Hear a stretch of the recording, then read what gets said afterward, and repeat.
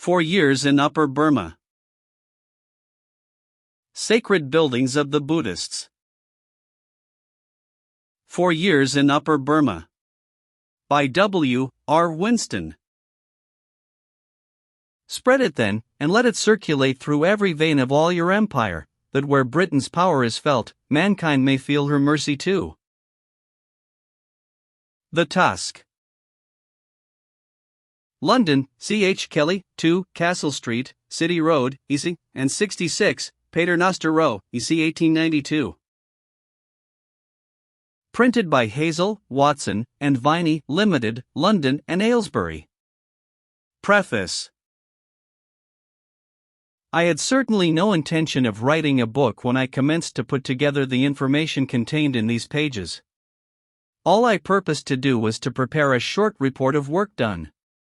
But I found that the interesting material at hand was too abundant to be compressed within the limits I had originally intended. The need for a better knowledge, on the part of our English people generally, of the distant dependencies of the British Empire is undeniable, if they are to discharge at all intelligently the duty of governing the many races, which the circumstances of an ever-widening empire, and the extension of the parliamentary franchise, have placed in their hands. The story is told of a member of Parliament who did not know Burma from Bermuda, and as I have myself found the very same confusion of the two places, in 3 separate instances, by gentlemen that might have been thought fairly well educated, to say nothing of a respectable alderman who asked whether Burma was an island, and frankly admitted he was very ignorant about it, I can quite believe the story to be true. Not only is there a need for more knowledge of the countries and races we govern, there is also a demand for it. The events of recent years, especially those resulting from the annexation of King Thiba's country, have drawn Burma into much closer touch with England, and many people, by no means ignorant of Burma before, now feel a much deeper interest than formerly in all that pertains to that interesting country, whose destinies are henceforth so intimately bound up with our own. I have endeavored to draw as faithful and accurate a picture as possible of the country and people, and I have tried to show, from the standpoint of a sympathetic but impartial witness, what the annexation of an oriental country like Burma really means, what are its immediate results, and what are the many strong points and the few weak points in our rule. In seeking to raise the condition of a heathen people, no remedy can be regarded as a substitute for the gospel. We value civilization very highly, with all that it implies in our case, in the way of good government, material prosperity, the amelioration of the conditions of life amongst the people, the progress of knowledge, and the introduction of the arts and conveniences of life, but the only true basis for the highest type of civilization is the gospel of Jesus Christ. The best instances of a civilization without the gospel are in the East, but even the civilization of the East is, at its best, an arrested civilization. Those races are civilized but not enlightened, they always stop short of that capacity for constant progress which characterizes only the nations that have embraced the gospel, and they achieve that capacity when they have embraced it. Hence the carrying on of evangelistic work in Burma is a matter of great importance, and my earnest desire is that this little work may do its humble part in deepening that prayerful interest upon which missionary effort depends for its support and continuance. In addition to those authors that I have consulted on Burma, and have quoted here and there in the course of this work, I would especially mention my indebtedness to that most appreciative and sympathetic observer of the Burman, Mr. J. G. Scott, Shweyo, whose work, in 2 volumes, entitled The Burman, His Life and Notions, gives perhaps the best and most complete account of the Burmese people that has yet appeared.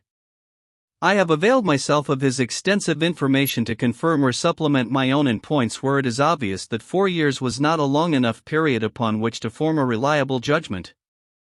W. R. Winston. Contents. Page. Chapter 1. Introductory 1. Chapter 2. The Journey to Mandalay 9. Chapter 3. Mandalay in 1887-20. Chapter 4. The People of Mandalay 33. Chapter 5. The Pacification of Upper Burma 42. Chapter 6. British influence in the Shan States 54. Chapter 7. 5 years of British rule 64. Chapter 8. Intoxicants in Burma, the liquor question 75. Chapter 9. Intoxicants in Burma, the opium question 80. Chapter 10. The Frontier Mountain Races of Burma 91. Chapter 11. Buddhism in Burma 107. Chapter 12. Burmese religious institutions and usages 121. Chapter 13. The Burmans 135. Chapter 14. Burmese home life 148. Chapter 15. A true ideal missionary and a false missionary ideal 166. Chapter 16. Our early experiences in the Burma Mission 187. Chapter 17. Further developments 203. Chapter 18. Seeking the Lost 224. Chapter 19. A Jungle Journey 238. Chapter 20. The Home for Lepers at Mandalay 251. List of the illustrations. Page. Sacred buildings of the Buddhists frontispiece. A village on the Irrawaddy 11. Entrance to a Burmese pagoda 13. One of the gateways of the royal city of Mandalay 23. Part of the Palace of Mandalay, south side, 29. The Shans are distinguishable by their dark, baggy trousers, and the very large pliable straw sun hats they wear, 35. Dacoits in prison with Indian sepoy guard 45. The Golden Pagoda at Mandalay 61. Burmese woman on her way to the well to draw water 73. Burmese children 93. Tattooing of the faces of Chin women 105. Images of Buddha are extensively used 109. In the morning the monks invariably go forth, carrying the ALMS bowls, to collect their daily food from the people 117. Burmese people at their worship 125. Great Bell at the Mengan Pagoda 133. Specimen of Burmese type 137. A Buddhist monastery 141. Every Burman youth, as he grows up, is tattooed from the waist to the knees 149. Burmese mother and daughter 153. Specimen of the carvings seen at the monastery buildings 159. The Preachers of the Mission 171. Our First Home in Mandalay 189. A Depository for Images of Buddha 197. Group of Burmese Ladies 201. School Chapel at Pakaka 205. School Chapel at Mandalay 209. There are no Zananas among the Burmans 217. Girls of the Chin Tribe 247. The Home for Lepers, Mandalay 259. Transcriber's note: map is clickable for a larger version. Province of Burma, East Indies. 4 years in Upper Burma. Chapter 1, Introductory. The annexation of Upper Burma on January 1, 1886, opened up to England a large and valuable addition to her foreign possessions, whilst it perceptibly widened the ever-increasing area of her responsibilities, both political and moral.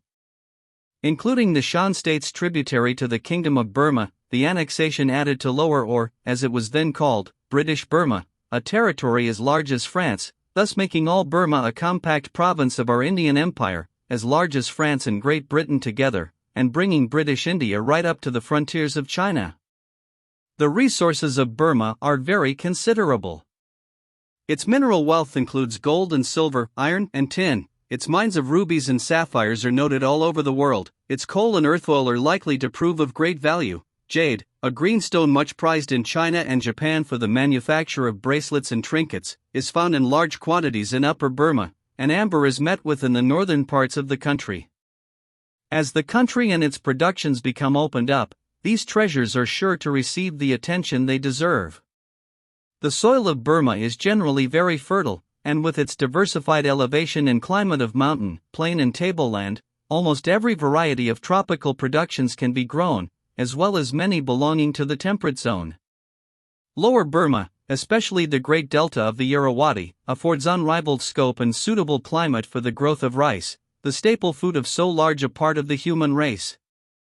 The area under cultivation for rice in Lower Burma is 4,339,000 acres, and for other crops 474,000 acres, and besides all local consumption, there is the enormous total annual export of rice by sea of 1,145,000 tons. The dry climate and rich soil of Upper Burma render it more suitable for the growth of wheat, maize, cotton, and many native grains, vegetables and fruits than for rice. On the mountains indigenous tea is grown, is manufactured by natives, and can be bought in any bazaar. Burma is the chosen home of the teak, that prince among timber trees. The reserved forests are under the care of a government department for forest conservation, and are the property of the Crown. They cover an area of several thousand square miles, and yielded in the year 1889-90, 260,074 tons of teak, beside other valuable timbers and forest productions, including India rubber and Kutch. Kutch is the common commercial name for a product of the acacia catechu tree, very valuable as a dye. These forests brought into the public revenue, when all expenses were paid, a net surplus of 3,388,400 rupees for the year 1889-90. The export of teak timber, chiefly for the European market, amounted to 184,431 tons, and the average value was about £10 a ton. Thus Burma is already a country of great material wealth, with vast possibilities of growth and development. According to the census of 1891, the population of Burma, including the Shan states, is 8,098,014. This total is made up as follows. Lower Burma with an area of 87,957 square MLS, population 4,658,627. Upper Burma 83,473, 3,063,426. Shan states 40,375,961. 8,098,014. With regard to the population of the towns, Mandalay stands first with 188,815. Next to this is Rangoon, the capital and the seat of government, with 180,324, Mulmine has 56,000. The rest of the towns are considerably smaller. The population of Burma is scanty in proportion to its area and resources. In fact, population is the great requisite for the development of the country. The quickening touch of British rule and commerce is affecting much in the direction of supplying this need. Every district, without exception, in Lower Burma shows an increase in the last 10 years, an increase of 22% on the whole. The Indian government is disposed to make the rich province of Burma an outlet for the congested populations of some of the provinces of India, and the great steamer companies are accomplishing this by conveying many hundreds of natives every week from the Indian ports to Rangoon, thereby enriching themselves, enriching Burma, and giving to these people a sphere and a chance in life, where their humble energies may receive their due reward. It is in manifold ways like this that civilization and a firm and enlightened rule bestow such blessings on these teeming Oriental populations. The number of these immigrants from India into Rangoon, the chief seaport of Burma, during 1890 was 86,609. Owing to the customs of the natives of India, and their reluctance to break entirely away from home and country, there were in that year 65,055 who returned to India. This leaves a balance of over 20,000 for the year, which may represent approximately that very welcome addition to its population which Burma receives from India year by year. Rangoon itself is largely Indian in population, and Indians are to be found all over the country in great numbers. Both Upper and Lower Burma have yet large tracts of wasteland, unoccupied territory that would well repay cultivation, and it is to be hoped that an agricultural population will be attracted from India. Should the railway system of Burma, now being rapidly developed, be united to that of India, that will no doubt be brought about in course of time. As the price of labor, roughly speaking, is 100% more than it is in India, and as the cost of living is not more than 50% higher, the balance is decidedly in favor of the immigrant. Burma is watered by magnificent rivers. Chief of these is the Irrawaddy, with Rangoon near its mouth, and chief among its tributaries is the Chindwin. Both these rivers are great arteries of trade, being navigated not only by great numbers of the quaint-looking Burmese vessels, but by the large and powerful steamers of the Irrawaddy Flotilla Company, which, since 1867, has been trading on these rivers. Their steamers now ply regularly several times a week up the Irrawaddy to Mandalay, 500 miles, and even as far as Bamo, some 250 miles farther, and up the Chindwin as far as Kendat. These steamers are splendidly built of steel, with flat bottom and lower and upper deck, with ample accommodation both for saloon and deck passengers, and are fitted throughout with the electric light. Some of them will carry considerably over 1,000 passengers besides cargo. Historically, Upper Burma is a land of great interest. It was all that remained of the once powerful Burmese Empire, which in the early part of this century was strong enough to menace our Indian territory, and extended from Siam, in the south, to the confines of Bengal, in the north, and from China to the Bay of Bengal. Each of the three Burmese wars has arisen in a similar way, and has been marked by the same features on the part of the Burmese government, viz., an unwillingness to listen to reason, with much bluster and ignorant self-sufficiency at the outset, and inferior military qualities in the performance, and each has resulted in the annexation of some part of the kingdom to British territory. Arakan and Tenasserim were acquired by treaty after the First Burmese War in 1824-26, the province of Pegu was occupied and retained, consequent on the Second War in 1852-53, this gave us the command of the Irrawaddy, with Rangoon for a seaport. The Third and Last War, in 1885, took away all that remained of Burmese rule, and the Kingdom of Burma became a thing of the past. Much may be said against war in the abstract, and against wars of this description in particular. It would be easy to represent such a war as this, so far away from England, as aggressive and unjustifiable. I am no advocate for war of any kind, and I am not anxious to defend this action of England in conquering and annexing the last remnant of the Burman kingdom. But I can see that a question of this kind is not to be so summarily settled as may appear on the face of it. England long ago embarked in India on a career of empire, prompted rather by the force of circumstances than of set purpose, and now it often seems difficult to decide when to go forward and where to stop. I will not attempt to unravel this tangled skein, but will merely say that, leaving aside the questions of how England came by her vast power and influence in the East, and whether she ought ever to extend it, and if so under what circumstances, it seems to me that ultimately and finally the verdict must turn on the use she makes of this unique position, and what she accomplishes with her unrivaled opportunities in the material, intellectual, social and moral advancement of the many races and nations that she rules or protects. Coming now to the immediate causes of the Burmese War of 1885, the following is the official account of them from the British standpoint. Complaints against the Burmese government meanwhile multiplied. British subjects suffered insult and violence at the hands of local officials, and no redress could be obtained. Trade monopolies were created in defiance of the express terms of the Treaty of 1867. The disorganization of Upper Burma infected with disorder the adjacent districts of the British province.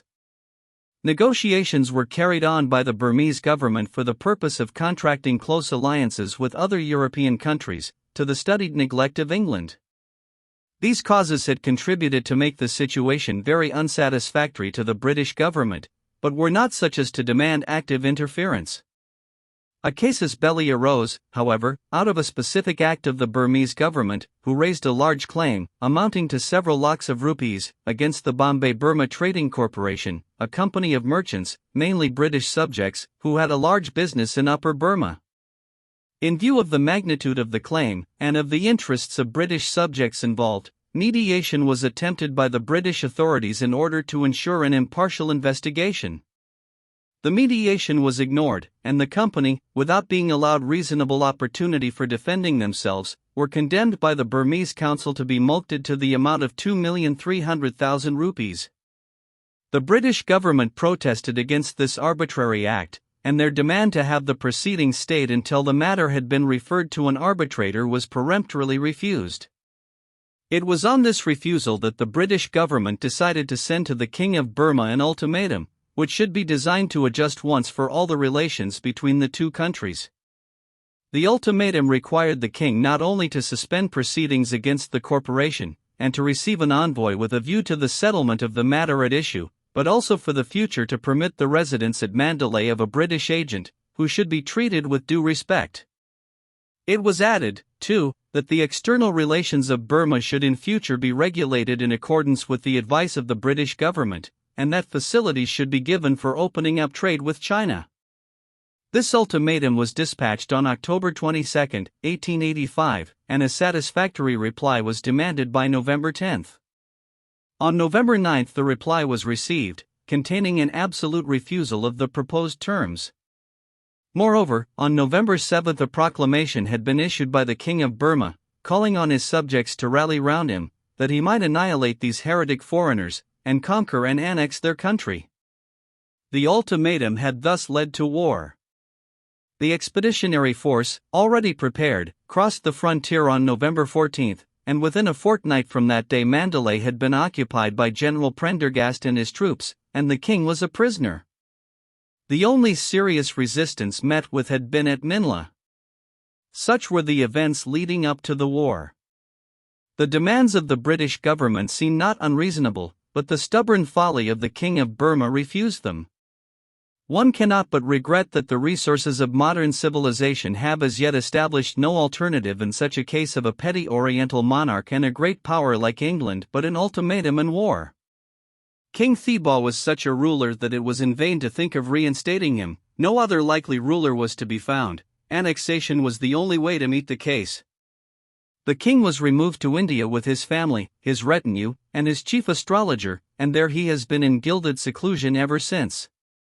On January 1, 1886, the proclamation was made that Upper Burma was annexed to our eastern possessions, and the fact came home to the British mind that a large, valuable, interesting country was now open to British enterprise and incorporated with our Indian Empire.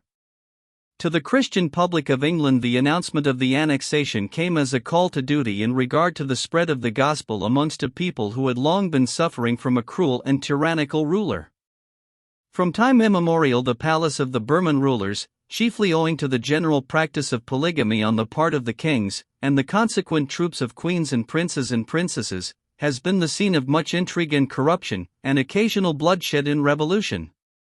Absolute monarchy is almost inseparable from occasional acts of cruelty and tyranny, even if just in kind in the main. But a weak ruler with an insecure title, like the last of the Burmese kings, cannot afford to be lenient, and is more likely to be cruel than a stronger man would be. The disorders of the reign of King Thibaw had made a deep impression on the English mind. He had gained the throne by a court intrigue, for he was not the rightful heir, so that he had to keep by force what he had got by fraud. The result was the massacre of about 70 of the royal family, who were put to death as possible rivals of the new king. That was in 1879, but a greater massacre occurred in 1884, when, owing to the intrigues of certain Burman officials, an attack was made upon the jails of Mandalay, and over 300 persons were put to death, including some inoffensive princes. As a very striking proof of the fact that the country was in a most wretched state, bordering on anarchy, by reason of misgovernment, extortion, bad trade and dacoity, it may be mentioned that in a few years no less than 10,000 people of Upper Burma had crossed the border and taken up their abode in British Burma, in order to escape oppression, and live in security under a more beneficent rule. The tide of population has since the annexation been flowing back to Upper Burma. Naturally, much interest was felt in England over the altered condition of things, and thousands of Englishmen, on seeing the news of the annexation, felt that no time should be lost in securing to the Upper Burmans the liberty of British subjects, and that security to person and property enjoyed by all who are under British rule, and many felt, above all things, that it was a call to give them the gospel. Chapter 2. The Journey to Mandalay. It was in the month of January 1887 that I left Calcutta, in company with my old friend and former colleague, the Reverend J. Brown, of Calcutta, for Burma. We were on a prospecting expedition with a view to the establishment of a mission in Upper Burma.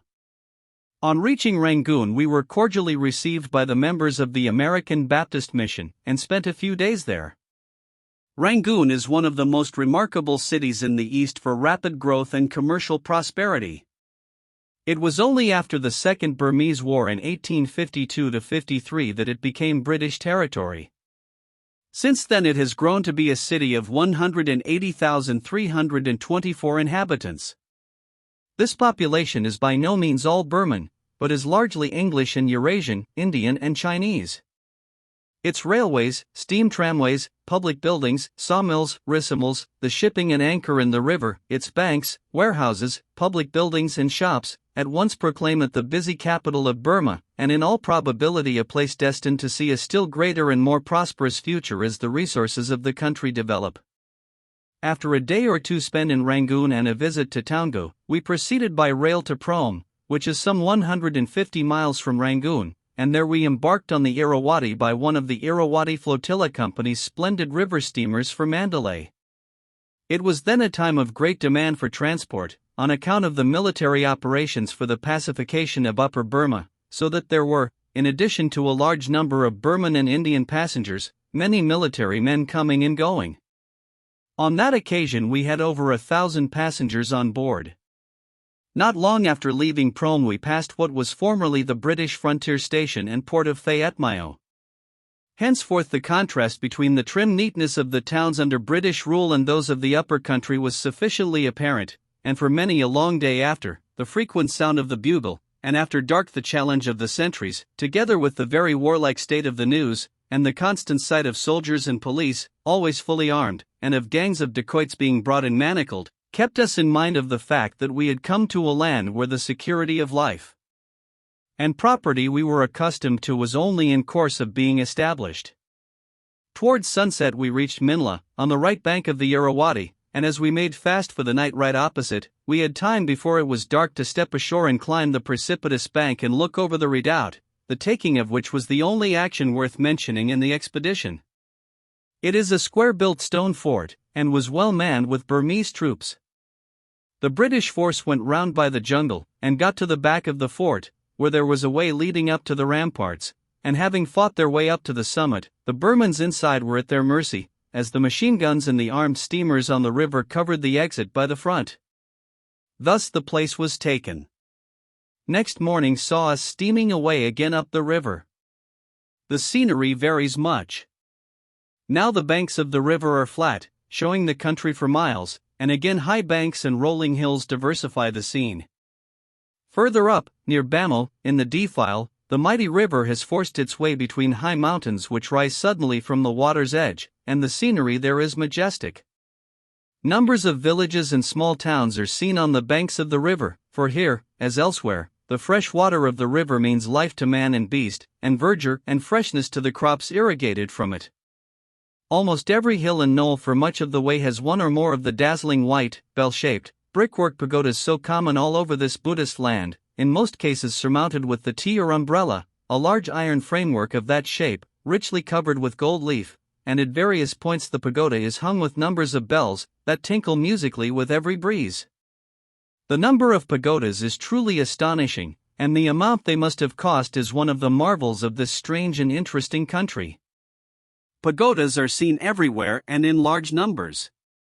Not only is there hardly a village without them, but they are to be seen on lonely hillsides and hilltops in abundance, and sometimes in almost inaccessible places, on some crag or ledge of rock overlooking the plain. The reason for this vast multiplication of pagodas is not far to seek. Of all works of merit none is so effectual as the building of a pagoda. A village on the Irrawaddy. The following day, in the early morning twilight, we passed Pagan, a most remarkable place on the left bank of the river. It is one of the many former capitals of Burma, being the royal city in the 13th century, but is now practically deserted, except for a few hundreds of pagoda slaves and outcast class, condemned under Burmese rule to lifelong and hereditary service about the religious buildings. It is practically, says a recent writer, a city of the dead, but as a religious city, it is certainly the most remarkable and interesting in the world, not excepting Mecca, Kiev, or Benares. For 8 miles along the river bank, and extending to a distance of 2 miles inland, the whole surface is thickly studded with pagodas of all sizes and shapes, and the very ground is so thickly covered with crumbling remnants of vanished shrines, that according to the popular saying, you cannot move foot or hand without touching a sacred thing. A Burmese proverb says there are 9,999. This may or may not be true, but in any case it is certain that an area of 16 square miles is practically covered with holy buildings.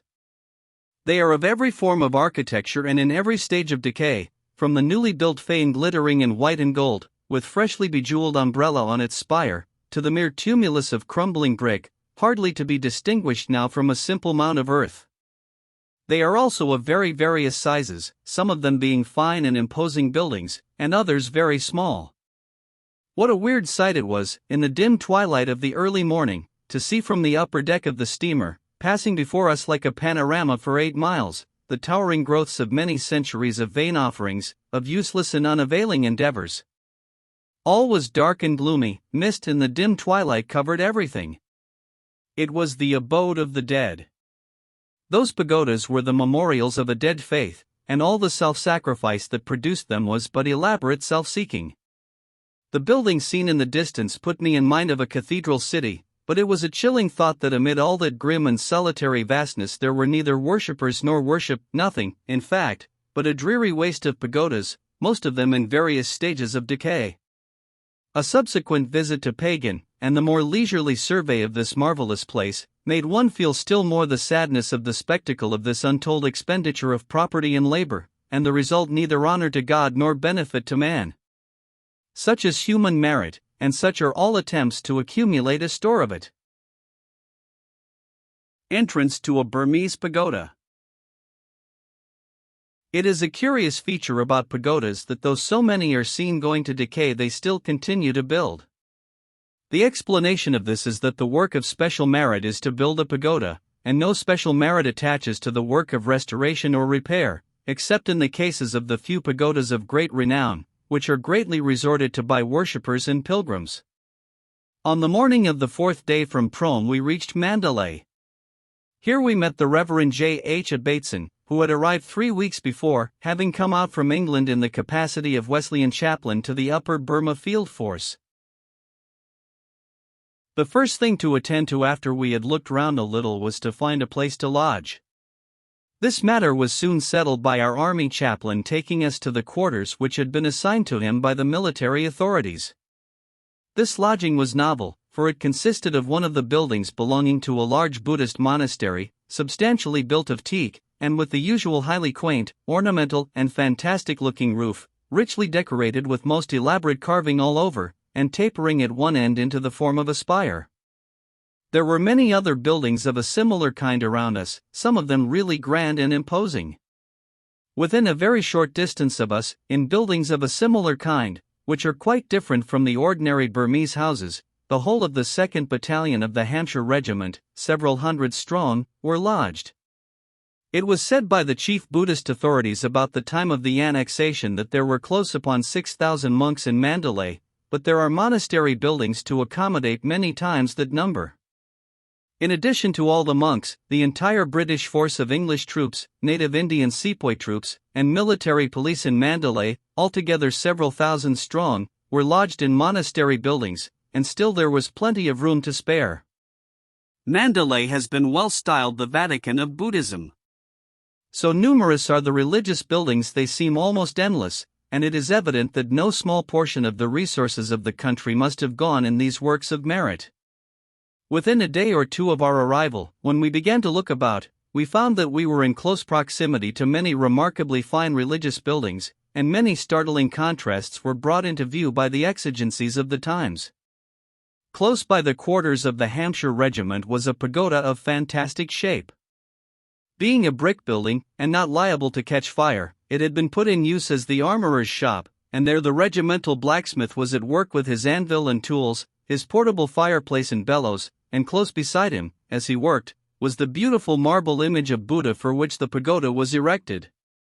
The regimental canteen, from whence proceeded of an evening the loud laughter of the soldiers in their cups, and the singing of many a long drawn-out song in the true English vernacular, was originally a building consecrated to Buddhist meditation, asceticism, and prayer. The regimental guardroom, and in those days they had to keep good watch and ward, for the country was in a state of great disturbance, was a Burmese zayat or resting place, built by the piety of someone for the benefit of frequenters of these holy places, who little imagined that his zayat would ever be used as a place of detention for drunken and refractory British soldiers. But the great sight of the place is the incomparable pagoda, as the Burmans proudly style it, situated close by the guardroom, and directly facing the beautiful monastery building then used as the officers' mess. This remarkable structure is a huge pile of building raised upon vast masonry pillars. It measures fully 300 feet in length, is proportionally broad, and rises in the form of a pyramid to such a height as to be visible several miles off. Its sumptuously carved and gilded teakwood doors, 44 in number, are quite a sight to see in themselves, as is also the magnificent decorative plaster work all around and over the building, and rising to its very summit.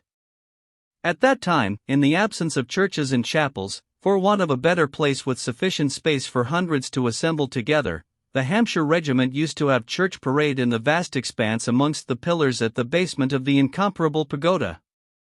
It was a cool, airy, comfortable place, and open on all sides to the breeze, so that it answered very well in such a hot climate.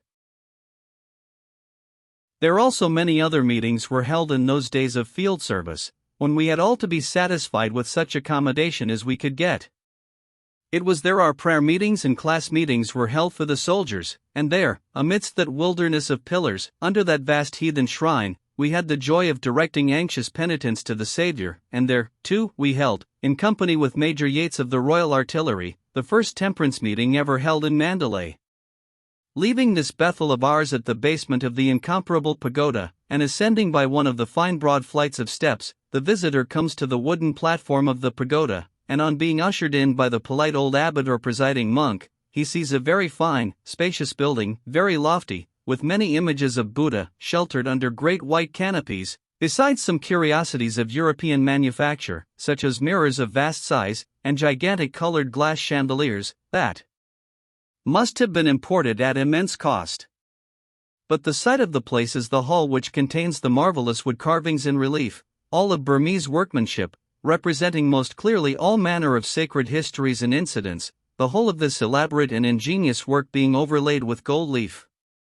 Truly Mandalay is a wonderful place for religious buildings. Close beside the incomparable pagoda are to be seen the Kudodal or Royal Merit pagodas, forming a unique and truly wonderful piece of work. They consist of a triple square of sets of little white pagodas, each of which is amply large enough to form a shrine for one large slab of Burmese marble, which stands up in the middle, like a cemetery headstone, enshrined each in its own neat, bell-shaped pagoda building. Each slab of marble is covered completely with a most accurately executed inscription in the Pali language, in letters about 3/8 of an inch in length. I have never counted these pagodas, but I am told by those who have that there are 730 of them in all. They are arranged in perfect symmetry, forming 3 squares one within another, each square being surrounded by a wall with handsomely carved gates. In the center of the innermost square is a large pagoda, and ascending the steps of that the spectator can obtain a good view of the whole, extending over many acres of ground. The whole space between the rows of pagodas is carefully paved with bricks. Every part of the work has been most thoroughly carried out, utterly regardless of expense, and everything is of the best. There is no crowding, but ample space is given everywhere. Is there to be found anywhere or in any religion a more striking, impressive, and unique example of thoughtful devotion and loving care of those writings supposed to contain the sacred truth? These 730 pagodas contain 730 tables of stone covered with inscriptions, and it is considered to be the best edition extant of the text of the 3 Pitakas, and the 3 Pitakas are the scriptures of Buddhism, acknowledged as authoritative wherever Buddhism is the people's faith. Close by the Kuthoda we found another marvel. In a tall brick building is an immense marble-sitting figure of Buddha, 25 feet high, scores of tons in weight, and thought to be perhaps the largest monolith in the world. But it is time we returned to the 3 men who, after a long, hot, and tiring day in the dusty streets of Mandalay, had taken refuge in the little monastery, and were preparing to pass the night. Though little was said about it, we were well aware that we ran some risks in being there at that time. Upper Burma was still in the throes of the revolution which had taken place, and life and property were unsafe. Any day a rising might take place. We were practically in an enemy's country. The military were then, and for more than a year after, on the footing of a field force, and had constantly to patrol the country in small columns, and to go in all directions in pursuit of dacoits. Conflicts with dacoits were of daily occurrence, and bulletins were published daily by the military authorities describing what took place. With all this military and police activity, there were still bands of dacoits of considerable numbers. Crimes of violence and dacoit raids were constantly taking place, often with circumstances of revolting cruelty and outrage. The state of the country was such that English ladies and children were in official circles forbidden to come to live in Upper Burma, and in unofficial circles dissuaded from it as much as possible. The authorities could not undertake to protect them. No Englishman was allowed then, and for 2 years after that time, to travel outside the towns without military escort. Those were days when everybody who possessed a revolver kept it handy in case he should need to defend himself, and government was glad to supply to every Englishman in the country a rifle and ammunition to be ready in case of need. Under these circumstances, with so much that was new and strange, it is not much to wonder at if we committed ourselves that night to divine protection with more than usual fervency of petition. Our monastery was not built to meet such an emergency, and had no proper fastenings to the doors. Our carnal weapons consisted of 1 revolver and several stout bamboos, which having disposed to the best advantage, we lay down on our camp beds, and rested as well as the circumstances permitted. Happily this state of things has now passed away, and Upper Burma is as quiet as any other part of our eastern possessions. During the few days Mr. Brown remained with us in Mandalay, we came to the conclusion that this city, from its size and population, about 10 times as large as any other town in Upper Burma, and from its general importance, was by far the best place to fix upon for the headquarters of the mission. Having settled this point, we reported to the committee in London accordingly, and Mr. Brown returned to Calcutta. After spending a fortnight in our monastery, we found that, as it was on the extreme east of the town and a couple of miles from the center, it was a very inconvenient place to live in. We therefore moved to a more central position, and rented for the time being a house belonging to an elderly Italian, who had been settled in Mandalay for many years as a weaver of velvet in the service of the king. Here we lived for a period of a year, by which time the new mission house was built, and we removed to our permanent quarters. Chapter 3. Mandalay in 1887. It was with feelings of no common interest that we disembarked from the steamer at Mandalay, and took our first glimpse of the place. The bustle of so many passengers disembarking created a very busy scene, and dense clouds of dust arose, so that we were glad to get away as soon as possible. We proceeded to charter one of the conveyances we found there waiting for hire, a peculiar kind of vehicle, resembling in size and appearance a dog kennel set on a pair of high wheels, and it proved a marvel of inconvenience. You climb up with difficulty, thrust yourself through the small aperture as best you can, for it is no easy matter, and then you stow yourself away, sitting down on the floor of the conveyance with your knees about your ears. It is quite impossible to preserve a dignified demeanor in one of these bullock gharries, and yet, sad to relate, it was found that this was the only kind of conveyance available for His Majesty the King, when he was removed from the palace to the river on his way to India. The matter created quite a difficulty. To have mounted the king on such an occasion on a horse or an elephant would have been cruel mockery. At that time there were no horse gharries in Mandalay. They brought a dhuli first, but the king declined point blank to enter it. The bullock gharry was the best arrangement they could devise. One of the first things that attracted our attention was the inordinately gorgeous appearance of some things, and the very primitive and mean condition of others. This mixture of grandeur and shabbiness is quite an Oriental trait. The royal city and palace, the pagodas and the monasteries, were most sumptuous in style of building and decoration, but everything else looked very poor in comparison. The bamboo houses of the people looked small and frail and cheap. The roads, which we consider amongst the first essentials of civilized life, were as bad as they could be. They were of mere mud, which became dust several inches deep in dry weather, and a quagmire when it rained. The dense clouds of dust that rose wherever there was much traffic formed an experience truly distressing. Mandalay has been said to be remarkable for three things: fungis, pagodas, and pariah dogs.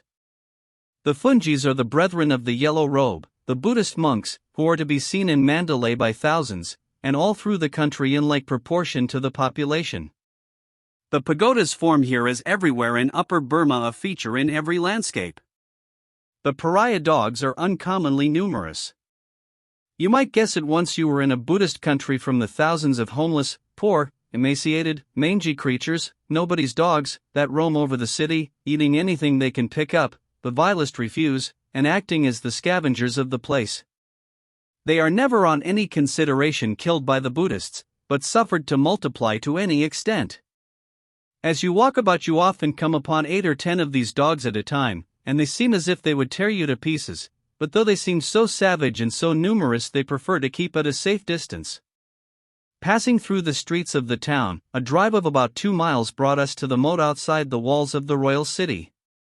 The city is in the form of a square, each face of which is over a mile in extent, and is surrounded by an enormous brick wall 26 feet high, many feet in thickness, and with battlements on the top.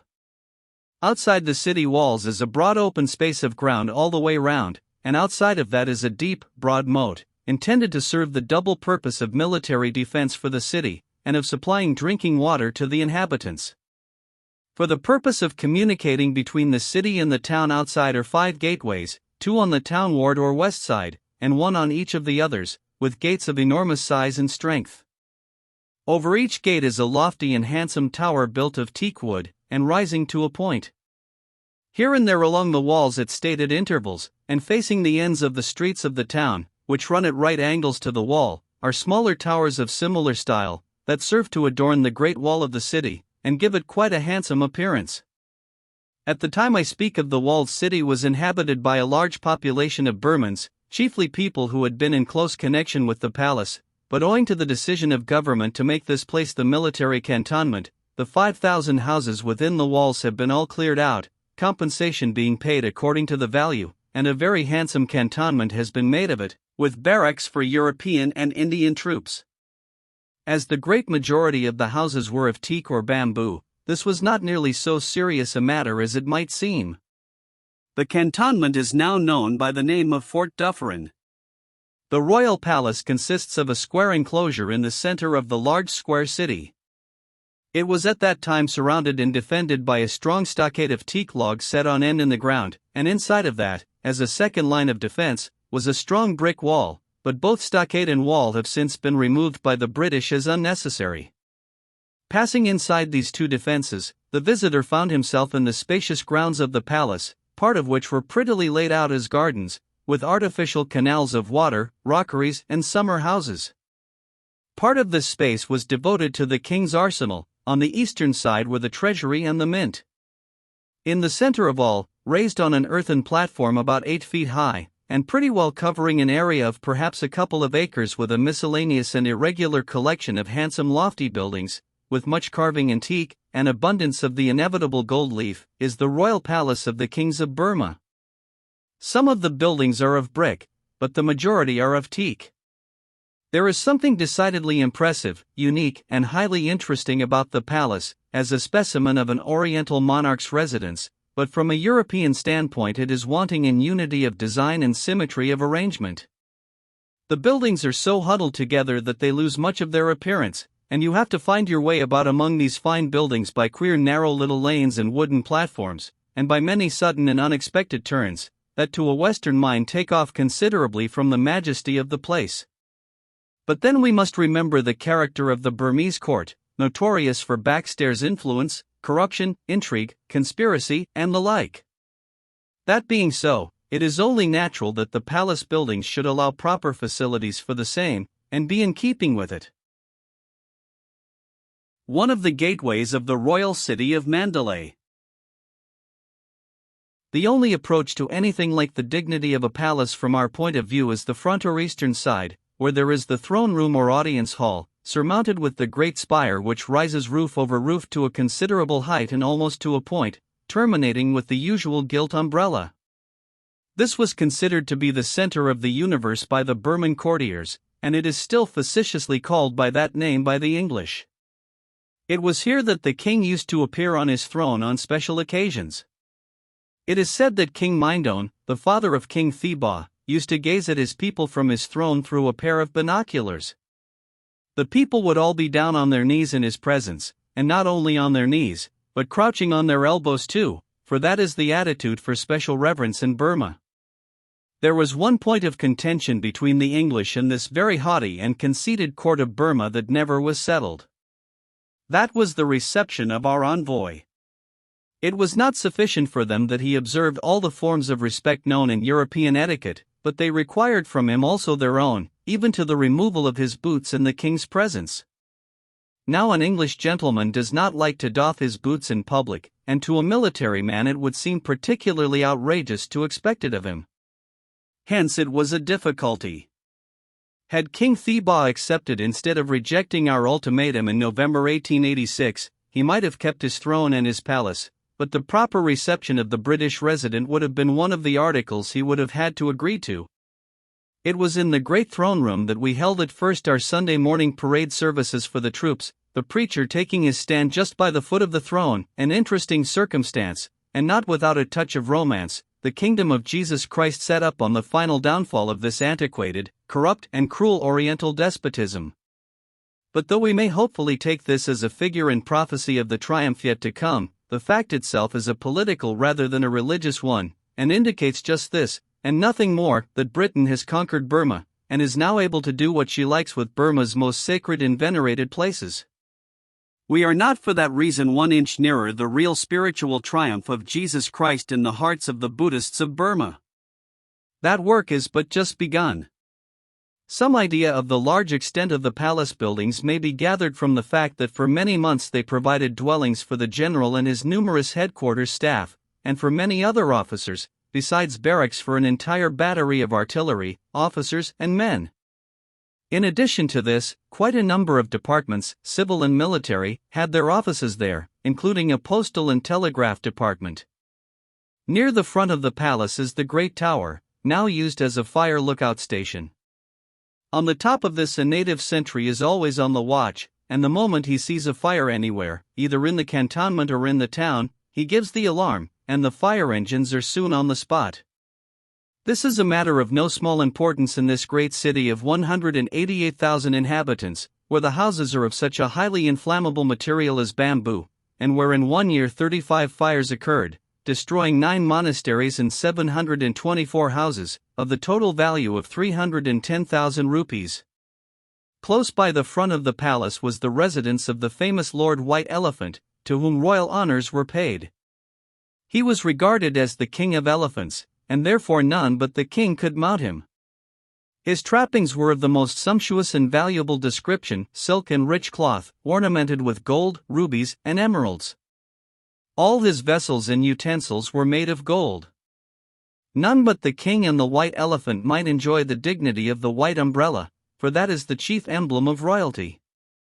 This august quadruped had his own retinue specially told off to do him service. His attendants and all visitors took off their shoes when they entered his quarters, and the people bowed and did obeisance when he passed through the streets. Not that he was white.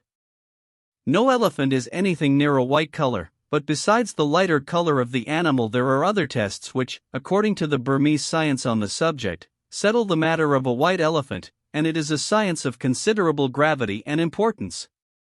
He must have 5 toenails on his hind feet instead of the usual 4, and when water is poured upon him, if he is a true albino, he will turn red and not black.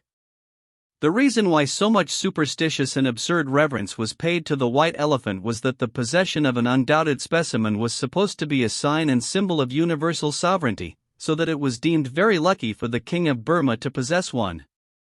In the 16th century the kingdoms of Pegu and Siam fought over one for many years, till 5 successive kings and thousands of men were killed, which shows the importance attached to this possession by both nations. How often nations have fought over that which was only a white elephant when they had gained it. It was a singular coincidence that within a few days of the capture of Mandalay the white elephant died, and was buried with some display, the troops being turned out on the occasion. It was as well he did die, for had he lived he would have been to the English a veritable white elephant in the English colloquial sense of that term. We can come quite as near to universal sovereignty as we wish to be, or as is good for us, without the magic aid of a white elephant.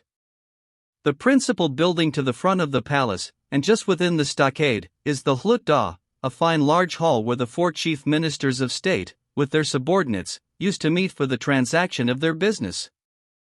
After the annexation in 1886, there was an attempt made to govern through the medium of the Hlut Da, but it turned out a failure. These high Burmese officials, it was found, needed to learn the very ABC of honest, fair, and disinterested administration, and as they were too old to learn they were pensioned off. Altogether apart from the great walled royal city, now Fort Dufferin, was the still greater town of Mandalay. It is now constituted a municipality, but in Burmese times, when the city was all in all, it was merely in Burmese phrase the Anuk Payan, i.e., the western suburbs.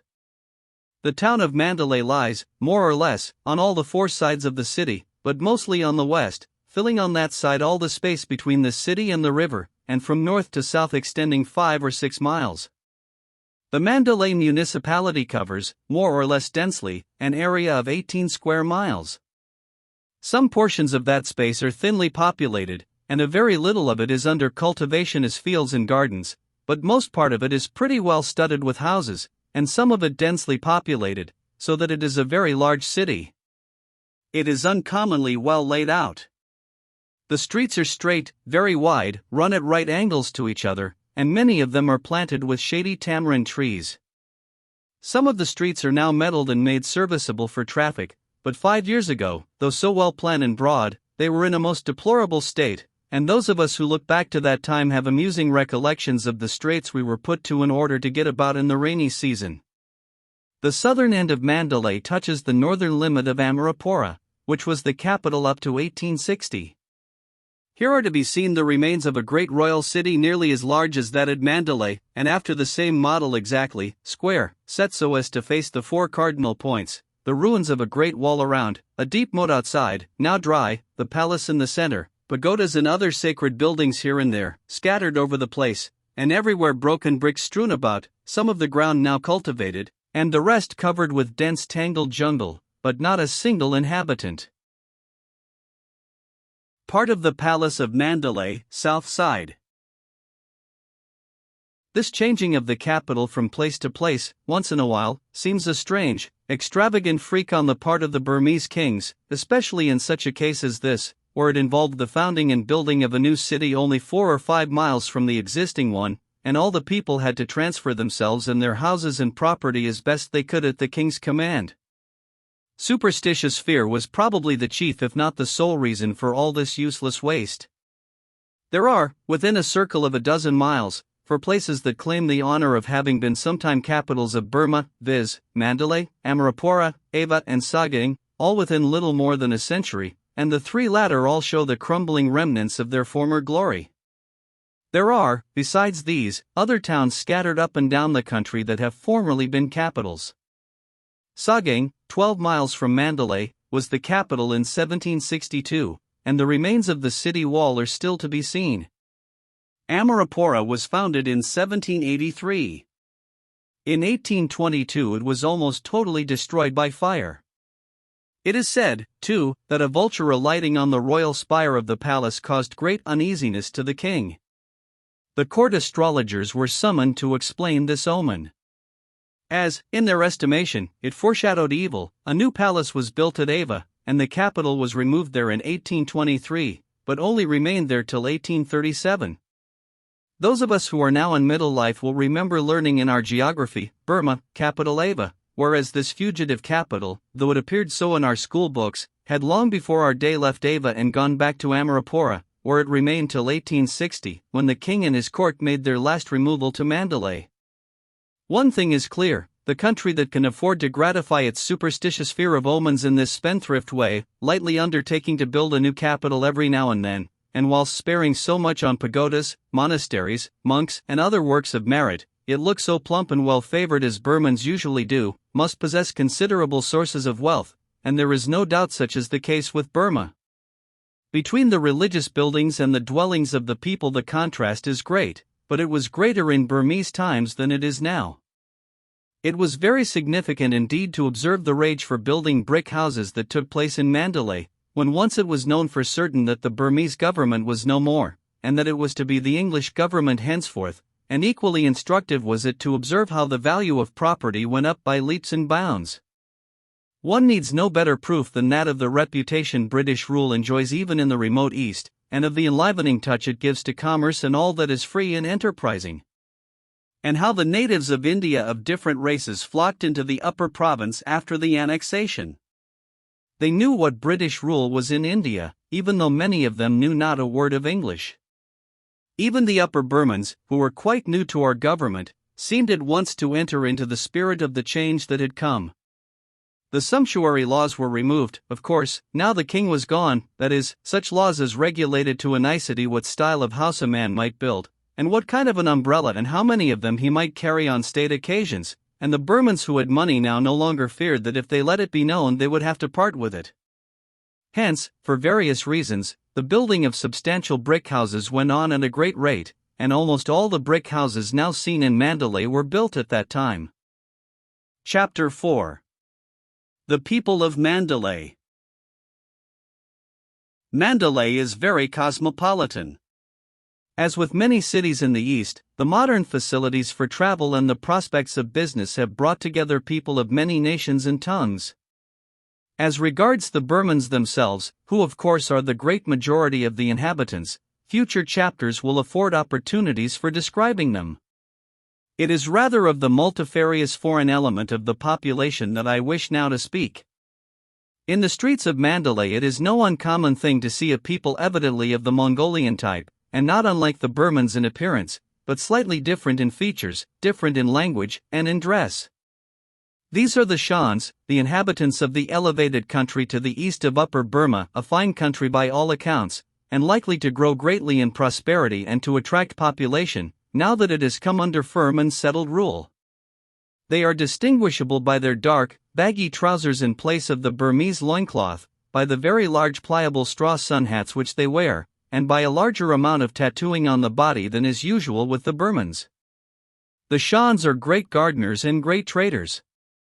Caravans of pack bullocks loaded with produce from the Shan hills are frequently seen coming into Mandalay, accompanied by Shans armed to the teeth, as well as men on foot carrying loads, and now that the land has rest from incessant tribal war and dacoity, this trade is on the increase.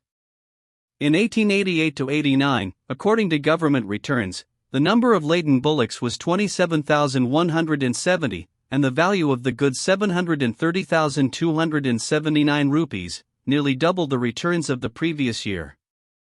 The Shans, after disposing of their loads, purchase in the bazaar goods of European manufacture for the return journey. A few Shans are permanently resident in Mandalay. There were scarcely any English people in Upper Burma, especially during the reign of King Thibaw, but now, of course, they are the leading race, and are to be found in all the highest posts. In addition to those belonging to the army, the leading civilians and officials of government are English gentlemen, and to them is committed the control of the revenue, the administration of justice, the police, the departments of public works and of survey, while some are there in business of their own, and others find employment under the Irrawaddy Flotilla Company as officers or engineers on board the river steamers. The Eurasian element, i.e., of mixed descent, European and Asian, is of course also to be found, some having come over from India, others belonging to Burma, and they mostly find employment as clerks or in some similar capacity. French, Italians and Greeks were there before we were, and some of these nationalities found employment in various capacities in the service of the king. The Armenians are a small but very respectable class. They are similar in dress and habits to Europeans, and speak English. Many of their number are to be found in Calcutta also, and in Rangoon, quite settled and domiciled in the east. In Mandalay they have a church of their own, and the priests of the Greek church, to which they belong, pay occasional visits. Of Parsis we have a few, and here, as in their native place about Bombay, they are an enlightened and very respectable people in good positions. There is quite a numerous section of the population belonging to the Zarabadi community, as they are called. They are half-caste Mohammedans, the descendants of Mohammedans from India settled in Mandalay, by Burmese mothers. They supply an interesting example of the growth of a religious community merely by the natural process, and apart from proselytizing efforts, when the natural increase of numbers is all absorbed by that religious community. They are Mohammedan in religion, but largely Burman in dress and appearance. They speak Hindustani and Burmese. The Shans are distinguishable by their dark, baggy trousers, and the very large pliable straw sun hats they wear.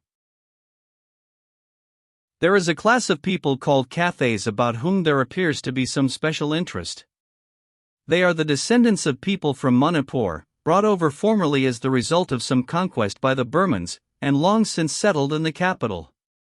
Their condition, at least as it was originally, reminds one of the exile of the Jews in Babylon. They have a language and religion of their own, but speak Burmese too. They are a peaceable and industrious community, mostly employed in weaving the pretty, bright-colored, figured silk cloths worn by the Burmese women. Another class not native, but long resident in Upper Burma, are the Panas or Brahmins from Manipur. To one accustomed to meet with that caste in India they look very degenerate, and although they still wear the sacred Brahman thread over the shoulder as in India, they seem to have become very much less fastidious about mixing with other castes than their brethren of the great continent. They seem to enjoy a position of considerable standing and influence in the country of their adoption, and gain a good livelihood by the two apparently not very kindred occupations of dairy keeping and fortune-telling. It is their reputation for the latter that gains them their position of importance with a light-hearted, casual and very superstitious people like the Burmans. This soothsaying seems to be quite a recognized function, that makes the Pana welcome throughout Burmese society, and nowhere more so than at court. In their literature, the Pana constantly figures as an honored and indispensable personage at the palace, whose business it is to study the stars, consult the horoscopes, make known lucky days, and, in fact, decide the 1,001 important affairs of life wherein the Burman considers it necessary to appeal to the occult. Coming now to the mercantile classes, we have some interesting specimens. First, the sureties, keen businessmen, merchants and shopkeepers, men capable of large transactions, Mohammedans in religion, Oriental in dress. The leading member of this community in Upper Burma, a very wealthy man, did a good deal of financing for the king, and no doubt made it pay well. When the downfall of the Burman kingdom took place he came to no harm. Amongst other transactions he was the lessee of the Great Bazaar, and as the lease had still some years to run, he continued to hold it, and profited greatly by the enormously improved trade. The Marwaris are another class of traders hailing from India. They are Hindus from Gujarat, wholesale dealers in piece goods, and very smart businessmen. The Mughals are Mohammedans from Persia, with a complexion almost as fair as a European's. They are the only people of all the many nationalities I have met with in the East who dress exactly like the pictures that are drawn of Bible scenes and characters. The special shape and size of turban, and the long loose outer garments some of them wear, put one in mind of the pictures exactly. A cosmopolitan place would be incomplete without some Jews. We have them in Mandalay of various nationalities, European and Oriental, and they seem to be all shopkeepers. One firm hail from Baghdad, very near the dwelling place of our first parents, and speak a vernacular which they call Hebrew. The principal native bankers are the Hindu Chettis from the Madras Presidency. They are a remarkable class of people, very wealthy, very keen at business, men of their word in all transactions, being fully alive to the value of keeping their credit by an unstained reputation in finances, and if one firm of their community find it difficult to make their payments, the rest of the Chetty firms will usually come to their help, to save the reputation of the whole. Yet with all this they dress, eat and live as if they had a very meager income, and have the appearance of mere savages. The vast array of naked skin they show is almost black in complexion, and they have almost no education beyond the bare necessities of finance. Their food is of the simplest, their houses, all on the two sides of one street to be near each other, are substantially built to protect them from thieves, but almost devoid of all furniture. They are not negligent of religion, for as soon as they came they secured land and built a Hindu temple. Their dress, consisting of two pieces of thin white cotton cloth, one round the waist and the other loosely thrown over one shoulder, could be bought for 3 and 6 pence. The closely shaven head has no covering, and the feet none. Such is the Tamil Chetty, the very last man in all Mandalay you would take for a wealthy moneylender, but he is in great request with the improvident Burmans who possess any property upon which it is possible to borrow. The Chetties came over to Mandalay when the country was annexed, their keen business instincts telling them two things: one, that there would now be plenty of business doing, the other, that it would now be safe to come and do it. The prospects of those who get into their clutches are not bright. The price of money is very high in the East. The late Earl of Beaconsfield speaks somewhere of the sweet simplicity of the 3%, but the Tamil Chetty considers 25% per annum much simpler. Leaving the mercantile and moneyed classes, and coming to the rank and file, there are in Mandalay some thousands of natives from many different parts of India, speaking many languages, and engaging in a great variety of callings. Europeans often think of India as a country, but it is really a continent, and has as great, if not a far greater, variety of peoples and tribes than Europe presents. There is the Bengali Babu, probably a clerk, the Hindustani doorkeeper or messenger, the Tamil overseer or coolie. Even in our sepoy army in Mandalay one sees great variety. There is the tall hardy Punjabi, the wild Pathan and the still wilder Baluchi. There is the jolly stout little Gorkha, who stands in such good repute as a fighting man, the somewhat weedy-looking Madrasi, whose name does not rank high for valor, and there is the brave, fierce-looking Sikh, with a national religious scruple against cutting his hair, who curls the two ends of his beard up round his 2 ears when it becomes too long to hang down. What tact it must require to mold out of these diverse elements the finest body of disciplined Asiatic troops in existence, and yet we are told, and it is true, that the real strength and safety of our Indian sepoy army lies in the judicious blending and balancing of these diverse elements, a lesson which the Great Mutiny unmistakably taught us. We depend very much upon Indians for the supplying of our wants in Burma. The butcher, the baker, the washerman, the cook, the railway porter, the writer, the messenger, the soldier, the cabman, the postman, the farrier, the sweetmeat vendor, the sweeper, are in almost all instances natives of India, for the easygoing Burman lets all these employments slip past him. The place is quite a Babel for languages. The names of the stations on the railway indicate the polyglot character of the population. It is of course out of the question to attempt to represent even the half of the tongues commonly spoken, but they select the 5 which we may presume are in most common use: English, Burmese, Hindustani, Hindi and Tamil, and the name of the station is painted in all these. The Chinese in Burma are worthy of special mention as forming an important community in every great center of population. In Mandalay they are numerous, occupying almost entirely both sides of one long street, called after them China Street, as well as other localities in the town. They seem to settle down and marry Burmese women and live very happily. They are keener businessmen than the Burmans, more knowing, more enterprising, more persevering, more industrious. The Burman is as good at carpentry as he is at anything, that is, in fact, one of his strongest points, but John Chinaman ousts him completely at that. Leaving the little petty carpentry to the Burmans, he carries all before him in large building contracts. Though John's rates are higher, he does the work better, and what is important to the English mind, he finishes the work in the time stated. Some of the Chinese are shopkeepers. Whilst many Chinamen are thus a boon to the country, and valued as a useful class of workers, others again do much mischief, corrupting the people wherever they go, keeping liquor shops, diligently spreading the opium smoking habit, and pandering to the natural love of the Burmans for gambling. The offenders against the excise laws, cunning secretors and workers of illicit stills, are usually Chinese. With the mention of so many different nationalities of foreigners in the place, it will at once occur to the reader that the carrying on of all kinds of work and business depends very largely upon the foreigners and very little upon the Burmans. That is true. Somehow the Burmans, though they are in Mandalay considerably over 100,000 strong, and multitudes of them are very poor, fail to take up very many of the duties of life and the needs of society, and allow themselves to be ousted in many employments by immigrants from other countries where the conditions of life have taught them to bestir themselves. The Burman is easygoing, casual and satisfied with a little. When a great increase of the population of Burma has rendered the struggle for existence much more urgent than it is now, the Burman will either have to bestir himself or go to the wall. Chapter 5: The Pacification of Upper Burma. It has already been stated that Upper Burma, at the time of the annexation, and for some time after, was politically and socially in a state of serious disturbance and disorder.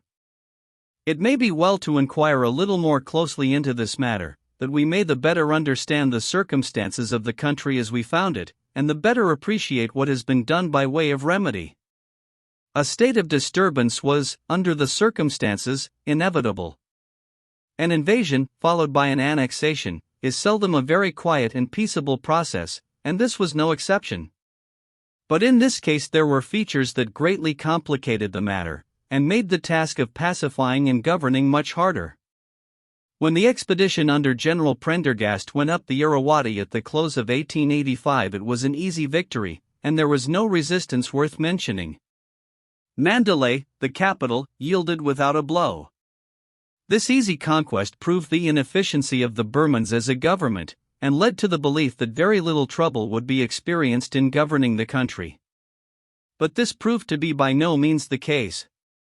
For 4 years it has been one constant and strenuous battle with the forces of disorder, and whatever has been done in the way of pacification and improvement of the country has been done in the teeth of difficulties of no ordinary character. If the question be asked how it was that the country was so easy to conquer yet so difficult to pacify and restore to order, the answer is not far to seek. In the first place, the weaker a government is, the stronger are the elements of crime and disorder lurking about, and having overthrown the one you still have to reckon with the other.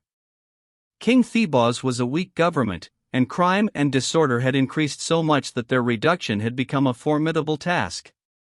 The territory over which King Thebaw ruled, or professed to rule, was of immense extent, and very sparsely populated, and the vast tracts of jungle with hilly, broken country afforded ample cover for the numerous bands of dacoits. Dacoity is the word used in India for gang robbery, and it is usually accompanied with murder and various forms of cruelty. It had always flourished in Upper Burma, and was unfortunately regarded not as a cruel, brutal and detestable crime, to be put down by the united efforts of the government and the people, but more as an acknowledged and unavoidable institution.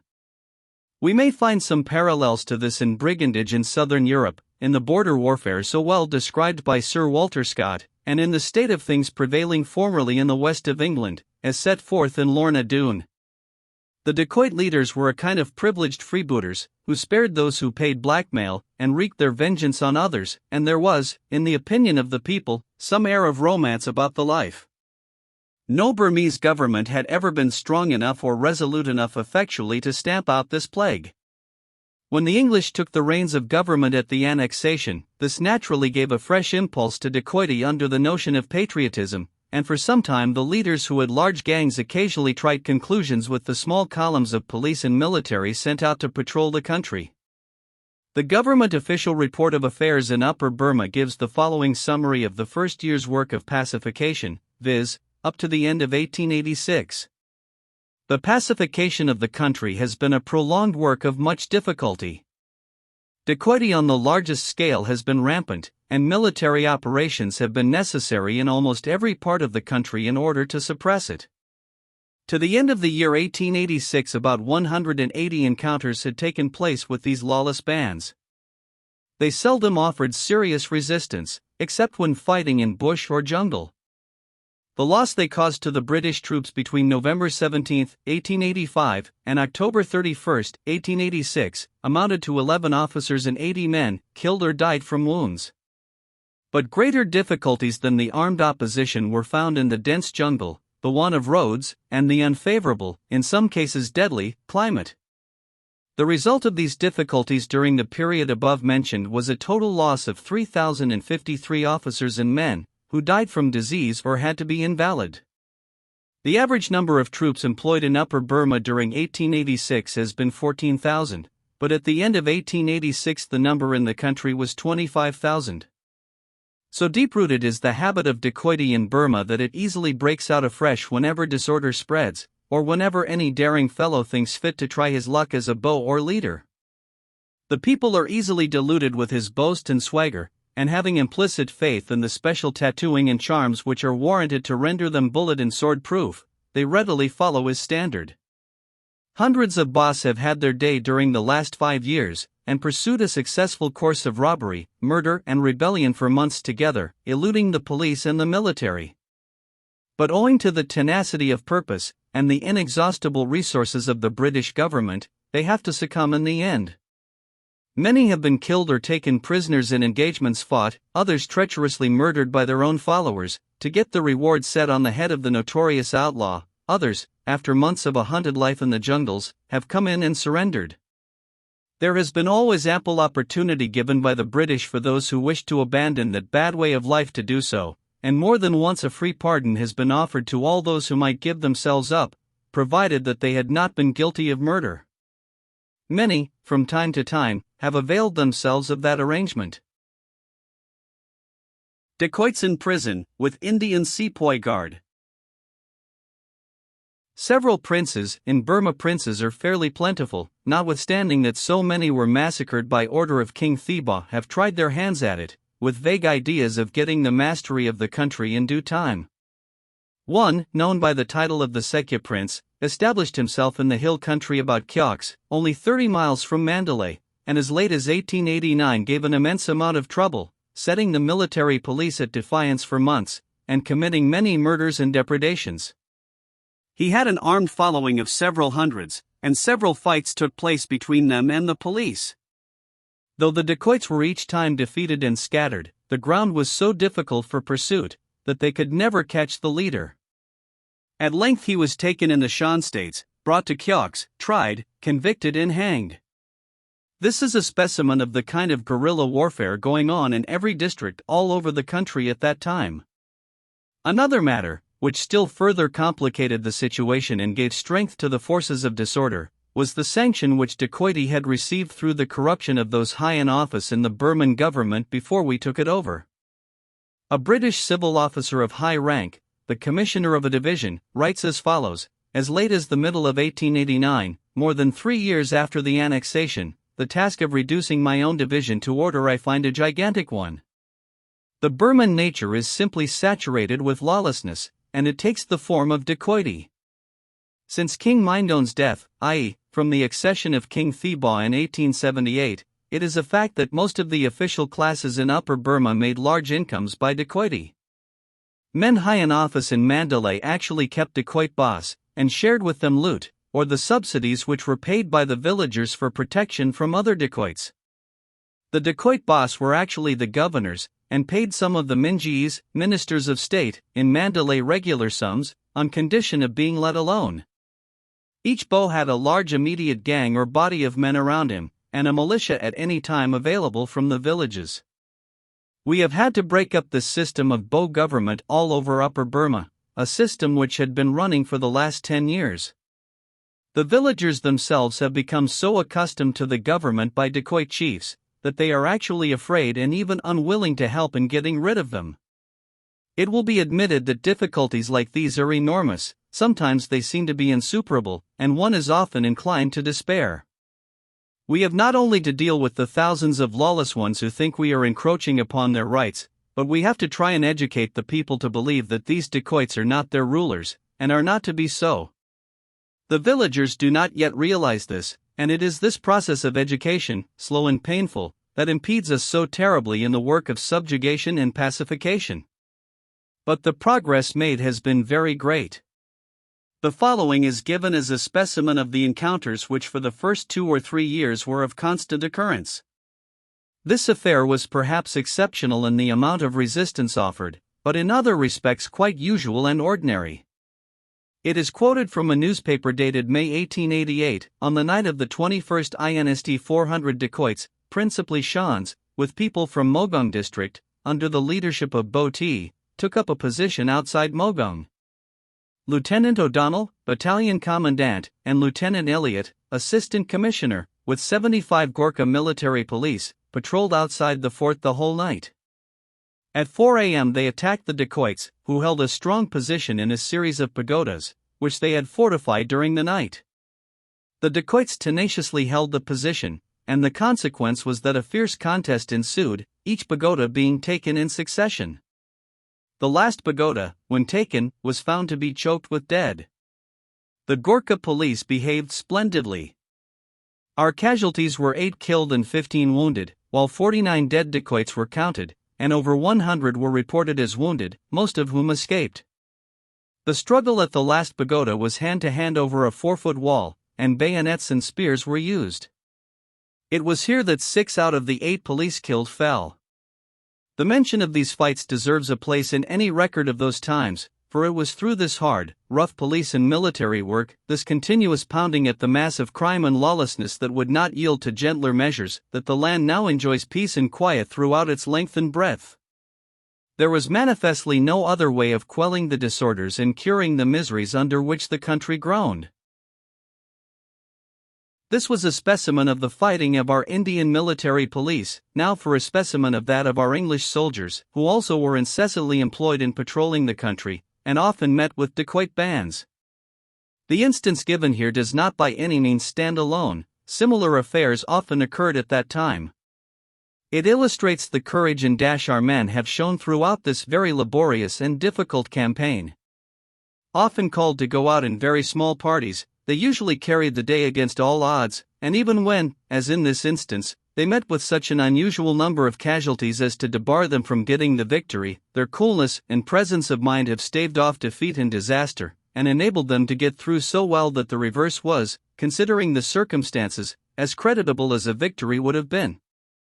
On January 14, 1889, information reached Lieutenant Nugent, in charge of a small force of the Hants Regiment, that the advanced guard of a certain rebel prince was stockaded in a village 10 miles away. He at once decided to attack. He marched out with Sergeant Bevis and 15 privates, preceded by some of the troops, such as they were, of the Sabwa of Momite. On turning the corner of a jungle path, their stockade was observed with the gate shut, and white flags, emblematic of royalty, flying at the gate. The dacoits, on seeing our men, at once began to blow horns and beat tom-toms. Our Burmese auxiliaries at once made off, firing their weapons in the air. Nevertheless, Lieutenant Nugent and the 16 Englishmen promptly charged the stockade, 16 against 200. When about 30 yards from the stockade, the dacoits delivered such a heavy and well-directed volley that 8 out of the 16 were hit. Private Roberts was killed on the spot, and Lieutenant Nugent himself was wounded. Seeing that himself and half his party were disabled, and further assault was out of the question, Nugent gave the order to get the wounded from under fire and retire. It is at this point that the soldierly qualities of these men specially appear. The few men who were able had meanwhile got under cover of a slight inequality in the ground, and were keeping up a fire on the stockade. While himself assisting Private James, who was dangerously wounded, Lieutenant Nugent was again struck a little below the left breast, this time mortally. Sergeant Bevis now took the command, and rallied his small party round their fallen officer, and seeing that the dacoits, now emboldened by observing the small number opposed to them, were coming out at the gate, he ordered his men to fire a volley. This caused the enemy to retire inside the stockade, and our party was molested no more. Stretchers were improvised with rifles and bamboos for Lieutenant Nugent and Private James, the other wounded managing to walk. The party made a halt at the village which they had passed marching out, and here the gallant Nugent breathed his last. By dint of much pressure and promises of reward, Sergeant Bevis obtained assistance from the Sobwas troops to carry the body and the bad cases to Momite.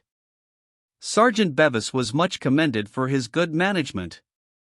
He was promoted at once, and received the decoration of the Distinguished Service Order. 5 days after, a small force of Hampshire men and military police surprised and carried the stockade.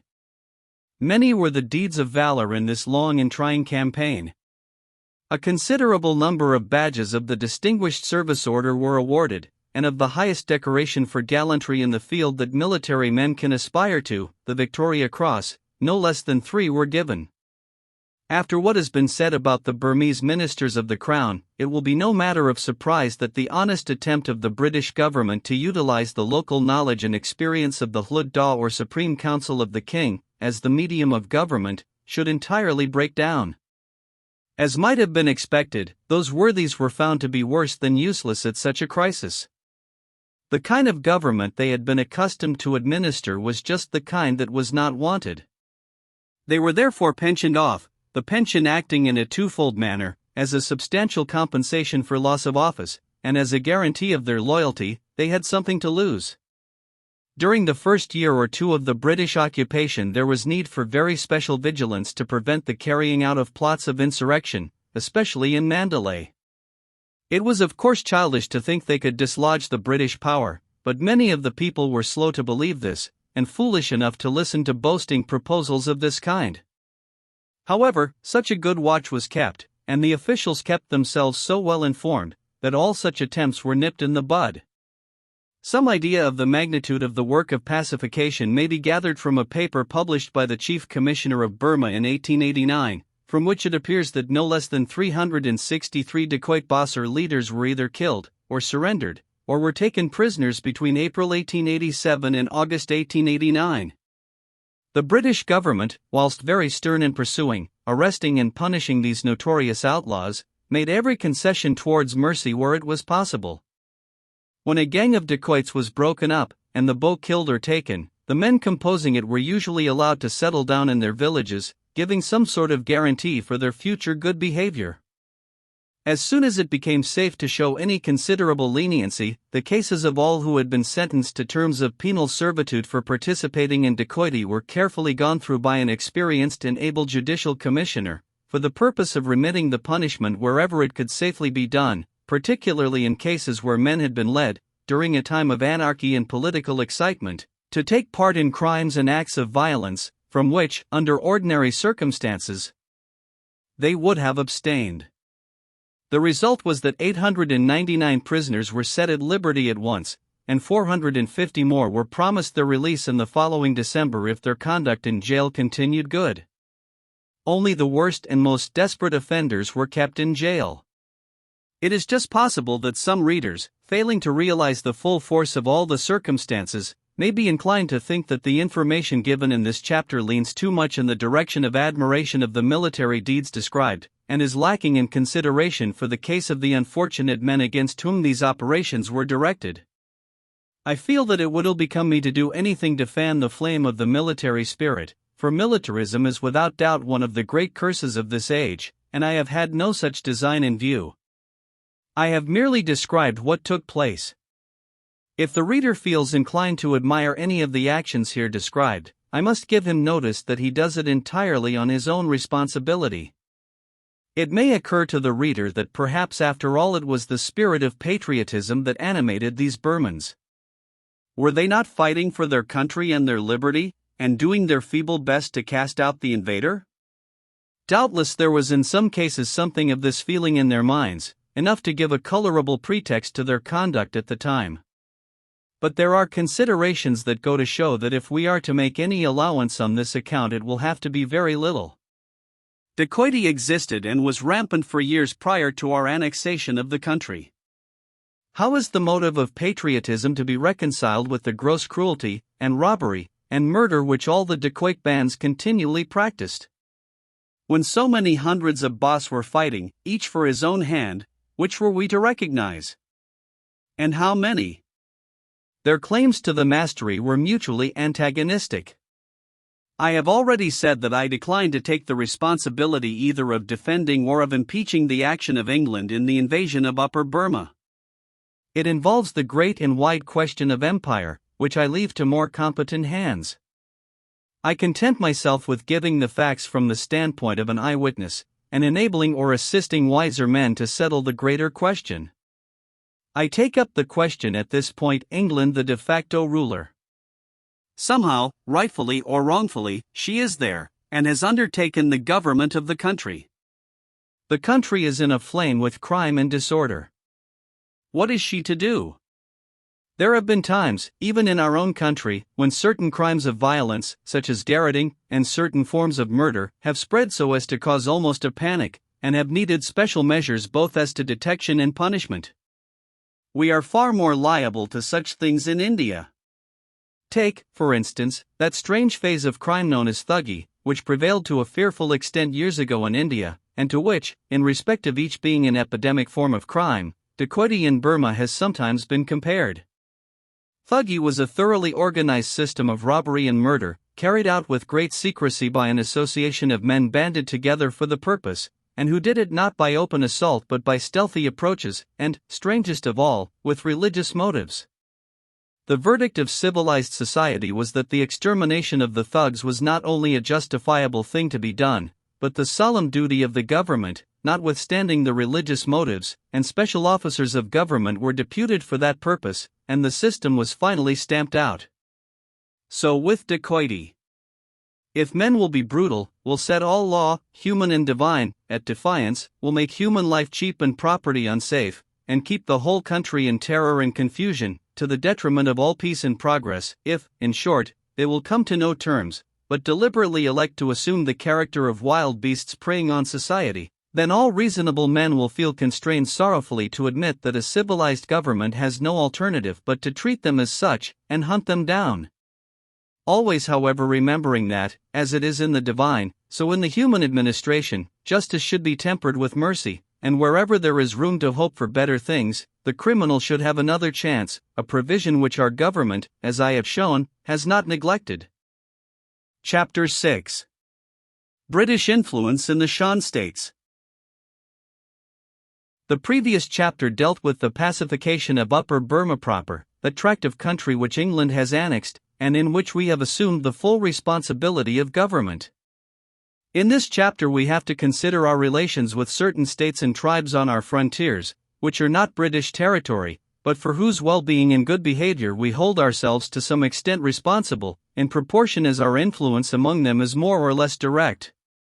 As soon as our first difficulties in the pacification and administration of Upper Burma were to some extent overcome, our government had to turn its attention to the doings of the many barbarous and semi-barbarous tribes and races in the regions immediately adjacent to Burma. To the east of Upper Burma, and situated between that country and the great empire of China, are the Shan states tributary to Burma, with an area about 4/5 that of England, but with a population no larger than that of Worcestershire, not 1/4, it is said, of what it was 50 years ago.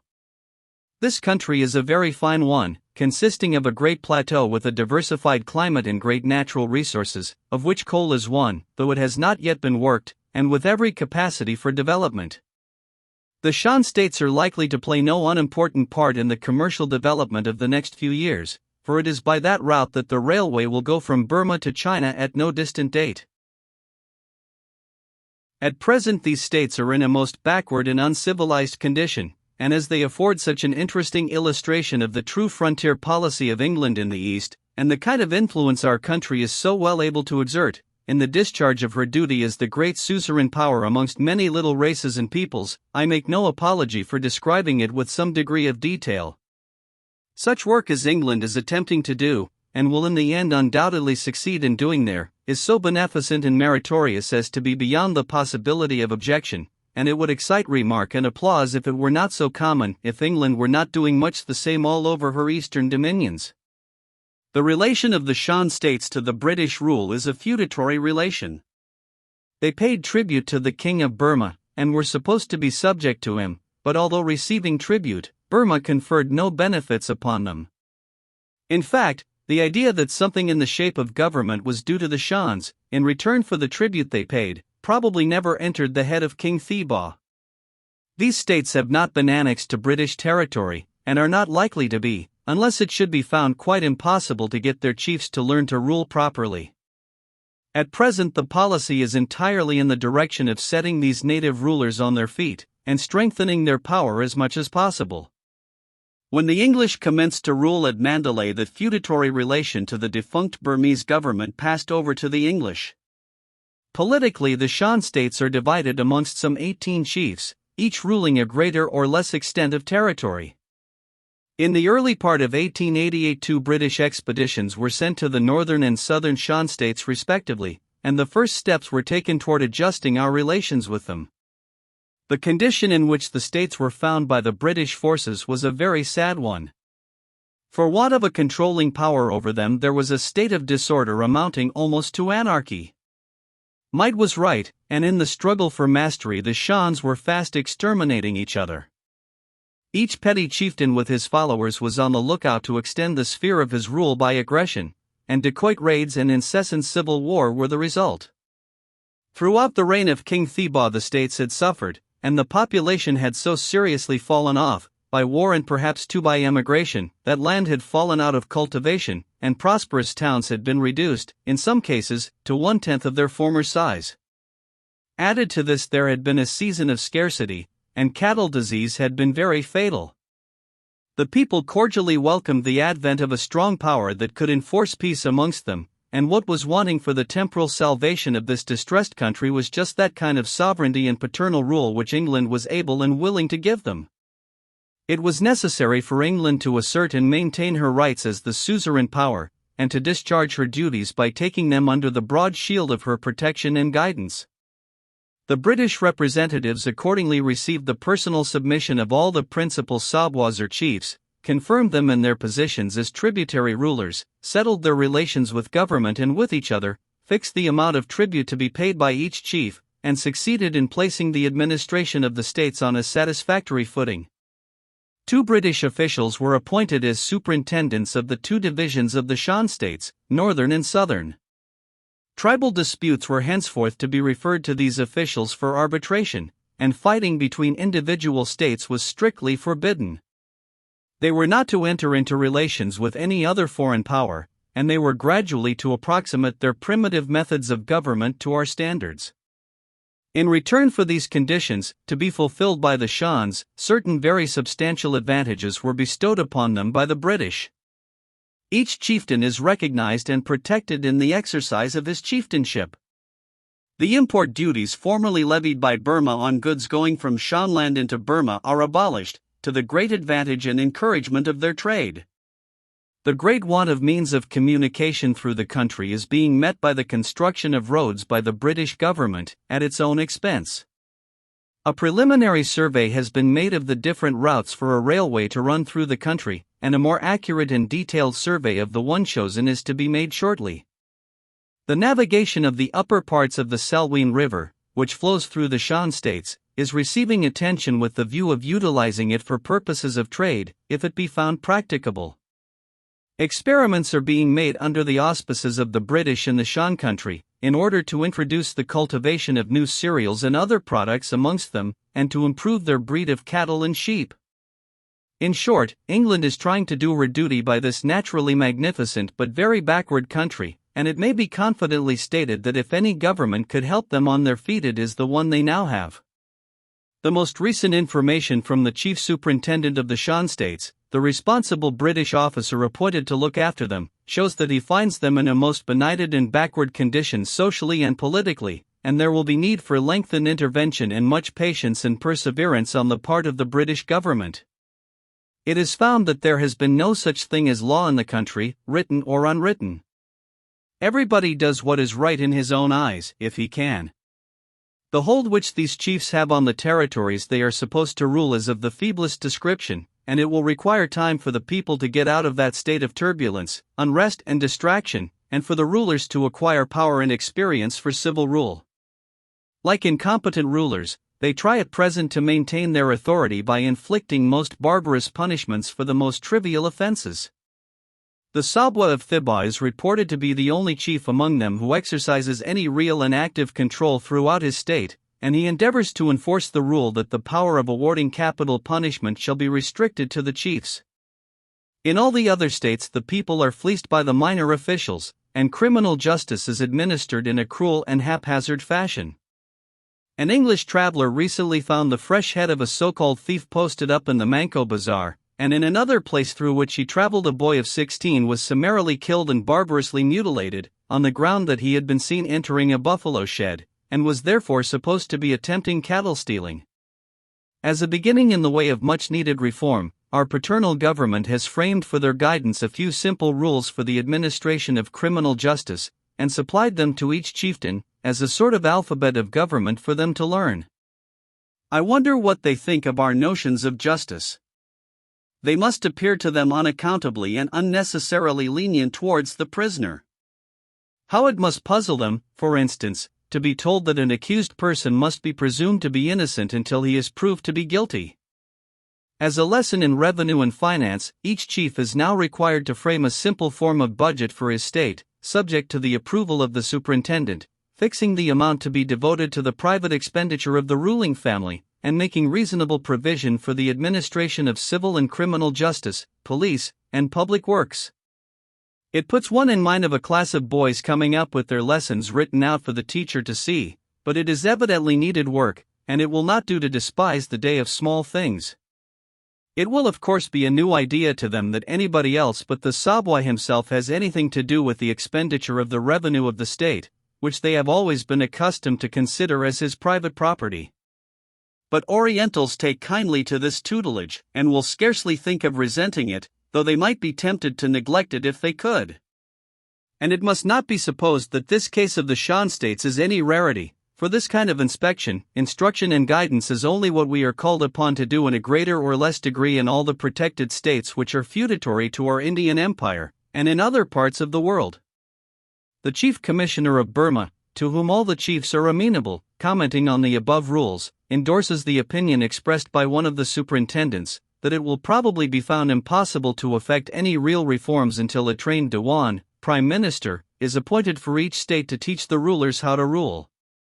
As England is very resolute in all she takes in hand in this way, perhaps in course of time some faint sense of the responsibility of ruling may find its way into the minds of these benighted Shan Sabwas. But if it be not so, and if in the end England should find herself compelled, in the interests of humanity, to take a still larger share of the responsibility of ruling in that country, of which however there is at present no sign or mention, the foregoing information clearly shows that it will not be for want of an honest effort to get them to do it themselves. All this explains incidentally how it is that empire with its responsibilities grows on our hands. In human affairs, when a man does his work well, you promote him by giving him more work to do. When the sudden emergency arises, men naturally saddle the willing horse. It is so throughout the divine economy also. Whatsoever thy hand findeth to do, do it with thy might. For unto every one that hath shall be given, and he shall have abundance, but from him that hath not, even that which he hath shall be taken away. Of one thing there is no doubt, the states now enjoy tranquility and the beginnings of prosperity such as they have not enjoyed for many years. Not long ago, meeting a Shan who had just come to Mandalay several days' journey on foot through the Shan states, I asked him what was the present condition of the country. His reply was so quiet that even an unprotected female could walk through it. The chieftain mentioned above with approval as an exceptional prince, and more enlightened than his fellows, is the Sabwa of Thibaw. He once had a curious experience that appears to have considerably opened his mind and enlarged his ideas. Some years ago, before the annexation of Upper Burma was even thought of, he paid a visit to the great city of Rangoon. Like the Queen of Sheba, who had heard of the wisdom and glory of Solomon, he had received tidings of the great transformation that had taken place in that city, and wished to see the British power for himself. Possibly, as the Shans are Buddhists, he might be inclined also to pay a visit to the world-renowned Buddhist shrine at Rangoon, the Shudagon Pagoda. To venture so far away from his remote inland state among the mountains shows him to be a man of some natural force of character, for most Sabwas would have been afraid to leave their states for so long. Whilst in Rangoon, one of his retainers displeased him, and in a burst of anger he killed him on the spot. But, unfortunately for him, this had happened in British territory, where they call such actions, no matter who does them, by the name of murder, and he was accordingly arrested and put in jail to stand his trial for that crime. His plea was of course that he was a king, and that he had the power of life and death, and seeing that such was the case in his own territories, and that he had no idea he was exceeding his prerogative in doing as he did, he was released, and some good advice was given him for future use. It is gratifying to find that this experience has borne fruit, and that years after, when in course of things the Shan states have become tributary to Britain, and an attempt is being made to bring them somewhat into line with more enlightened nations, he is officially named as the most progressive and reliable of the Shan rulers. Other operations for the pacification of our Burmese frontiers may be mentioned here. Amongst the barbarous and unlettered tribes on the mountains in the north there has been a continuance of the kind of lawlessness prevalent in the days before our rule in Upper Burma. The tribes of wild Kachins there have given considerable trouble from time to time. They are warlike and predatory, and in their mountains and jungles able to offer considerable resistance. Occasionally, too, in the north, large numbers of disbanded Chinese soldiers have turned dacoits, and crossed the frontier into the Bamo district to plunder. They have, however, suffered severely whenever they have tried conclusions with the British columns sent out against them. Attention is being given to the delimitation of the Chinese frontier, which will lead the way to a better protection of it on both sides. In the east the Red Karens gave trouble, while on the west the wild Chins of the Arakan Yoma Mountains continued their former practice of raiding into Burma and carrying off loot and captives. The Golden Pagoda at Mandalay, completely covered with gold leaf. All this had to be brought to an end, and these lawless marauders given clearly to understand that it would no longer be permitted, but that a power now ruled in Burma that was able to keep them in check, and would protect the interests of its subjects against their acts of rapine and violence. Several expeditions were undertaken for this purpose to the different mountain tribes, and much hard, rough work had to be done, but beyond keeping these tribes in order in relation to Burma, it is uncertain yet what measures England will initiate for their internal government. In connection with these different expeditions much valuable exploration and surveying work have been done on our frontiers, in what was formerly an unknown country. On the whole, it will be seen that to restore order and establish good government, in a country like this, and under such circumstances, was a work of gigantic difficulty, requiring much activity and vigilance, much firmness and courage, readiness of resource, and withal a long purse. What has been spent, however, may be regarded as capital well laid out, that has already begun to be productive. Seldom, perhaps, has England undertaken a heavier task so far away from home. Never has she accomplished it with more credit. Gradually, but surely, the British talent for organizing and ruling has asserted itself, and the great resources at our command, despite the smallness of our numbers on the spot, have materially helped to win the victory. One cannot but admire that splendid courage, and that administrative ability, whereby our countrymen have taken over a country of vast extent, in a condition bordering on anarchy, and in 5 years, with the aid that India has been able to give in men and means, they have made it safer and more prosperous to live in than at any previous period of its history in modern times. The more extended notice of the progress made in the material development of Upper Burma is reserved for another chapter. Chapter 7. 5 years of British rule. British rule would have nothing to justify its presence in such a country as Burma if it did not evidently make for the well-being of the people. In this chapter we have to consider the initiation of those measures that have been adopted with this view, and to ascertain how far they are likely to secure it. 5 years is not a period of time from which much can be expected by way of results, but it is long enough for us to form an estimate of the kind of beginning that has been made. Under Burmese rule, no attempt was made at a division of the work of the executive into departments. Each minister of state was considered eligible to take charge of any and every post in the state, whether judicial, revenue, military, or whatnot, just as in England, as Macaulay tells us, until comparatively recent times, any gentleman, if he possessed sufficient interest, might aspire to command a man of war, and naval and military commands were more or less interchangeable. But we have got far beyond that now, and our Indian government is a model of efficiency and business-like working, the officers of some departments being professionally educated for them, and in others, specially trained for the work. The state of the public revenue is always some test of the industrial and fiscal conditions of a country. Beginning with the first year of the annexation, the income for the 5 years has steadily and rapidly risen. Rupees. In 1886–87 the revenue was 2,200,000. 1887–88 5,010,000.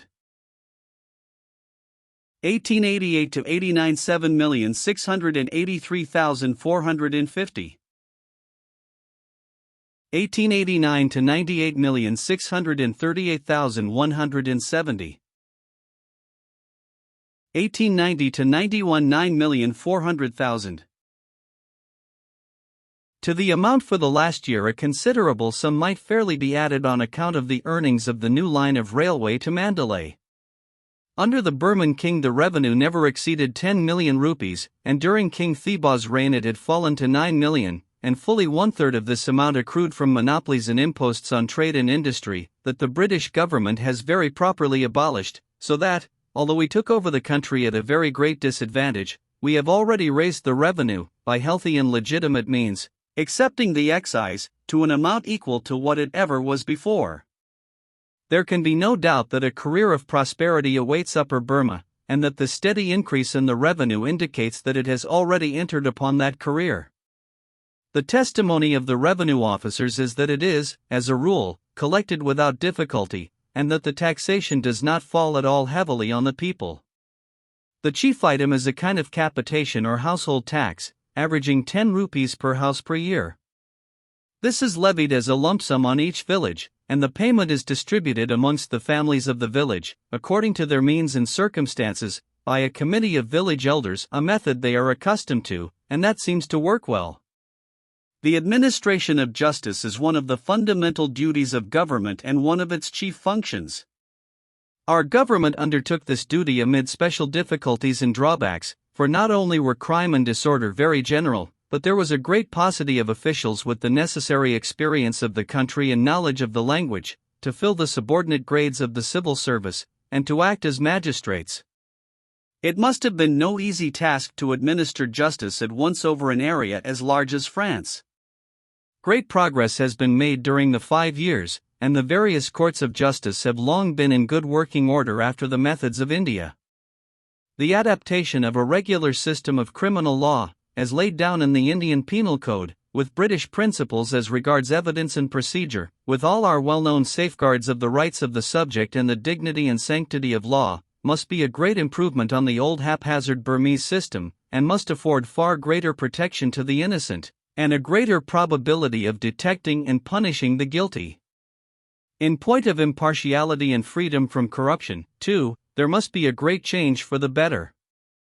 Since the country has begun to thoroughly settle down, and the necessity for a speedy and summary decision in criminal cases is no longer felt, a judicial commissioner has been appointed for Upper Burma, a trained civilian of high position and experience, whose duty it is to revise the proceedings of the subordinate courts, and, if necessary, alter the findings. This precaution government takes to ensure that the cases shall have full and mature consideration, and that in the name of justice, justice shall be done. An illustration of the improved methods of legal procedure, after Western models, introduced under the British administration, is the compulsory registration of deeds relating to a movable property. This measure operates to prevent fraud and secure and simplify titles. The deed being registered, and a copy of it being kept in government records, forgery and other methods of cheating are made far more difficult. Under the Burman rule, deeds were not used, the theory being that all property belonged to the king. It can readily be imagined what confusion of title resulted from that primitive method, and how necessary it was to make enactments that should minimize the risk of fraud, dispute, and litigation. The survey of the whole country has made good progress. Year by year, despite the disturbed state of the country and the consequent danger of traveling, survey parties have been diligently employed in that important business. Triangulation has been carried over 84,000 square miles, and the whole country has been mapped on a scale of 4 miles to the inch. Experimental farming is, in Upper Burma, a new undertaking which necessarily falls to the lot of government, in the absence of the requisite knowledge and enterprise on the part of the people. With a view to increasing the products of the country, and bettering the position of the people, an experimental farm has been established in the Shan states. Various products, new to Burma, are receiving a trial, for instance, English fruit trees on some of the hill stations, and at various other places potatoes, American maize, wheat, barley, and English garden vegetables. The successful introduction of some of these new products may mean a great deal for the prosperity of the country. Attention has also been paid to the rearing of cattle, sheep, and horses, and veterinary assistants are employed, at the expense of government, in combating cattle disease, and their work has given satisfaction to the people. There is no branch of the public service for which there is more need in a new country than that of the Department of Public Works. A country recently come under British rule presents a wide field for the talents and energies of the civil engineer. The principal public works of the Burmans consisted of the construction of reservoirs for that great necessity of life, water, both for drinking purposes and for irrigation, and the formation of channels for conducting the water to the fields. These works were found only in a few favored places, and though not finished in first-rate engineering style, exhibited no small amount of ingenuity and skill.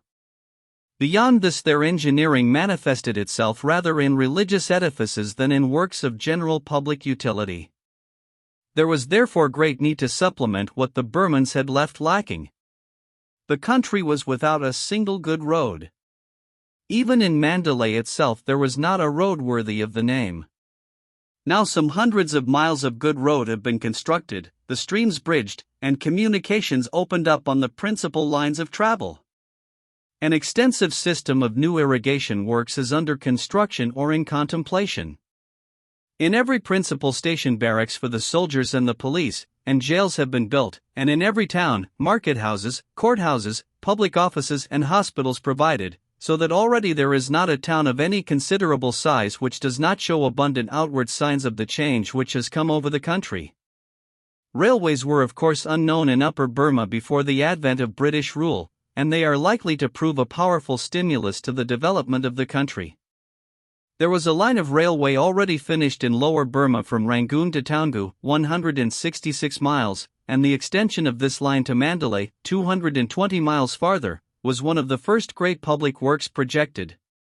It was sanctioned in November 1886, the survey was pushed on and completed by the summer of 1887, the work was begun on each section as soon as the estimates were sanctioned, and so rapidly was the work carried on that an engine ran through from Taungoo to Mandalay by May 1, 1888. The line was finally completed and opened for traffic in March 1889. The cost was a little over 20 millions of rupees. At the beginning the work practically lay through an enemy's country, but survey parties and working parties were carefully guarded, and no successful attacks were made upon the many thousands of laborers on the work. The construction gave employment and wages to a large number of Burmans, at a time when the laboring classes would have been otherwise in great straits.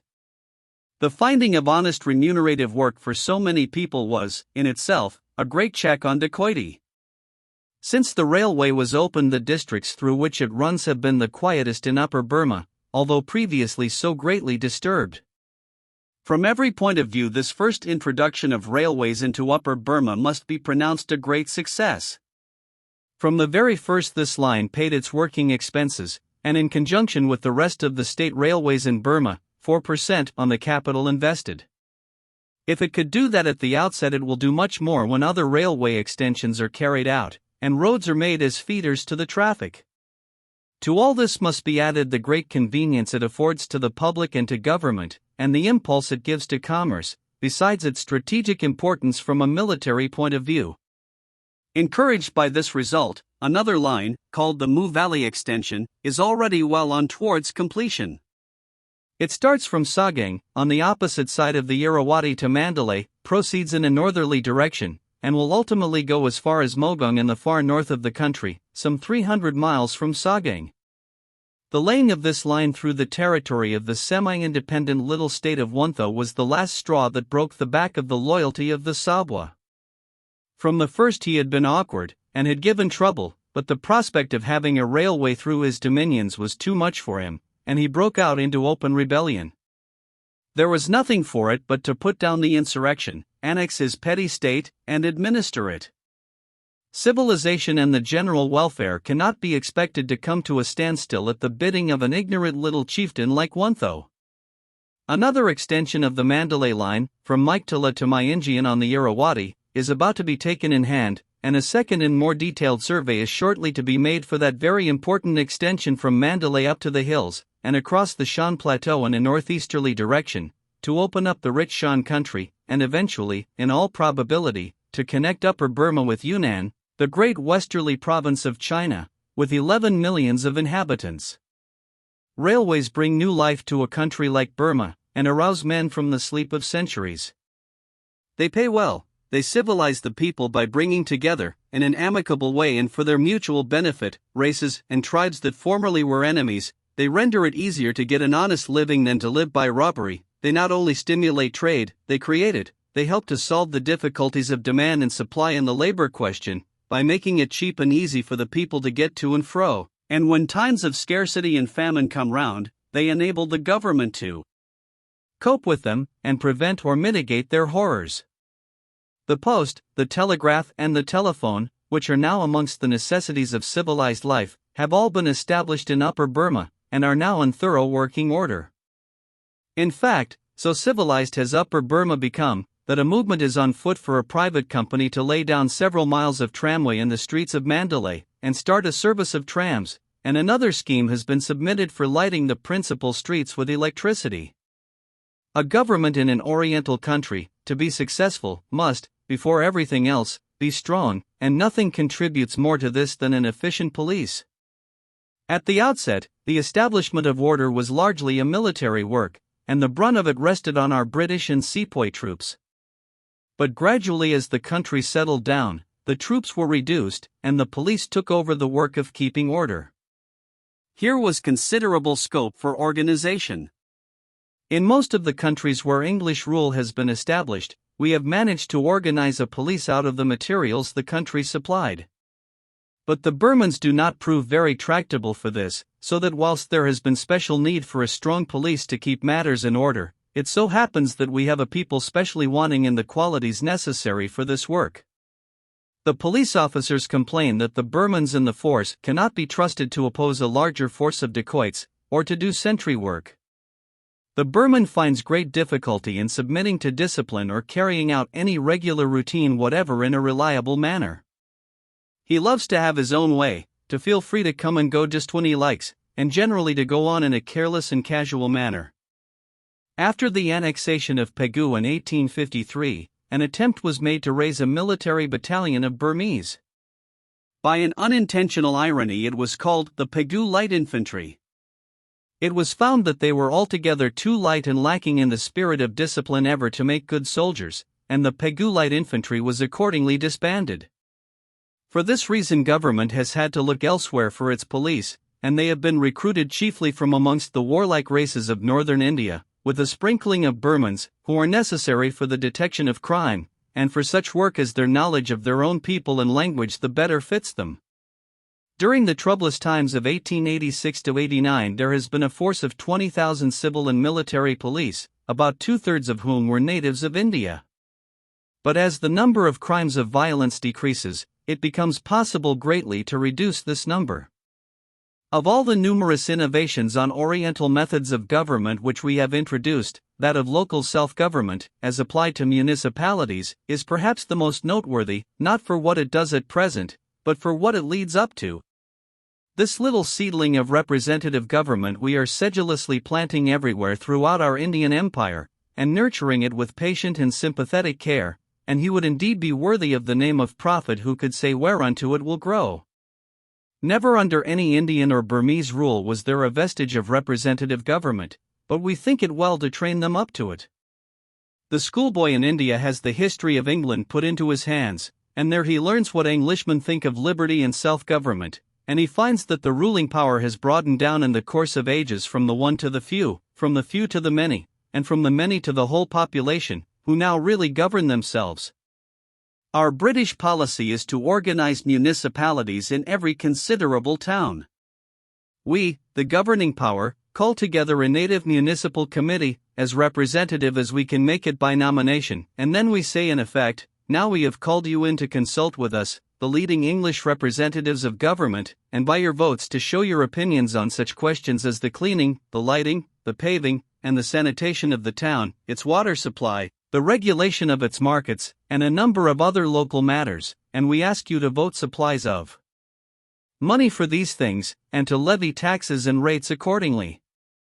All these things are matters of course to the Englishman in his own country, and if any of them were conducted without consulting him through his elected representatives, he would soon want to know the reason why. But not so with the Oriental, they are to him innovations of an unheard of character. Neither he nor any of his forefathers were ever asked to do such a thing as vote before. It is no wonder, therefore, if our worthy native citizen takes his seat as he is bidden in the municipal council chamber of his town, bewildered at first with this unwonted experience, voting to the best of his ability as he thinks the worthy president, the English deputy commissioner of the district, would desire him to vote. But in course of time he comes to see what it all means, for the Oriental is by no means deficient in perception. He sees that the measures proposed and carried affect him and his kindred and his neighbors, and he begins to see that a voice and a vote mean power, and that these are questions which touch his pocket and circumstances. By and by the people find that the municipal ordinance provides for the expression of their opinions in a more direct and effective way. The rule is, that as soon as any town desires to elect its members it is permitted to do so. In many towns in India they are now elected. We have in Upper Burma 17 municipalities, but in no case yet is there any election of members, they are all appointed by nomination. The change from the full-blown doctrine of the divine right of kings, in its completest form, to representative government, is too sudden for them to realize where they are as yet. But it will come. All the teaching we give them, both by precept and example, is in effect this, that the true ideal of government is government by the people, and that all other forms of government are only temporary expedients leading up to it. We cannot wonder if in time they follow the path where it logically leads them to a wider outlook than merely municipal affairs. If in municipal, why not in national affairs, they will naturally ask. The National Congress in India is the natural sequence of all this. It is the feeling after some arrangement or institution that shall give effect to the will of the people, on many more matters than they are at present consulted upon. It may be silly sometimes, and selfish, and reactionary, and stupidly conservative, and childish, but whatever its faults, its follies, and its weaknesses, it is at all events our own bantling, the child of our own careful nurture and instruction. It is no use our attempting to frown it out of countenance, what we have to do is to take it by the hand, and guide it until it reaches years of discretion. Burmese woman on her way to the well to draw water. Chapter 8. Intoxicants in Burma, the liquor question. We have seen how much there is to admire and to be proud of in the capacity and skill of our nation as the great ruling power in India. One cannot have dwelt in Upper Burma during the last few years without observing how sincerely our rulers have sought the welfare of the people, and how ably they have secured it. The liberty of the people, their freedom from oppression, the greater security for life and property all over the country, their general comfort and well-being, the introduction of a far better system of law and justice than ever they knew before, the development of the resources of the country, and the general prosperity that has ensued, are results well worth securing. But the countenance given to the sale and consumption of intoxicants, and the growth of these vices under our rule, when we ought to be so well able to discourage and check them, are very grave defects, and it is this matter I propose in this and the following chapters to discuss. This is just now a question which is receiving much attention. It is not a case for heated controversy, or for calling ill names, but for calmly and dispassionately looking the facts in the face, and asking ourselves in the sight of God whether we are doing right, or whether there is not a more excellent way. A special and peculiar interest surrounds this question, owing partly to the fact that the new province was so recently annexed, and our policy is not as yet finally fixed, partly to the delicate and anomalous position in which we, as a non-abstaining race, find ourselves, in governing a race whose religion definitely enjoins total abstinence from everything intoxicating, and who earnestly desire that prohibition be continued as the law of the land, and partly from the very disastrous effects which have been found to result from the policy we have been pursuing during the many years we have been ruling Lower Burma. On our annexing Upper Burma in 1886, we found the fifth commandment of the Buddhist religion, "Thou shalt not take anything that intoxicates," was the law of the land, the only law on the subject the Burmans had ever known. On this point I quote no less an authority than a dispatch from the Government of India to the Secretary of State, dated October 1886, in which are certain instructions to civil officers, and it is there stated that Burmans of all classes, monks and laity, very strongly wish that drinking shops and the habit of drinking should be discouraged in Upper Burma. In the time of the late king, traffic in liquor was altogether forbidden. No doubt there is some making and drinking of toddy, of rice beer, and even of spirits in Burman villages. But the sense of the better classes is against the practice. No revenue was ever raised by the late king from liquor, lest he should seem to be encouraging evil. And under the circumstances, it seems expedient to meet the wishes of the people by declining for the present to license drinking shops. It certainly did seem expedient, with the nation on its knees begging us not to inflict drinking shops upon them, to license no shops whatever, and that not only for the present, but to resolve never to allow any. If ever there was a case in this world for local option, which was overwhelmingly in favor of entire prohibition, surely it was there, and under such circumstances the introduction of licensed liquor shops, on any plea whatever, was entirely unjustifiable and uncalled for. But the document proceeds, where a real demand exists for liquor to be consumed by Europeans, Indians or Chinese, shops for the sale of spirits and of fermented liquors may be licensed. So it unfortunately comes to this, that because there are certain foreigners in the country with a real demand for liquor, the whole policy of the country is to be changed for their sakes, and an excitable, volatile people such as the Burmans, peculiarly liable to fall away through drink, are to be exposed to temptations in their streets, in the shape of licensed liquor shops, such as they never had before, and such as it is well known multitudes of them will be quite unable to resist. It is true there is a clause in the law making it a punishable offense for the holder of the license to sell liquor to Burmans. But what avails such a clause? The shops are there with the liquor for sale, that is the one all-important and damaging fact, and as for that clause, it is in theory a glaring anomaly, and in practice simply a farce. Any Burman can get as much liquor as he wishes. A recent government report fully admits this, and shows the futility of such a lame attempt to shield the Burmans from the effects of the temptations furnished by the drinking taverns established in their midst. The licenses for the sale of liquor and opium are intended for the convenience of the non-Burman population of Upper Burma, and the sale of either liquor, except tari, or opium to Burmans is prohibited by law. But there can be no doubt that the prohibition is in practice inoperative. Now observe how we have progressed with this business during the first few years of our rule. In Upper Burma, where, before we assumed the government, there never had been such a thing as a licensed liquor shop, and where drunkenness, when it did occur, was severely punished, there are now 175 licensed liquor shops, and Burmans are constantly under temptation to indulge. In Upper Burma, where there had always been every discouragement to the manufacture of liquor, there are now central distilleries established, under government patronage and license, for the wholesale manufacture of spirits, and one of these turns out, as the proprietor informed a friend of mine, 500 gallons a day. That as Burmese rule was, corrupt, weak and worn out, and badly in want of funds, it never sunk so low as to derive any revenue by the sale of licenses, but now the excise revenue from liquor and opium licenses is advancing by leaps and bounds. For the year 1887 to 88 it was 210,480 rupees. 1888 to 89 433,430. 1889 to 90 541,700. It looks as though liquor and opium under the British government were rapidly tightening their hold of the country, and it is quite time England made up her mind what she is really going to do in the matter, and whether she can reconcile this state of things with her notions of duty to a subject race. It is urged by the advocates of the present system that there was drinking before, even under Burmese rule. No doubt there was. With the materials all around in abundance in the products of the country, both for fermenting and distilling liquors, it is not to be supposed that alcohol was unknown. It was, however, a very uncommon thing amongst Burmans to drink, and it can afford no possible justification for licensing and thereby increasing the evil. It is also urged that it is impossible to do away with drinking entirely.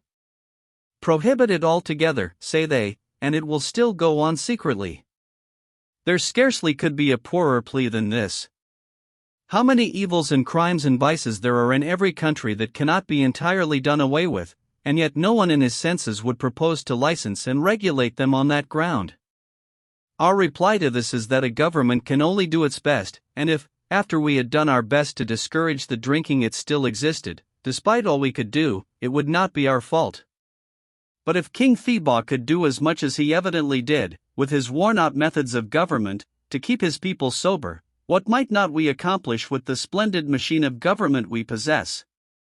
The last resort of the apologists for licensing intoxicants usually is that, good or bad, we are committed to the system, and cannot get rid of it without causing greater evils than what we now have. This is one of the arguments used with respect to India, but it fails altogether when applied to Burma, and has not a leg to stand on. We had every opportunity to have continued the law of prohibition just as we found it, and the people earnestly requested us to do so, and we ought to have done it. Even now it is not too late to retrace our steps in that direction, for the present state of things is felt to be unsatisfactory, and the law cannot be carried out. Why cannot we end it by prohibiting the manufacture and sale of liquor throughout the country? If it be said that this would bear hardly upon the foreign residents, it may well be replied that the rights and liberties of foreigners ought not to prejudice those of the vast majority, the natives of the country, and if that were the law, and foreigners did not choose to put up with it, they would have their remedy. No one is compelled to live in Burma. The pity is, that England should so lag behind in the matter of temperance reform. The empire is inevitably increasing, yet England, by continuing to cling to liquor as she does, fails in this respect to fit herself for properly carrying out her duty amongst the abstaining races that come within the sphere of our influence. The day is coming, as everyone can see, when England's own liquor question must be effectually dealt with, for the mind of the majority of the English people is rapidly ripening for it. But in the meantime, the very painful, anomalous, and inconsistent position we occupy in Upper Burma, a Christian nation establishing liquor shops in every center of population, against the strongly expressed wishes of all classes of Burmans, monks, and laity, is a humiliating proof of the need there is for this reform to be hastened at home, so that it may be faithfully carried out abroad, and that too before it is too late. Chapter 9. Intoxicants in Burma, the Opium Question. If the case of Burma in respect of liquor is serious, that of opium is more so.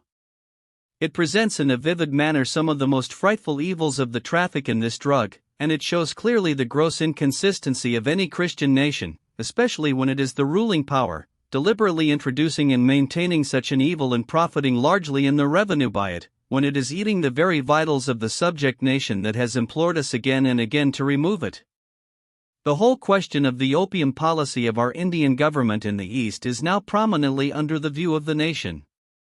Parliament has already declared in the abstract that our opium policy is indefensible, and the conscience of the British public, never quite easy on the subject, is at present feeling keenly about it.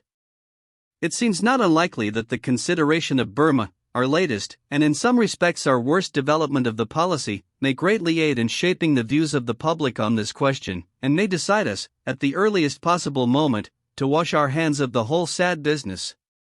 It ought, in the first place, to be understood that the opium business is not like liquor in England, a matter of private enterprise.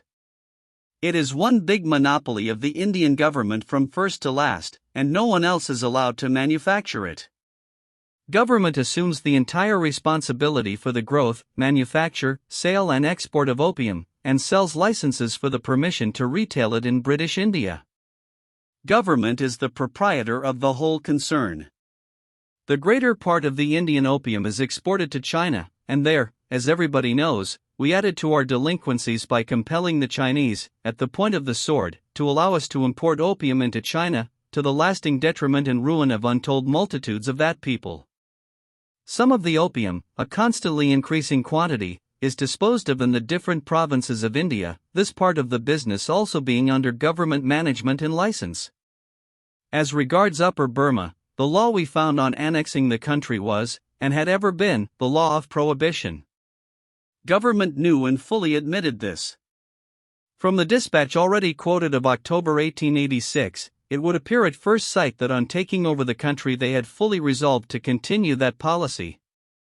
No shops whatever will be licensed for the sale of opium, inasmuch as all respectable classes of Burmans are against legalizing the consumption of opium in the new province. As the traffic in opium was prohibited under the Burmese government, there will be no hardship in thus proscribing opium dealings. But the very next sentence goes on to make an exception in favor of Chinamen, to whom, and to whom only, it shall be lawful to sell opium, and this clause at once lets in the mischief. I know a small town in Upper Burma where a Chinaman obtained a license to sell opium to his countrymen under this regulation, on his representing that there were 200 of them in the town, when, as a matter of fact, there were not more than half a dozen. He meant, of course, to sell to the Burmans. I had this from the township officer, who knew all the circumstances, not, however, the officer who had helped him to get his license. It is well known that the restriction is merely nominal and ineffectual, and the government officers freely admit the fact. A recent government officer of standing reports that the consumption of liquors and opium is theoretically confined to the non-Burman population. But there can be no doubt that a considerable amount of both finds its way into the hands of Burmans. Of course it does. The temptations are there in the shape of licensed shops, and the tempters in the shape of cunning Chinamen with an eye to the main chance, and so long as this is the case the Burmans will fall into the snare in ever-increasing numbers, for they are, like the Chinese, peculiarly liable to yield to the opium habit. The following is the testimony of Mr. Gregory, a gentleman who traveled through Burma to see for himself what the facts of the case were, and whatever may be said by the apologists for opium against alleged exaggerations, I think we may, at any rate, receive the testimony of a Christian man concerning what he saw himself. I quote what he says of Upper Burma. It fully proves how ineffectual the restrictive legislation is, and how powerful the temptation. At Pyinmana I saw Burmans buying opium, and at the same place the abbot of the Buddhist monasteries and one of the chief monks both told me that large numbers of the Burmans smoked. One of them bitterly complained that, whereas in the late king's time he had power to stop these things, now he had none. At Yamathan, a prominent Burman official told me that there were numbers of purely Burmese villages in the neighborhood supplied with opium from the Yamathan center. I myself saw Burmans purchase opium there. At Kyoks I saw Burmans served with opium. At all three of the opium centers at Mandalay I saw opium served to Burmans. One of the Chinese managers told me that the prohibition was only nominal, and he expected that it would be shortly removed now that the Opium Act was getting into proper working order.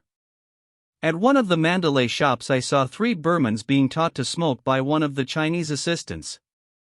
A fourth was lying insensible.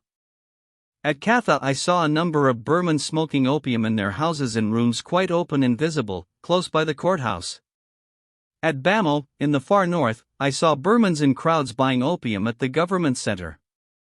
Thus this legislative expedient we pretend to have adopted for keeping the Burman from opium completely breaks down, and is a mere dead letter. Nominally we are carrying out prohibition as we undertook to do, but really we are tempting the Burmans to their ruin by means of the licensed shops. Time was when Chinese opium vendors in Upper Burma, when caught, were disgraced in every possible way, and even flogged and imprisoned. Recently Mr. Justice Grantham, at the Durham Assizes, was trying the case of one miner who had caused the death of another, while the two were drunk together in the colliery tavern. The prisoner was found guilty. Upon this his lordship directed the landlord of the colliery tavern to take his place beside the prisoner in the dock, and the landlord having done so, the judge proceeded to tell him in plain terms that he, the judge, would have felt more satisfied if the jury, instead of finding the prisoner guilty, had found the publican guilty of causing the death of the deceased. He had served the deceased with liquor when he was drunk already, and had undoubtedly thus caused the man's death. The Burman king's way of looking upon opium vendors was the right way, and the judge's rebuke of the publican was well merited. The misfortune is that so few can see it yet. The Chinese wealthy opium vendors in Burma now ride in first-class railway carriages, and are put forward into the honorary rank of municipal commissioners, whilst in England we go further than this, and admit to the peerage the heads of the great brewing firms. We have carried the exceptional, grandmotherly method of legislation to a very absurd length in Burma, prompted on the one hand by our usual policy of regulating by licensing these vicious indulgences, and yet restrained by a natural horror for the mischief they do to the Burmese race, and by a well-grounded fear, founded on painful experience, that if we do not somehow keep the nation from liquor and opium, these vices will destroy multitudes of them.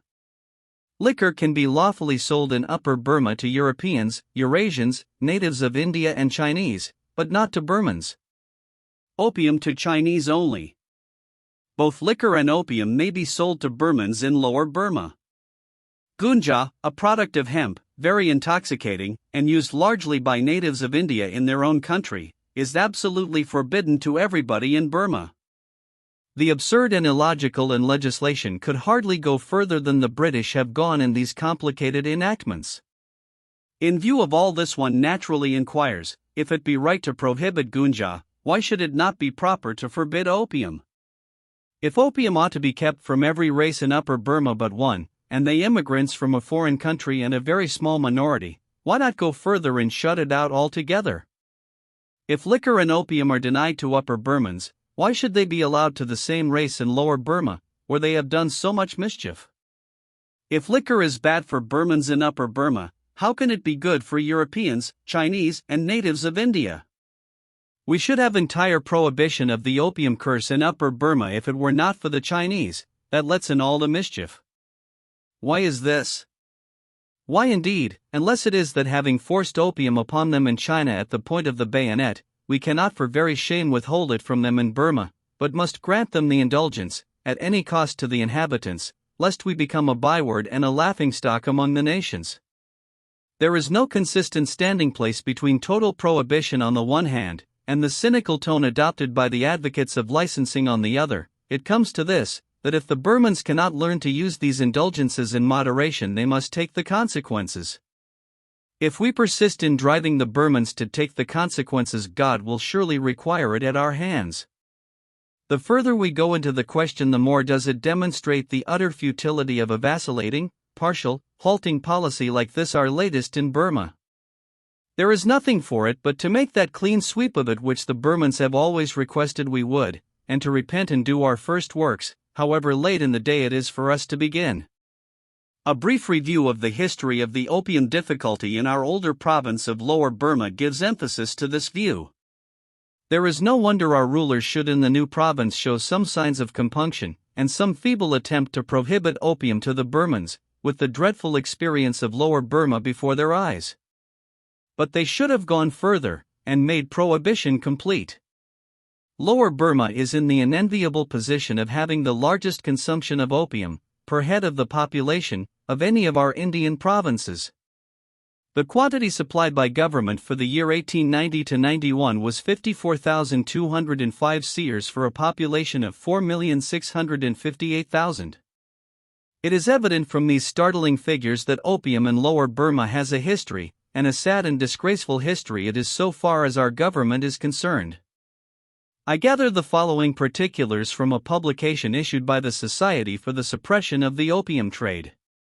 The provinces of Arakan and Tenasserim were annexed in 1826, and Pegu in 1853, and these three provinces formed what has since been known as Lower Burma or British Burma. There is satisfactory evidence that before these territories came under the British flag, the opium vice, though not absolutely unknown, was not prevalent. An official report, dated 1870, states that opium eating is not a Burmese habit, it is a new vice. Another, dated 1856, says, the use of this deleterious drug, strictly prohibited in Burmese times, has been considerably on the increase of late. The late Reverend C. Bennett of the American Baptist Mission said, when I first arrived in the country in 1830 opium was rarely used, and almost entirely confined to Chinamen. There were, however, a few Burmans who used it, and they were looked upon by their countrymen as outcasts and worse than thieves. One of the earliest measures of the Indian government was the establishment of shops to retail opium, with no restriction as to the number of shops.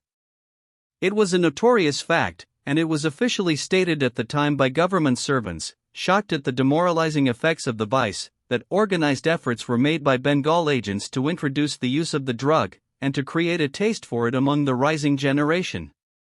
The general plan was to open a shop with a few cakes of opium, and to invite the young men, and distribute it gratuitously. Then when the taste was established, the opium was sold at a low rate. Finally, as it spread throughout the whole neighborhood, the price was raised, and large profits ensued.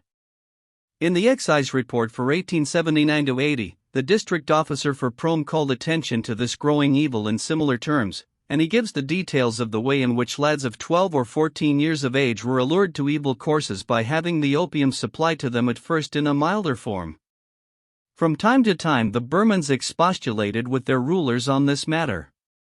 The chief commissioner reported in 1865, last year a majority of the respectable Arakanese petitioned me, asserting that their own children and most of the young men of the country had become drunkards, and had acquired within a few years a craving for spirits and opium. Again, in 1880, a large deputation of the most influential natives of the town waited upon Commissioner Atchison, and presented a petition, describing in very forcible language the misery entailed on the population by opium, and praying that the traffic might be altogether abolished in Arakan. The petitioners suggested that government should impose an extra land tax, in order to make up the deficit which would be occasioned by the loss of the opium revenue, a clear proof of their sincerity. In the report on the administration of British Burma during 1877-78, attention was called to the deterioration of the national character, and the increase of gambling, theft, dacoity and other crimes, as the result of the growth of the liquor and opium habits. A searching inquiry was instituted, and the result was the accumulation of a mass of evidence which was irresistible. The wonder was how any Christian government could ever have established such an abominable system, and having carelessly established it, should have been deaf to repeated remonstrances during so long a course of years. A few brief extracts may be given to show the character of the reports. They are the testimonies of some of the highest British officials, men well acquainted with the country, and responsible for what they said. Colonel D. Brown, formerly Commissioner of Tenasserim Division, dated April 18, 1870. In this province the words an opium smoker or eater and a vagabond are, and have been for many years, synonymous. The old and respectable portion of our population complain much of our opium shops, and of the evils they bring on them. The sleepy, dreamy state of the opium smoker has a peculiar attraction for our people. They take to it, and after having acquired the habit, they cannot give it up. Their friends refuse to support them, they steal, rob or murder, to get their food and their opium. They often take to dacoity, and join a frontier band, or, if they remain in the province, they end their days in jail, or a halter puts an end to their existence. Colonel E. B. Sladen, Commissioner of Arakan Division, dated September 13, 1878, during my residence in Arakan, I have been impressed and made to feel and acknowledge, in opposition, I may say, to all previous ideas on the subject, that opium is becoming the scourge of the country. The importance of the evil is this, that the addition to opium consumption is alarmingly on the increase. G. J. S. Hodgkinson, ESQ, officiating Commissioner of Arakan Division, dated March 12, 1879, there can be no conception on the part of government of the fearful strides with which the demoralization of the Arakanese portion of the Kipaya district is progressing, mainly owing to the indulgence of the inhabitants in this vice.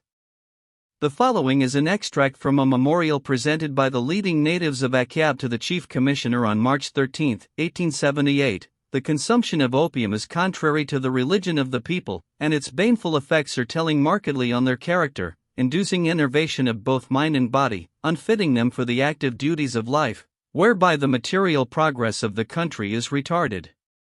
Lands are thrown out of cultivation, those who should be engaged in agricultural pursuits becoming unfitted for work, and taking to idleness and bad livelihood. The Chief Commissioner sums up this extraordinary body of testimony in an unsparing indictment of opium in Burma, which leaves it no loophole of excuse. The papers now presented for consideration present a painful picture of the demoralization, misery and ruin produced amongst the Burmese by opium smoking. Responsible officers in all divisions and districts of the province, and natives everywhere, bear testimony to it. To facilitate the examination of the evidence on this point, I have thrown some extracts from the reports into an appendix to this memorandum.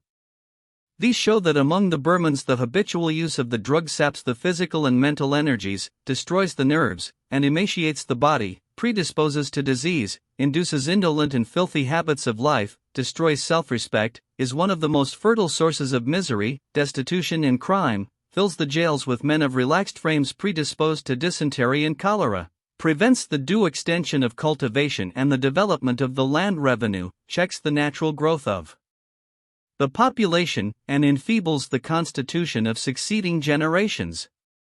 That opium smoking is spreading at an alarming rate under our rule does not admit of doubt. On this point the testimony of all classes of officers and of the people is unanimous.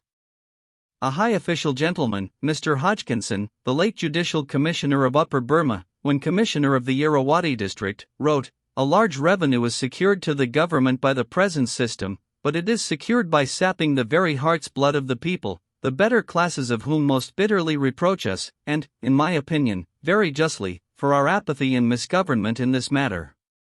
To sum up, the following facts are proved, beyond all manner of doubt, and criticism of them, though it may attempt to palliate, cannot explain them away. 1. The Burmans have strongly objected to any licensing of opium from first to last. 2. In spite of their continued protests, the British government has thrust it upon them. 3. The Burman temperament and constitution is found to be peculiarly liable to succumb to this temptation. 4. Seeing and feeling the alarming growth of the evil, the Burmans have bitterly complained, and begged their rulers to remove the evil, but in vain. 5. Officials in different parts of the province have faithfully reported these things, and their reports have been in print for years. 6. The evil has gone on increasing to this day, and now has reached unprecedented proportions. In Lower Burma, the excise revenue, liquor and opium, has increased 80% in the 5 years ending with 1890, whereas the increase of population has only been 22% for the 10 years. The excise revenue of all India yields an average of 4 annas per head of the whole population. In Lower Burma it averages 9 annas. 7. And lastly, we are in danger of doing the same thing in the new province of Upper Burma unless we alter our policy. What is required for the removal of this evil is a complete reform. The feeble attempts at remedy so far have shown themselves to be useless. The first attempt at improvement was the closing of the greater part of the licensed shops in Lower Burma. A good deal has been made of that by the upholders and defenders of the present system. We are told that there is only one licensed opium house in Akyab, for instance. An eyewitness tells us that in 45 minutes he visited 50 opium dens in that town of only one licensed shop, and he was told that there are in the district not less than 1,000 places where opium is sold. That one house pays 158,000 rupees, about 10,533 pounds, annually for license duty. The system of high licenses has been tried, and the price has been put up, until in Rangoon the price of the drug is equal to its weight in silver, but this makes little or no difference. Sir Alexander Mackenzie, the present Chief Commissioner of Burma, now proposes to make it penal to sell opium to Burmans in Lower Burma, as it is in Upper Burma, or for Burmans to be in possession of opium, but this is merely trifling with the evil. If it is ineffectual in Upper Burma, what good is it likely to accomplish in the Lower Province, where so many have acquired the habit? These all stop short of an effectual dealing with the opium question. They will avail nothing so long as the drug is within reach. The real remedy, I submit, is entire prohibition, and many officials of government, of standing and experience, concur in this view. Let our Indian government give up entirely, except for medicinal purposes, this iniquitous and disreputable business of manufacturing and supplying opium, and get rid of the guilt of it. Native opinion, says Commissioner Atchison, speaking of Burma, is unanimously in favor of stopping the supply altogether, and no measures we could adopt would be so popular with all the respectable and law-abiding class of the population. Lord Cross has recently said, "It is not practicable to close all opium shops and to stop opium consumption so long as opium is grown in British India and in the native states."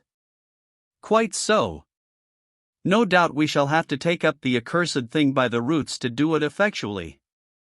We are told that the consequences of this course would be very dreadful, but we have been told this in the case of every reform ever yet proposed, and the statement has ceased to frighten us. If we had the cordial support of the whole of the respectable and law-abiding class of the population, no great harm could come of it. At any rate, the consequences could not then be worse than they are now. Chapter 10: The Frontier Mountain Races of Burma. In Burma there are in all some 40 different races and tribes. These may be grouped into two classes. First, there are the Buddhist races, consisting of the more civilized peoples, the Burmans, Talings, and Shans, the inhabitants of the best parts of the country, the rich and fertile plains and valleys of the great rivers, and the great plateau country to the east bordering on China. These races form the bulk of the population, have each a language and literature of their own, and far more of the arts and conveniences of life than their more barbarous neighbors. And secondly, we have the many spirit or demon-worshipping races, who have never yet become Buddhist, the wild, unlettered, uncivilized tribes scattered all along the mountains on Burma's frontiers, north, east and west. They have never got beyond that primitive form of religion which would appear to have been the earlier worship of all the races of that region, and, far removed from the pathways of commerce, their barbarous condition remains much as it was centuries ago. These hill races are very various. Bordering on Lower Burma are the Karens, now well known in the history of missions as a remarkable instance of the rapidly regenerating and uplifting power of the gospel. Theirs is as cheering and striking a narrative as missionary annals afford. What Fiji has been to the Wesleyan Missionary Society, the Karen Mission in Burma has been to the American Baptist Mission. There are some 15 or 20 tribes of them in all, more or less closely connected, all supposed to be of the Aryan stock. There are different languages among them, their unlettered condition naturally resulting in the multiplication of tongues and dialects, and the isolation of the many tribes contributing to the same result. The American Baptist Mission has done splendid work amongst the Karens. They found them, like all the other hill tribes, without a trace of a written language. Into two of the Karen languages, the Po Karen and the Scow Karen, the entire Bible has been translated, and quite a considerable literature has been produced. Degraded and oppressed greatly by the Burmans in the days of Burman rule, the Burmans quite needlessly regarding them and treating them as nothing better than animals, they were peculiarly amenable, as all races under similar circumstances are, to the kindly, beneficent message of the gospel. Like the rest of the hill tribes, they were utterly ignorant and addicted to drunkenness. But it has ever been found that the hindrances to the gospel arising from a low state of civilization are not formidable in comparison with those which spring from the possession of a powerful, well-defined, ancient system of religion such as Buddhism, which claims to have a philosophy which accounts for everything, and whose rites and observances meet all the wants of which its followers are conscious. It is part of the principle of compensation we find running through life, that these things, the mysteries of the kingdom, are ever hid from the wise and prudent, and revealed to babes. It is part of the mercy and wisdom of the divine appointments, and it tends to give the uncivilized nations their fair chance. Burmese children. The following account of this interesting people, whose manners, language, and worship are quite distinct from those of the Burmans, is from the pen of Mrs. Emily C. Judson, the wife of Dr. Judson, the first missionary of the American Baptist Mission. They are a rude, wandering race, drawing their principal support from the streams that flow through their valleys, and from the natural products of their native mountains. They migrate in small parties, and, when they have found a favorable spot, fire the underbrush and erect a cluster of 3 or 4 huts on the ashes. In the intervals of procuring food, the men have frequent occasion to hew out a canoe or weave a basket, and the women manufacture a kind of cotton cloth, which furnishes materials for the clothing of the family. Here they remain until they have exhausted the resources of the surrounding forest, when they seek out another spot, and repeat the same process. The Karens are a meek, peaceful race, simple and credulous, with many of the softer virtues, and few flagrant vices. Though greatly addicted to drunkenness, and extremely filthy and indolent in their habits, their morals in other respects are superior to many more civilized races. Their traditions, like those of several tribes of American Indians, are a curious medley of truth and absurdity, but they have some tolerably definite ideas of a great being who governs the universe, and many of their traditionary precepts bear a striking resemblance to those of the Gospel. 1. They have various petty superstitions, but, with the exception of a small division, they have never adopted Buddhism, the oppressive treatment which they have received at the hands of their Burmese rulers, probably contributing to increase their aversion to idolatry. Soon after the arrival of the first Burmese missionary in Rangoon, his attention was attracted by small parties of strange, wild-looking men, clad in unshapely garments, who from time to time straggled past his residence. He was told they were Karens, that they were more numerous than any similar tribe in the vicinity, and as untamable as the wild cow of the mountains. He was further told that they shrank from association with other men, seldom entering a town except on compulsion, and that therefore any attempt to bring them within the sphere of his influence would prove unsuccessful. His earnest inquiries, however, awakened an interest in the minds of the Burmese converts, and one of them finding, during the war, a poor Karen bondservant in Rangoon, paid his debt, and thus became, according to the custom of the country, his temporary master. When peace was restored, he was brought to the missionaries on the Tenasserim coast, and instructed in the principles of the Christian religion. He eventually became the subject of regenerating grace, and proved a faithful and efficient evangelist. Through this man, Kothabyu by name, access was gained to others of his countrymen, and they listened with ready interest. They were naturally docile, they had no long-cherished prejudices and time-honored customs to fetter them, and their traditions taught them to look for the arrival of white-faced foreigners from the West, who would make them acquainted with the true God. The missionaries in their first communications with the Karens were obliged to employ a Burmese interpreter, and notwithstanding the disadvantages under which they labored, the truth spread with great rapidity. Soon, however, Messrs. Wade and Mason devoted themselves to the acquisition of the language, and the former conferred an inestimable blessing on the race, by reducing it to writing. This gave a fresh impetus to the spread of Christianity. The wild men and women in their mountain homes found a new employment, and they entered upon it with enthusiastic avidity. They had never before supposed their language capable of being represented by signs, like other languages, and they felt themselves, from being a tribe of crushed, downtrodden slaves, suddenly elevated into a nation, with every facility for possessing a national literature. This had a tendency to check their roving propensities, and under the protection of the British government they began to cultivate a few simple arts, though the most civilized among them still refused to congregate in towns, and it is unusual to find a village that numbers more than 5 or 6 houses. Their first reading books consisted of detached portions of the Gospel, and the Holy Spirit gave to the truth thus communicated regenerating power. Churches sprang up, dotting the wilderness like so many lighted tapers, and far back among the rocky fastnesses of the mountains, where foreign foot has never trod, the light is already kindled, and will continue to increase in brilliancy, till one of the darkest corners shall be completely illuminated. Since these words were written, many years have passed away, and the process of the making and upraising of the Karens has steadily proceeded.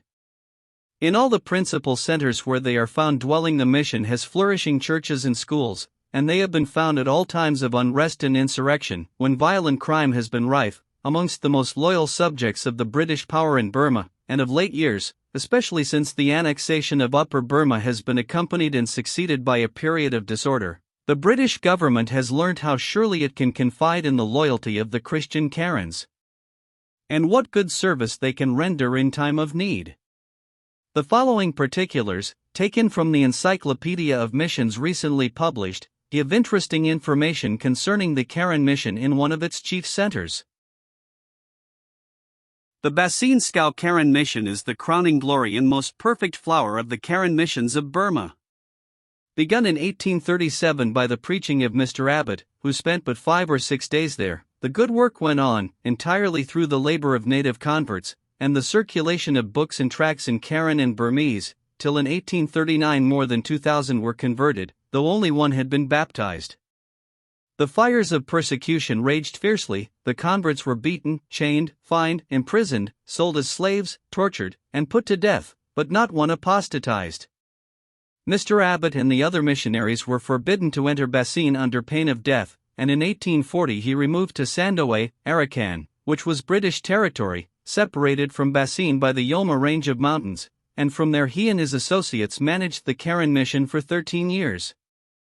In 1852-53 the missionaries and the Sandoe mission were transferred to Basin.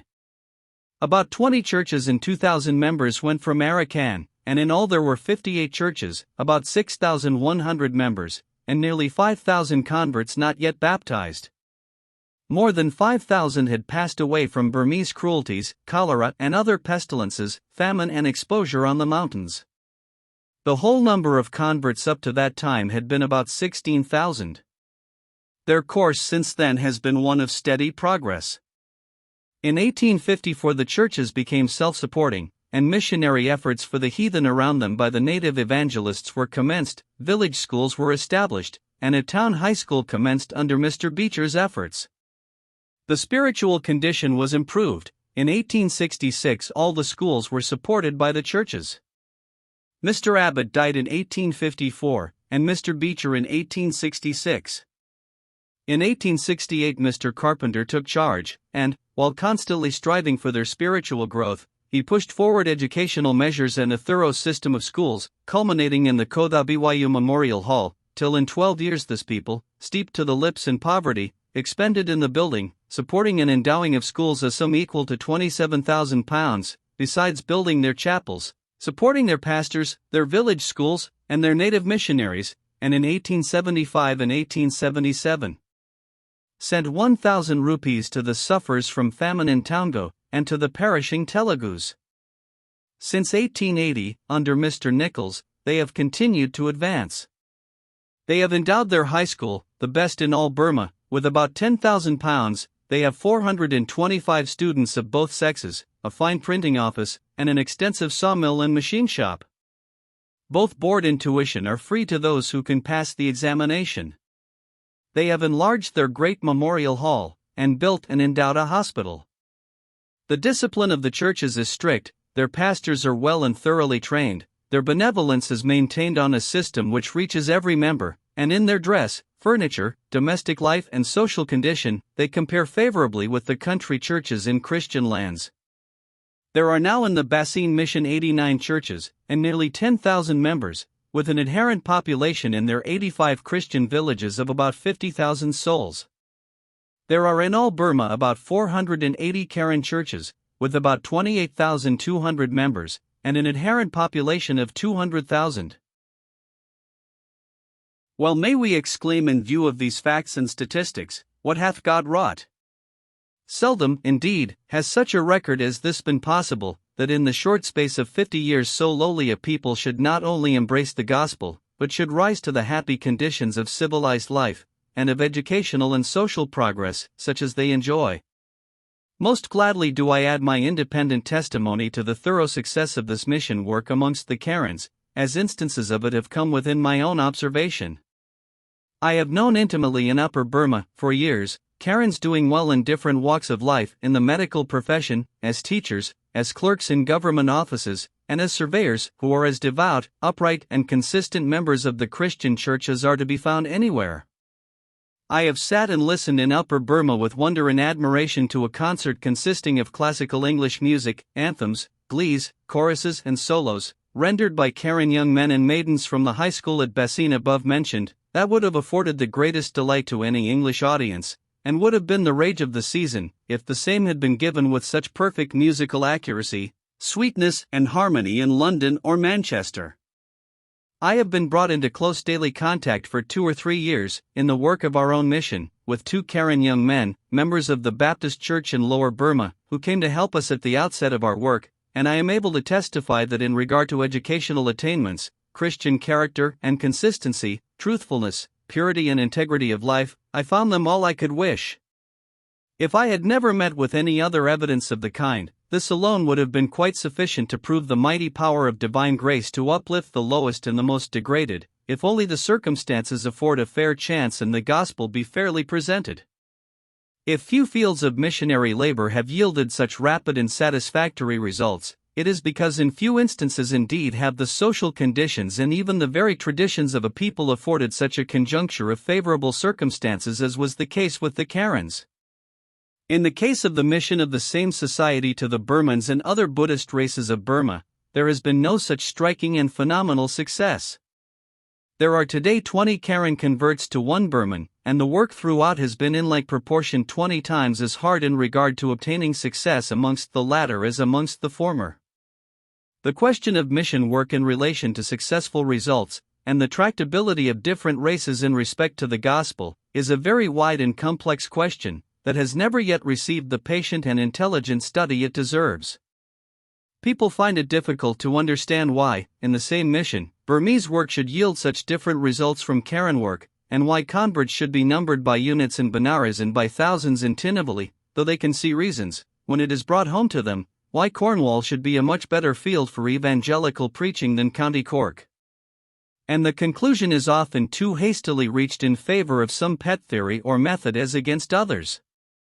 But a wider experience goes to show that though the right methods and the right men are essential to success, success on this large scale is far more than a question of methods and men. It is largely a question of the circumstances in which the people are found. In the prosecution of missionary labors in different lands, and even amongst different races in the same country, the utmost diversity obtains in their conditions. We meet, for instance, with nations enjoying very ancient civilizations, like the Hindus and the Chinese, some, like the Mohammedans, under the power of a religion which they hold with the utmost tenacity of enthusiasm, others again, like the Buddhists, in proud possession of a philosophy and a literature that fully satisfies them. It is in such cases that the gospel is confronted with its greatest difficulties. In conjunction with these conditions, others of a social character are sometimes found, that greatly increase the difficulties of the situation, as, for instance, where large communities are hedged round with the restraints of caste, which, while they secure them in the exclusive enjoyment of rank, influence and privilege, greatly cripple them in respect of liberty of conscience and conduct. To win people to the gospel from such conditions has always been a difficult task, for it usually requires them to give up all that human beings ordinarily value most. But in the case of races like the Karens of Burma, the pariahs and other low castes of India, and the Negro slaves of the West Indies, Christianity finds human beings suffering from special disabilities, a lowly people, shut out, by the selfishness of those above them, from all the ordinary chances of bettering their lot, ill-used, oppressed, enslaved, kept in unlettered ignorance, deprived of all that makes life worth living. When the gospel messenger speaks to them hopefully of a better state of things, and holds out a helping hand, it is evident, even to their dark minds, that this is their one chance of improvement, both in temporal and eternal things. They have everything to gain and almost nothing to lose by embracing the gospel, and the consequence is that the success of the gospel amongst such races is usually rapid. Another class of races there is, consisting of tribes wild and barbarous, beyond the confines of civilization, and from time immemorial left to themselves, whose state of primitive savagery precludes the possibility of any elaborate form of religion, quite unlettered, and without a written language. Such are many of the races of the interior of Africa, many of the hill tribes of Asia, and the inhabitants of the groups of islands in Polynesia. Here, again, are found the conditions generally favorable for a rapid ingathering, notwithstanding their extreme barbarism and coarse brutality at first, amounting sometimes to cannibalism. For even the savage is conscious before long that he has something to gain by adopting the ways of civilization. Where mission work has been conducted with perseverance in such countries, it has always been successful. When we have fully recognized the mighty power of the Holy Spirit, to whose gracious influences we are indebted for all gospel success, and when we have said all we have to say about different methods in man, the student of missions will still feel that he has not fully accounted for the marked diversity in the successes. He must also take account of the social and economic conditions of the different races, when the gospel addresses them, and the hold their own religions generally have upon their minds. For the gospel is like every other force in the universe, whether moral or physical, in this, that it always proceeds with most energy along the track of the least resistance, and he will find, if he carefully studies the matter, that the difficulties arising from social disabilities, and from a low state of civilization, are not the greatest possible hindrances to the gospel. In the approaching revival of missionary activity and enthusiasm, these questions are sure to receive more careful attention, and when these problems come to be considered, Burma with its different races will contribute not a few interesting facts and experiences. The success of the gospel amongst the Karens causes one to look wistfully at some others of the frontier mountain races of Burma. The religious views of all these primitive tribes are of much the same type, and their religious observances, what few they have, are similar. Their religion consists in the worship of gnats or demons. They believe all nature is filled with gnats, every stone, and tree, and pool, and breath of air has its spirit inhabiting it, and these gnats are malevolent in their nature. Their religious observances consist not so much in worshipping them, as in propitiating them by means of offerings. They practice no regular system of worship, but consult the gnats occasionally, whenever things do not go well with them, or whenever there seems special reason to fly to the supernatural for guidance. Thus they have not much to cling to in the way of a religion, and their life and surroundings are so barbarous as to appear, even to themselves, obviously capable of improvement. In the north of Burma, on the mountains in the neighborhood of Bamo, are found the Kachins, a warlike hill people who have, since the annexation of Upper Burma, given the British some trouble by their raiding propensities.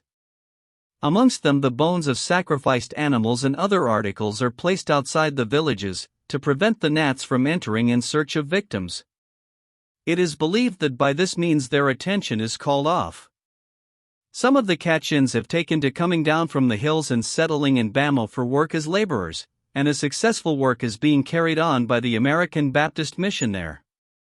Since the annexation, a good deal has been done in the way of exploring the country, and bringing to light interesting facts with regard to these barbarous tribes on our frontiers. Lieutenant R. M. Rainey, Commandant of the Chin Frontier Levy, has published some interesting notes of his observations amongst the Chin tribes bordering on the Yaw country in the Pakaka district. The following facts are largely culled from his notes, many of them having been corroborated by what the writer and a missionary companion witnessed, in a recent visit to the tribe of the Chinbok Chins, living nearest to the district described. The Chins of that region consist of various tribes, all more or less distinct in language, and to some extent in customs: the Welung Chins, the Bounches, the Chinboks, the Yindus, and the Chinbans. No less than 8 different dialects are spoken by these tribes, the Chinbok language itself subdividing into 3. There is no attempt at any system of laws or government amongst them, beyond the fact that they have something of a village system, and there are certain customs which all observe. Quarrels are wiped out with blood. Their religion, in common with that of all the other mountain tribes of the frontiers, consists in propitiating and consulting the gnats. For this an animal must be slaughtered: a buffalo, a bullock, a goat, a pig, a dog, or a fowl. The slaughtered animal is always afterwards eaten. In consulting the gnats they observe the direction in which the blood of the sacrificed animal flows. This and similar omens are observed and acted upon. When raiding, or on a journey, or passing through a notoriously unhealthy jungle, sacrifices are frequently made, the animals being taken with them on purpose. Dogs are preferred for this object, as they follow, and require no carrying or leading. If the omens prove unfavorable, they fear to carry out their purpose. Raids are frequently abandoned in this way at the last moment, and after they have traveled long distances. If, when the omens prove unfavorable, the parties are nevertheless desirous of accomplishing their purpose, as for instance in the case of an intended marriage, the Nats are periodically consulted until they are favorable. This must always happen in time if they are only consulted frequently enough. The Chins are very much given to drunkenness, and are inclined to make of any and every incident a special occasion for getting drunk. A visitor, a birth, a marriage, a death, a case of sickness, are all possible and likely occasions for a carousal. In this worship of Bacchus they differ essentially from their Buddhist neighbors, but they may fairly claim to resemble in that respect many individuals of a distant race, and a race laying claim to a far higher civilization. They have a novel mode of drinking the rice beer they manufacture for these occasions. The liquor is stored in jars standing 2 feet in height, and half full of fermenting grain. A hollow bamboo, the thickness of one's little finger, is thrust into the jar and pressed well down into the grain. The company sit round and take sucks in turn. Of medicine and surgery they know nothing. When they fall sick they make no attempt at medicine, but merely consult the Nats to ascertain the result, and propitiate them to avert the calamity. Scarcely any clothing is worn by the men, and that of the women, though sufficient for mere decency, is scanty, the legs being entirely bare. They are all fond of ornaments.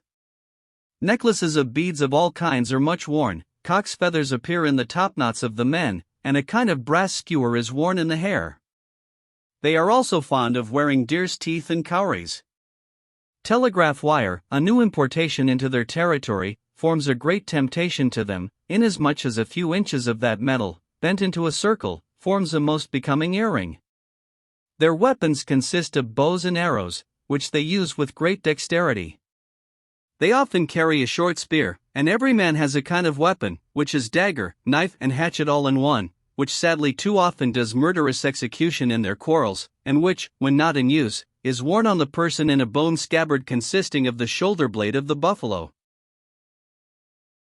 Their cultivation, though of a very rude description, is a laborious business. They have first to fell the jungle on the steep slopes of the hills, and after some months, during which it has had time to dry, they burn what has been felled. The grain is then sown without further preparation. They can only cultivate in the same place in this primitive fashion for 2 years together. In the 3rd year the grass has grown so strong that cultivation is impossible. They then usually leave the land for 5 years, during which the jungle again grows up, when it is again cleared and cultivated as before. Their crops consist of rice and other grains, a considerable variety of yams and roots, including ginger, beans and vegetables, also cotton. Tattooing of the faces of Chin women. The propensity of the Chins for raiding upon their weaker neighbors, and especially upon the Burman villages, is that which has compelled the British as the governing power to take account of them. Several military expeditions have had to be organized in order to punish this raiding, and to impress upon them the fact that it cannot be allowed. Many are the tales of the sudden descents of the Chins upon the peaceful villagers in the plains, robbing them of money, cattle and other property, and taking away prisoners, who are removed to the Chin villages, and held to ransom. If not quickly redeemed by their people, they are often sold from village to village, which renders it difficult to trace and recover them. Many of these unfortunate captives have been rescued through our military expeditions. Perhaps the most extraordinary custom they have is that of tattooing the faces of their women. The process is commenced when they are young, and is gradually completed. Although the result is hideous to our eyes, it is said that the beauty of a woman is judged by the style in which the tattooing has been done. Thus fashion rules the world despite appearances and common sense. The Hindu women are tattooed in lines across the face. The Chinbans tattoo jet black, and are the most repulsive in appearance, though often fair-skinned. The Chinbok method is to have several lines down the forehead, the nose and the chin, and the cheeks are covered with rows of little circles. Chapter 11. Buddhism in Burma. The greater part of the inhabitants of Burma are Buddhists. The Burman race are so universally, except in the cases where Christianity has gained a few. It is in Burma that Buddhism is found with the least admixture of any other religion, and where it is followed with a more thoroughgoing devotion perhaps than anywhere else.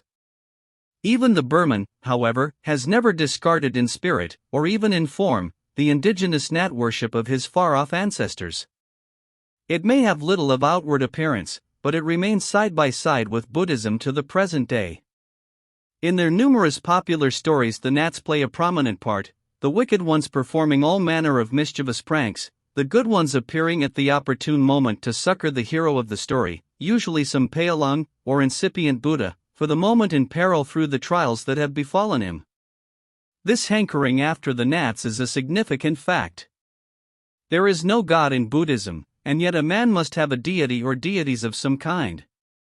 The elaborate philosophy of Buddhism may occupy the intellect and dominate the religious life, but it cannot satisfy this natural craving in man for God. Hence the worship and the fear of the Nats, and the many superstitious ceremonies to propitiate them.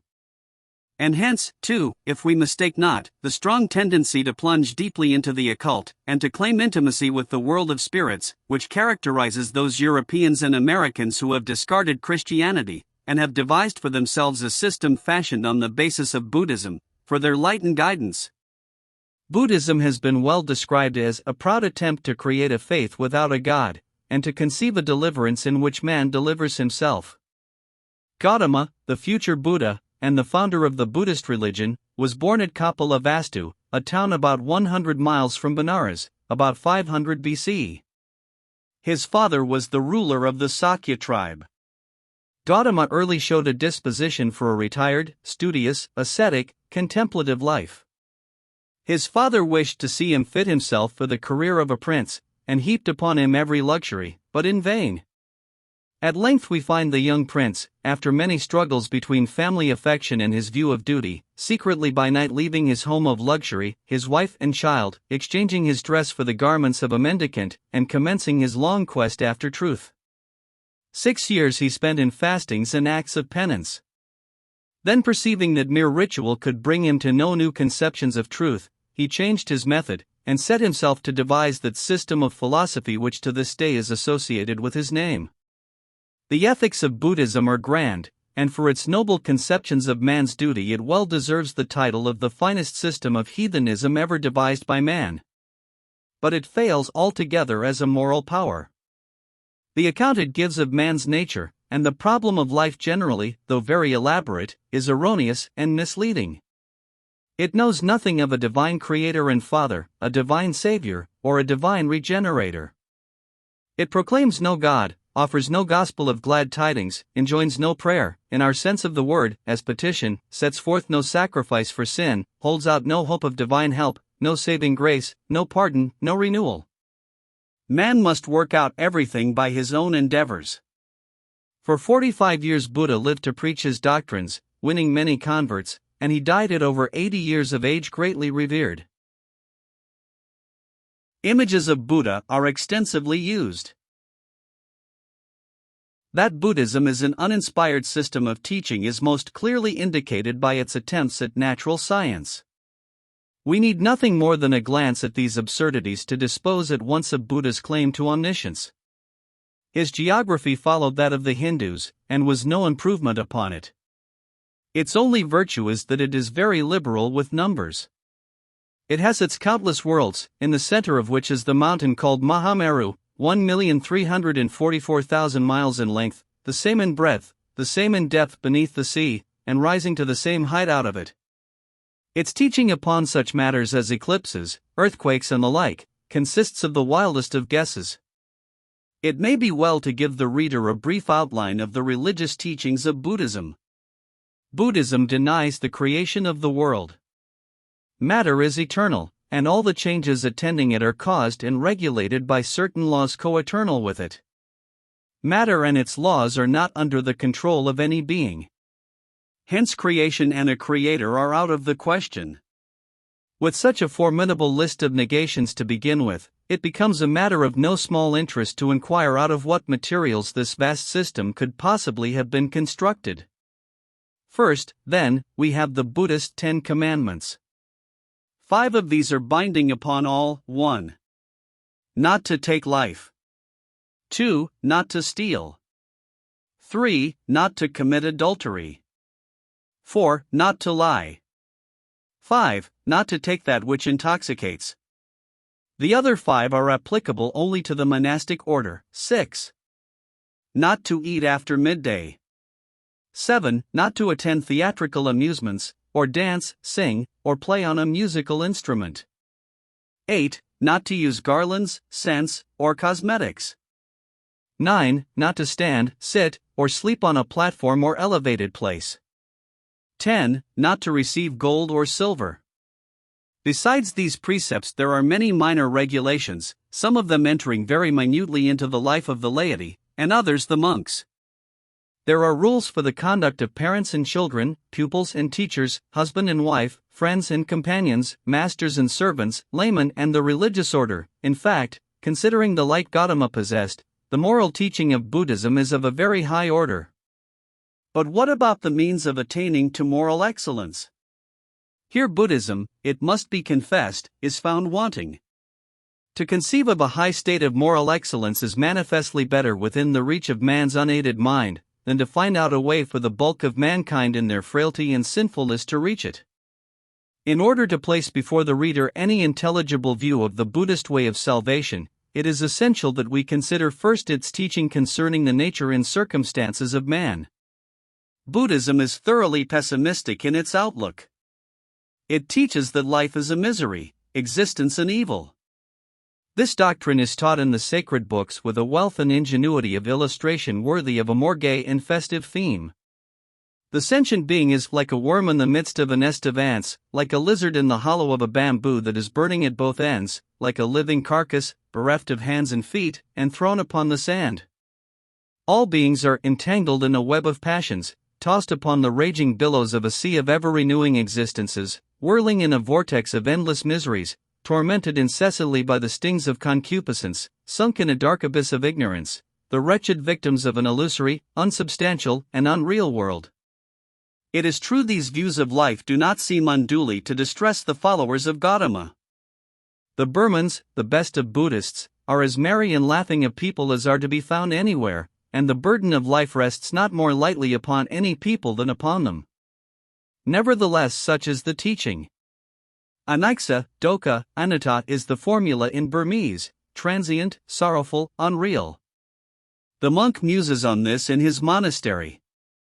The pious Buddhist repeats it to himself as he spends his spare time smoking and meditating on the bench at his door, or strolling idly about, telling off the beads of his rosary the while. Seeing that life is necessarily a misery, and existence an evil, the problem of life would seem to be how to bring existence to an end. The Christian would say wait for the release of death, but two formidable difficulties stand in the way, to prevent death proving any release, namely, transmigration and karma. Burmese can. Transmigration constantly renews sentient existence in a countless succession of births and lives. Hence the polite form of the announcement of a death is that the deceased has changed his state of existence, that is, put off one existence and taken on another. This is not merely a polite form of speech, but more correctly embodies the popular belief than the mere statement that he has died. Moreover, in future births man may rise and fall in the scale of existences, and as human life and animal life are considered to be of the same nature, no difficulty is experienced in readily believing that a man may become an animal, or an animal may become a man in future births. Hence the scruple against taking any kind of animal life amongst the Burmans, extending even to vermin. Supposing transmigration to be true, it follows that if one kills any animal, large or small, even the smallest insect, he may be taking the life of his deceased grandfather, who has thus reappeared in the body. This universal belief of the Buddhists in transmigration was curiously illustrated quite recently in a court of justice in Burma. A mother and her son came one day to the magistrate of their district and expressed a desire to institute a suit. The case for the son, who was the plaintiff, was as follows. Some years before, a certain man, it was stated, had left in charge of the defendant some jewelry and a silk cloth for safekeeping. While engaged in repairing the roof of a house, he fell off and died of the injury. The jewelry and cloth remained in the hands of the defendant, and the suit was now instituted to recover the same. What was the ground for this claim? Not that this boy or his mother were related to the deceased, but that the boy was that identical man in another birth. But how could he prove it? There was no difficulty in proving this, at least to the satisfaction of the Buddhists. The boy displayed upon his body certain marks, which those who knew the deceased said were precisely similar to marks he bore. The mother, by a comparison of dates, sought to prove the date of the birth of the boy was just when it would be supposing his claim to be true. But the most convincing testimony of all was that the boy distinctly remembered the whole of the circumstances happening in his former existence. The defendant admitted receiving the silk cloth, but denied all knowledge of the jewelry. He admitted that he believed the boy was the very man who left the cloth with him, and was willing to return it if the boy paid a small debt of 8 annas borrowed on it by the owner. The boy said he remembered the 8 annas, but also insisted on the jewelry. Unfortunately for him, his good memory did not avail him. It was a British court of justice, not a Burmese, and the magistrate had to dismiss the case as extending to matters beyond his jurisdiction.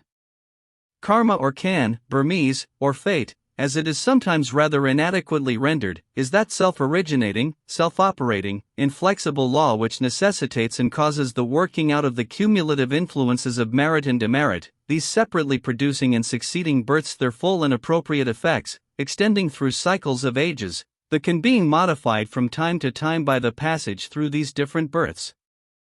Thus Kan is not in any sense a divine providence. It is a blind impersonal force that attends our destiny through all the course of our many existences, and makes us to reap in other births what we sow in this. It may be compared to a balance. In the one side we are always putting in acts of merit, and in the other side acts of demerit, and the Kan goes on determining which preponderates, and blindly producing its appropriate consequences until each has worked itself out to the pleasant or the bitter end. Undoubtedly, this doctrine is a bold expedient for explaining the apparent anomalies and wrongs in the distribution of happiness and misery in this life, and although it is incapable alike of proof and of disproof, it fully satisfies those who can believe it. A child, for instance, is blind. This is owing to his eye vanity, lust of the eye in a former birth, but he has also unusual powers of hearing. This is because he loved in a former birth to listen to the preaching of the law. Thus the theory can always be made to fit the facts, for it is derived from them. But it satisfies the Oriental mind nonetheless for that, and it is the belief of millions of Hindus and Buddhists today. Nirvana, Burmese Nibbana, is the state of complete deliverance from further births and deaths. So long as existence lasts, evil and suffering must continue, and there is no hope of blessedness until conscious individuality has become wholly eliminated, and the individual has arrived at that state where further births are no longer possible. This means practically annihilation, but it is so much easier to do wrong than to do right, and it takes so long for Kan to work out its result, that Nibbana becomes, by the ordinary way, so distant and so difficult of attainment as to be out of reach to the vast majority of the human race.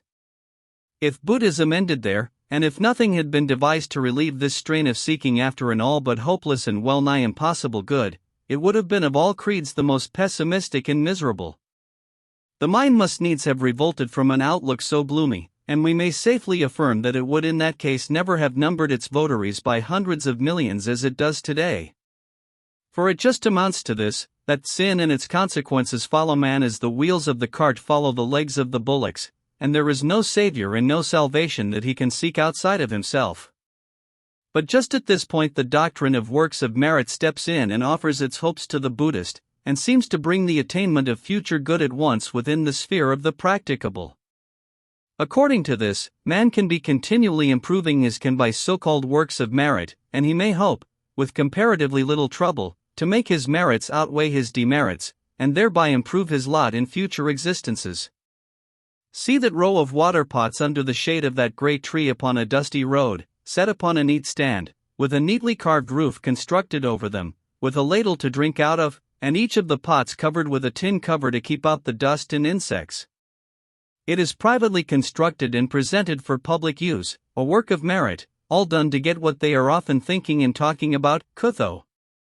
What is the meaning of all this lavishing on the monks of food daily, and various offerings, including almost everything except money, which they are under vows not to touch? Answer: kutho. So with all alms and offerings to monks, to the poor, to dogs, or crows, so with good works of every imaginable description.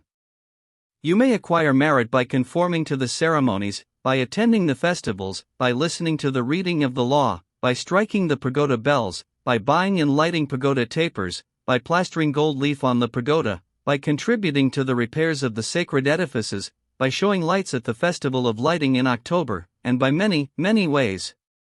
As might be expected, when the acquiring of merit is so important a matter, there are many avenues open to it.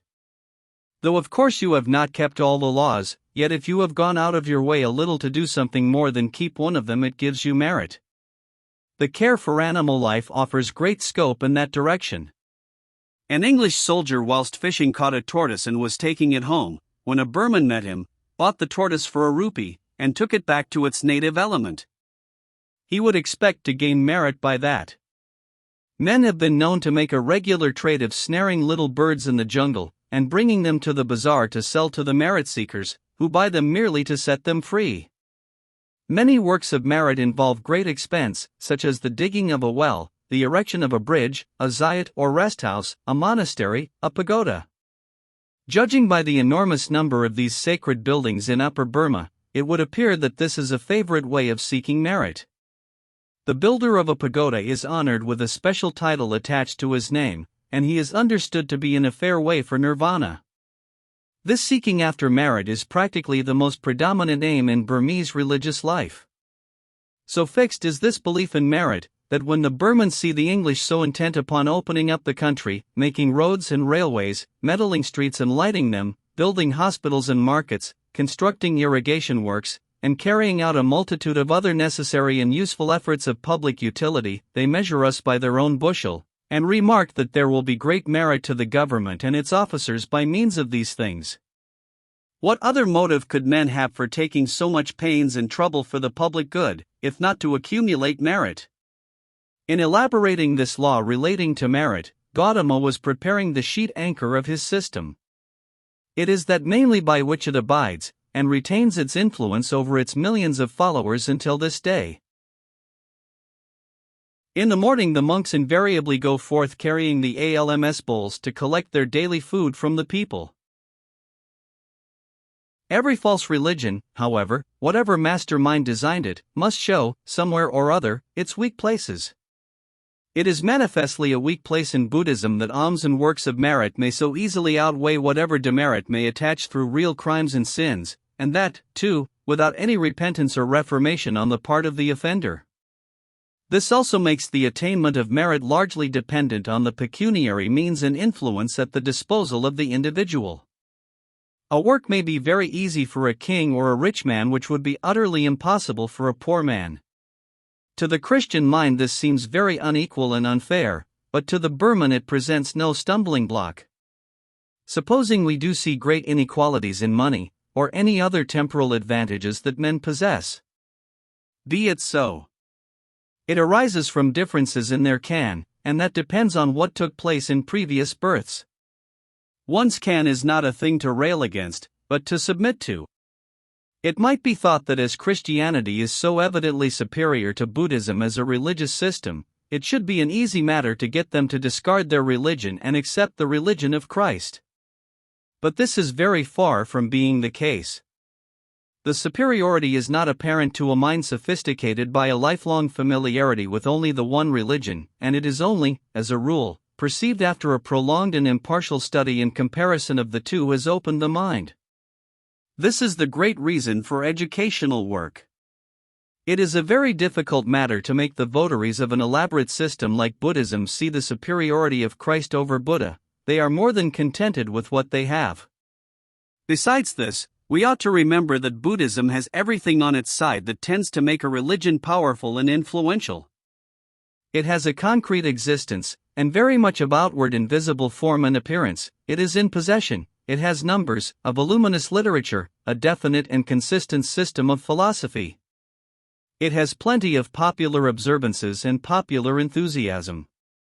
It is cleverly adapted to man's natural desire to work out his own salvation. It is most powerfully sustained and buttressed in the regard and confidence of the people by its very numerous monastic institutions, which are recruited from all classes of the people, from the prince to the peasant, for every male Burman must be a monk, for a longer or a shorter time, at some period of his life. Chapter 12. Burmese Religious Institutions and Usages. The Burmans, like most nations of the East, are essentially a religious people, and pay great regard to the religious usages and institutions in which they have been brought up. Chief amongst these is the monastic institution of Buddhism.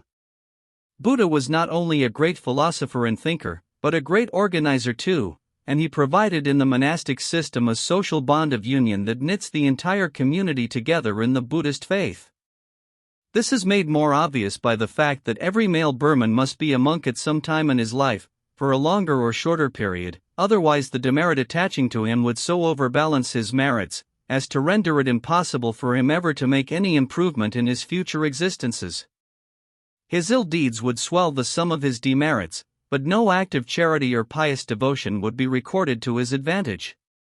Hence, in Upper Burma, almost every youth dons the yellow robe and becomes a monk. It may be for a week, a month, or a season or two, or it may be for many years, or it may prove to be lifelong. The longer they stay in the monastery, the more sanctity attaches to them.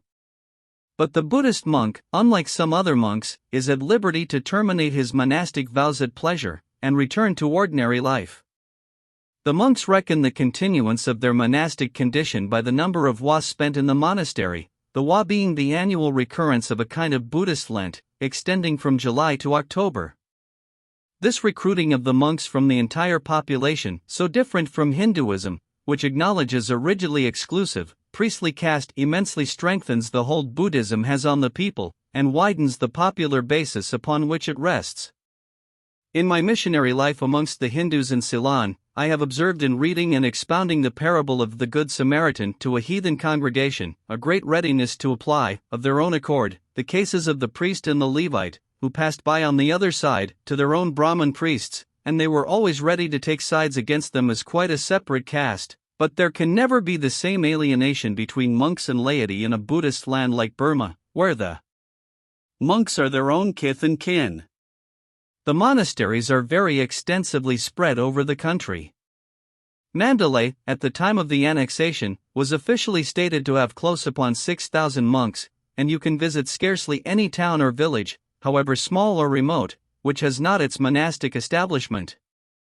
The monastery is always the best building in the place, and has the cleanest enclosure of any house in the village, and there is an air of sanctity and repose about it. The monks are very approachable.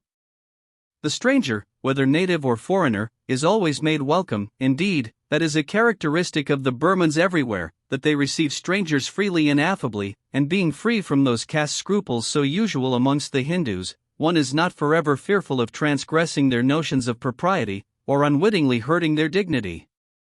As the monasteries are spacious, and often supplied with additional zayats or rest houses, it will rarely happen in traveling that they will be unable or unwilling to assign the stranger some humble place of rest, where he may tie up his pony, eat his food, and spread his mat and pillow for the night. To the poor and destitute the monastery is a place of relief, where they can always hope to obtain a little food out of that which is daily given to the monks in their house-to-house morning visits. It must be frankly admitted that the monasteries of the country do a useful work in the way of imparting elementary education. To them is chiefly due the creditable fact that there are comparatively few of the men who cannot read and write, and this does much to bind the people to the support of the order. But the education scarcely ever goes beyond the most elementary stage. They learn to read Burmese, and they learn to repeat a few Pali prayers and forms of devotion. Pali is the sacred language, very few even of the monks understand the meaning. On the other hand, the monk's life is a very idle one. They live in perfect ease, all their wants are supplied by the people, and they are not expected to work at all, except some of them at teaching. There are usually far more of them in the monastery than are required for that purpose, so that they spend a vast amount of idle time, and it is thought by many that the indolent, easygoing habits, and the lack of discipline and enterprise the Burmans display as a nation, is largely owing to the idle life of the monastery, which is continually before their eyes, for there they received their teaching when young. The Buddhist monk is not a minister of religion in our sense. He has no pastoral charge. He is for himself, and for his own deliverance, and the merit he acquires he shares with nobody. He may occasionally be called to attend this or that function, when the presence of a monk is customary, or he may expound the law occasionally, if he so choose, reciting some of the sacred writings for that purpose, but he undertakes no responsibility for the guidance of the souls of others. In Buddhism a man must save himself, and nothing that a monk or anyone else may do can alter the balance of his merits and demerits. Even if the monk be summoned to the couch of a dying man, as he is sometimes, it is not that he may speak words of consolation, or offer him the comforts of religion. It is merely that the presence of the holy man may drive away the evil spirits that would be liable to haunt the place on such an occasion. The habits of the monastic order are very simple. In the morning, after the few Pali prayers have been uttered, the monks invariably go forth through the village, attended by the boys carrying the alms bowls, to collect their daily food from the people. Not that they beg. There is no occasion for that. Their rules forbid them to ask, and in going from door to door amongst their own people they do not ask. But privately, I must own, I have found occasionally amongst the Buddhist monks of my acquaintance some of the most arrant cadgers I ever met with. Few, indeed, are the matrons who do not put something in the way of food in the alms bowl. Nor do they thank the people for what they receive. They would never think of doing so. In fact, the obligation is all on the other side. The monks are conferring a favor by giving the people the opportunity to do this work of high merit by means of their alms. A useful hint, by the way, to collectors for good and useful objects in England. In their walks abroad, and in the performance of such functions as bring them into mixed companies, many of the monks carry a large palm leaf fan in their hands, in order that, as celibate ascetics, they may shut off the sight of feminine charms from their eyes. The education given at the monasteries is very poor, but the acquisition of any learning at all by the children is a matter for wonder, when we consider how poor the instruction is. What they do succeed in learning is not so much by means of teaching, as we understand it, but is almost entirely due to the system of noisy repetition of the lessons, at the full pitch of their voices in unison, in which all the children engage, the elder ones leading, and the younger following. For this reason the little learning imparted at these schools is of a mechanical sort, and lacks intelligence. Arithmetic is very low indeed. Geography, if taught at all, must of course square with the orthodox Buddhist cosmogony, and as there is much that is doubtful about that, it is perhaps best left alone, and is accordingly. Burmese history is abundant in quantity, but in quality it only consists of what we call fiction, and has but a poor foothold upon fact, and is left out of the curriculum. All other branches of study are unknown, except a little of Pali in the form of devotions, which, however, is mostly taught in mere parrot fashion. There the people assemble of an evening, and are to be seen in the open space around the pagoda, on their knees in the open air, repeating their devotions in Pali. The director of public instruction in Burma told me a good story of his first visit to Mandalay. He had been calling on the great Thathanabean or Buddhist Archbishop of Burma, and had sought to impress upon that venerable ecclesiastic the desirability of improving the education given at the monastery schools. He mentioned arithmetic and geography as very desirable subjects to be taught, offering to supply teachers already trained and able to teach them. One of the attendant monks, an elderly brother of the yellow robe, remarked that for his part he could not see any great need for learning geography, especially now that the English government had been good enough to construct a railway. If you want to go anywhere, all you have to do is to take your ticket and get into the train. Where was the use of learning geography? The honor paid to the monks by the people is quite extraordinary. In the Burmese language, the commonest acts of life as performed by the monks are spoken of with respectful expressions, which are never applied to similar acts as done by the common people. The oldest layman honors the youngest monk, and gives place to him. The ordinary posture before a monk is down on their knees, and often on their elbows also, with the palms of the hands joined together, and raised as if in supplication, and the title Paya is used, the very name which has to do duty for the deity. An instance is on record of a venerable monk being called from Mandalay to settle a dispute between two parties concerning some religious point, in a town on the banks of the Irrawaddy. On his arrival, the whole population lined both sides of the path up to the monastery, and kneeling, they loosed down their long black hair, for the men as well as the women wear it long, and spread it across the path, so that he walked all the distance from the river bank to the monastery on human tresses. The pagodas are the ordinary resorts of the people as places of worship. Not all of them, however, for the great majority are merely erected as works of merit, and never attain any celebrity as places of worship, only the chief and most notable shrines. There the people assemble of an evening, and are to be seen in the flagged open space around the pagoda, on their knees in the open air, repeating their devotions in Pali. Though many of them come together, it is not of the nature of congregational worship, nor is anyone appointed to lead their devotions. It is each one for himself. There is no prayer in our sense of that term, that is, petition. With no God to address, what place is there for prayer? Buddhism knows no higher being than the Buddha, and he is gone, 24 centuries ago, into nirvana.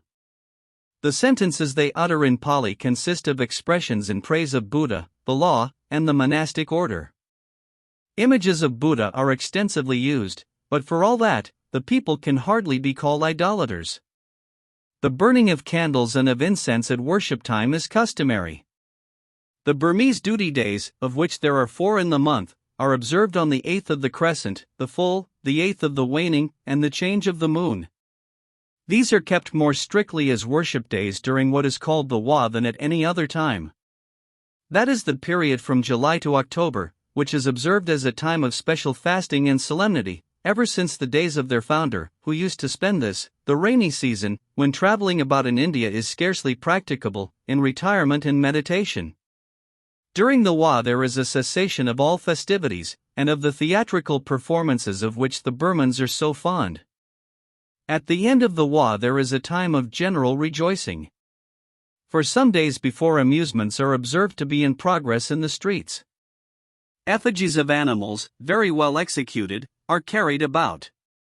Here a buffalo of gigantic size, made of some like material, cunningly finished and colored to the life, with horns and hide and all complete, is seen walking about on 2 pairs of human legs, the said legs being clad in the very baggy dark trousers worn by the Shans, its head balanced so as to swing with the walk in a most realistic and natural manner. Yonder, in the Chinese temple, a huge pasteboard demon is seen disporting himself, with head of frightful aspect and enormous size, and body of cloth. You may freely walk in, and as you look around and admire the excellence of the building and the expensive and choice furniture, lamps and decorations, you may also see the huge creature writhing about, with all manner of contortions, to the deafening din of drums and the clash of cymbals. Somehow Orientals seem to be able to combine amusement with devotion. My 3 little children who have walked in with me, scared almost out of their wits with the noise, and still more with the portentous sight of the demon, promptly take to their heels and rush out of the temple, and cannot be induced to return, so I go out in search of them. At the corner of the next street an enormous representation of a tiger, 10 times life-size, in teeth and claws complete, and with a most ferocious aspect, has been glaring at the passers-by for some days. And, as you look, here comes a rude likeness of a gigantic lady 10 feet high, who, however, seems to move along very ungracefully, and bows very stiffly in acknowledgement of the cheers of the crowd. The Chinese are particularly fond of getting up a very brilliantly executed figure of a serpent, in great splendor and in very bright colors, many yards long, which is borne high overhead through the streets on these occasions, with quite a procession. This particular show seems to afford scope for high art in representing the wrigglings of the monster as it is carried along. But this is all only preparatory to the festival called Wajut, literally the release from the Wa. It is a festival of lights. For 3 nights, the whole city of Mandalay is one blaze of illumination. Every house has its complement of candles or oil lamps, the rich in keeping with their means, and the poor according to their poverty. At that season the air is still, there is little or no wind, all the lights are out of doors and burn brightly. The streets are lit up with candles at every 10 paces, the pagodas are effectively illuminated with hundreds of lights far up into their spires.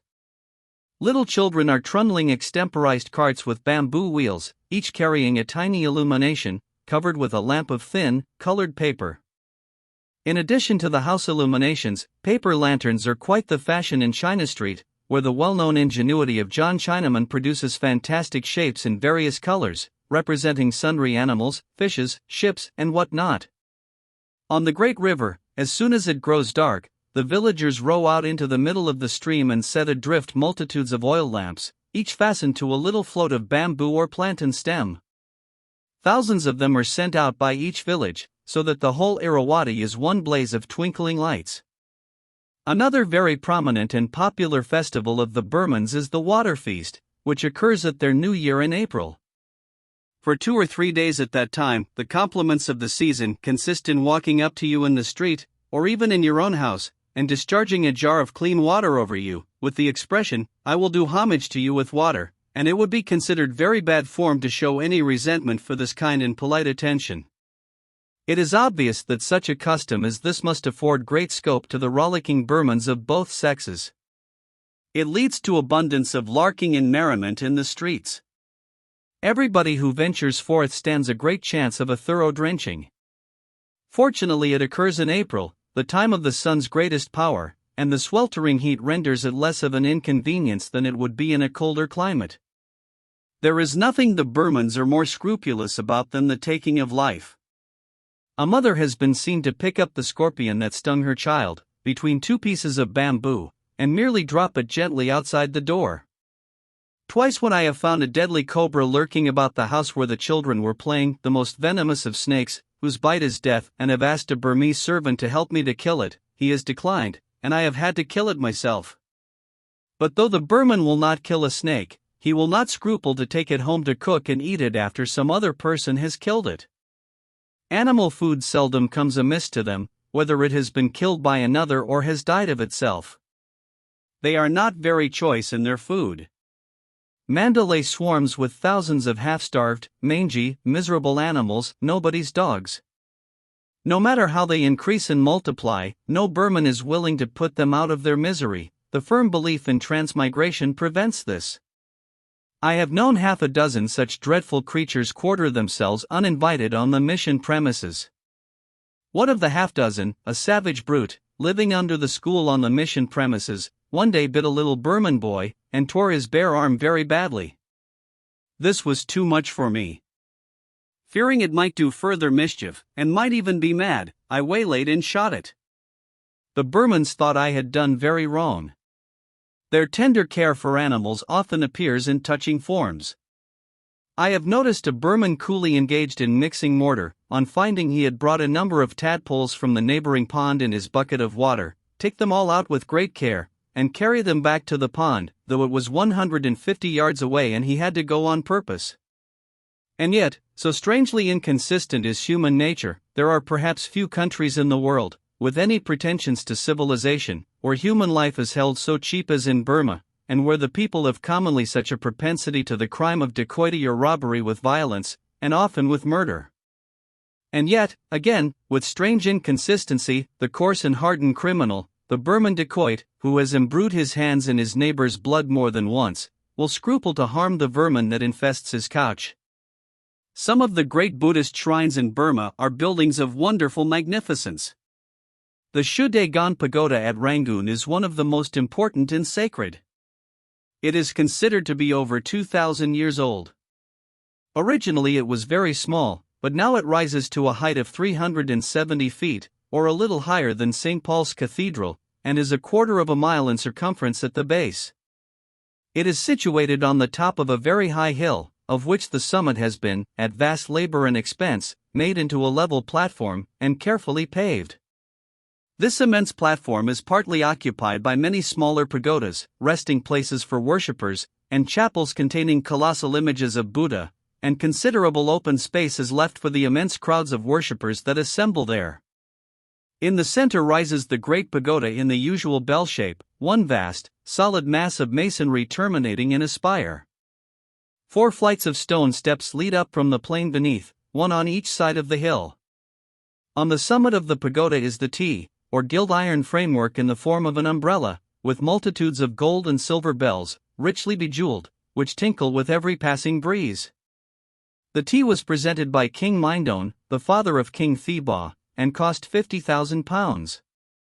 The pagoda itself with the adjacent buildings must have cost, from first to last, a fabulous sum.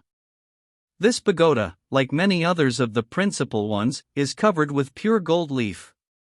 Every few years it has to be regilt. Sometimes this has been done by some particular king, as a great work of merit. One king is said to have spent his own weight of gold upon it. In 1887 there was a regilding by public subscription.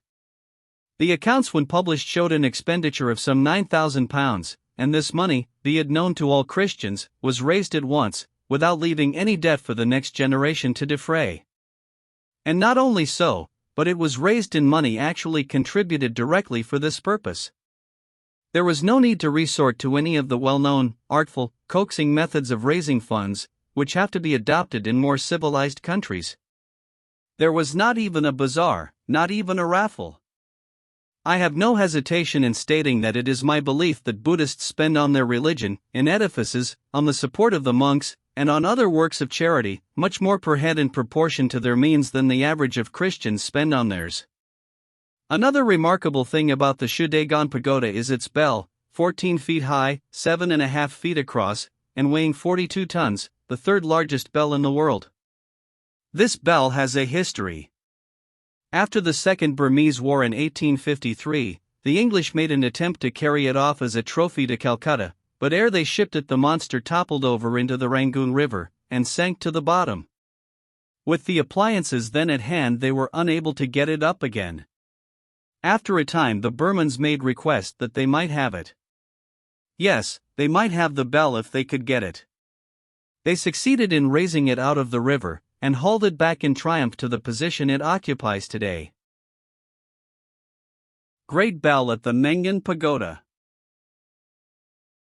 When great shrines like this exist in Burma, on such a vast scale and with such splendor, it is not much to wonder at if there should be some specimens of unfinished and abortive undertakings, by which the kings of Burma, in their ambition to obtain great merit and a name, sought to equal or excel the great shrines of antiquity, but which had to be relinquished because the resources, even of despotic kings, are not unlimited. Such a one is the great unfinished Mengan Pagoda, which is built in a pleasant spot on the right bank of the Irrawaddy, about 9 miles above Mandalay. It is supposed that this must be the largest mass of solid brickwork in the world, and it is now nearly a century old. It covers a square of 450 feet, and has therefore an area of 4 3/4 acres. Its height is 155 feet, which is much less than it would have been had it gone on to completion. An Englishman, Captain Cox, was there, and saw the beginning of this huge structure. He says in his book that there was a great square chamber built in the basement of the pagoda as usual, to receive the offerings of the king and the people, and amongst many peculiarly Burmese and Buddhist articles, such as models of precious relics in gold caskets, and gold and silver miniature pagodas and images, the miscellaneous collection included an article of Western manufacture, a soda water machine, at that time almost as great a novelty in England as it was in Burma. Close by this large unfinished pagoda is the second largest bell in the world. The largest is at Moscow. An earthquake, which occurred in 1839, cracked this enormous mass of brickwork, and dislodged a portion of it, but so solid is it that it would take many earthquakes utterly to destroy it. Notwithstanding the failure to complete this gigantic enterprise, it did not deter a later king, the father of King Thibaw, from attempting a still larger and more ambitious effort. For miles to the east of Mandalay there was to have been erected the Yankintung Pagoda, built of stone quarried from the adjoining hill, and it was to have been larger considerably than the unfinished Mengan. The whole kingdom was laid under contribution to furnish men to labor by turns, a few months at a time, on this pious work. After 4 years' labor, so vast was the extent that the basement had only reached a height of 4 feet. At this stage, a French engineer was called in to make an estimate and report upon it. His calculation was that if 5,000 men worked every day on the building, it might at that rate be finished in 84 years. It never went beyond the basement. Since the annexation of Upper Burma, the practical British mind, finding the Yankingtung stone eminently suitable for roadmaking, and seeing that the roads in Mandalay, with its 188,000 people, were not, up to that time, made of anything better than black clay, has devoted this stone, intended for the pagoda, with which King Mindon had purposed, so to speak, paving his own way to nirvana, to the humbler, but more generally useful enterprise of mending the people's ways about the town. Chapter 13. The Burmans. Of the 40 or more different races and tribes dwelling in Burma and on its frontiers, the Burmans are the leading race, first, in point of numbers, for they far exceed any of the others, also as regards position and advantages, for they naturally, as the leading race, have come to occupy all the best and most fertile soil, all the tracts of country lying between the great mountain ranges, the valleys of the Irrawaddy and the Chindwin rivers, and still more in respect of their prestige, for they have long been the ruling race of this region, and their language is far more widely diffused than any other. Most of the other indigenous races of Burma, as we have seen, are demon worshippers, uncivilized, without a written language, and with many and wide diversities from the Burmans. The Burmans, however, have an ancient civilization, an elaborate religious system, a philosophy and a literature, and with regard to the arts, handicrafts and conveniences of ordinary life, are quite on a par with the Hindus. The present chapter applies to the Burman race. The Burmans are of Mongolian origin, in common with the Chinese, Siamese and other inhabitants of the Indochinese peninsula. Their features plainly show this, especially the almond-shaped eye, the slightly flattened nose and the almost entire absence of hair on the faces of the men. They are lighter in complexion than the majority of the natives of India, and slightly browner than the Chinese. They show a marked contrast in many respects to the races of India, especially in the entire absence of caste. The king was the fountain of all position in the country. He made and unmade nobles at his sole will and pleasure, so that there is no hereditary rank or nobility. There is also no priestly caste like the Brahmins of India. The Buddhist monks are recruited from all classes, from the royal family downwards. Except the pagoda slaves, a class doomed to hereditary servitude in connection with the more important sacred shrines, and with a few other trifling exceptions, the Burmans as a people have all the avenues of native life and privilege open to them. This renders them less fastidious and more approachable than the people of India, and does away with the withering, blighting effects of caste. It renders them less conservative also, and makes them more ready to take up new ideas. The Burmese language, in common with the Mongolian languages generally, is monosyllabic, each word consisting of one syllable. Of course, the progress of all languages tends to unite words, and in the majority of languages this tendency has resulted in the original monosyllables becoming so united and changed as to be not easily capable of separation. But in Burmese and other monosyllabic languages very many names and words are still of one syllable, and even where they are of 2 or 3, each syllable seems to show a sturdy vigor of its own, and a determination to preserve its individuality complete, and not sink into the position of a mere servant of its neighbors. In pronunciation or reading of Burmese this appears in a marked degree, and in writing Burmese names one always feels inclined to follow the pronunciation, and insert the hyphen between the syllables. Even where there is any disposition of the syllables to cleave together in the formation of words, in anything like a permanent form, they readily fall asunder the moment they are touched for the purpose of critical examination. Specimen of Burmese type. To compensate for the convenience of expression afforded in most languages by inflections, much is made in the Burmese of particles. Indeed, the grammar of the language, which is very simple, consists largely of the classification of the monosyllables that serve as particles, and a great deal of variety of meaning is expressed by tones. The alphabet is derived from the ancient Nagari, the common source of the alphabets of many of the Indian languages, but the characters themselves belong exclusively to the Burmese tongue, except that they have been adopted for the Shan and Karen languages. The alphabet is called the Thembanji or Great Basket of Learning, and it well deserves the name, for what with the 10 vowels, the 32 consonants, the vowel consonants to the number of 10 by 32, and a very numerous series of characters to express many combinations of letters, it really is a very great basketful indeed, and occupies 28 pages of a closely printed pamphlet with the characters alone. One of the difficulties to a foreigner in picking up the spoken language is the Burmese custom of dropping the sound of the final consonants of syllables. This is not, as it is with some English people, a bad habit, but is sanctioned by the usage of the language. In the grammar of the language, some interesting features appear.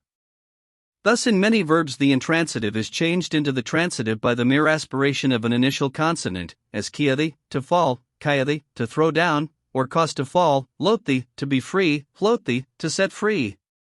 The adjective does not precede but follows the noun it qualifies. The accusative is followed by the verb that governs it. Burmese abounds with honorific expressions. First of all is the ever-recurring ordinary honorific form da, placed after nouns and verbs, to indicate that the thing or action named has to do with some person out of the common order.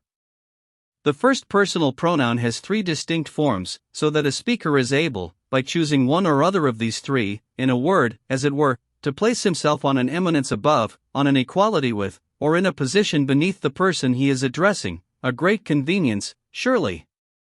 What could the framers of our own poor language have been thinking about, to neglect to secure for us such an obvious advantage as that?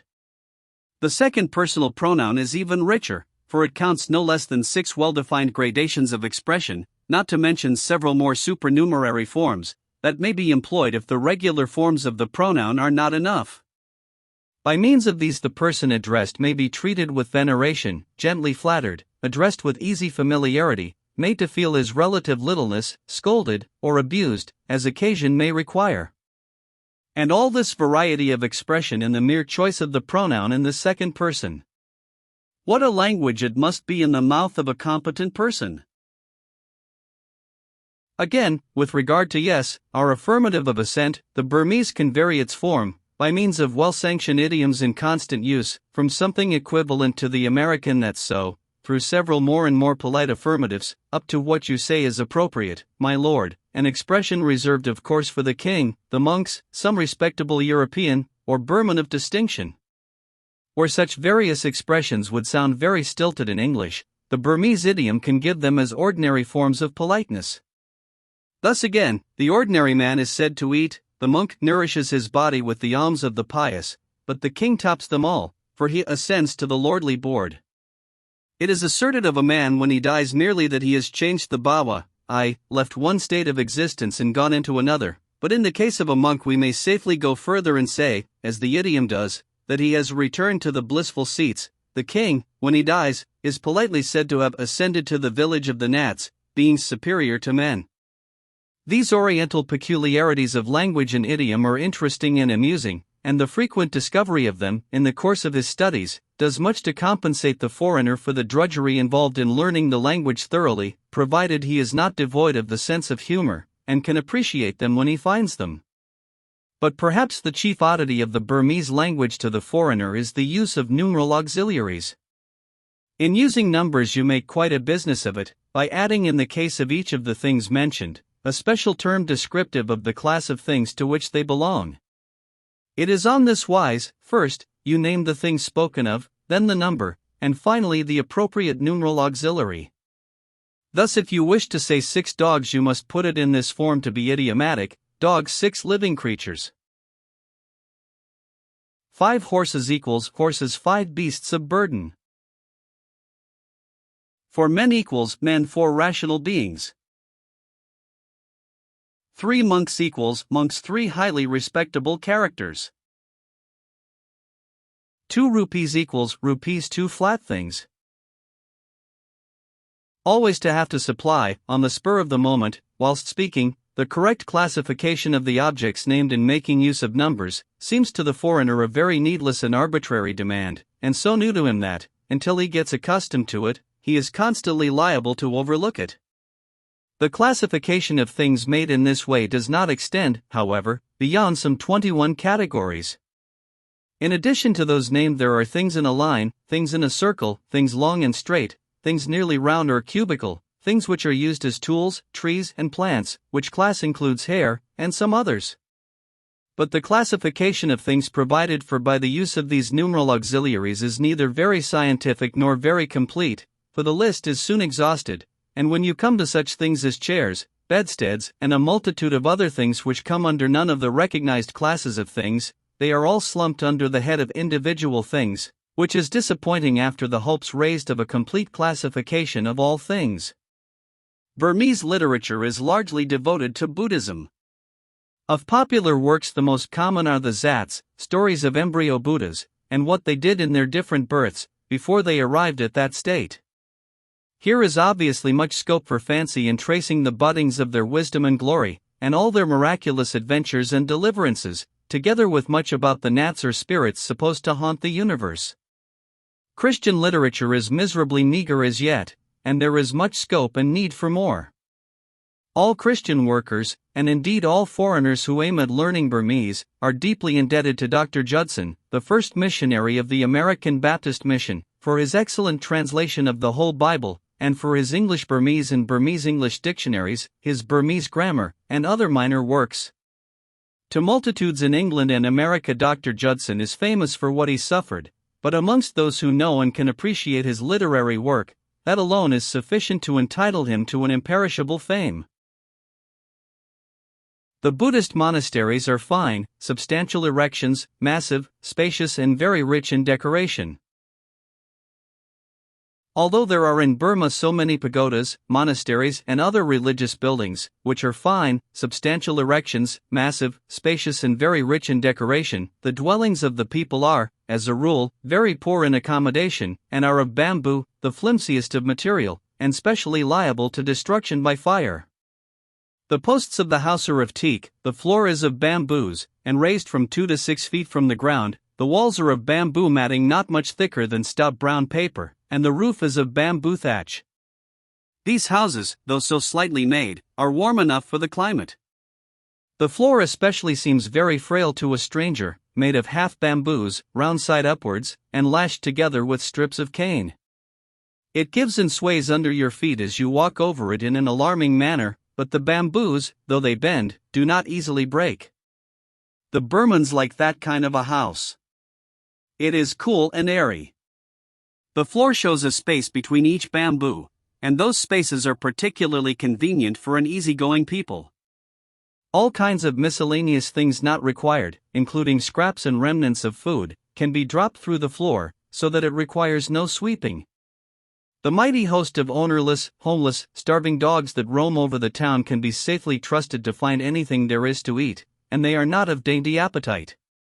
All cooking has to be done outside the house, either in a separate building, or more commonly in a little square hole dug in the ground for the purpose, to prevent, if possible, sparks being blown about by the high winds that prevail at certain seasons of the year.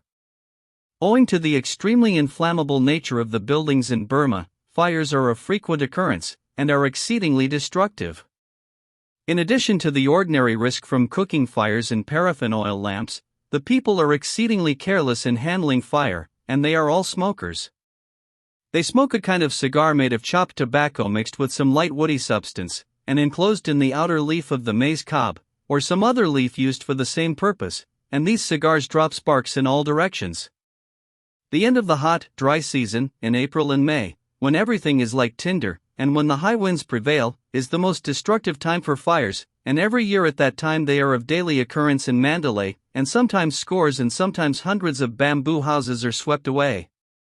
During the 4 years I have lived in Mandalay, I have known many large portions of the town destroy time after time. The most destructive fires that have occurred since the annexation took place on March 31, 1892, and the following day. The first of these fires originated in 27th Street, near the center of the town. Exceptionally high winds from the south carried the flames in a northerly direction. All the wooden and bamboo buildings in front of the fire were consumed in an incredibly short space of time. Very soon the flames reached the central telegraph office, a new government building that cost about £2,000. The flames leaped across a very wide street and destroyed the office. The fire burnt its way through the town due north for 2 miles, and ceased only when it had burnt itself out. There is a good fire engine establishment since the British rule, but fire engines are of no avail in a case like that. The first great fire was still smoldering when, on the following day, another broke out in the eastern town. It spread in the same way from south to north about 2 miles. In the light of this fire, and extending the whole way, were a series of remarkably fine monastery buildings, including some of the finest in Burma, all built of teak, and covered with decorative carving, and 2 of them covered with gold leaf within and without. One of these monasteries was built by King Mindon at a cost of 16 lakhs of rupees. The entire loss caused by this one fire alone is roughly estimated at 100 lakhs, say £600,000. The same day a third fire broke out in the north end of the town, and destroyed several hundreds of Burmese houses. This fire was caused by gross negligence, the sparks from a Burmese cigar igniting some Indian corn. When these fires occur, the Burmans do not seem to concern themselves. They remove their household goods if they have time, but make no real efforts to stem the progress of the flames. Much valuable property is destroyed, but it is seldom any lives are lost. All Eastern nations pay great attention to the rules relating to the degree of state and dignity such and such classes of the people may assume. Amongst the Hindus, the pariahs and other low castes are most rigidly kept down, and the least sign of alteration for the better in their dress, houses, or circumstances renders them liable to the persecution of the higher castes. I have known in Ceylon amongst the Hindus prolonged struggles between certain castes, involving serious breaches of the peace, the pointed issue being only this: whether a certain caste of people ought or ought not to be allowed to carry umbrellas at their weddings and on other special occasions. In the native kingdom of Travancore, a few years ago, serious riots took place because the women of a certain class of people known as the slave caste, having come under the influence of the gospel, desired to dress themselves with something like decency, whereas the inexorable rule was that neither man nor woman of that caste was to clothe the body above the waist or below the knee. In Burma, though there is no caste, the sumptuary laws were stringently carried out. The title Thute, rich man, was enjoyed only under royal edict. For funerals 5 different degrees of rank were all minutely laid down, and the state in show must be accordingly.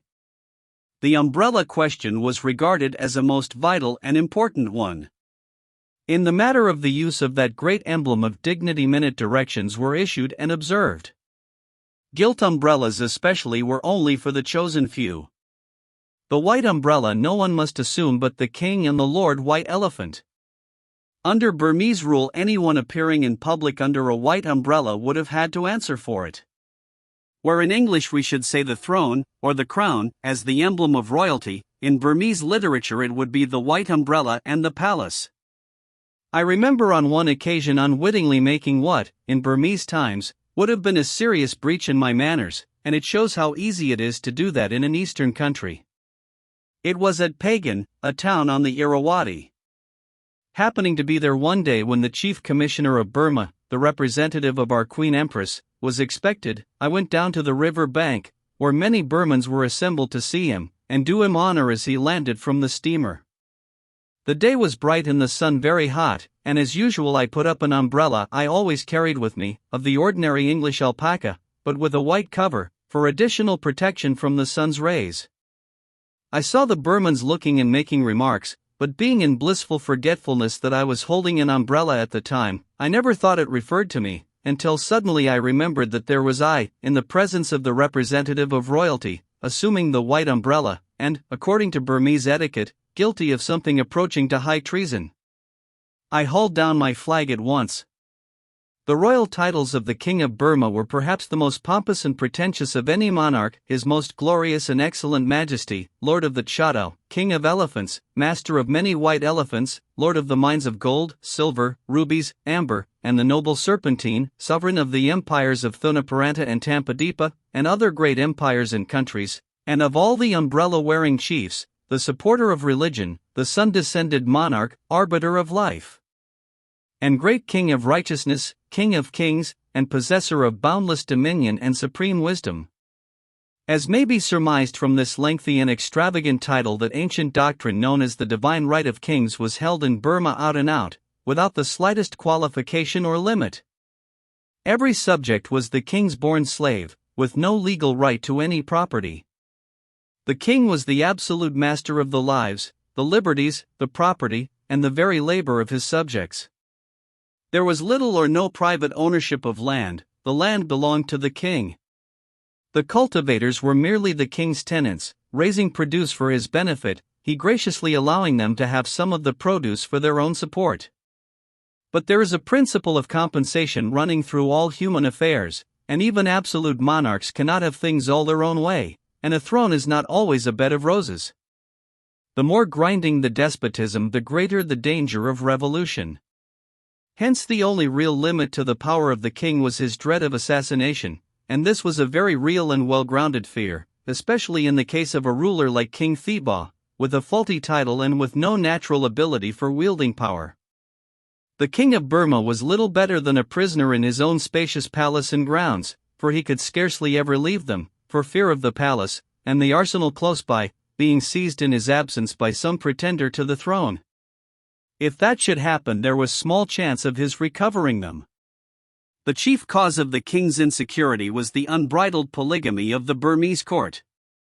This resulted in crowds of queens, princes and princesses, all possible claimants to the throne, and it sometimes happened, as in the case of King Thibaw, that there was no rest for him till most of them were put to death.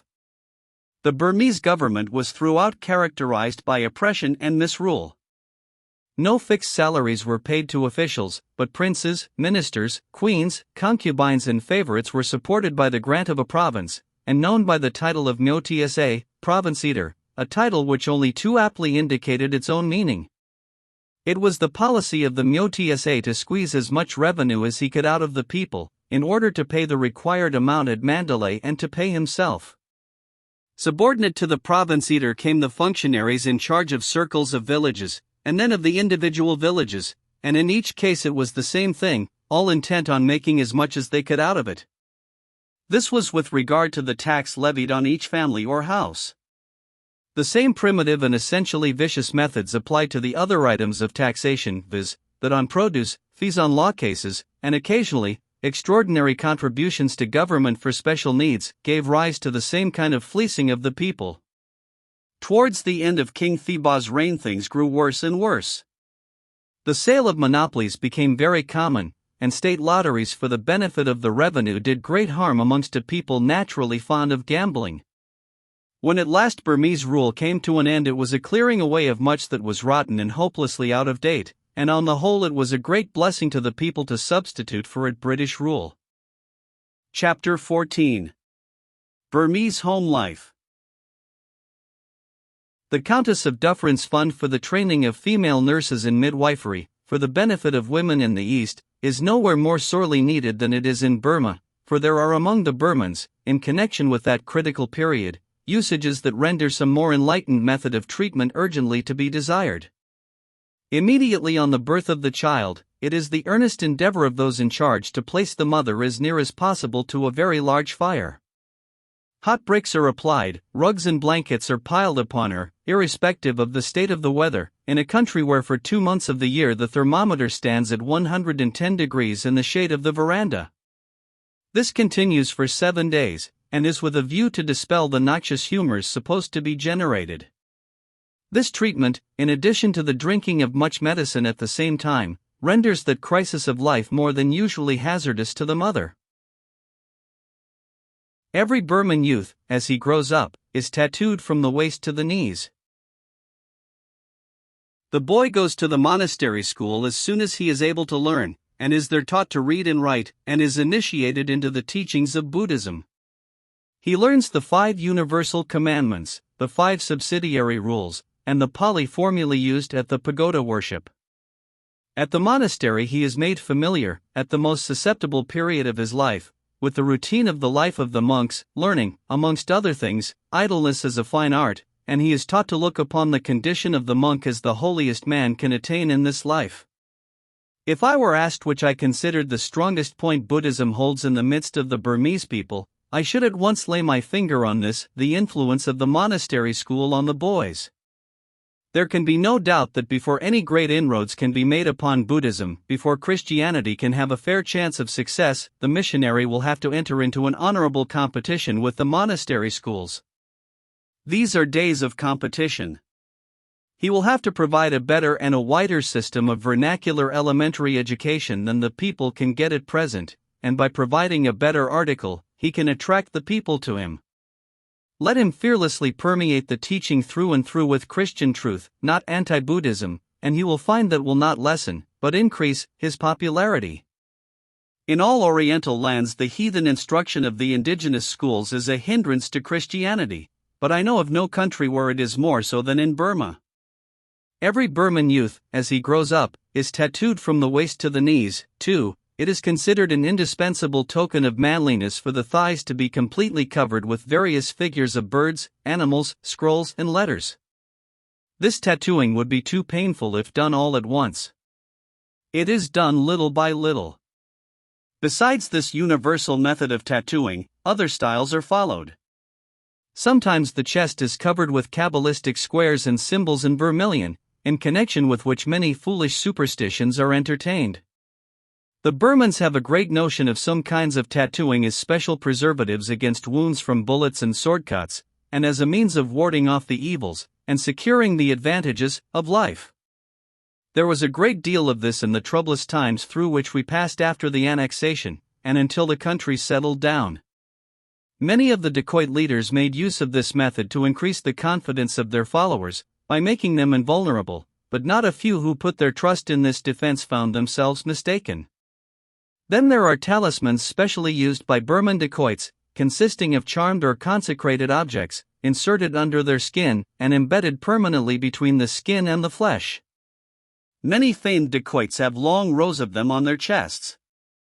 It is a sign of the ability of this people to take up new ideas, that the Burman tattooers have lately taken to pushing business amongst the English soldiers, who, as a class, are very fond of being decorated in this way. For this purpose these artists have had the tact to leave the patterns fashionable amongst their own countrymen, and have taken to imitating English pictures, devices, and emblems. Many a time-expired soldier who has served in Burma, now in England, is able to show these decorations, on his arms and chest in more than one color. The Burmans are a nation of smokers. The children begin at a very tender age, and are not checked. Men, women and children smoke. The most dignified of matrons and the smartest of young damsels not only smoke, but prefer to have their portraits taken cheroot in hand. The Burman can never bring himself to look upon his cigar as out of place, even in the most august presence. It seems a part of himself. If he should drop into a Christian service he will light up, if you will allow him, as he sits to hear the address. The staple food of the Burmans is boiled rice, and curry made of vegetables stewed, with the addition of condiments, and meat or fish, if they can get it. Though they are very scrupulous themselves about taking any animal life, they are not at all averse to animal food. Did not the Buddha eat flesh? His last illness is said to have been caused, in extreme age, by a meal of pork, which disagreed with him. The Burmans are coarse feeders. They will readily eat that which has died of itself. We had direct evidence of that one day, when two of us were traveling, and arrived in the evening at a village. A military convoy of elephants, mules and ponies carrying stores, had that day passed through the village, and one of the ponies had died there, and was lying by the roadside. Next day we met the people carrying portions of the flesh, and on inquiry, they told us it was that same pony, and that they were going to eat it. On our return the whole of it was cleared away. Even snakes and lizards do not come amiss to them. The most dignified of matrons and the smartest of young damsels not only smoke, but prefer to have their portraits taken cheroot in hand. They are exceedingly fond of a condiment of fish paste called napi. This is fish dried a little in the sun, salted, and then mashed to a pulp. As the fish for napi is not properly cured, the effluvium emitted from it is particularly obnoxious, and can be detected a very long way off. The smell might be described as strong, pungent, high, but none of these adjectives serves properly to characterize it. Having never ventured to eat any, I cannot describe the taste. Yet this fish paste is so liked by the Burmans that a meal is hardly complete without it. It gives the food a relish. The Burmans clothe themselves in very bright colors, and in good taste as regards the harmony of the colors. A good deal of what they wear, both silk and cotton cloth, is locally manufactured. The weavers and dyers have some exquisite shades of pink, of red, of primrose, of navy blue, and other colors. They spend more on dress than the natives of India, and less on jewelry. Many of the people wear silk. The women dress their fine, luxuriant jet black hair very tastefully.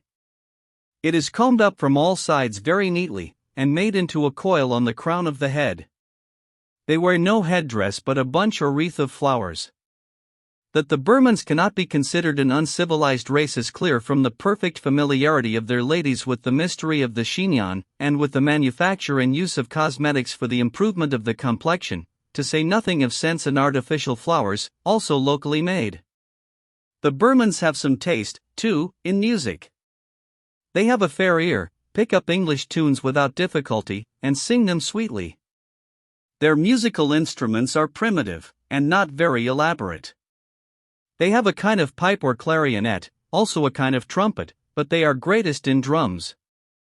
A performer on the drums will have around him in a circle something like a dozen, of different sizes, and varying in pitch, so that he can almost play a tune on them. For private instrumental solos they have a kind of dulcimer, made of strips of bamboo, which is wonderfully musical and rich in tone, especially considering the material it is made from. It seems strange that the Karens should so excel their neighbors, the other races of Burma, in the capacity for music, especially when we consider that civilization came to the Karens so late. The relative aptitude for music amongst the different races of the earth, from all one can learn, seems to hinge on something other than the mere extent of the civilization attained. What does it depend upon? The Burman artists paint a good many pictures, judging by the great numbers offered for sale and hawked round. The pictures are mostly palace scenes, with kings and queens seated stiffly in state, receiving company, with courtiers standing round, and soldiers posted here and there. Latterly, Thomas Atkins, of the British infantry, has been the approved type of the soldiery, perhaps with a view to a better sale for the pictures. The artists are adventurous, and willing to attempt anything, and they do not spare the colors, but the pictures are very stiff and the perspective is bad. The frescoes at the Arakan Pagoda in Mandalay, representing the 8 hells of Buddhism, are for many reasons a curious study. Those pictures are more of a success from the standpoint of dogmatic theology than from that of high art. The scenes depicted are realistic and definite beyond any manner of doubt. The artist, one would think, had made up his mind to be very faithful with us, and to shrink not from depicting what he considered the truth on the subject. Human beings are there seen writhing in torturing fire, fixed on thorns, torn by dogs, dragged by black monsters in human form, thrown by them into torments with pitchforks, or starving by inches, with every bone in their bodies showing, and with faces of unutterable woe. One wretch is represented attempting to climb a tree, his brains being picked out by a bird from above, and his feet being torn off by dogs from beneath. Another is seated on the ground, while 2 men are sawing him in halves, right through the head downwards, the blood all the while flowing in gallons. In one instance, the head, having been entirely severed from the body, is looking on in consternation at the rest of the body being chopped up. In the matter of sculpture, the numerous marble images of Gautama, Buddha, show considerable ability in execution, especially in the faces, which show regularity of features and true likeness to the human face, as well as the correct expression of calm meditation appropriate to the Buddha. But there is much room for improvement in the general design, and for accuracy and variety in the various details. But we must remember that the sculptor of a Gautama is bound down by conventional canons of taste as to the postures, and as to the expression of the face, which he may not depart from. In woodcarving, where there is scope for taste and fancy, we get from the Burman really wonderful results. There is nothing in which they excel more than in this, whether it be in the way of small delicate work in picture frames, brackets, and other articles of small and beautiful workmanship, or in the numerous elaborate adornments of the monastery buildings. Many of the more noted monasteries are quite a study of sumptuous carving in teak wood, the whole building in many cases being one mass of scrolls and decorations, with many well-executed figures of men, cattle, horses, and supernatural creatures. In the case of some monasteries, whole histories are depicted in the carvings. Marriage amongst the Burmans is not a very close bond. It is a civil institution, and altogether non-religious, and divorce for trifling causes is common and easy. I know a well-to-do couple who had been married for some years, and lived happily, but at length a difference of opinion unfortunately arose between them, and a quarrel ensued about a mere trifle, affecting the expenditure of a sum not more than a shilling, and after the quarrel they calmly agreed to separate, on the ground of incompatibility of dispositions. Many a man has had several wives, one after another, and parted with them successively. In case of the dissolution of a marriage, the woman retains whatever property she possessed before marriage, together with what she may have gained by her own separate exertions, or inherited. Polygamy is sanctioned by usage, but is not very common, as it is costly. Concubinage is by no means uncommon. The wealthy, such as ministers of state and men in high position, usually kept more than one wife. The king was the worst offender in this respect, for he set a very bad example. King Mindon, the last king but one, had 53 recognized wives, of whom 37 survived him, besides numerous concubines, and he had 110 children, of whom 50 survived him. He himself, however, in conversation with the English envoy, deplored this bad custom, as productive of much intrigue, revolution, and bloodshed in the palace. There was sad confirmation of this after his death, in the 2 fearful massacres during the reign of King Thibaw, that cut off nearly all the surviving members of the royal family, besides many other innocent persons.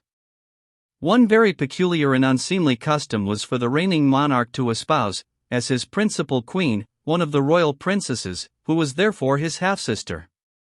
It is undoubtedly a blessing for Burma that such a rule, so hopelessly corrupt and demoralizing to the nation, so incompetent to keep order, and so determinedly oriental, conservative and out of date, has become a thing of the past. The position of woman in Burma, notwithstanding the blemishes on their social system, is not nearly so downtrodden and degraded as in most Eastern countries.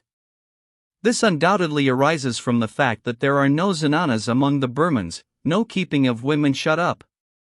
They are as free to come and go, and take part in the business of life, as women are in England, and they avail themselves of their liberty, and take a very considerable share in the business that is done.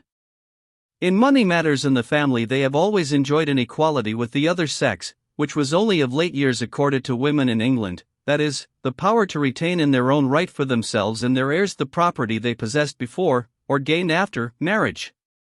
As the women, as a general rule in Burma, are far more industrious than the men, and quite as shrewd and businesslike, this tends towards maintaining a healthy sense of equality with the other sex.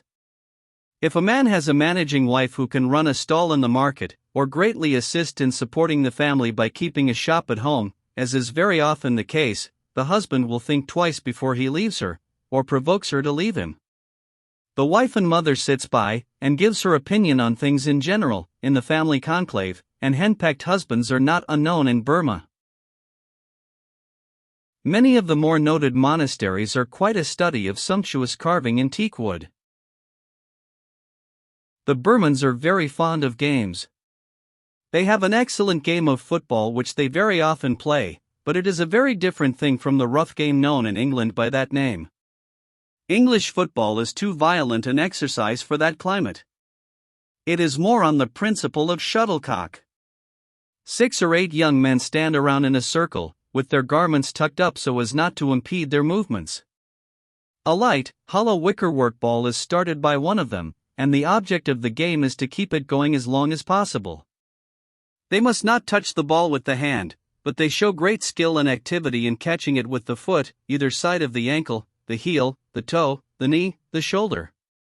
It is a clever stroke to leap up 2 or 3 feet into the air, and meet and kick the ball with the heel, as it is descending. One still more difficult is to leap up, catch the ball between the feet, and jerk it up again into the air before reaching the ground.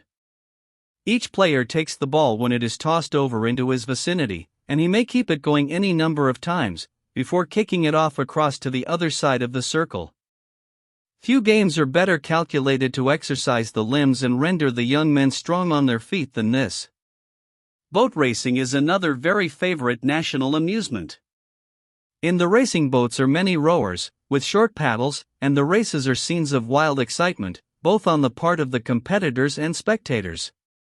There is a good deal of betting in connection with these races. The gambling spirit easily takes hold of the Burmans. All games of chance have a great fascination with this excitable, volatile people, and they fall an easy prey to the low, cunning Chinaman, who makes it his business to introduce gambling into the village, and to profit by it. The Burmans are also exceedingly fond of the drama. For every conceivable event that can by any ingenuity be made a special occasion, there must be what is called a pew.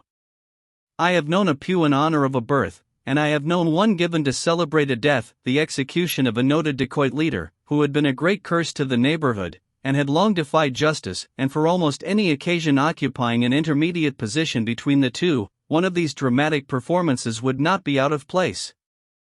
There are no permanent buildings used as theaters. The performance takes place in the open street. The temporary erection used as the stage is constructed of the useful and indispensable bamboo. It is set up in the street, and extends frequently halfway across it.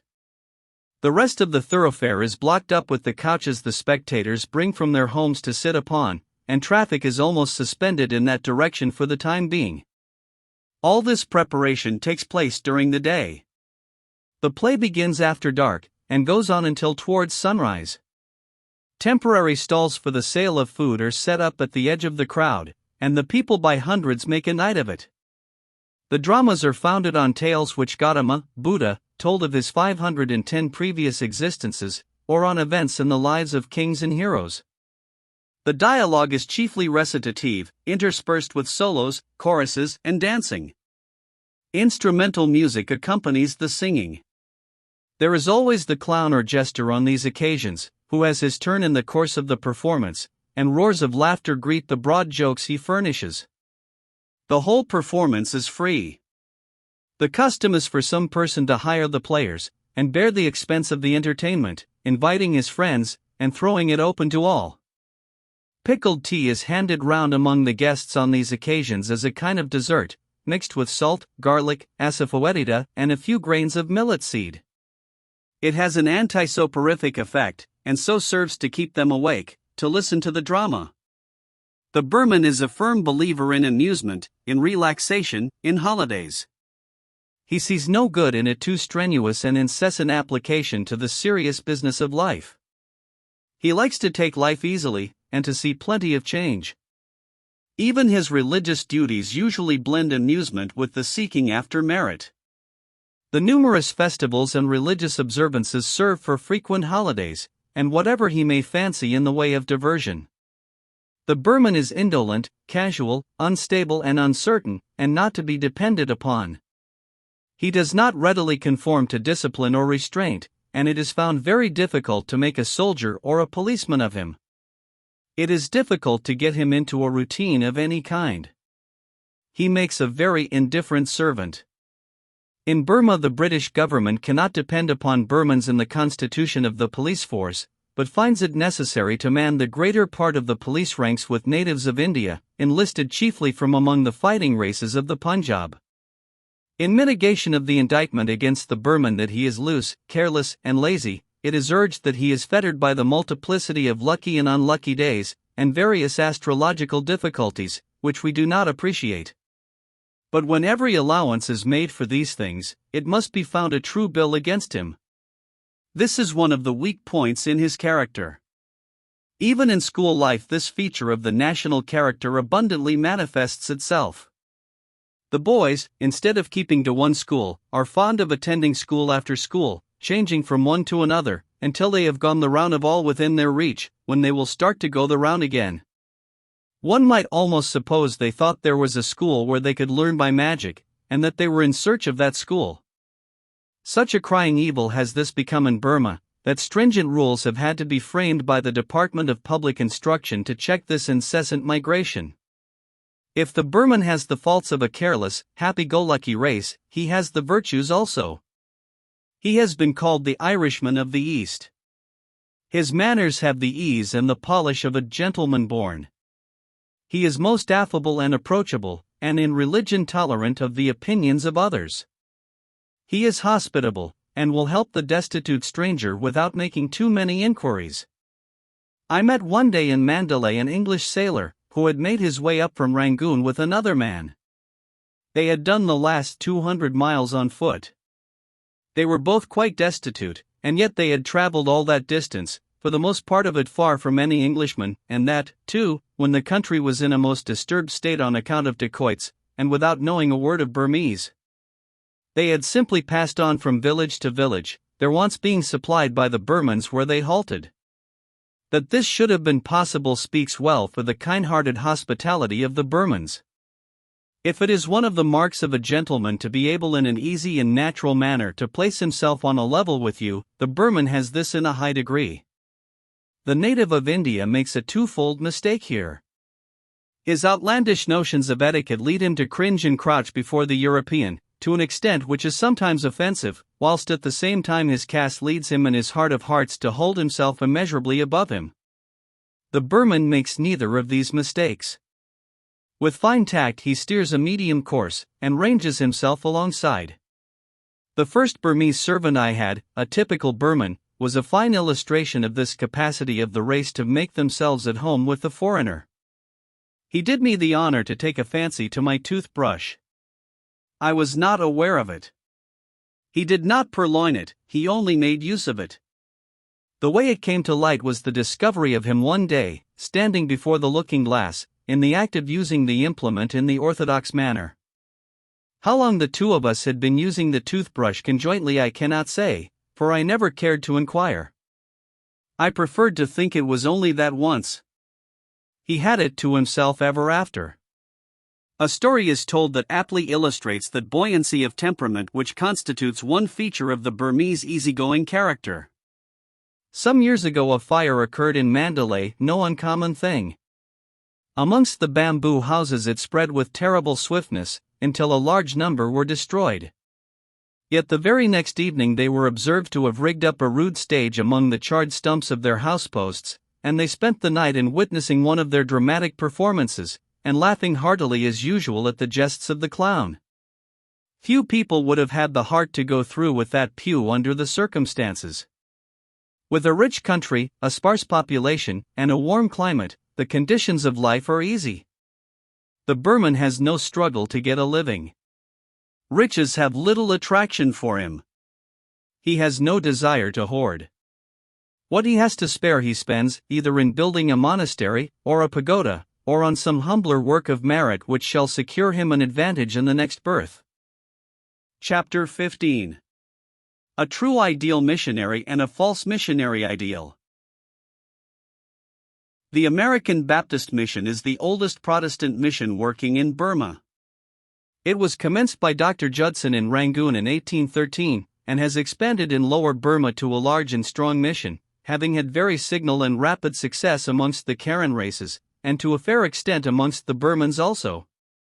As far back as 1824, Dr. Judson, wishing to extend the work to Upper Burma, went up the Irrawaddy and opened a mission at Ava, which was then the capital. Ava is situated about 10 or 12 miles from Mandalay, and is now quite an insignificant village, with the remains of the royal city and palace still to be seen. Mandalay, of course, did not at that time exist as a town. Unfortunately, the First Burmese War with England took place whilst Judson was at Ava, and completely broke up the work he had begun to do in the capital, and Judson was imprisoned, together with the few European and American residents, at Ava. For a year and 10 months he was kept in rigorous confinement, under circumstances of great barbarity, first at Ava, and afterwards at the village of Unpenla, which is only about 2 miles from Mandalay. I have often been to Unpenla, a typical Burmese agricultural village, surrounded by rice fields, which are irrigated from the great Unpenla Lake, close by. The site of the old prison is still pointed out by the villagers, but the building itself has been removed, and, being of teak, has left no trace behind. Seldom have the annals of missions furnished a more pathetic narrative of suffering than this. On the 8th of June, wrote Mrs. Judson, just as we were preparing for dinner, in rushed an officer, holding a black book, with a dozen Burmans, accompanied by one, who from his spotted face we knew to be an executioner, and a son of the prison.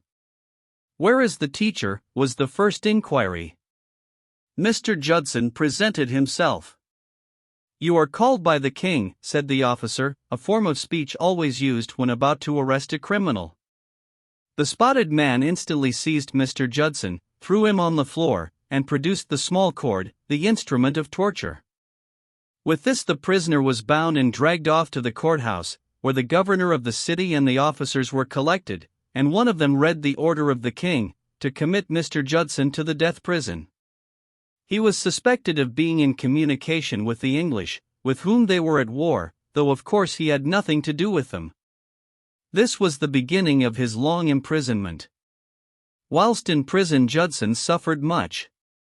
He was loaded with fetters, which left their marks on his limbs till the day of his death.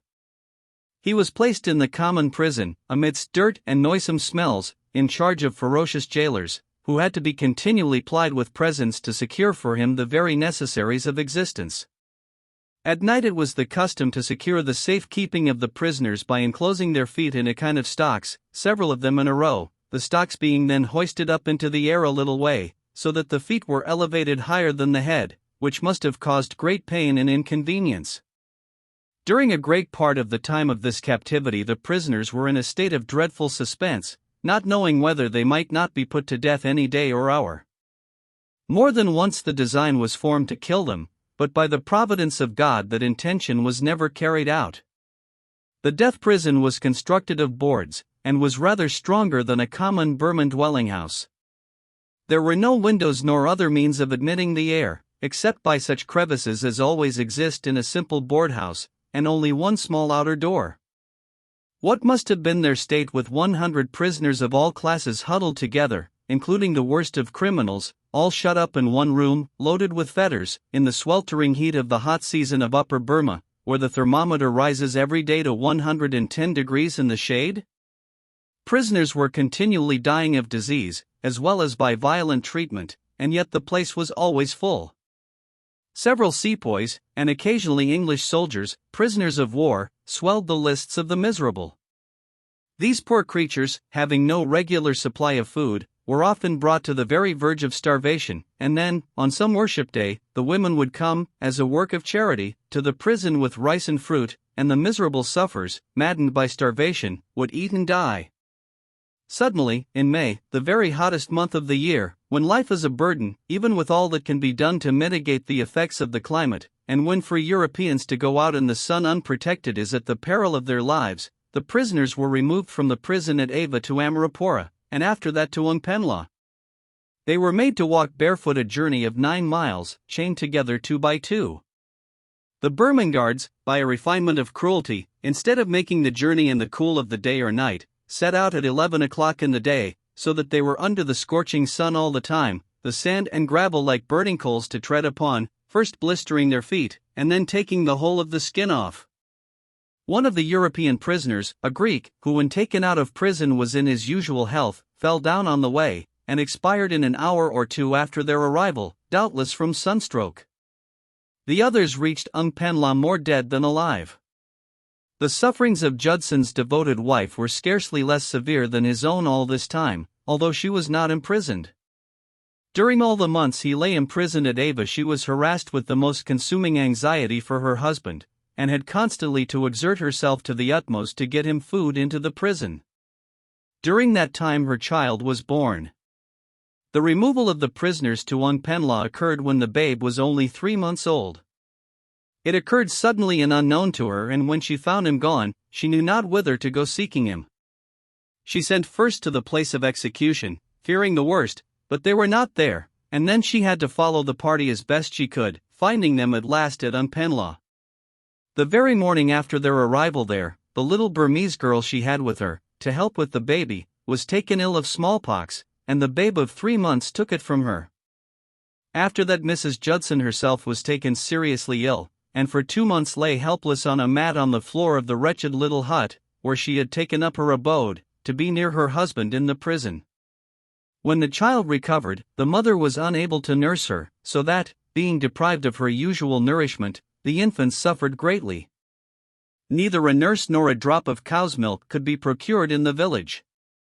However, by making presents to the jailers, nothing could be done without presents. She obtained leave for Dr. Judson to come out of prison daily, in order to carry the emaciated little creature round the village, to the houses of those women who were suckling children, and to beg them for pity's sake to give each a little, to keep the life in the child. In this way the 22 weary months of his captivity passed, amidst hardships, sickness and anxiety unspeakable. At length release came. On the advance of the English army up the Irrawaddy, Dr. Judson was sent for to the Burmese camp, being then a most valuable man, to serve as interpreter and translator, and to negotiate terms of peace, and thus their long captivity came to a close. Ardently as Judson longed to see his mission established in Upper Burma in his day, 60 years were destined to elapse before the society to which he belonged secured a permanent footing there. It was after the annexation in 1886 that work was permanently taken up by them in Mandalay. A handsome church has recently been erected there at a cost of about £3,000, by contributions from America and Burma, as a memorial of Dr. Judson, and the mission has met with a fair share of success. In addition to Mandalay, 3 other stations have been taken up by the American Baptist Mission in Upper Burma, viz., Sagaing, Myinjian and Maiktala, and 1 medical missionary has gone to the Shan states. Bama was occupied previously, during King Thebaw's reign, for work amongst the Kachin tribes. The Society for the Propagation of the Gospel, SPG, began its work in Mandalay under the comparatively favoring auspices of King Mindon, the father and immediate predecessor of Thebaw. This monarch built for the mission, at his own cost, very commodious and handsome premises of teakwood, consisting of a church, a mission house, and a school, which still remain. In the church is a handsome font, the appropriate gift of Queen Victoria to this church, built by the munificence of a heathen king. Thebaw, when a boy, was a pupil in that school, and there was no thought then of his succeeding to the throne. He made very little progress with English study, though he had a good reputation for Buddhist lore. Owing to the massacres and other grievous disorders of Thebaw's reign, the mission had to be closed for several years, the missionaries, along with all the other English residents, having to leave Mandalay. On the annexation being declared, the SPG mission was reopened, and subsequently another station was opened at Shwebo, and these 2 stations, with a substation at Media, have experienced a fair share of prosperity since. During the 6 years these 2 missions have been re-established in Upper Burma, the effects of the climate upon the health and lives of the missionaries have been very marked. Both missions have already their record of the faithful dead mission workers, both male and female, who have fallen in the prime of life, and one before she had well begun her mission work. In both missions, too, during that time several valued workers have had to leave the country, worn down by sickness, and unable to endure the climate. The Wesleyan Mission commenced work in Mandalay at the beginning of 1887. Up to date we number 3 European missionaries, 2 Sinhalese workers, from Ceylon, and 3 other native preachers, and we have occupied 3 stations, Mandalay, Pakaku and Kyoks. The story of our work will appear in the subsequent pages. We number 3 European missionaries, 2 Sinhalese workers, and 3 other native preachers. Coming now to the subject belonging to the second half of this chapter. The false missionary ideal. I wish to deal with a matter, partly suggested by the recital of the sufferings of Judson just related, upon which something needs to be said. It has often appeared to me that there still lingers, in the minds of many people, a very erroneous ideal of missions and missionaries, which it is quite time to do away with. A recent writer has aptly expressed the notion to which I refer in these words. The more barren the missionary's lot of all comfort, the greater the degree of self-denial and privation that can be encountered, the better. What he has really undertaken is to carry the gospel to the destitute, and so to live as to secure the longest, fullest and most complete career of usefulness along that line. But this is not the view of the malcontents. They regard him as a spectacle, an ascetic, an object lesson in self-denial. It is not so much what he does as what he suffers. The chief end is the impression which he makes on men's minds by his self-mortification. This may seem at first sight rather a strong putting of the case, but I think it will be apparent, as we proceed, that it is nearer the popular notion than the reader may at first be prepared to admit. The first witness I will cite is John G. Peyton, missionary to the New Hebrides. If the reader has not yet read his book, let me urge him to do so without delay. In the earlier days of his missionary life on the island of Tanna, he passed through a period of almost unexampled trial from the brutal savagery of the natives, owing to the fact that there was no such thing as law, justice, or protection of any kind to be obtained. His trials were such as few men could have endured, and lived.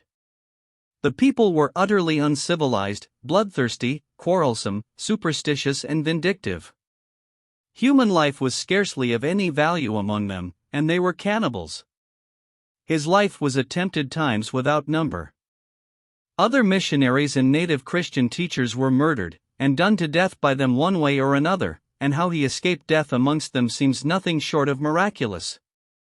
At length a crisis more acute than usual came, and the wicked and superstitious malice of the Tannese broke out against him to such a degree that he was driven out of the island, all his property was looted, and he barely escaped with his life. In his distress he went over to Australia to recruit his health, which must have needed it after such a strain. Of what occurred there I quote his own statement: "Some unsophisticated souls who read these pages will be astonished to learn, but others who know more of the heartless selfishness of human creatures will be quite prepared to hear, that my leaving Tanna was not a little criticized, and a great deal of nonsense was written, even in church magazines, about the breaking up of the mission. All such criticism came, of course, from men who were themselves destitute of sympathy, and who probably never endured one pang for Jesus in all their comfortable lives. Conscious that I had, to the last inch of life, tried to do my duty, I left all results in the hands of my only Lord, and all criticisms to his unerring judgment. Hard things also were occasionally spoken to my face. One dear friend, for instance, said, 'You should not have left. You should have stood at the post of duty till you fell. It would have been to your honor, and better for the cause of the mission, had you been killed at the post of duty like the Gordons and others.' I replied, 'I regard it as a greater honor to live and to work for Jesus than to be a self-made martyr.' God knows that I did not refuse to die, for I stood at the post of duty, amid difficulty and danger, till all hope had fled, till everything I had was lost, and till God, in answer to prayer, sent a means of escape.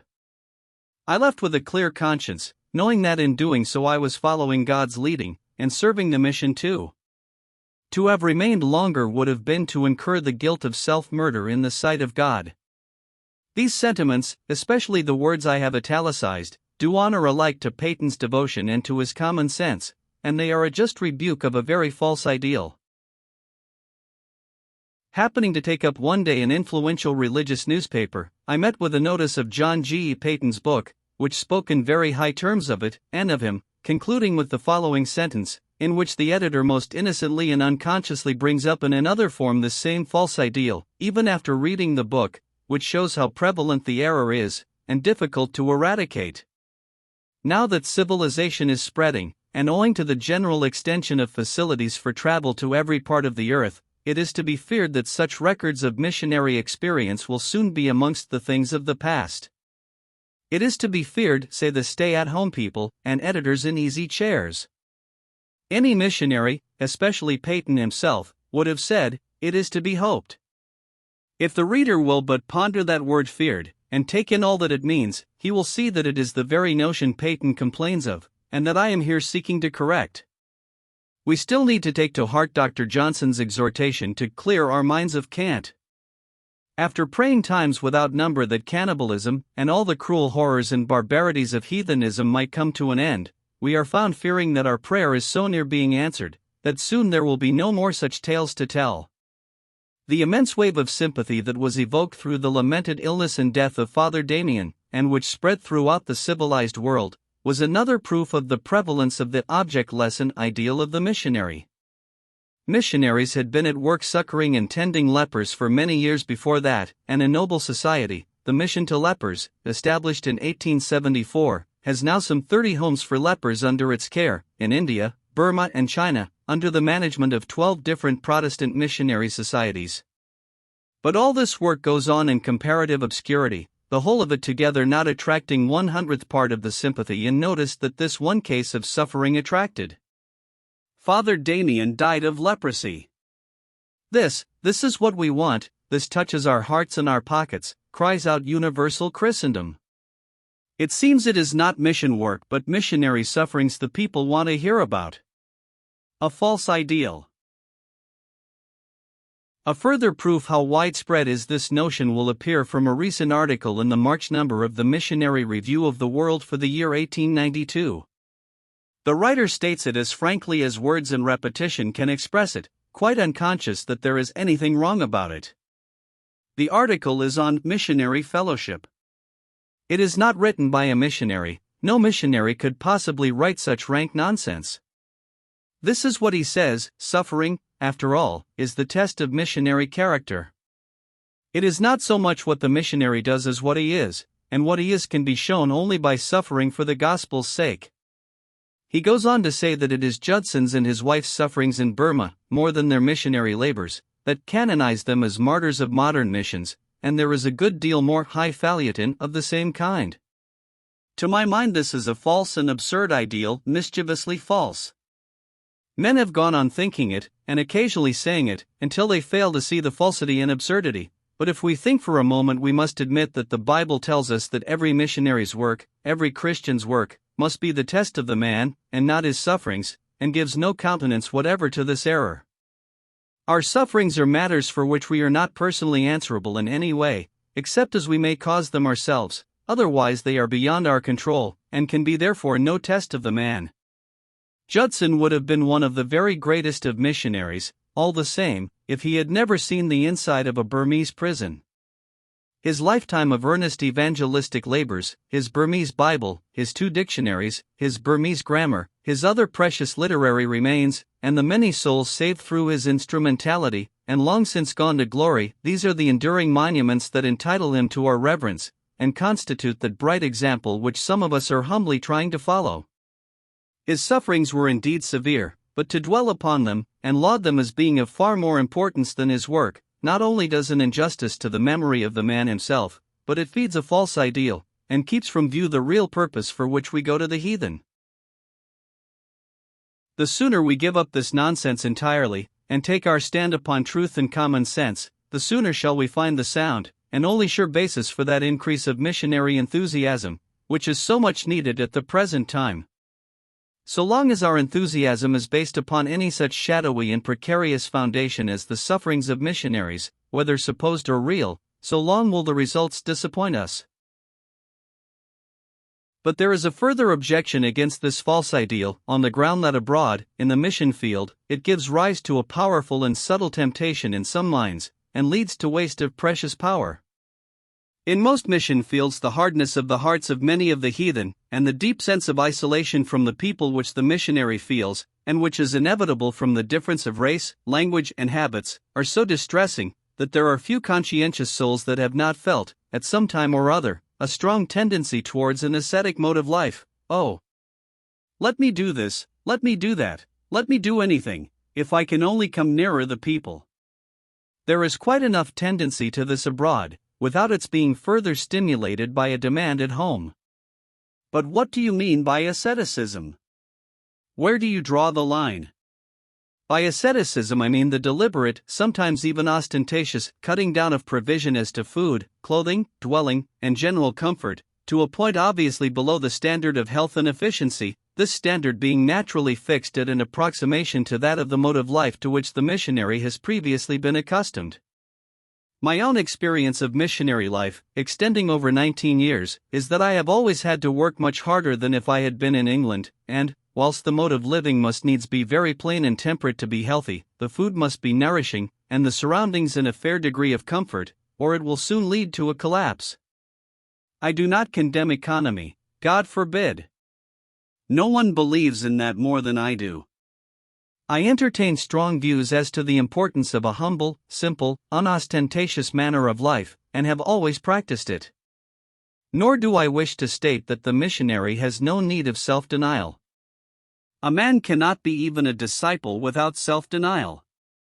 Without it, as a missionary he would be useless, and I may testify, in all simplicity, that I have known what it was to practice it, and have reaped the sweet and precious fruits of it.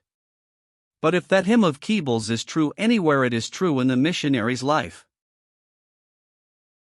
The trivial round, the common task, will furnish all we ought to ask, room to deny ourselves, a road to bring us, daily, nearer God. All we ought to ask, missionary life with its labors, cares and anxieties, often in an exhausting climate, its frequent and sore disappointments, its loneliness, the separation from friends and children, and the special call sometimes to new and untried spheres of duty, its sense of heavy responsibility in having to stand practically alone, at the head of a band of native helpers, and to be expected to supply enthusiasm for everybody about him, these, the necessary and unavoidable trials, are the legitimate means of denying himself, and they afford infinite scope for useful, holy service, and they are quite enough, without going further afield, like Don Quixote, in search of more. I trust my readers will bear with me whilst I give the details of some cases I have known, where honored brethren and sisters have felt moved to attempt the ascetic method, in order that we may observe how it works. I knew a pious, devoted missionary of another society. He was a man of decidedly ascetic life. One of the ordinary diseases of the country, not generally fatal, assailed him. His constitution, in the opinion of those best able to judge, was so weakened by his ascetic life that he could not rally, but died in the prime of life. Humanly speaking, he died before his time, and one fails to see that his death constitutes any adequate object lesson to compensate for the loss of his active usefulness. A missionary's continued and useful life ought to be a much greater benefit to a country than the deposit of his remains in the soil, and the example of a living worker is surely more influential than the memory of one departed. I knew a missionary and his wife, earnest, devoted, exceedingly kind to the people, and successful. From the first of their settling in the country, their asceticism was so marked that their friends, who saw it, pleaded with them to eat more food and better food, but in vain. Being new to the country, they did not know the risks they ran. After barely 2 years of earnest work, ill health compelled their retirement from the field, with scarcely any prospect of ever returning. And yet there was no kind of necessity for them to live thus. They appeared to think there was some virtue in self-denial of this type, merely for its own sake. Another case of the same kind was that of an unmarried missionary lady, with a strong natural tendency to asceticism. She was an able and diligent missionary, and well acquainted with the language. After some years of missionary life, the tendency grew upon her to such an extent that she withdrew more and more from association with her own people, lived with none but natives, on native food, and broke off one comfort after another, until even bread was too much of a luxury. After a year or 18 months of this ascetic life, her health broke down so completely that she had to return home to America or die. One of our brethren in India has told us his story of a similar attempt. It was a sense of duty that urged him to come down to native diet, native dress, and general mode of life, and very loyally to this sense of duty did he persevere for many months. But, to his infinite sorrow, he found that instead of bringing him any nearer to the people, it seemed only to increase the distance, for it aroused their suspicions as to his motives for doing so. He found at length that he could have reached them better if he had moved amongst them in the ordinary way. But meanwhile the penalty of all this had come. His health so completely broke down, clearly in consequence of this method of living, that he had to leave India, and now for several years he has been laid aside completely in England, unable to do any regular work. He is the victim of an honest, and very persistent, but mistaken attempt to live an ascetic missionary life. As regards the wearing of the native dress, it has often been assumed that to do so must needs place a missionary more in touch with the natives. But in India it is not found that such is really the case. With the exception of the Salvation Army, this is the only case in India where I ever heard of its being attempted, and it had quite the contrary effect. I have heard that a venerable missionary once tried it in Burma, but the peals of laughter that greeted his appearance in the streets instantly convinced him that he could gain nothing by that method. There are probably cases where it is advisable, and even almost necessary, to assume the dress of the country. Each case should be judged upon its own merits, and it greatly depends what kind of address it is. In India and Burma, they like to see the man be himself, and they respect you for keeping to the customs you have been brought up with. The following is a faithful account of an heroic, but ill-judged and disastrous, missionary enterprise in Burma, in substance as I had it from the lips of one of the survivors, who paid me a visit in Mandalay, a few of the particulars being supplied by another missionary well acquainted with the facts. I wish that all my readers could have heard the touchingly simple recital, and witnessed the gentle and refined Christian bearing of this excellent brother. It is the narrative of a small mission, sent out by evangelical Christians in Denmark to the Red Karens, an independent tribe of demon worshippers, dwelling in Karenay, on the eastern frontier of Burma. My informant is a Dane. It will be observed that the bane of the whole enterprise was the ascetic idea, imbibed at home, and in this case carried out to the bitter end. The case serves to show also what a formidable difficulty to foreign evangelism we have in the mere matter of the climate. Near the close of 1884, two young men, Danish missionaries, Hans Paulsen and Hans Jansen, arrived in Burma, with the purpose of establishing this mission. On their arrival they looked the very picture of health. They had both been inured to hard work from their youth, and they were devout men, and entirely given up to work for the Master.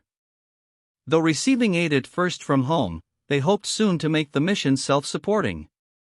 They therefore undertook to do all the manual labor themselves.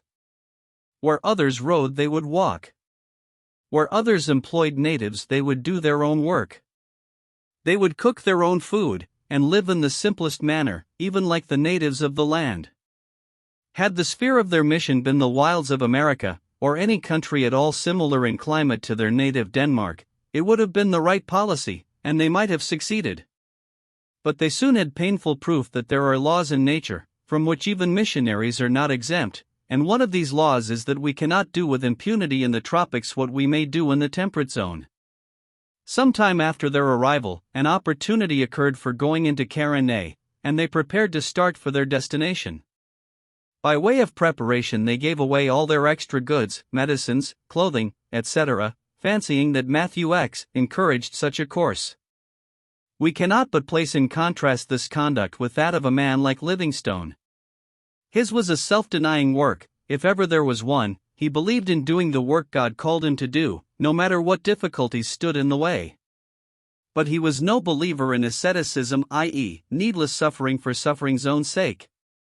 He relates in his last journals how, when he found his medicine chest was hopelessly lost, through the carelessness of a native carrier, he felt as if his death warrant were sealed. But these people thought it right to give away their medicines and goods on leaving the confines of civilization. Before leaving Towngo they were faithfully warned by experienced missionaries of the American Baptist Mission that such a course as they were entering upon, at the beginning of the rains, was exceedingly hazardous, but their notions of trust in Providence prevented them from paying any heed to this counsel. They reached Karenay, after a rough journey over the mountains and through the jungles, and proceeded at once to put up for themselves a house, and establish the mission according to their ideas. It is difficult for anyone not knowing the country to conceive how hard their lot would be. Their sufferings were extreme. Hard work and exposure, together with poor food, and only the shelter of a bamboo house, that afforded no proper protection from the pitiless rains, and damp, cold blasts, soon broke down their health. Fever, the great bane of tropical malarious regions, soon found them out. Hans Paulsen died before the rains were over, and Jansen was brought into Towngo by the American Baptist missionaries, more dead than alive, and kindly nursed and brought round. A new party from Denmark now reached Towngo, consisting of Knudsen, his wife, and Miss Jansen, the sister of Hans, and the four set out for Karenay. Here the former experiences were renewed, for the party had not yet learned wisdom, even by such terrible sufferings. Soon they were all very ill. Miss Jansen died. After that a babe, born to the Knudsens after reaching Karenay, was also taken. The stricken father had to get up from his sickbed to make the coffins. They could get no meat, no bread, no milk, none of the ordinary comforts of civilized life, nothing but an inferior kind of rice, which they could not eat when sick, and which no European could thrive and work upon, even in health. Jansen was warned by an English doctor passing through the place with troops that he must get away from Burma, or he would soon die. He went to Taungoo again, recovered a little, and, against the earnest advice of the doctor there, who warned him that he went at the peril of his life, he determined to start on a third journey for their chosen mission field. But he never again entered Karen Nay. On reaching the foot of the great mountain range, he seated himself beneath the shade of a beautiful arching clump of bamboos, and there breathed out his devoted life. It is characteristic of the popular, but false ideal of the missionary life entertained by many people at home, that, as my informant put it, for by that time his eyes were open to see the matter in its true light, they were inclined to make more of the heroism of that unwise act of returning, and dying on the way, than they would if he had fulfilled a long career of useful service. The Knutsons became so completely broken down in health that they too were compelled to leave Karenay. Thus this little mission, begun with the highest of motives and carried on with quenchless, self-sacrificing, prayerful zeal, was entirely and hopelessly wrecked, through its adherence to ascetic principles, and had to be finally abandoned, after 5 years of heroic, but utterly wasted, labor and suffering, and without any appreciable impression being produced upon the natives of that region. I shall naturally be asked, what then about those larger missionary organizations, in different parts of the world, that put asceticism, not economy, avowedly in the forefront, as one of their leading principles? Well, I will only say of them, in brief, that where it is asceticism as defined above, and not mere economy, facts and experiences have proved that, in the tropics, it has resulted in a far heavier death rate, in far more total or partial failures of health, and, as human nature has its limits of endurance, in a considerable addition to the numbers in the column-headed retired from the work. A proper deduction made from the working strength of such missions, on account of these non-effectives, would show, perhaps, that the cheapness supposed to be attained is more apparent than real. On one occasion it was pointed out to the great Napoleon that he was losing a great many men in a battle. He is credited with the cynical reply, "You cannot have omelets without breaking eggs." In like manner one at least of these organizations has said boldly, "You cannot have a war without losing soldiers." True, but if the greater part of this loss is clearly needless and preventable, and if it is the result of want of proper provision being made, and through the neglect of proper precautions of the most ordinary kind, then even the sacredness of the purpose does not justify the recklessness of the methods. Alas, that bread should be so dear, and flesh and blood so cheap. There remains only one more point which I need to mention, and that is the utter futility of the ascetic method, if it is used with any intention of impressing the Oriental mind. The utmost degree of asceticism which any European could ever think it right to adopt, in the discharge of his duties as a missionary, would, to an Oriental, fall far short of his ideal of self-denial, and would not be worth the name. A writer, with wide experience of India, has put this so well, that I may as well quote his words. The Hindus understand real asceticism perfectly well, and revere it as a subjugation of the flesh, and if the missionary and his wife carried out the ascetic life as Hindus understand it, lived in a hut, half or wholly naked, sought no food but what was given them, and suffered daily some visible physical pain, they might stir up the reverence which Hindus pay to those who are palpably superior to human needs. But in their eyes there is no asceticism in the life of the mean white, the Eurasian writer, or the Portuguese clerk, but only a squalor unbecoming a teacher, and one who professes, and must profess, scholarly cultivation. I have ventured, not without due reflection, to point out in this chapter what seems to be a very false ideal of missions and missionaries. The setting up of the missionary as a spectacle, an object lesson in self-denial, may be a time-honored institution, but it ought certainly to give way now to some more rational method of recommending this important enterprise. I do not mean to say that this mistake has been universal, or even general. Many people of knowledge and common sense have risen above it. But the evidences of this idea to be found still in prominent places at home, and the instances of it abroad, which are here cited, prove that there has been in popular thought too much leaning in that direction, and show that there is need to point out the fallacy and the evil of it. When the simple recital of missionary facts includes the actual experience of unusual trials and perils, as, alas, must still be the case sometimes. It will always command sympathy and attention, but to represent these things as at all comparable in importance to mission work, or to suppose that they essentially belong to it, is neither true nor judicious. And I have shown that, when this tendency is yielded to in the mission field, it leads to an asceticism which produces no increase of usefulness, but a speedy termination of the missionary's labors.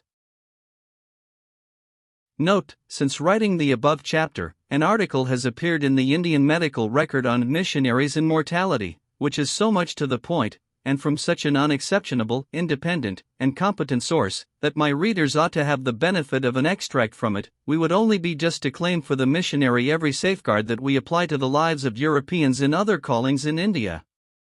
Good, wholesome food, suitable clothing, a proper dwelling house, and ordinary English home comforts are certainly the least that might be assured to missionaries working in India. Deprived of these vital necessaries, it is no wonder that men unused to the enervating influence of the tropics, burdened with cares and anxieties in the arduous work of an Indian mission field, should rapidly succumb to conditions so trying and hostile to their constitutions. We have endeavored to obtain all the information we could upon this important subject, and we are astounded, both from our own personal experience, and from reports which reach us from numerous quarters, at the fearful havoc that goes on yearly in the ranks of the various missionary bodies who labor in these foreign mission fields. We have seen scores and scores of men come to the country seemingly full of vigor and spirits, who within 2 or 3 years either die at their posts, or retire disabled temporarily, and often permanently, with enfeebled health or utterly ruined constitutions. From one of the statements sent us we learn that the mortality has been as high as 22% in a society that only finds a small portion of the monthly maintenance allowance for its missionaries. In another society that works on similar lines the death rate is 18% per annum. In another, in which the members work without any allowance, and are compelled to find their food, shelter, and clothing among the very poorest of the Indian people whom they seek to convert, the mortality has been as high as 32% per annum, while its invalid list yields abundant evidence that its methods, while they may be praiseworthy in their ascetic simplicity, are too sacrificial to European life to justify their toleration and continuance.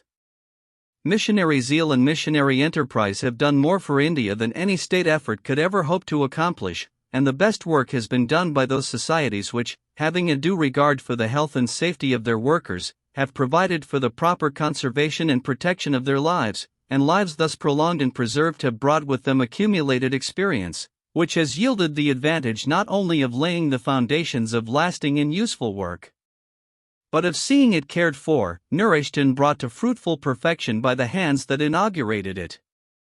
Work to be productive of good in the mission fields of India must be lifelong. The short service system is both imbecile and expensive. The languages and habits of the varied peoples of this vast empire cannot be familiarized sufficiently for effective work in a few years. But to enjoy good health and to protect the lives of missionary workers, it is the bounden duty of the great religious societies of England and America to make a full and ample provision for the support and comfort of their representatives in India.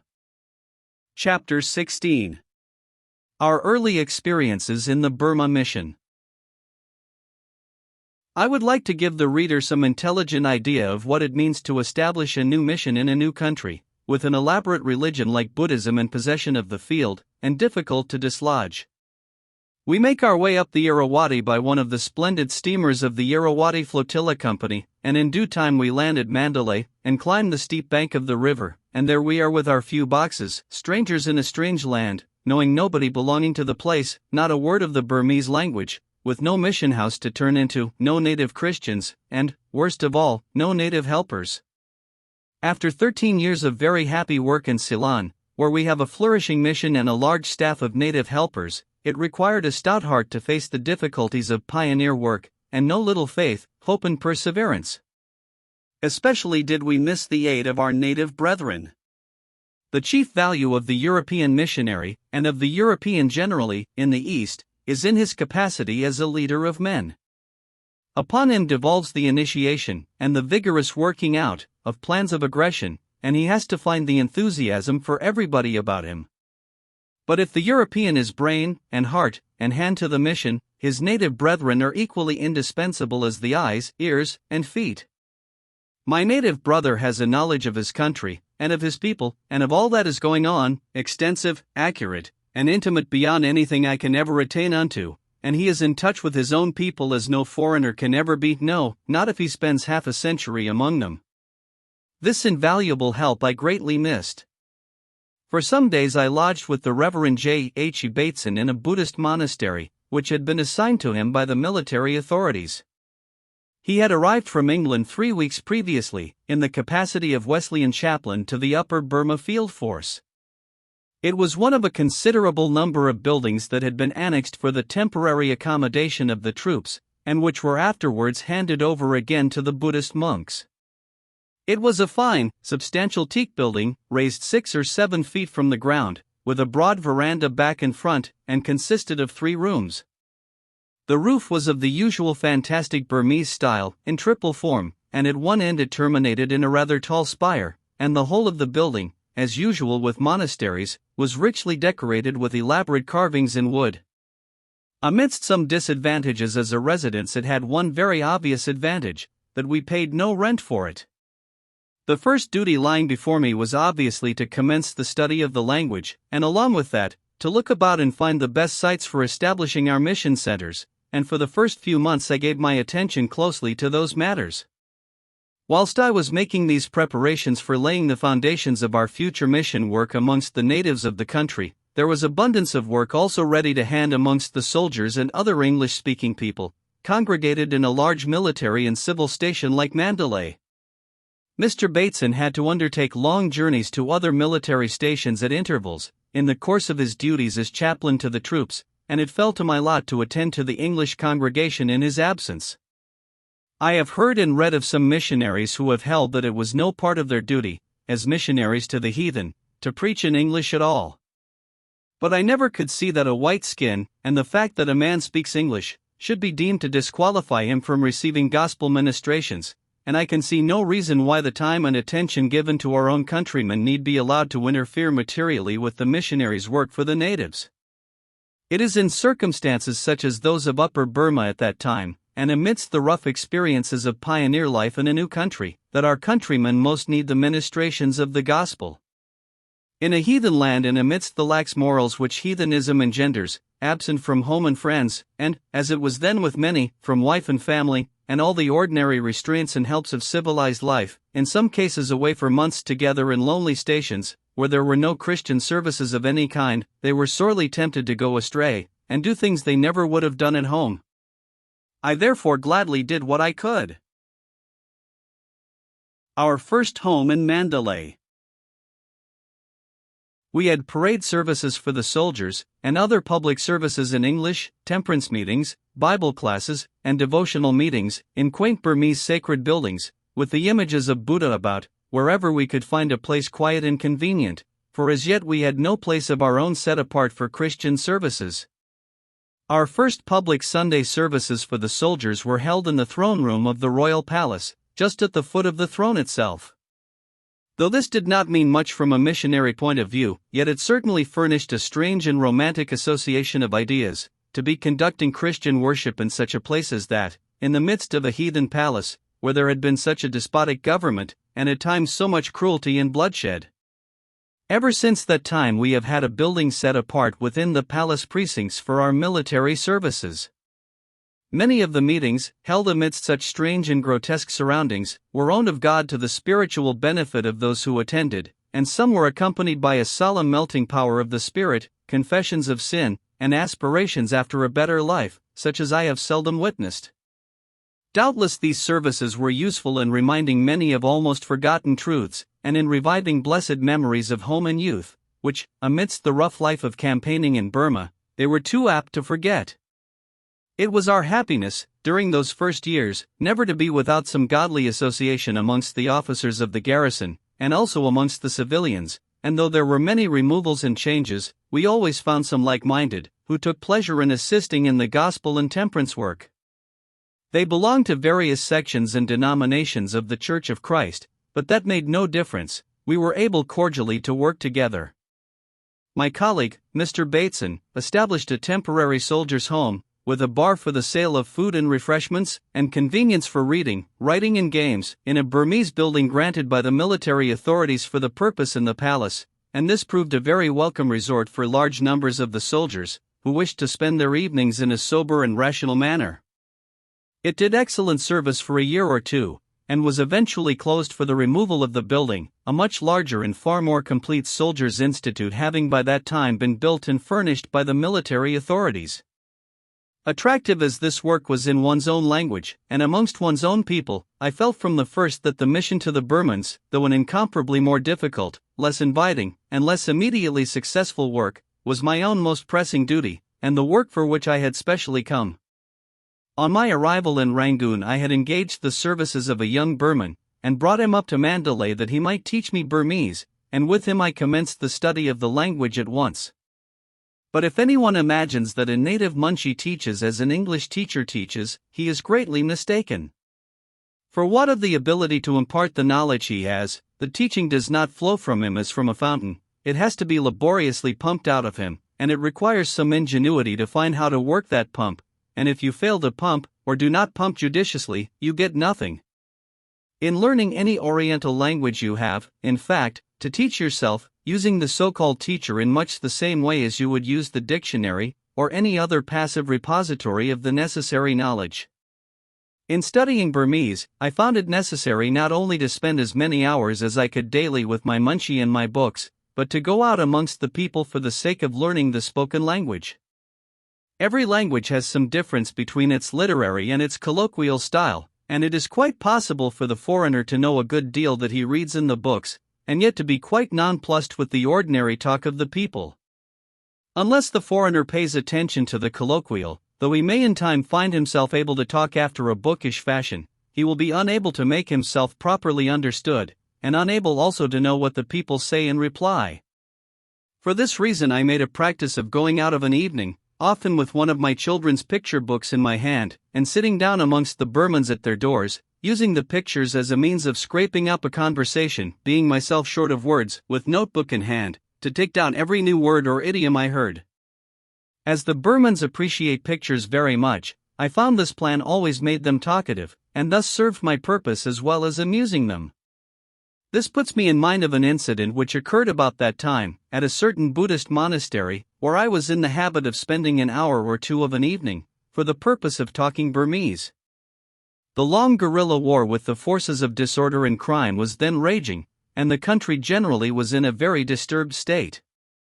Plot after plot was set on foot for creating an organized disturbance, with a view to harass the British power, and with some faint hope that they might, by a lucky chance, get the mastery.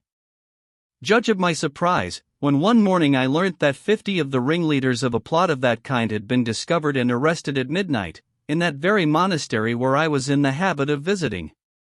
Next time the local paper appeared we were told that we had narrowly escaped such a scene of confusion and bloodshed as was common in the time of the Indian Mutiny.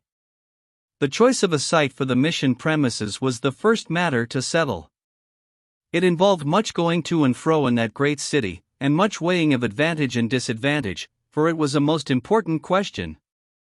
At length the block of government land 5½ acres in extent was fixed upon. I attended the sale. Several pieces of land were put up for sale before ours, and the bidding was fairly brisk.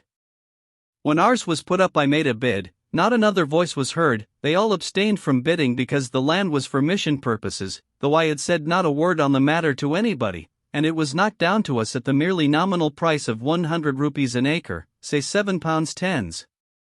A substantial mission house of teak was at once commenced, and at the earliest possible date we moved into it. Later on we erected on this land a boys' training institution for teachers, and a girls' boarding school and training institution, and a humble beginning has thus been made in the work of training native helpers, the end of which who can predict? For the first year we lived there we had no proper roads, and when the rainy season came on, we were separated from the rest of the world by a sea of soft, tenacious, black mud, ankle-deep, and for many days I could not get either to or from the house without taking off my shoes and socks, and wading barefoot through it. But in course of time these early pioneer experiences became things of the past. Other houses were built around us, also the government courts and offices. Good streets were made and lighted with lamps at night, and drains were dug at the sides of the roads to run off the surplus water, and things gradually got into shape. In September 1887, 2 more workers arrived, 2 Sinhalese young men, trained by our mission in South Ceylon.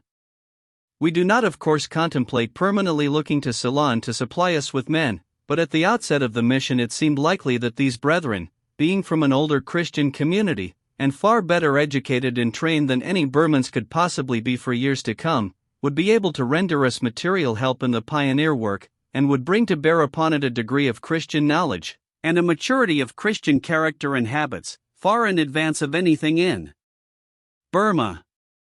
These 2 brethren are now working in the mission with a fair measure of success, and have justified the expectation we formed of them. Their success in acquiring the language, and their consistent Christian life, as they have gone in and out amongst the people, have been a stay and a help to the work. It was our desire from the first to begin an Anglo-vernacular school in Mandalay, as the first of a series of educational efforts. It is self-evident to the experienced eye that so long as the youth of Burma remain in the hands of the monks, in connection with the monastery schools, to learn idleness, and to have all the springs of life and thought saturated with Buddhism from their youth, the downfall of that religion will be indefinitely postponed. We must enter into friendly competition with the monastery schools, must take hold of the awakening desire for Western learning, and we must give an education so undeniably better than the monks can give that we shall thus win our way to success. I have used, about equally, each and every kind of missionary method within my reach, and I hold no brief for the educational method, but 13 years of mission work amongst the Hindus in Ceylon, where we have an elaborate system of religion to deal with, has shown me that, in the long run, Christian education plays quite as important a part in the conversion of the people as any other agency. The educational and evangelistic work go hand in hand, and we cannot afford to dispense with either. Educational work gives a backbone of intelligence and solidity to the mission, and to the converts. It introduces us to the most intelligent and influential classes of the people, and gives us a powerful influence we could acquire in no other way, and it leads directly to hopeful conversions. So long as we are merely the preachers of another religion amongst them, our influence is circumscribed within that condition.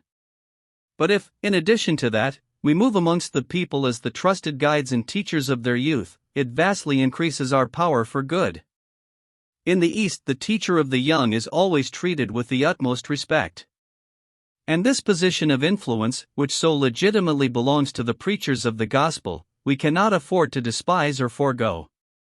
After advertising for several months for teachers, we managed at last to engage a young Christian Karen, from Lower Burma, as the teacher, and we began a school in a rented house, near the center of the town. This school has developed into a good Anglo-vernacular school. In due course, and after much trouble and delay, from having to buy up some 20 or 30 small holdings, with bamboo houses on them, we managed to secure and clear a good site, and there we erected a neat, substantial brick school chapel, to which our work was transferred from the rented house, and there we have regularly held services in English, in Burmese, and in Tamil. We early commenced street preaching in Mandalay, and have continued to hold several open-air meetings every week. As a means of publishing the gospel to the people at large, we have found nothing better. The streets of Mandalay are broad and spacious, so that even a large crowd does not impede the traffic. The people are generally very willing to listen, tolerant, respectful, and not inclined to cavil. We usually commence by singing a hymn. A number of children are on the scene at once, some of them quite naked up to 7 or 8 years of age. By the time we have finished the hymn, a crowd of men, women and children has collected, and most of them, having once come, stay till the close. The people, as a rule, look well nourished and healthy, but in almost every Oriental crowd there are evidences of the prevalence of skin disease, in one form or another. Amongst the Tamil people it is the special form, and in Burma there is quite an excess of ringworm. In Burma many of the people are observed to be pitted with smallpox, for until lately, vaccination was not practiced in Upper Burma, and ophthalmia is not uncommon, especially amongst children. The individuals composing the crowd change somewhat. Some are only passers-by, and have to go about their errands, others again have to retire, to attend to household duties. Occasionally a man leaves because he feels a prejudice against hearing the doctrine, or, as one old man put it, because if he listened he would only get mixed in his mind. But for the most part they stay and listen attentively until the end. In trying to follow up the address, by conversation with the people at their doors after preaching, I have generally found the Burmans reticent, but still polite. They are certainly good-natured hearers, and give the preacher a fair chance. To see them sitting on their heels, or on the ground, placidly smoking their cheroots, and looking intently, nodding the head occasionally, and interjecting, "Hokba, true," one might go away with the idea that they had intelligently taken in the whole discourse, but it does not do to be too sanguine about that. It has to be taken into account that though they may understand the words used, they are sure at first to understand them in a Buddhist sense, and there is such a great deal that is absolutely new to them in Christianity, so many strange names and unfamiliar ideas, that the subject matter of the discourse is by no means easy for them to understand. We are much more liable to underrate than to overrate the difficulty all heathen people have in understanding Christian preaching, at the first. In addressing them on the subject of religion we must use religious terms. But unfortunately those terms have already a Buddhist meaning clinging to them, which is widely different from the Christian sense, and the higher the truths to which we are seeking to give expression, the greater is the difficulty of putting the meaning into the words at our disposal. How are you to get a Buddhist to realize, for example, any adequate notion of the divine being, when he has no such conception in his own religion? True, there is the word paya, and that is the word we have to use. But what meaning does that word convey to a Buddhist? It means primarily Buddha himself, and the philologists tell us that it is that name in another dress. But Buddha never claimed to be God. He was a sage, philosopher, religious reformer, ascetic, who lived and died, and, according to Buddhist teaching, passed into nirvana, 5 centuries before Christ. Paya may mean also the image of Buddha, or it may be applied to the shrine in which the image is placed, or it may be applied, alas, for the degradation of human language to you, or to me, or to any person, Burman or European, whom, for the time being, it is worthwhile to treat with rather a special degree of respect. Which of these meanings attaching to this Burmese word paya brings us even a single step towards the true conception of the Christian revelation of God? And yet, inadequate as it is all the name there is for us to use. Even the familiar term man, about which it might seem there could hardly be two opinions, is subject to the same difficulty, when it comes to be used in a theological and religious sense. What with the doctrines of transmigration and karma, which, as we have already seen, the Burmans all firmly believe, the real nature and circumstances and final destiny of human beings, as we have to teach these truths, are all new and strange to their minds. Sin is a thing to be recognized and dealt with in preaching, but here again precisely the same difficulty meets you as you stand before a congregation of Burman Buddhists. The Burman, like other Orientals, will not, probably, deny the fact of sin, but if you come to know his notion of what sin is, you will find that it is very different from yours, and that the term does not at all cover the same ground when used in his language and to him, as it does in yours to you. Nor can you, all at once, read into his term for sin the ideas you wish to teach, by merely using it in preaching, that reading in of new meanings is a lengthy process. A depository for images of Buddha. Of sacrifice for sin, or the necessity for it, or its efficacy, the Buddhist religion knows nothing. There is no mediator, no atonement, no pardon, no renewal of our nature, so that all allusions to these great cardinal truths of the Christian religion will carry at first no meaning whatsoever, and the utmost they can do at first is to say with the Athenians, "Thou bringest certain strange things to our ears. We would know therefore what these things mean." The simplicity of the gospel is often made a theme of in Christian circles, and it is simple when one has been trained up from infancy in its principles, and facts, and lessons, but in the case of a heathen people, brought up in an elaborate system of religion alien to Christianity, the simplicity cannot be at all apparent. And, should the preacher, unmindful of the uninstructed condition of his heathen audience, allow himself to slip into the well-known metaphors, and allusions, and phraseology, that language of Canaan, in which Christians often express themselves on religious subjects, it will become in the vernacular nothing more than a jargon. An incident will illustrate this. One Sunday afternoon I went, in company with a missionary brother, who had just arrived in Burma, to hold an outdoor service. We sang a hymn to begin with, which I may say was not with any idea that they would understand it, but merely to attract the people to come and hear the preaching. When the singing was finished, he very naturally suggested that it would be well to explain the hymn. It so happened that we had, inadvertently, hit upon a Burmese translation of that well-known hymn. There is a fountain filled with blood, drawn from Emmanuel's veins, and sinners plunged beneath that flood lose all their guilty stains.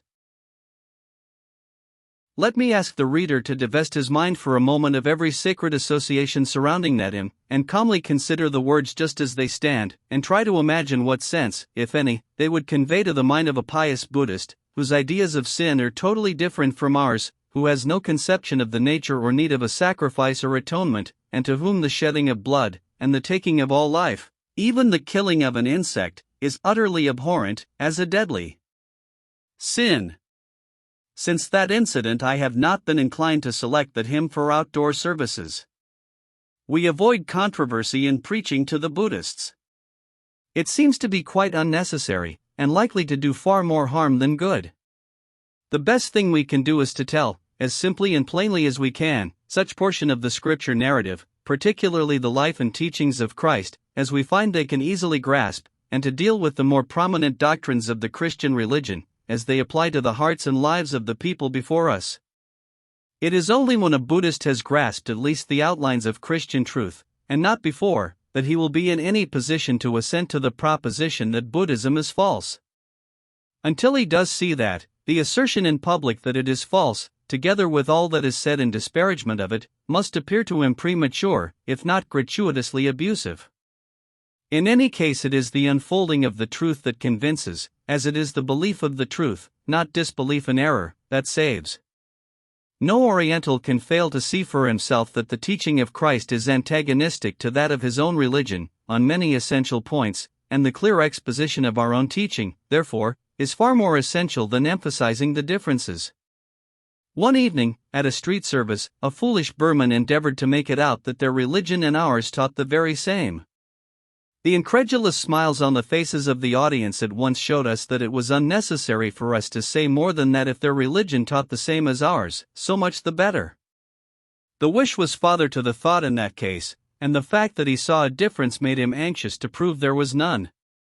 In cases where a person wishes to study the teachings of the two religions, and compare the two closely, the best plan is to put into his hands a tract bearing on the subject, and let him take it home and study it, rather than engage in heated controversy in the streets. At the same time, we do not wish to silence respectful inquiry. Occasionally a question has been asked at these street services, but we have never experienced anything approaching to abuse or disturbance. One evening, not a Burman but a Pana, an astrologer, one of the fortune-telling fraternity, the descendants of the Brahmins from Manipur, spoke up and said he had an inquiry to make. It was with reference to the putting away of sin through Christ, of which we were speaking, and the inquiry seemed quite respectful and bona fide. For his part, he could not see how there could be any putting away of sin. If there was, where was it? For example, said he, if a man commits murder, he receives the full penalty of his crime in the body by hanging, and as for the spirit, that passes, by transmigration, at once into some other body, where it receives the appropriate consequences of past deeds, according to the man's karma, fate, irrespective of any atonement or any intervention of another. What place then was there for the pardon and removal of transgression? This question will show that in Burma we have to do with a people not wanting in acuteness. Our answer was an explanation of the Christian doctrine of a future life. At the end of our first year, we were able to report that we had made a beginning in preaching the gospel in the vernacular. It was a humble beginning, and consisted only of reading to a small congregation, in the little rented schoolroom, before we built our own, a short written address, only a beginning, but a beginning in the right direction. We were also glad to welcome an addition to our little staff of workers, in the Reverend A. H. Abestall, a missionary sent out from England. The Burmese ladies are familiar with the mystery of the Shinyan, and with the manufacture and use of cosmetics, for the improvement of the complexion, to say nothing of scents and artificial flowers. Chapter 17. Further developments. It was during our second year in Burma that we opened 2 new mission stations, one at Kyoks and the other at Pakaku. Kyoks is a town 29 miles south of Mandalay, on the new line of railway, and the center of the most fertile and best irrigated district in Upper Burma. Our work in Kyoks has, from the first, been in charge of one of our Sinhalese preachers, and its record, up to the present, has been chiefly of preliminary work. Pakaku is a town of some size and commercial importance, as a river port and place of trade. It is situated at the junction of the Chindwin River with the Irrawaddy, and is likely to rise in importance, as the country behind it becomes more settled, and increases its productions, and as the trade on the Chindwin is developed. The Pakaku district was, during the earlier years of British rule, the scene of much disturbance, but this did not prevent us from taking the opportunity, afforded by the development of Pakaku, to establish our mission there. Mr. Bestall commenced the work there in the latter part of 1888. As the circumstances at Pakaku illustrate 1 or 2 points in mission work, I may with advantage relate them. On his arrival at Pakaku, Mr. Bestall was waited upon by the elders of the town, who were also members of the municipality, and men of influence, and he was politely informed that Pakaku did not want Christianity, and it would be better if he would not preach it amongst them. Here was a damper for the new missionary. They were determined, it seemed, not even to give him a hearing. He received them with good humor, and assured them that he would not teach them anything but what was for their good. He took a bamboo house to live and carry on his work in. It was not deserving of any better name than a hut, but for about a year he lived there, preached there, taught school there, and built up a singularly powerful influence, especially considering the disposition with which the people first greeted him. He commenced a school. At first the children who came to the mission school did so under difficulties, having to encounter the maledictions of the monks, and to go in face of the cheerful prospect, held out to them, of descending, in the next birth, to the condition of vermin, if they persisted in receiving the instructions of the missionary. School chapel at Pakaku. But the superior quality of the instruction given, and a cheerful, friendly manner towards all, soon disarmed this ill will and obstruction. The school prospered, and the meetings were well attended. There was another Anglo-vernacular school of the same grade as ours in the town, which, being supported out of municipal funds, could afford to take boys at half the fees we charged, and it had all the weight of official and influential support at its back. But the better work done in the mission school told here also, and it was not long before we held the field without a rival. As early as the second year at Pakaku, all this difficulty and opposition had melted away. The report of the mission for 1890 states, as regards Pakaku, this year has witnessed 3 baptisms from Buddhism. In the case of each, long research and definite decision preceded the Christian rite. The ages of the 3 were 34, 20 and 17. The young man aged 20, on being asked, "Are you ready to confess Christ before men?" replied in his usual serious manner, "I know that the Buddhist religion is without a savior, and that Jesus Christ saves from sin." This youth for 2 years had been a seeker after Christ, and by his earnest, thoughtful course of conduct had often impressed us. The day school has greatly increased during the year, and in April the municipality voluntarily closed its school in our favor, and entrusted the education of the scholars to our care, giving us a substantial grant towards the working expenses of the school.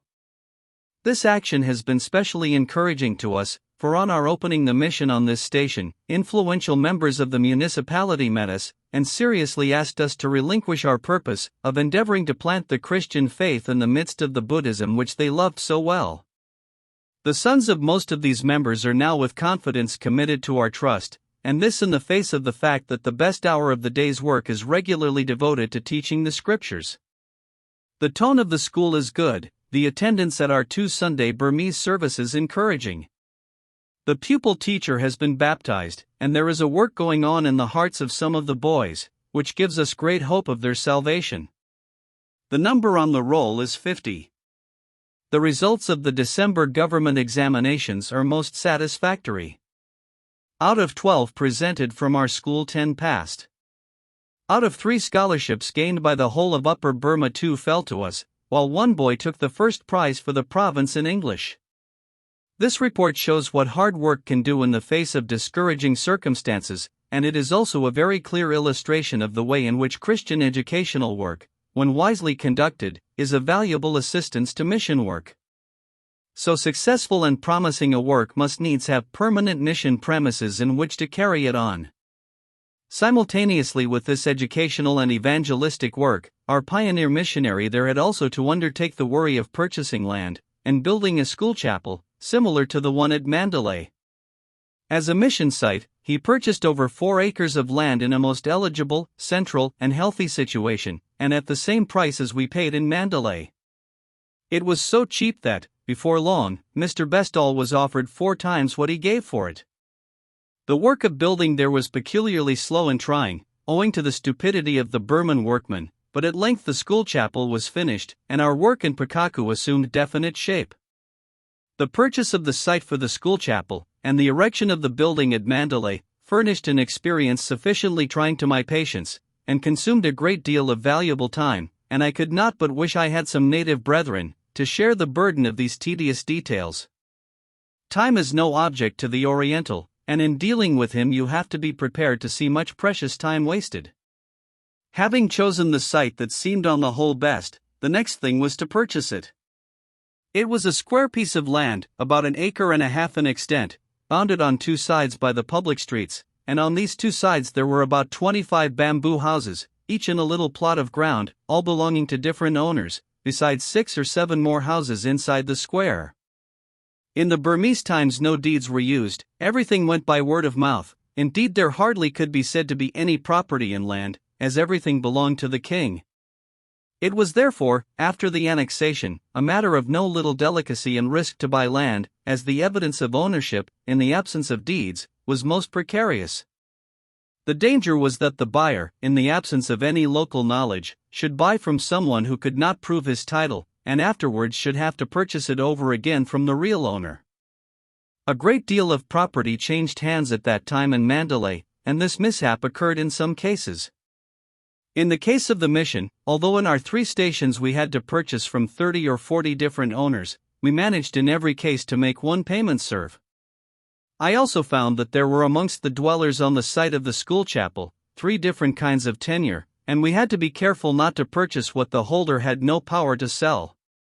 Some 6 or 7 people were merely squatters, and had put up their bamboo houses there without any right or title to the land. The greater number held the land on what is known in Mandalay as the Amudan tenure. They were the soldiers, if we might call them such, or retainers of the king, and held only a temporary or conditional interest in the land, by virtue of military service. One only, out of the whole number, could be regarded as the freehold possessor. We had to pay accordingly to each. It was a tedious business finding out all this. Some of the cases were troublesome to settle. One in particular was in dispute between a certain widow and a man who was a leper, a relative of hers, for some time both claiming the ownership. At length we reached the end of the negotiations, the last of the bamboo houses was taken down and removed, and we were free to begin with the building. I have mentioned these matters to show the variety of the business details that enter into pioneer mission work, and how many things the missionary has to take up his time. When it came to building the school chapel, it proved a very lengthy and wearisome affair, on account of the idleness and dilatory habits of the Burman mason who had undertaken the contract. As the work proceeded, he became more clamorous for advances of money, and less inclined to do any work. Thrice the building came to a perfect standstill. He declared he would not work without money in hand. Twice I managed to get him to start again, wishing him to complete the contract if possible. But finding, at length, that he never meant to finish it, I had to let him go, and employ a native of India to do the rest of the work, losing something, of course, by the change of contract. With all my love for the Burmans, and a sincere desire to befriend them, I almost resolved never to employ a Burman mason again.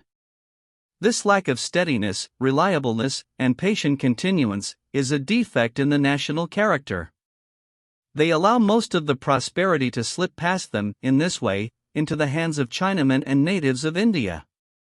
At length, however, the building was finished, a neat, substantial, well-ventilated school chapel, 60 feet by 36, with a neat portico in front and 2 stories high. This building was no sooner finished than we began to find the great advantage of it in our work. It forms an excellent center, both for educational and evangelistic work, and is put to constant use. On a Sunday we commence with a soldiers' parade service at 7 in the morning, from 8 to 9 the Tamil service, and from 9 to 10 the Burmese, 3 services in 3 languages in the morning. At 5 in the afternoon we have an outdoor service in Burmese near the chapel, and at 6 o'clock the English service, at which all classes of English-speaking people, both military and civilian, attend.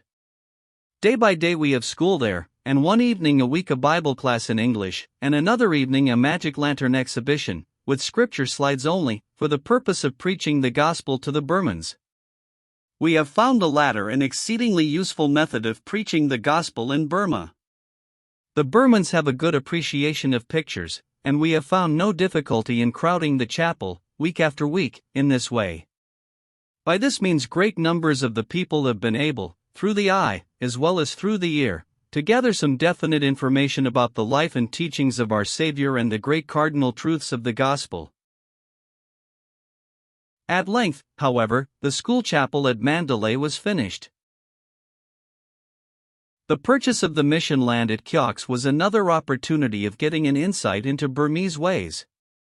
It was a well-situated plot of land that we chose for the mission premises, about an acre in extent, and was the property of the old Mowoon or governor of the town, an ancient-looking man, decrepit and almost blind, but with wits as sharp as needles, and very proud and difficult to manage. He wanted to sell. I offered a price for the land that was fair and reasonable. After trying, of course, all he could to get more, he finally agreed to sell it for the price I offered.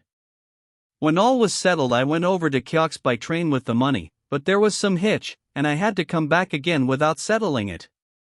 A second time I went, and this time all was in readiness. I thought we might finish the matter in half an hour, and take the next train home again. Nothing of the sort. So many frivolous points of difficulty were raised, even after all the talk there had been before, that it took 3 or 4 hours to finish it. First there was the phraseology of the deed to haggle over, though that was quite unnecessary. Then the conditions of sale, although everything was as clear as it could well be. The last rallying point of the retreating foe was in the matter of the fence, and here it seemed as if the business would really come to a standstill. If he sold the land, he must, at any rate, be allowed to remove the fence all round the property. To this I replied that, in the whole course of my experience, I had never heard of such a proposal. The fence belonged to the land, and served to mark it out, and was most important evidence, in case of dispute as to boundaries. If we bought the land, how could we give him the fence? But the Mowoon wanted the fence. Very well then, we could not buy on those terms. The scribe who was proceeding with the writing of the deed ceased when negotiations came to this abrupt termination, and we all sat silent, gazing into vacancy for several minutes, the old Mowoon, with his almost sightless eyes, looking particularly studious. After giving me plenty of time to relent in his favor, and finding no relenting, he abetted his terms, and made it only the east and west sides that he must have. No. Then the eastern fence only. No. Then let him have the posts of the fence. Not a stick.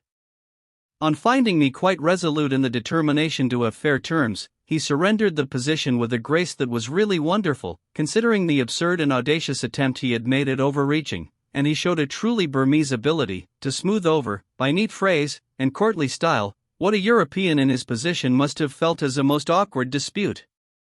Europeans wonder sometimes at the outrageous way Orientals have of making claims and requests, which seem to them unfair and impudent to the last degree, and they sometimes feel inclined to lose patience with them about it. I think their doctrine of fate may account for this propensity. In looking after himself, the mind of the Oriental does not run on what is true, just, proper, or reasonable, but what will the fates grant, and he likes to frame his request or demand on the off chance that your charity, or necessity, or complaisance, or ignorance may induce you to yield to him. Thus, supposing 6 annas to be reasonable, if he asks for 6 annas, and gets it, he may, on that ground, see cause to upbraid himself for neglect of his own interests, in not trying to get 12.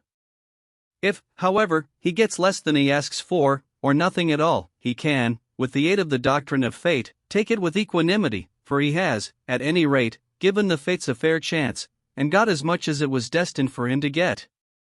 It was at an early period of our work in Burma that we felt it very desirable to take steps towards the training of mission workers from amongst the people.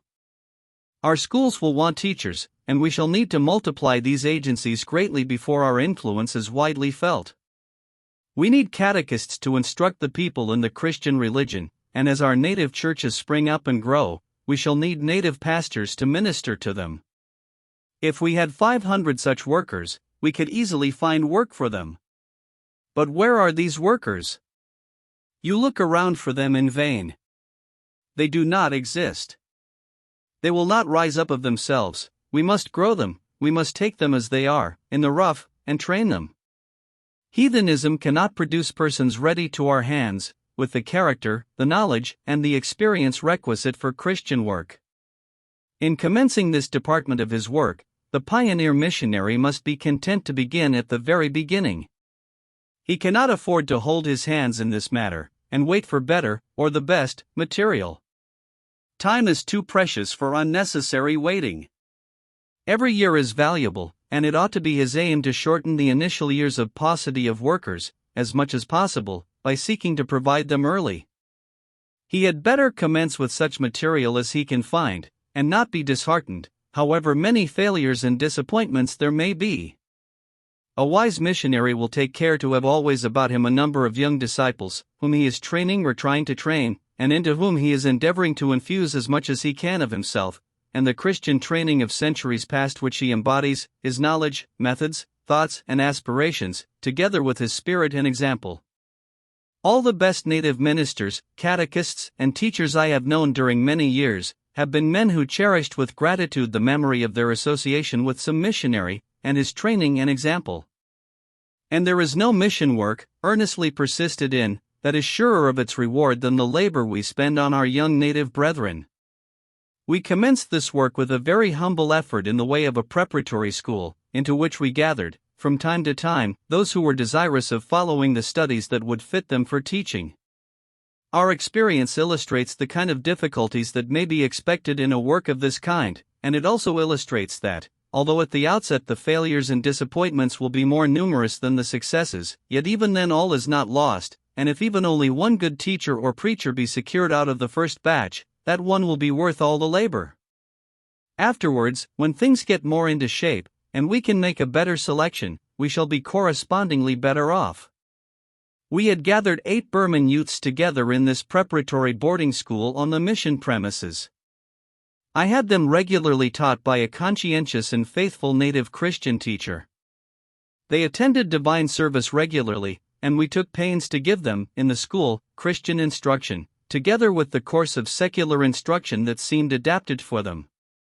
One day I went into the school and found all ominously quiet. Where are the boys? All gone but one. Gone? Where? The matter was soon explained. The newly appointed Sabwat of Momite, a semi-independent chieftain, ruling a mountain district a few days' journey north of Mandalay, being in need of more followers, some of his men got at these boys of ours, and persuaded them that a career of prosperity would open up to them, if they elected to follow the Sabwa. These visions of prosperity proved too much of a temptation for these lads, so without as much as goodbye they had taken their departure, in the usual Burmese light-hearted way, and by the time we discovered they were missing, they were on their way up the river by steamer, in attendance on the new Sabwa. One of the youths, however, our most hopeful one, Kate by name, had quite privately made a remark to the youth who did not go, from which there seemed reason to hope that, in spite of his yielding to the temptation to leave, there was the root of the matter in him, and some hope that it might still result in good. He told this lad that wherever he went he meant to preach Christ. That remark was a good sign, but our disappointment was great. In due time the young adventurers found the wisdom of that counsel, put not your trust in princes. The Sabwa never made good his promises. No prosperous career opened out to them, nothing better than lounging about the dirty village of Momite, which constituted his capital. One by one they left the Sabwa. Most of them I never saw again, but Kay, the one of whom we had most hopes, came back to us, and is with us still. Notwithstanding this and other disappointments, we still hold on in this enterprise of training workers, and mean to do so. Kay was the first convert I baptized in Burma, and we have good hopes that he will prove a useful preacher.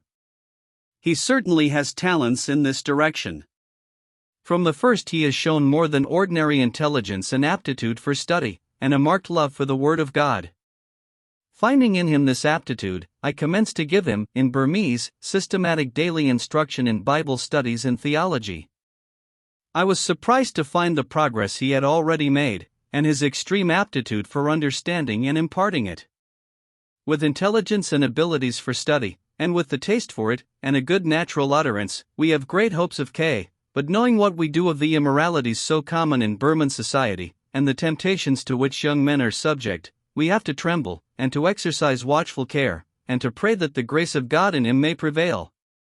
The late C.A.H. Spurgeon has well said, "To build cathedrals is a little work compared with building up preachers." A communication recently to hand, from my friend and colleague Mr. Bestall, gives gratifying news of the young men at present in this training school, and gives us good ground to hope that this work is not in vain. Describing the young men, he says, Kay first heard of Christ in 1888. It would be difficult to find a more fluent speaker or more earnest student. He preaches well and thoughtfully, and we hope to have more to report of him in years to come. G.N. is with him. He is an ex-Buddhist monk. He left Buddhism, and for some months has been diligently studying the scriptures. He preaches in a very different style from Kay. He is quite familiar with the Buddhist prayers in Pali, and usually prefaces his remarks by a short recital. Having gained the ear of all, he continues, "I don't pray like that now." Why? And then he begins his address. T follows. He has been studying for 2 years, and is developing into an intelligent believer in the gospel.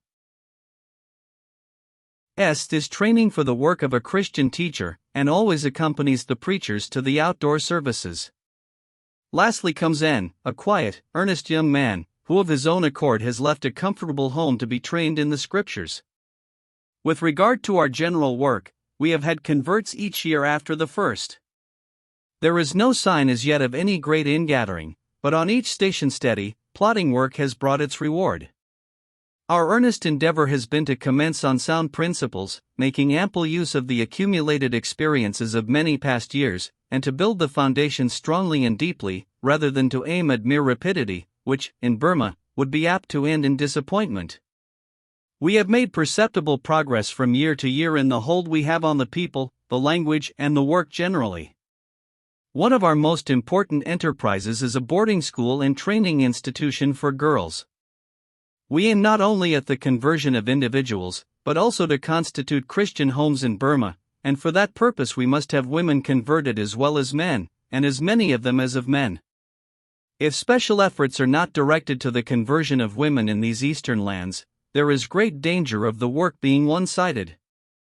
The demand for the education of boys is much greater than for the girls. Consequently, many more boys than girls are placed for training under our care, and the natural consequence is that we are apt to have male converts in excess of female. In the earlier days of mission work in the East it was often so, and this in some cases perceptibly retarded the progress of the work. In some of the harder mission fields, the progress would have been much greater if, from the very first, adequate attention could have been given to women. Surely we ought to profit by that experience in every new mission field taken up now. There are no zananas among the Burmans, no keeping of women shut up. What happens when the converts amongst the young men are considerably more numerous than amongst the girls? The time comes for the young men to marry, and they marry heathen wives, because it is unavoidable. Generally speaking, if a woman is a heathen when she marries, she remains so to the end of the chapter. There were in the earlier days, 30 or 40 years ago, many instances of this in Ceylon, the results of which are seen to this day, and what we see is admonitory. I remember one, a typical case, of an elderly man, a Christian teacher, whom I knew intimately. He had a heathen wife. There were none of these girls' boarding schools when I was young, to train our Tamil girls, he would say, and so I married a heathen, and a great trouble it was to him. She was agreeable enough to live with, but totally illiterate, and a rigid Hindu. Everything was done that could be done for her, but she was, as usual, impervious to all influences, and remained in the Hindu faith till the day of her death. It was very seldom that a woman accepted Christianity after she was married, whereas a few months under Christian instruction before almost always inclined them firmly to the Christian faith. In Jaffna, where we have our largest girls' institution in that mission, where there are always some 80 or 90 girls, the Christian influence is so strong, and the minds of the young are so impressible, that they practically all embrace Christianity within a few weeks of their entrance. There are never more than a few newcomers unbaptized, who are only waiting that they may learn a little more, or to obtain the consent of their friends and guardians, and it is the same with all the institutions of the kind in our own, and the neighboring missions. If missionary experience has proved anything in the East, it has proved that no work is more abiding or more remunerative than work done for girls, from 10 to 15 years of age. Another case in Ceylon was that of a native gentleman, a Christian of good standing and respectable position. He married a heathen wife, because Christian wives were not then to be found. I never knew him, he died before my time, but I knew his family. They are now grown up and in middle life. Under the mother's influence they were brought up as heathens, although the father was a Christian, and when the boys went to school, they had to be dealt with as other heathen lads. 2 of them were happily converted and baptized into the Christian faith, after they were grown up, but the rest of the family are all rigid heathens to this day, and their children also. Experience in such cases amply proves that only when the wife and mother is a Christian before marriage, can the family be relied on as a Christian family. If not, you may expect to have all the work to do over again in the next generation. This is woman's nature all the world over. If she will, you may depend on it, but if she won't, and there's an end of it. The family depends more on the mother than on anyone else for its religious tone. Besides that, we require, in Burma, female teachers for the girls' schools that we need to establish everywhere, in the towns and villages of the country, and we need Bible women to go from house to house teaching the Word of God. The preachers and teachers whom we are seeking to train will need Christian wives. Where are all these Christian girls? They are not in existence. They have to be created. There is nothing for it but to open these girls' institutions, and commence with such material as comes to hand. The method found, in all the missions in the East, to be best adapted to secure the conversion and training of native girls and young women, is a boarding school in connection with each principal station where English missionaries reside, in close proximity to the mission house, and under the care of the missionary's wife or some other English lady, where regular secular and religious instruction may be given, without the continual drawback of irregular attendance, which is found in day schools. For girls, we make no attempt to denationalize them, or to teach them expensive English habits. They live in the same frugal way as they did at home, and have their food cooked and served up exactly in the same style, squatting like tailors on the floor, and eating their rice with their fingers, without the intervention of knife and fork, just as they have always done. They follow their own fashion in dress, which has this great advantage over European fashions, that it never changes a hair's breadth, and they spread a mat on the floor to sleep at night. Daily there is Christian instruction, and family prayers, and they are taken to divine service on Sundays. Under these conditions it is never long before a girl comes asking for baptism. This result, provided these means are adopted, is just as sure as the hopes of a woman's conversion without them are precarious, in a heathen land. Up to the present our girls' institution is only in its infancy, and we are only able to furnish one example to show what I mean, but as this is the only case where the circumstances have rendered it possible to test these methods in Burma, and it is a success, I may briefly give the facts. We could find hundreds of examples in Ceylon. Some 2.5 years ago, Colonel Cook, then the Deputy Commissioner of Mandalay, informed me one day that he had received, and forwarded to the provincial government, a petition from the relatives of a certain Burmese princess in Mandalay, asking for some charitable allowance for her support. Though quite destitute, she was the niece of King Thibaw, her father being one of the half-brothers of the king, and he was one of those unfortunate princes put to death in the 2 dreadful massacres that disgraced the reign of the last of the Burmese kings. The Deputy Commissioner recommended the case to the favorable notice of government, on condition that the girl, then about 15 years of age, should be placed in the mission boarding school, under the eye of the missionary's wife. This is the usual condition in such cases, and it was in order to secure the proper charge of the girl, and a suitable education for her, and to ensure that the 20 rupees monthly, allowed by government, are really spent on her, and not on somebody else. She came, and has remained in the school ever since, going on with her education, and receiving a Christian training, though no pressure whatever has at any time been used to induce her to become a Christian, nothing beyond what we give to all the children, and all the members of the public congregation. There is indeed no necessity for any urging with young people, when the gospel has a fair chance. They themselves desire it. At a Sabbath morning service, early in the present year, when the invitation was given by the preacher to those who had been prepared for Christian baptism, to come forward for that rite, she was the first to leave her seat, and come quietly forward, and kneel down with the rest, quite unexpectedly to the preacher, who was not aware that such was her intention. 11 new converts were received in all that Sunday and the previous one. The work of the mission during those earliest years had to be done amidst many drawbacks, but these I need not do more than mention, as I have already said that I do not believe in calling attention to the personal difficulties of the missionary, but rather to his work. In addition to the feeling of unrest and the danger of tumult throughout the country, and especially in Mandalay, the focus of all political influences, there was always the climate, with its enervating heat, to contend with. For 2 months of the year more especially, the dazzling glare and fierce heat of the sun, the parching drought, and the hot winds, are very exhausting, and render it very desirable for Europeans to take a holiday, and get away to the hills, a little time, for change of climate, but no such thing was possible in Upper Burma. There are, it is true, mountains up to 5,000 and 6,000 feet elevation, where the climate is delightfully cool, but they are out of reach, for want of railways and roads, and no one knows yet where the proper health resorts of the future will be. It requires years of experience to know which of the mountain districts are free from the deadly fever malaria of the jungle, and which are not, consequently there was no chance of a change of climate. Besides this, we cannot undertake pioneer work in a new country, where there has not been the least attempt at sanitary arrangements, without serious risk to life and health. The other missions have already their roll of the dead and the disabled in Upper Burma, and it is considerable in proportion to the number of the workers.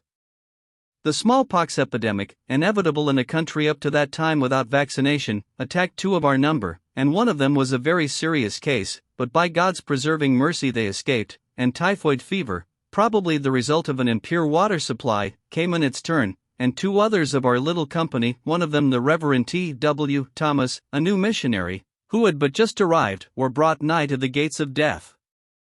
These, with the ordinary diseases of the country, such as fever and dysentery, befell us, but a merciful providence brought us all through, and no one has been called away or permanently disabled. Chapter 18. Seeking the Lost. One peculiar and sadly interesting feature of mission work in a new country is the duty of seeking the lost. Whenever a new country is opened, it not only offers a sphere for steady young men seeking one, but it always attracts also many adventurers, wanderers and prodigals from the more settled communities, and they come in considerable numbers. The annexation of Upper Burma was a case of this kind, and the hope of employment brought over persons, some of whom were to be found serving in positions very different from what they or their friends ever expected them to occupy. I remember one day, whilst visiting Kyoks on mission business, meeting casually a man of this kind. I heard there was an Englishman lying ill in a certain rest house. I found the man all alone and very ill, suffering apparently from cholera, which was then very prevalent. He was quite deserted and destitute, unable to attend to himself, and in a very neglected condition. The building was the usual Burmese zayat, built of teak, without any furniture whatever, nothing but the man's mattress and pillow spread on the floor. I sent for the government apothecary, and in the meantime got him some chicken broth made, for he had no food, sponged him, and made him as comfortable as I could. He told me something of his history. He was an Englishman, and had been brought up respectably, and was a near relation of a minister of the gospel in England. He was an ne'er-do-weel, and had been in many employments in different parts of the world, at one time at sea in a whaling ship, and at that time driving a locomotive engine, with ballast trains, on the new Mandalay Railway, then under construction.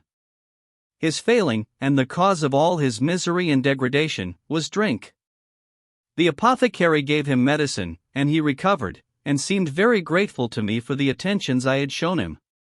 He admitted his faults very candidly, and we had, before I left the next day, a long and serious talk, with prayer. I saw him once afterwards at our service on a Sunday evening in Mandalay, and he seemed altogether brighter and better. Shortly afterwards he left the neighborhood, stating he wished to break off from his bad companions and start life anew, and I saw him no more. Another was a very different case.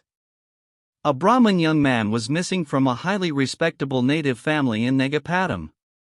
He was a former pupil in our high school there, and had left home in consequence of some dispute with his friends, and was supposed to have come to Mandalay in search of employment. I did not hear of any lapse of character or misconduct of any kind, but with Brahmins, the mere leaving home and crossing the sea amounts to such a breach of caste, and contamination with others, as to be worse in their eyes than many a deadly sin, and they weep for such a one as over a prodigal. I inquired for him in the public offices where he was likely to be found, but I could find no trace of him. I received from time to time a number of letters from a young woman belonging to the Eurasian community in Ceylon, asking in great distress for news of her husband, whom she had not seen for 7 years. It was a sad story, and the poor woman seemed almost to have lost her senses through grief. Differences had arisen between her husband and his relatives, after the marriage, and he had left home and gone to India, and afterwards to Burma, and had given way to drink. I found traces of him. The missionary of the Methodist Episcopal Church in Rangoon had known him as one of the intemperate characters loafing about the town, whom he had often tried to help, and raise out of the gutter. At last he had suddenly lost sight of him, and could not tell me what had become of him. Through the superintendent of police in Rangoon I found what appeared to be the last trace of this unfortunate man. The police record stated that a man, answering to his description, was found drowned one morning, in the lake near Rangoon, and he was supposed to have wandered there, either whilst helpless in liquor, or with the intention of ending his unhappy career. Which it was there was no evidence to show. It was never fully proved that this was the same man, but as he was nowhere to be found, it seemed very probable that it was he, and the poor soul had to content herself, as best she could, with this sad and uncertain information. A widow of the Eurasian community, whom I had been acquainted with during my residence in Ceylon, years before, wrote to ask if I could hear any tidings of her younger son, who at the time I knew him was a schoolboy, but by that time a young man. He had left home to seek employment, and had learnt the business of a mechanic, but, like too many, had ceased to write to his mother, who, of course, in the absence of any knowledge of him, feared the worst. What a cruel thing to leave a widowed mother in ignorance of his whereabouts! I made all possible inquiries, but with no result.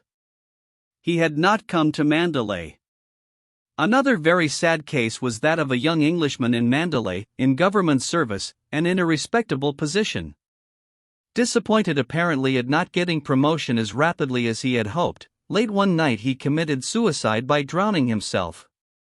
Morally he had drifted far away from the teachings of home and childhood, and he had formally renounced the Christian religion, declared himself a Buddhist, and had even left instructions in his will, that in the event of his death he should be interred as a Buddhist.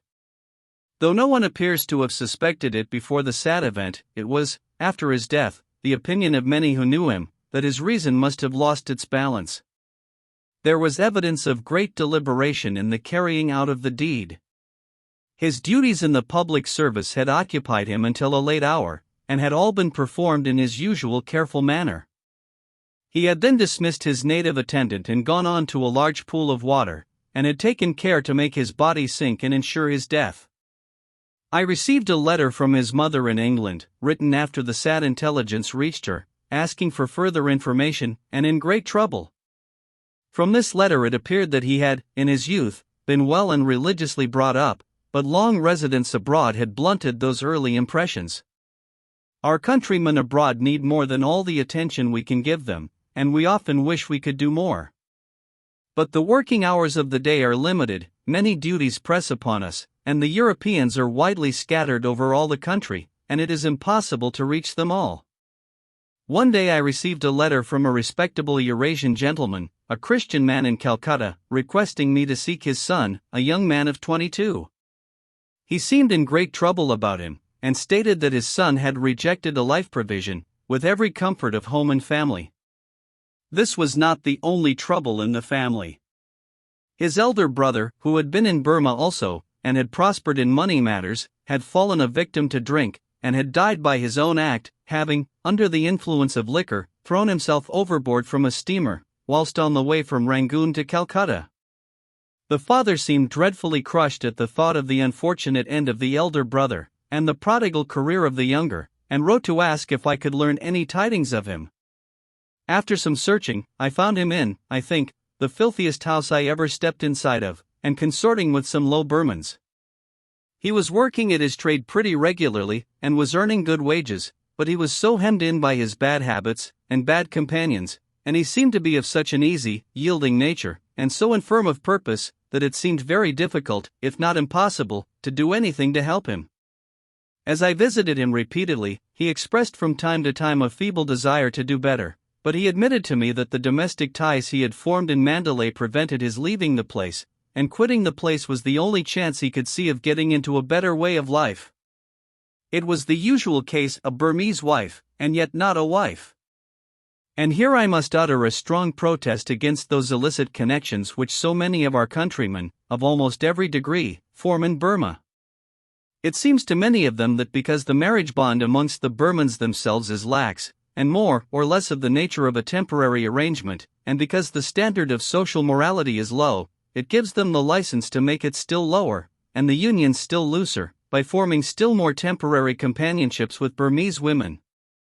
In the case of the Englishman I say still looser, for there is this difference between the Burman and the Englishman, that in the former case it is to all intents and purposes a marriage, and is not unlikely to prove lifelong, though it may terminate earlier, whereas the Englishman would scornfully refuse the title of wife for his native companion, or housekeeper, as he is pleased sometimes to call her, and he never intends the union to be anything but temporary.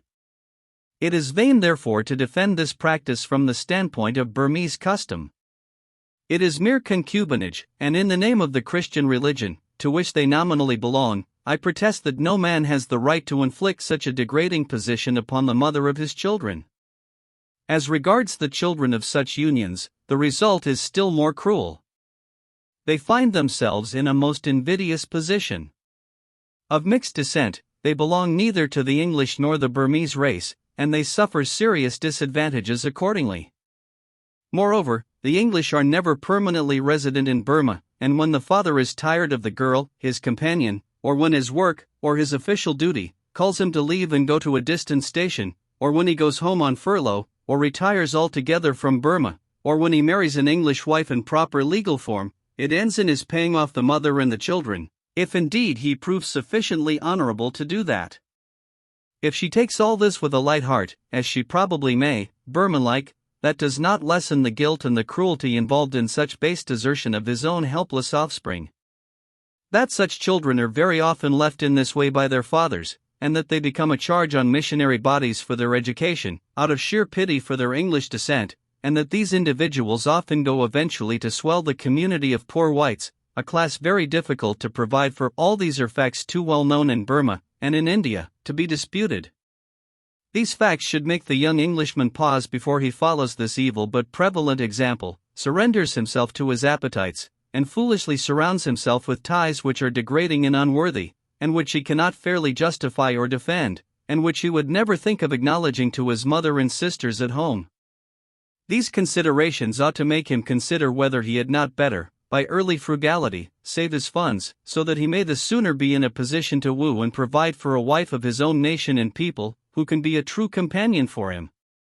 This evil is one of considerable dimensions in Burma, and holding up social evils to the light of day is one means of seeking their removal. One day I received a letter from a godly man in Ireland, who wrote asking me to go and see his son, a sergeant in the regiment then stationed in Mandalay. He was under an assumed name, a thing not unusual in the army. His father had not heard from him for 10 years, but had just received a letter. It was a sad case, the old story, formerly in a very good position in the excise in Ireland, drink his ruin. He lost his position, and finding himself at length in distress, enlisted. Being well educated, he was soon promoted, but again and again got into trouble through drinking. This went on for years, until at last by sheer desperate effort he managed to pull himself together, feeling sure that if he went on much longer at the rate he was going, he would soon be in his grave. He admitted to me that though he had not, when I saw him, tasted liquor for over a year, the craving that came upon him sometimes was almost insupportable. I urged him to seek the converting grace of God, and get divine help, which alone could keep straight one in his dangerous position, but he could not see it. I sat with him over an hour that afternoon, and he wept freely. We wept together as we talked about his home, his father, and the days of childhood and innocence, and as he recounted to me the story of his life. Soldiers and sailors are amongst the most candid and approachable of men with the chaplain, and I never find the least difficulty in getting at their hearts. But there was a peculiar difficulty in his case in another respect. He believed in his father, and there was much tenderness in his mind with regard to sacred things, but he seemed to be utterly skeptical as to divine grace ever reaching him, and it was only with the utmost difficulty that I could get him to kneel in prayer. There seemed to be some hindrance that I could not remove. He came by invitation to my house, and spent an evening with us, but with a like result, and he steadily refrained from attending any of our services. Very shortly after I became acquainted with him, his regiment left for England, and I saw him no more. Let us hope that the scenes of home life once more, and other kindred influences, led to the completion of that work of grace and reformation, the beginning of which was evidenced by his long abstinence from liquor, his writing once more to his father, and the evident feeling he manifested when conversing about home and sacred things. Where the habit of drinking has become confirmed, it is often very difficult to effect a radical cure. Consequently, looking after such cases as I am describing, where the drink appetite and other gross sins have complicated the situation, is never so hopeful and encouraging. Nevertheless, we have no reason to lose hope of any, and cases occur sometimes of the complete reformation of persons who have sunk very low indeed, and long seemed hopeless. In this connection, I should like to acknowledge the very satisfactory results that have attended the universal establishment, throughout the British Army and our Indian Empire, of that society known as the Army Temperance Association. This society owes its origin to the efforts of a Baptist missionary in India, the Reverend Gelson Gregson, who started the movement some few years ago. Its working is similar to other temperance organizations, with the exception that it is purposely and specially adapted to the idiosyncrasies and the peculiar circumstances of Thomas Atkins in a tropical climate, far away from home, and with much spare time on his hands. The great reason why it flourishes is that it really offers counter-attractions, such as a soldier can appreciate, to the canteen as a place of resort, with its hilarity and good fellowship, and without any temptation to intoxication. Chief among these attractions is a room set apart for the purpose, where the members of the Army Temperance Association can resort when off duty, a small concession, one would have thought, that might long ago have been less grudgingly and more frequently made to temperance, but really a great matter to the soldier. This, with the necessary refreshment bar for the sale of food, tea, and cooling drinks, with a few games to occupy their spare time, and a supply of newspapers and books, forms a basis. The organization itself is fitted to meet the case of soldiers. A small monthly fee is paid for membership, they elect their own officials from amongst themselves. There is a periodical published by the Secretary at headquarters as the organ of the association. There is a bestowal of medals and decorations, intangible recognition of abstinence on the part of members, for given lengths of time, and the surplus funds are expended in little entertainments such as they like.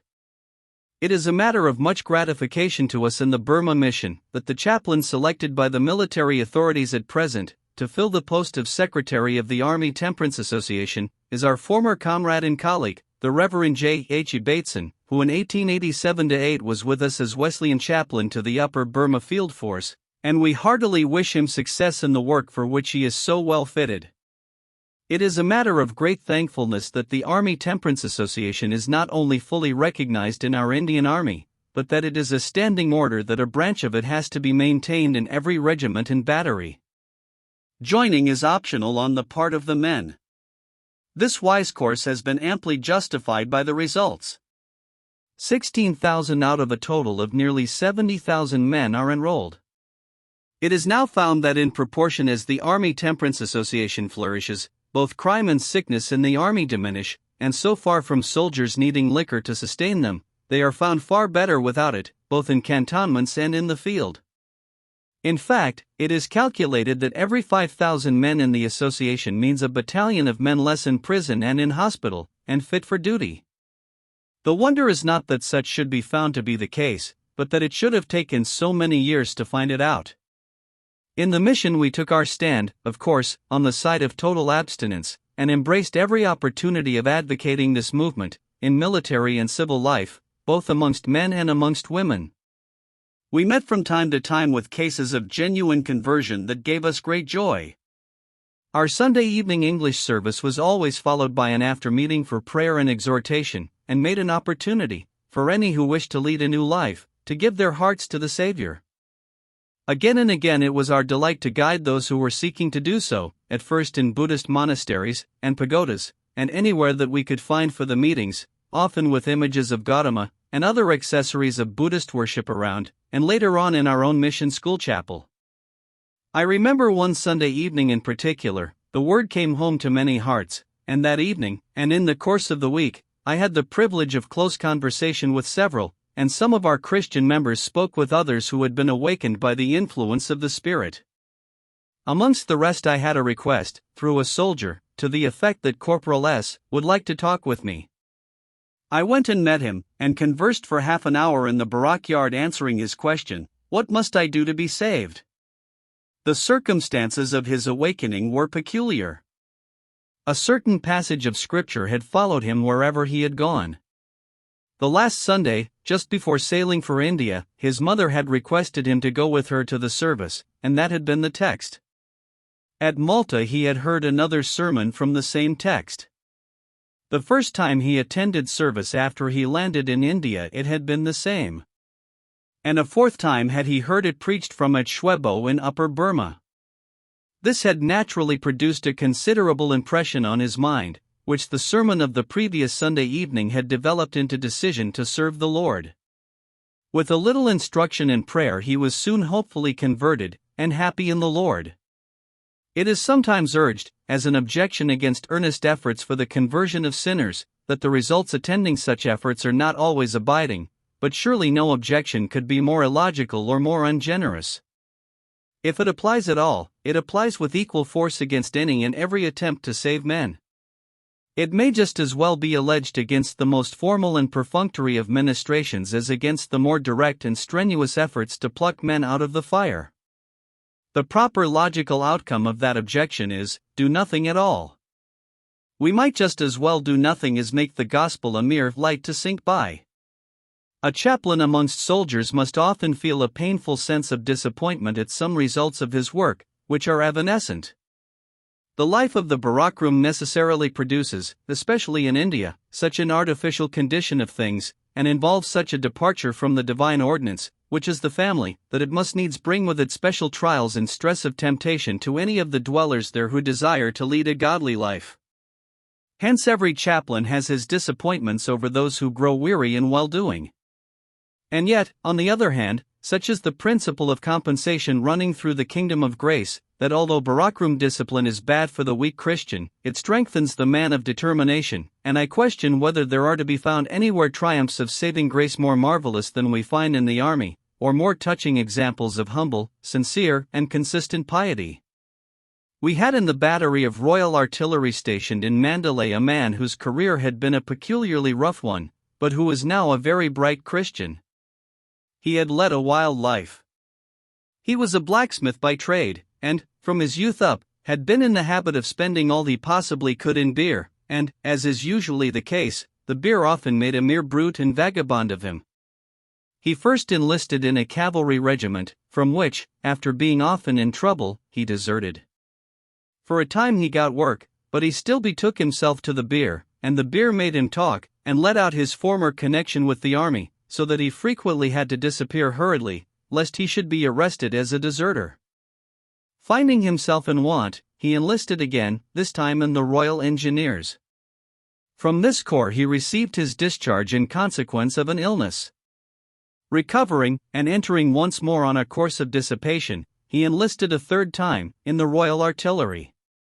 The Jubilee year gave him the opportunity to confess his former desertion, and to secure his share in the general pardon, extended by the Queen to all such cases that year, and it was not long before the King of Kings granted him his pardon also.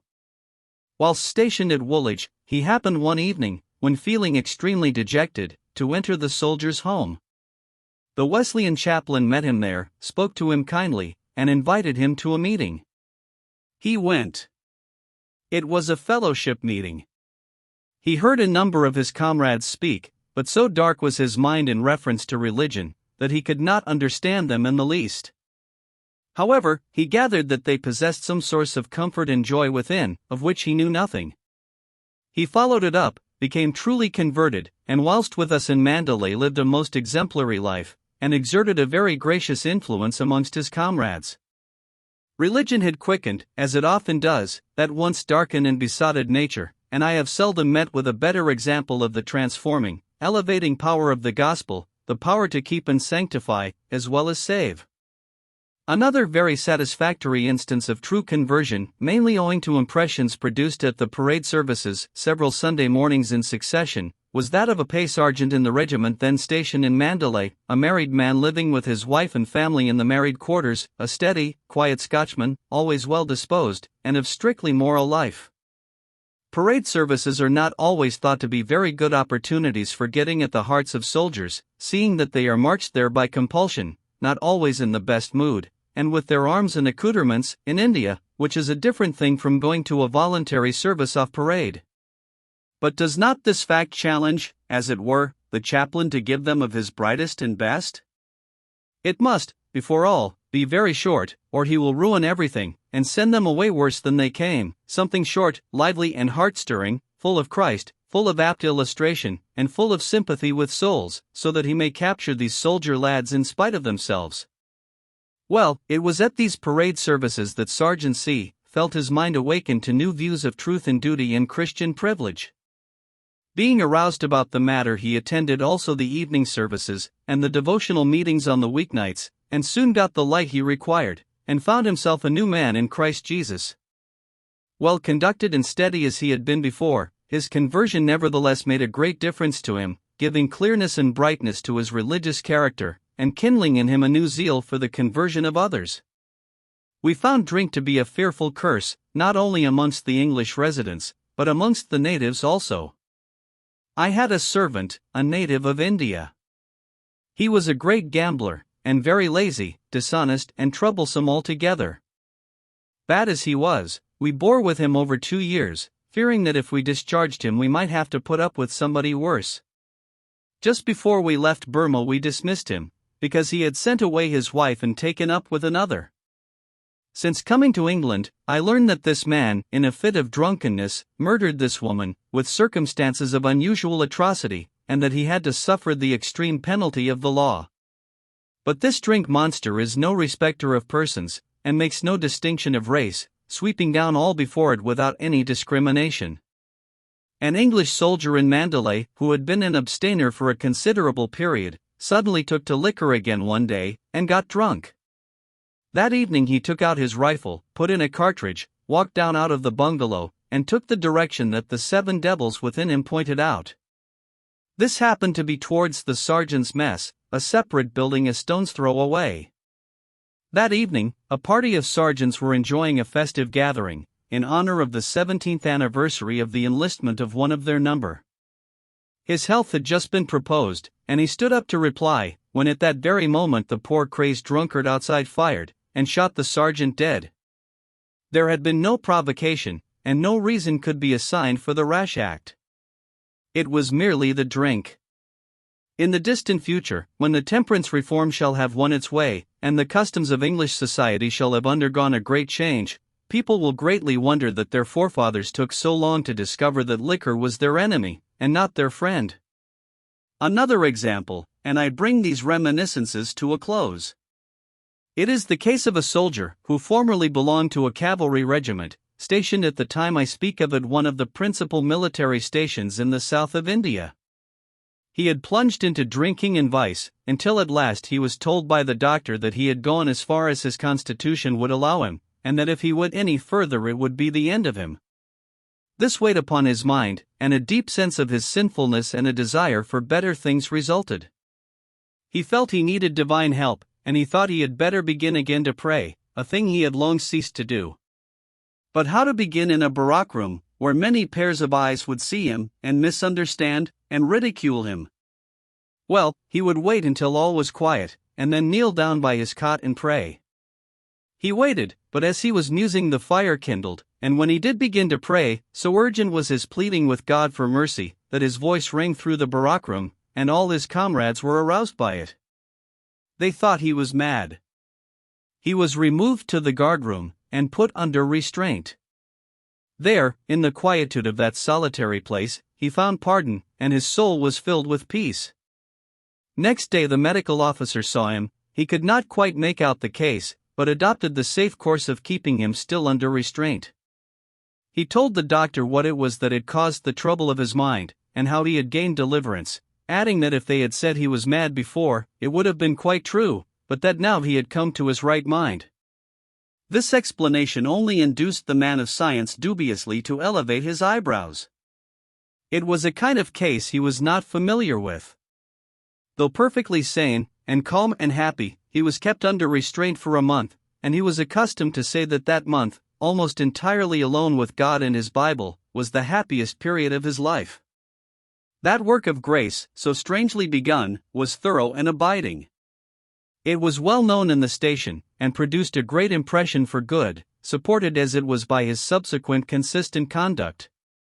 It was years after his conversion that I knew him intimately in Burma as a non-commissioned officer, serving in an important and responsible military position, for which he had been specially selected, and I knew him for several years as a consistent Christian, whose firm example and happy, cheerful character made him a blessing to others, and who was never backward in quietly and judiciously speaking for the Master. Chapter 19. A Jungle Journey. We had a great desire in the mission to pay a visit to the Chin tribes on the western frontier, with the view of ascertaining their locality and circumstances. Consequently, when the cool season arrived, the usual time of year for tours, I started with my brother missionary, Mr. Bestall, then stationed at Pakaku, for a journey to the Chin country.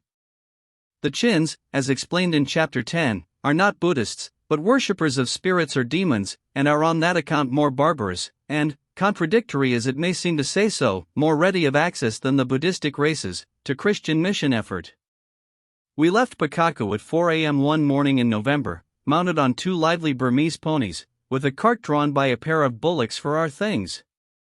In traveling through the jungle you need to take almost everything you require, so that when the sugar, and salt, and tea, and bread, and butter, and tins of meat, in case the gun brings down nothing, and soap, and candles, and rice, and curry, and frying pan, and kettle, and crockery, and a few other simple necessaries, not omitting medicines, are packed up in a box, and the pillows and rugs for the night rolled up in a mat, and a change or two of clothes put in a portmanteau, and a few gospel portions and tracts included, to distribute in the villages as we pass along. You find you require a cart to carry them.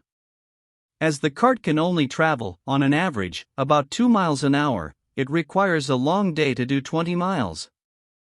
There is no advantage in going ahead of the cart, you only have to wait at the end of the stage, and it is more enjoyable to spend the time in leisurely traveling. In this way these jungle journeys, though the traveling is rough and often fatiguing, are very serviceable for the sake of the change of air and scene, and the free outdoor exercise they afford. We managed to make a stage of 6 miles before it was daylight, and pushed on the next stage of 15 miles farther without stopping. There we halted at one of the establishments constructed at every stage along this route, to accommodate troops and convoys, on the march to the military and police stations on the frontier. It consisted of long rows of temporary bamboo barracks, and a bamboo shed for the officers. There was a Burmese police guard close by. How regularly and irreproachably that Burman constable shouldered his rifle, and did his sentry go, while we were looking on. Here we halted for our midday meal and a short rest. It is wonderful with what dexterity your native servant, availing himself of almost no facilities for cooking, can produce you a savory breakfast on the march. 3 stones or bricks to support the kettle, and the same for the frying pan, are all he requires for a fireplace, and a few sticks and bits of bamboo out of the jungle are enough for a fire. In the afternoon we did another 12 miles, making 33 miles that day, which was rather more than the cartman would have driven his bullocks, if it had not been that the next day was Sunday, the day of rest. The weather was lovely, being the best time of the year for a journey. It was not much hotter in the day than a warm summer day in England. The nights and mornings were chilly. At Pyeongchang we halted on the Saturday night, again putting up in the temporary military lines. The route we had taken was not a road, as we understand roads in England, but, strictly speaking, more of a track, fairly passable in dry weather for carts, but almost impracticable after heavy rains. Good metalled roads are a luxury we have not seen much of as yet in Upper Burma, but we shall get them in course of time. On the Sunday we rested, and spent some time amongst the villagers, distributing tracts and preaching. Here we had the misfortune to lose our 2 ponies. Mr. Bestall, pitying them, that there was so little grass to eat in the rest-house enclosure, opened his kind heart, and the gate at the same time, and let them out to graze, giving them in charge to the cartman to look after. He followed them for a while, and then, native-like, came back without them. We went in search of them, but never saw them again that journey. They strayed for many miles, and it was a month before they were brought back. It speaks well for the hold the English now have on the country, and the great diminution of crime, that search was made in all the district round, and they were returned by the police, as we felt sure they would be. We had to borrow for the rest of the way. An eloquent reminder of the troublous times we had then barely passed through, was the little police fort close by the rest house, constructed on the top of a ruined pagoda, where there was a view of the country for some distance round. During the first 3 or 4 years of British rule, places like this had to be selected wherever practicable, and made strong enough to stand a rush by dacoits, and a careful watch had to be kept. The little bamboo house was perched right on the top of the steep mound of ruined brickwork. A wall breast high was erected round it, and with a few resolute men, well armed, inside, it would not have been easy to take. The rest house at Pyeongchang, looking westward, overlooked a most lovely valley of great extent and fertility, through which we had now to pass.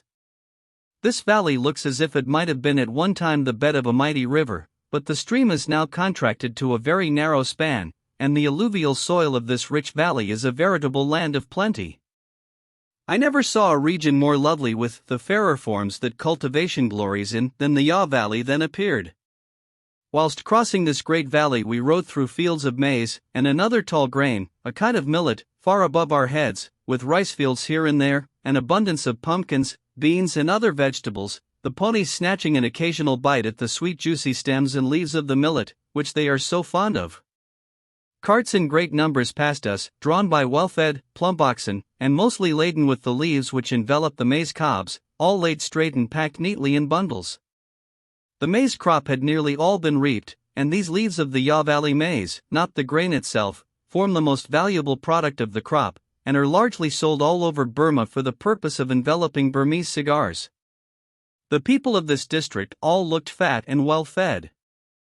There was abundance of cattle, and the inhabitants of that region seemed to want for nothing in a material point of view.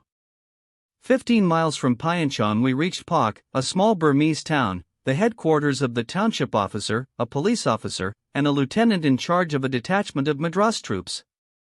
They were all very young Englishmen, 2 of them apparently not over 25, and it might have seemed odd at first sight to see such young men in such responsible positions. But suddenly having to find a sufficient staff of officials to rule over a country as large as France has involved engaging the services of many young men, for they must enter upon their duties young to be properly trained for the work, and it is a notable fact that the great work of pacifying and restoring to order Upper Burma has been chiefly the work of very young men.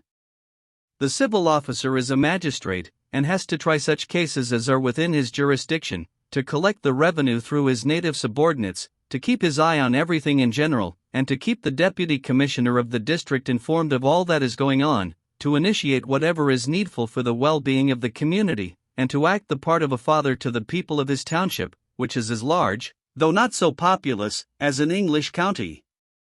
The police inspector is responsible for the maintenance of order, and the pursuit and arrest of criminals, and the military may at any time be called out to take the field, and try conclusions with some dacoit band that is gathered in force. As far as I could judge, they all seemed very fit for the work they had to do. Only a year or so before, this township of Pak was in an exceedingly disturbed state, by reason of dacoit bands, and if things had not greatly improved, we could never have traveled unprotected through it as we did. It is to the credit of these young men, and the troops and police under them, that things are so peaceable now. We saw at Pak the same abundant evidences of prosperity and improvement that are visible everywhere throughout the country, not only in the erection of a new courthouse and public government office, and many private houses, but still more in the great improvements made about the town, in the improvement of the roads, and most of all in the construction of a new bazaar, which the township officer showed us through with pardonable pride, and in which a great deal of business was going on. Having stayed in Pak the night, we were off the next morning early, forded the river, traveled a stage, and rested for our midday meal in a monastery. This is no uncommon thing in Burma. We had occasion to do so several times on this journey. There is hardly a village without its monastery, one or more, always the best building in the place, and kept very clean, and it generally happens, as in this case, that there are some vacant buildings used as rest houses by chance travelers. We always found the monks affable and pleasant to meet, quite chatty, with a kind of friendly familiarity entering at once into conversation, and evidently not having the slightest objection to seeing us about the premises. We, on our part, reciprocated these advances, and made things pleasant all round. Thus we traveled on from day to day, as fast as our bullocks could make the journey, which was very slowly indeed. As we could gain nothing by going ahead of our cart, we were obliged to spend the spare time as best we could. My companion, having a gun, and being a good shot, managed to get something every day, which, in the entire absence of the butcher's shop, was very acceptable for the larder. We had either a hare, wild pigeons, jungle fowl, partridges, or something. Game is abundant on the route, and in the jungle you have no fear of encroaching on anybody's preserves. I suppose there are few places in the world now, however remote, where an Englishman is not constantly meeting with some wandering specimens of his countrymen, and even in the wildest recesses of the jungles of Upper Burma, you are liable to the discovery that the genus Englishman includes the species gentleman and the species snob. We had a curious illustration of this. Arriving one evening, long after dark, about 8 o'clock, at a roadside rest house, built by the Public Works Department for the common use of English travelers, we found a gentleman whom I will call Captain X. He was traveling in charge of a large military convoy of elephants, ponies and other baggage animals, carrying up supplies to one of the distant military stations in the Chin country. He and a junior companion were in possession of the comfortable, spacious, 3-roomed bamboo rest house, where there would have been ample accommodation for us as well, with our scanty traveling kit, in the 3rd room, which they were not using, and they had really no more right to monopolize the whole than we had. However, they were in possession, and on our presenting ourselves at the door, Captain X never so much as asked us to step inside, never attempted even to ascertain who we were, or to enter at all into conversation with us, but simply directed our attention to a dirty, shabby bamboo shed at the lower part of the compound, built for natives, and at that moment quite full of Burman coolies, who, he cheerfully assured us, would readily nip out and make room for us, if we asked them. Some people's idea of the purpose of other people seems to be that they were meant by Providence to nip out and make way for them. Gathering from his manner that he did not mean us to have the use of the vacant room at the rest house, or to show the slightest courtesy in any way, we betook ourselves to the said outbuilding. The courteous Burmans squeezed themselves into smaller space, and left us enough room to spread our rugs on the bamboo floor, and we managed to put up for the night. I am glad to say that this kind of discourtesy is very uncommon indeed abroad. In all my experience of many years in Ceylon and Burma, I have never met with such scant civility from a fellow traveler in the jungle, but always something more in accordance with the circumstances. A striking contrast to this was the gentlemanly conduct of Lieutenant T, whom we happened to meet in a similar way at a rest house on the return journey. He was in possession, too, before we arrived, and though that rest house only consisted of one room, which he was occupying, he most kindly pressed us to share it with him. This, however, we would not do, but decided to occupy a zayat which we found vacant close by. We entered into conversation, and shortly after, when we took leave of him for the night, we found that, finding our cart had not arrived, and that our supper would have been long delayed, he had sent his servant boy round with enough supper for both of us, and a candle by the light of which to eat it. Lieutenant T is a brave man, and has made quite a name in connection with the rough military and civil work of the last few years, amongst the tribes of the western frontier.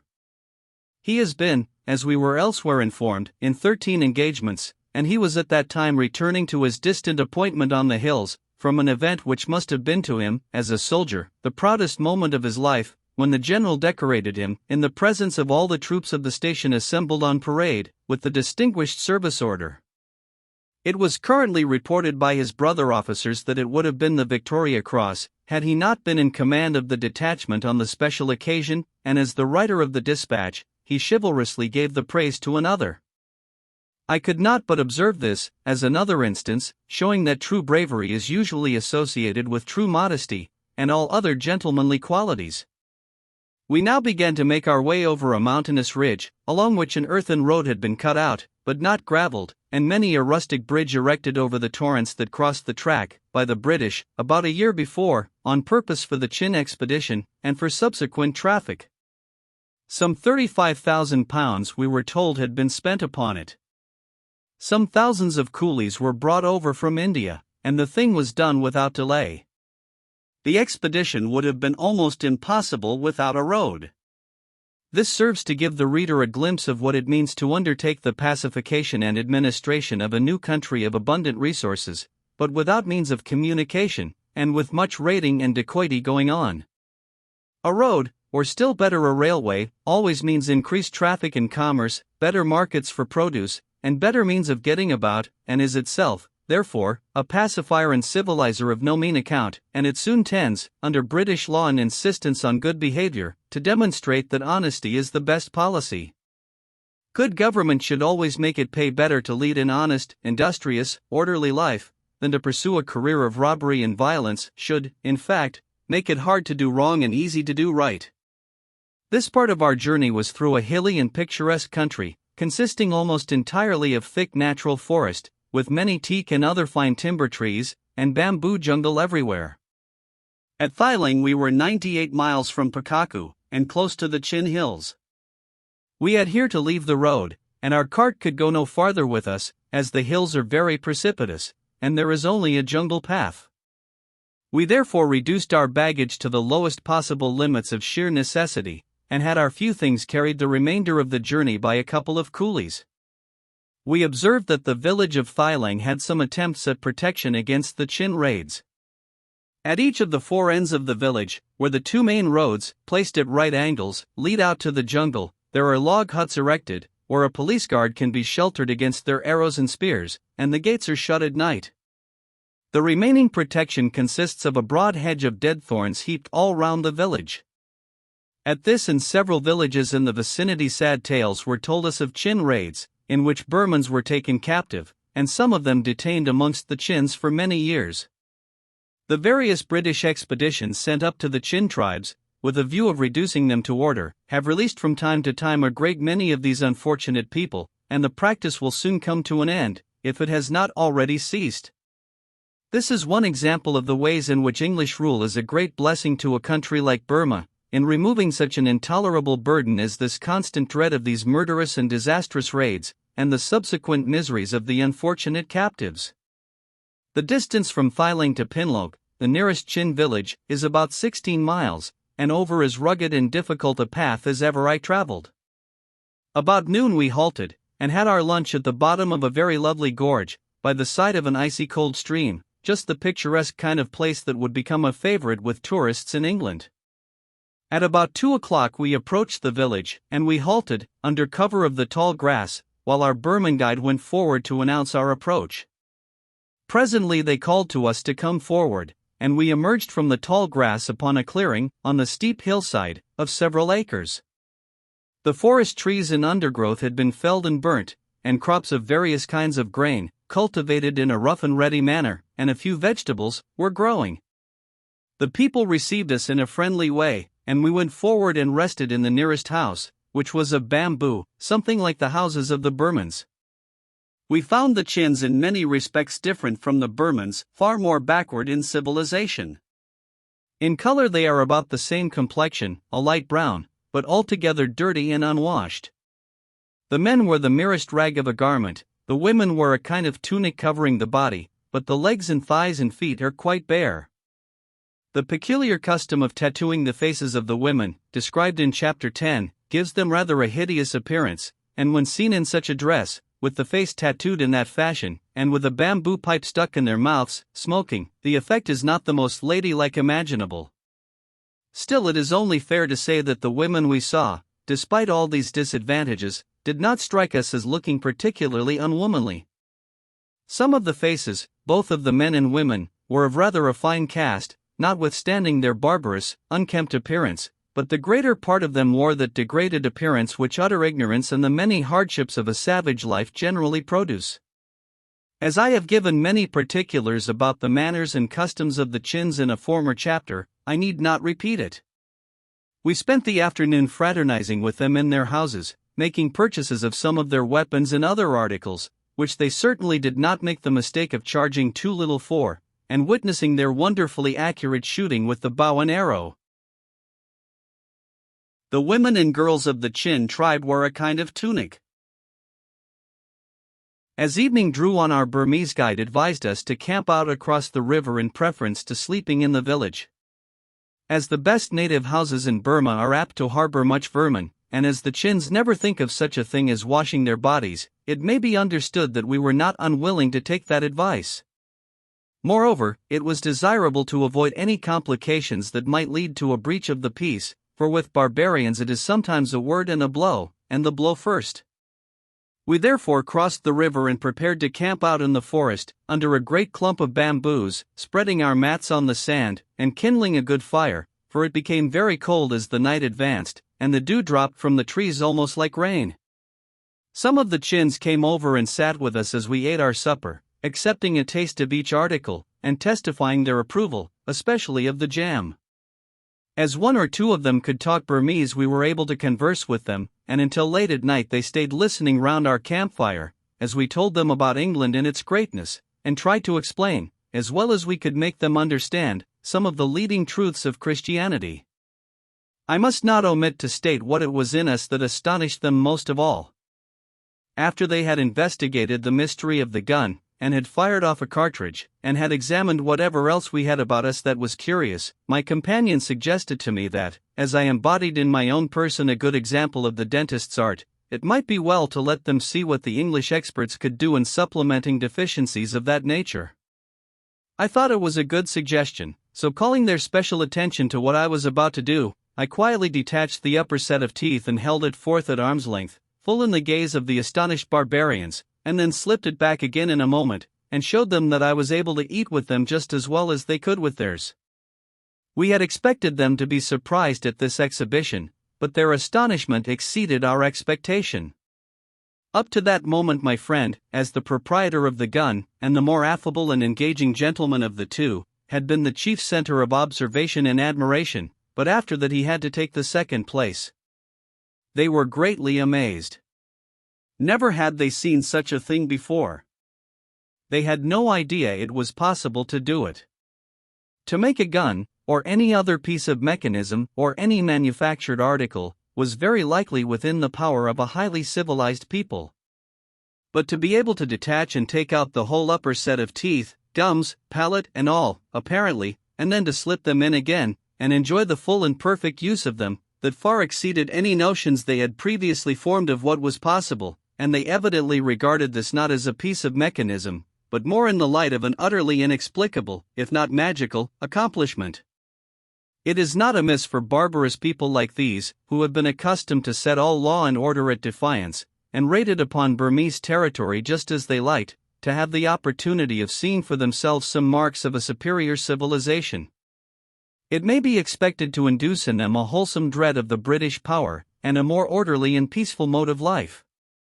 They begged us to stay over the next day, stating that they wished to bring their people from far and near to see this strange sight, but the risk of fever, through sleeping out in the jungle, was too great to justify us in remaining longer, and next day we left Pinlock, and returned the way we came. And we live in hopes that, when the funds will allow of it, the information we gleaned on this tour may be turned to good account. Chapter 20. The Home for Lepers at Mandalay. One of the painful sights which specially attracts the notice of the European in Burma is the large number of lepers to be seen in all the public places. As you walk along the streets you see them, sitting in the dust, holding out their mutilated limbs, from which sometimes all traces of hands and feet have ulcerated away.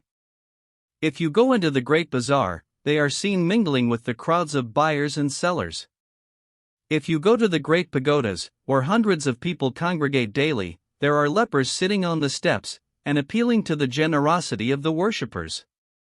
At the gates of the royal city, and in the public zayats or resting places, they are to be found, and when the leper has dragged about his poor diseased body as long as he is able, he lies down to die, a friendless, homeless outcast.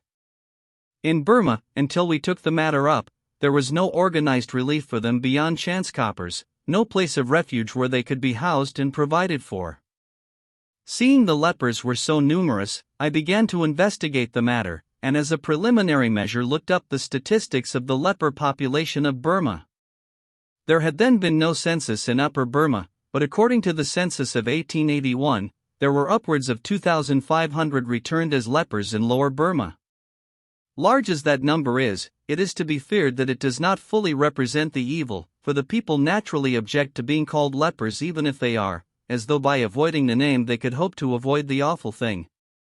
I have known a leper, so far advanced as to have lost the whole of both his hands, and quite emaciated in body, declare in answer to my question, that it was not leprosy, only komakungbiu, a bad state of body. To form a fair estimate of the actual number of lepers in Burma, we should have to make a considerable addition to the 2,500 returned for Lower Burma, and multiply that by 2, to take in both Upper and Lower Burma.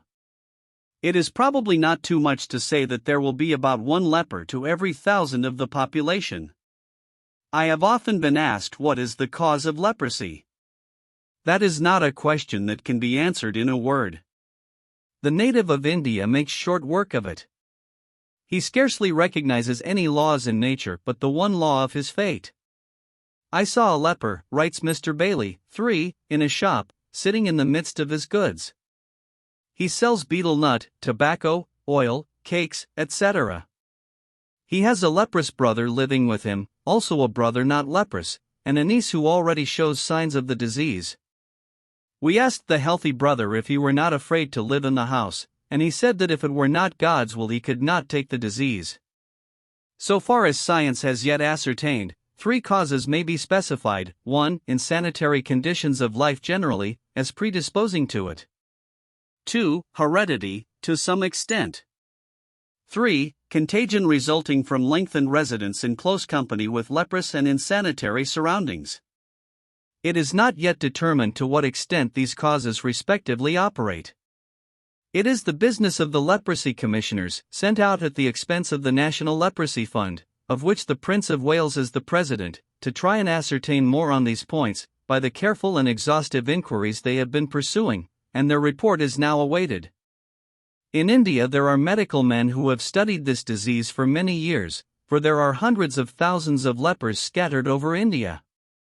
Dr. Monroe, an acknowledged authority, and a man of deep research, says, summing up, therefore, leprosy is not always, but only very rarely, transmitted from generation to generation, has never been proved to be transmitted without contact, is not constantly transmitted even when both parents are diseased, seldom affects more than one child in a family, and those only successively, independently of age, sometimes the youngest first, after contact, and goes back from child to parent when in contact. From all I have learned of the disease, I can find no proof of even the hereditary predisposition allowed to exist by Virchow, but feel much inclined to believe with Landra that contagion is the only cause of its propagation. On the contrary, another expert, Dr. McLaren, who has been in charge of a leper asylum at Dehra for many years, and has very carefully studied the question, has come to the conclusion, after an exhaustive inquiry into the antecedents of all the inmates of his asylum, that 36.4% of the cases were distinctly traceable to heredity. A curious light has been thrown on these mutually contradictory conclusions by the contrast in the experience of two different homes for lepers shown in the following quotation from Mr. Bailey's book. At Tarn Taran there is a large government institution, supported by the different municipalities that send lepers to it. Here no restriction is placed on marriage, and there is no attempt at the separation of the sexes, consequently many children are born in the asylum. The missionary of the Church Missionary Society stationed there says, of all the persons born at that asylum during the last 30 years, I know of only 2 men who up to the present have not become confirmed lepers. But even these, when last I saw them, began to show signs of the disease upon them. How different is the history of the asylum at Almora, which is largely maintained by the mission to lepers in India. There, for many years past, this plan of separating the children from their parents has been adopted with most gratifying results. Of all those who have been thus separated, only 1 child has shown any signs of the disease.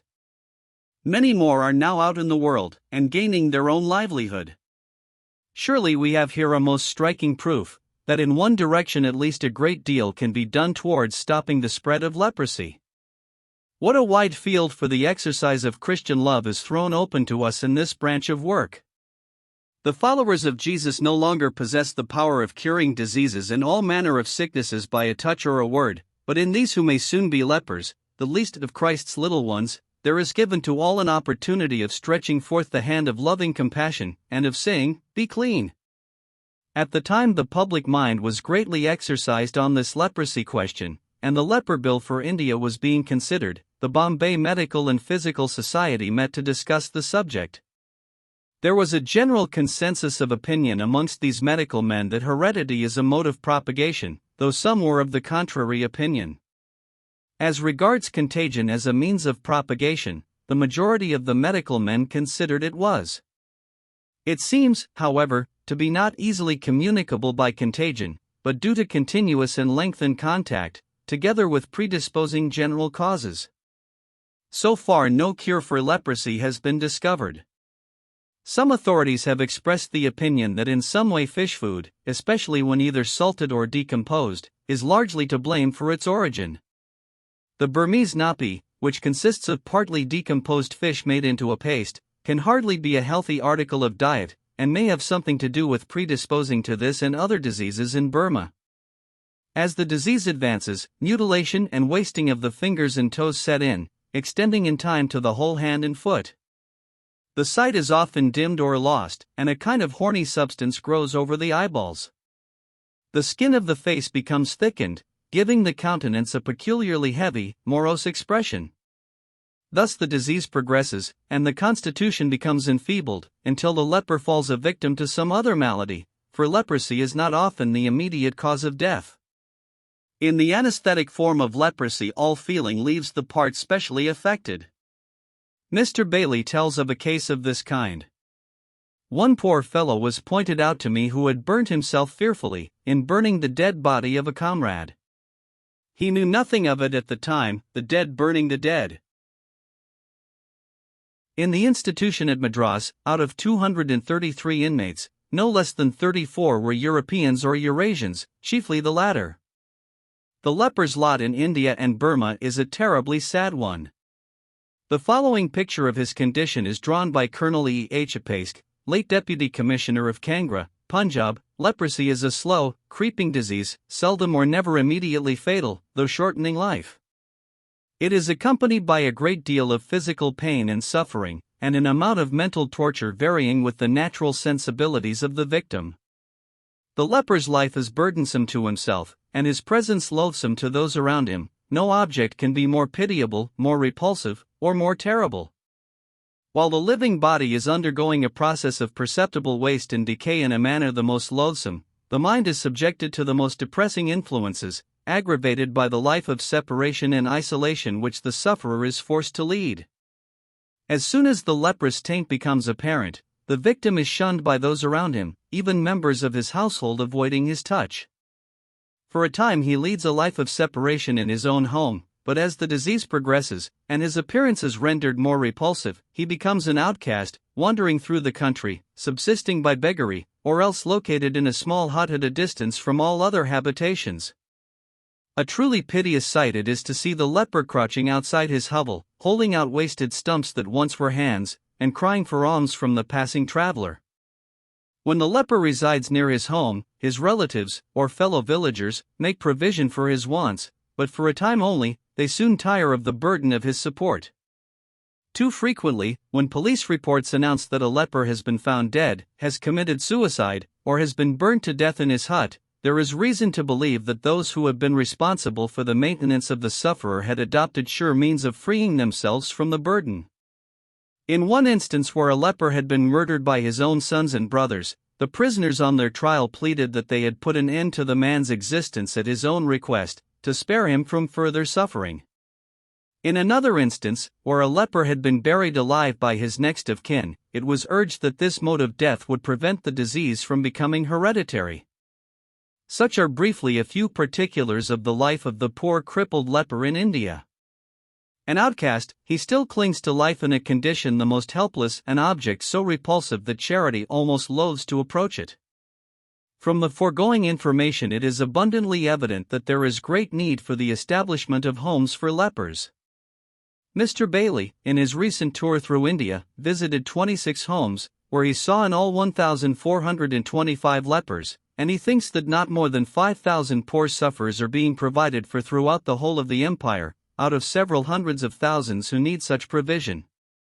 It was about the beginning of 1890, when our general mission work was getting upon its feet, and the pressure of the early difficulties was relieved a little, that I became concerned to do something for the lepers in Upper Burma, for whom nothing was being done.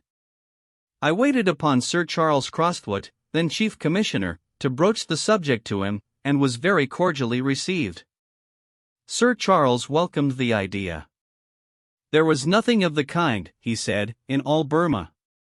Government could not well do anything directly in the matter, and even if they could, he remarked that we, the missionaries, could do it much better, that is, more kindly and mercifully than they could.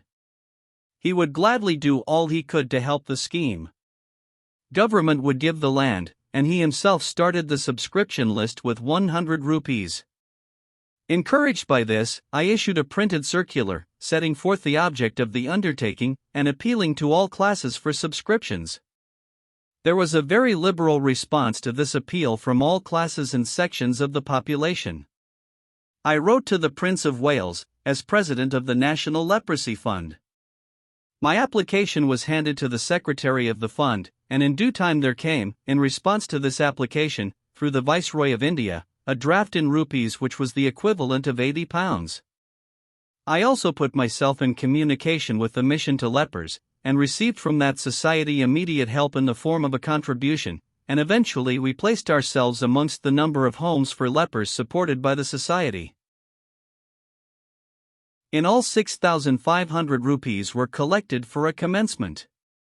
The land assigned to us by government was fenced in, and the first ward of the home was erected in January 1891, in the usual Burmese style, teak posts, board floor raised a few feet from the ground, bamboo matting for the walls, and thatched roof, with accommodation for 15 inmates. The time had then arrived for us to go home to England on furlough, and it fell to the lot of my colleague, Mr. Bestall, to gather in the sufferers, if he could induce them to trust themselves to our care. The Home for Lepers, Mandalay. Many had been the predictions that the whole thing would prove a failure.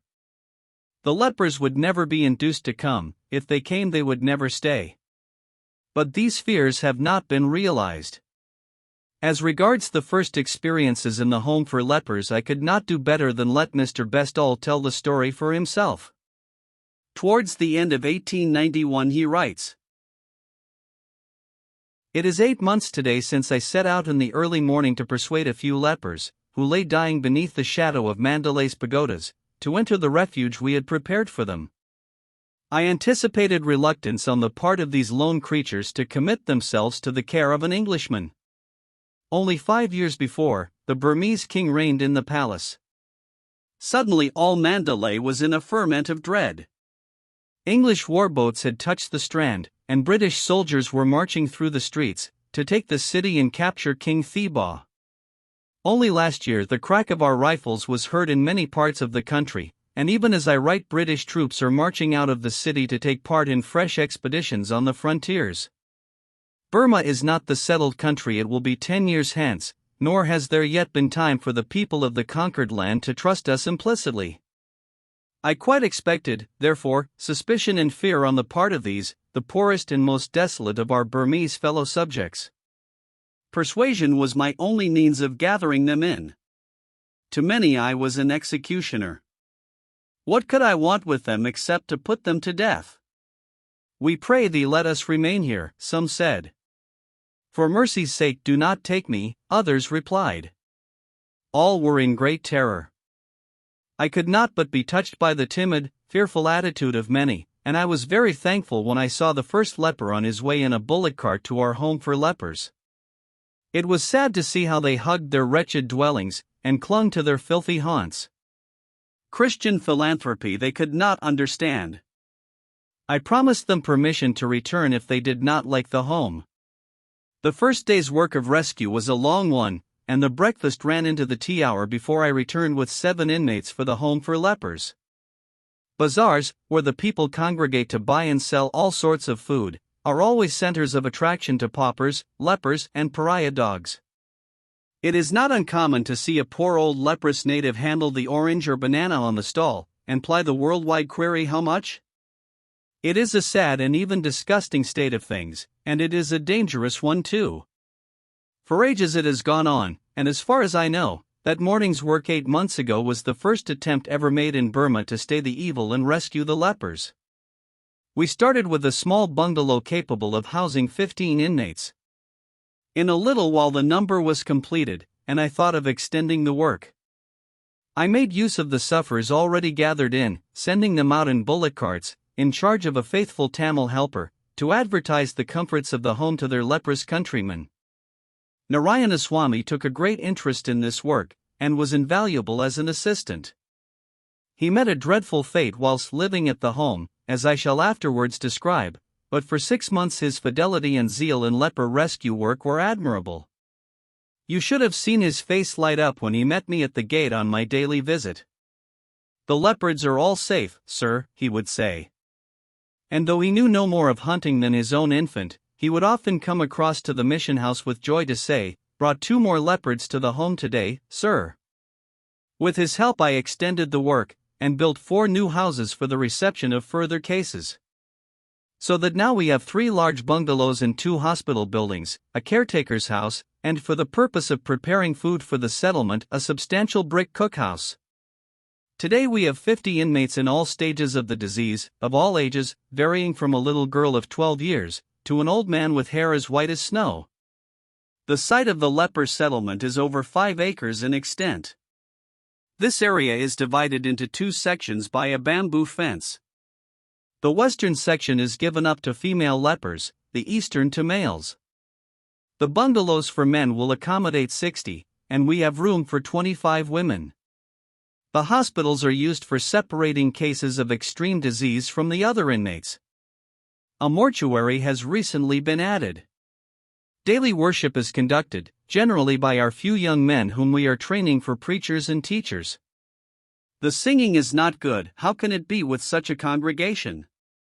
But the poor souls make a noise, and that is enough in these early days. If they can't sing, they can and do listen. In preaching we have to begin at the beginning and finish there. The idea of a savior is to them very surprising. They always thought they had to save themselves. The cleansing Jesus is a new hope to them, for they have been taught to cleanse themselves. Service over, the food is brought to the different houses. The boiled rice is carried in a large basket, the curry of meat, fish, or vegetables in earthenware bowls. The lepers eat like ravenous schoolboys, and I believe they have greater appetites than the hale and hearty inhabitants of Mandalay. After breakfast they sit and chat, and read, and the inevitable sleep. The few who are able keep the place clean, but no work can be done by the majority. Many of them are without fingers, some without hands. The evening meal is always welcomed, and we get evening worship when it is possible. At present we have no converted leper, for, when we have a few Christian inmates, much of the religious work may be conducted by the lepers themselves. This institution, in addition to being a boon to the public, and to the diseased ones, will in time become to the latter the gate of heaven. In the 8 months of our work among them death has been very busy. Naturally the bodies of these sufferers are little able to cope with sickness. When a leper sinks he sinks like lead. The pale face, the sunken cheeks, the loss of appetite, the unnatural smile, all tell of a speedy end. We have had 9 deaths. Some of them have been very touching. The worst case we have received was a woman named Ma So. She was revolting to look at. She had no hands, and her wrists were raw, she was stone blind, and her sightless eyes were covered with a horny skin, she had no feet, and her legs were eaten away to above the ankles, she could only crawl about upon her elbows and knees. I felt more pity for her than for any other fellow creature I ever saw. I preached to her in a little hut made on purpose for her. She was in dense ignorance. It was very difficult work indeed.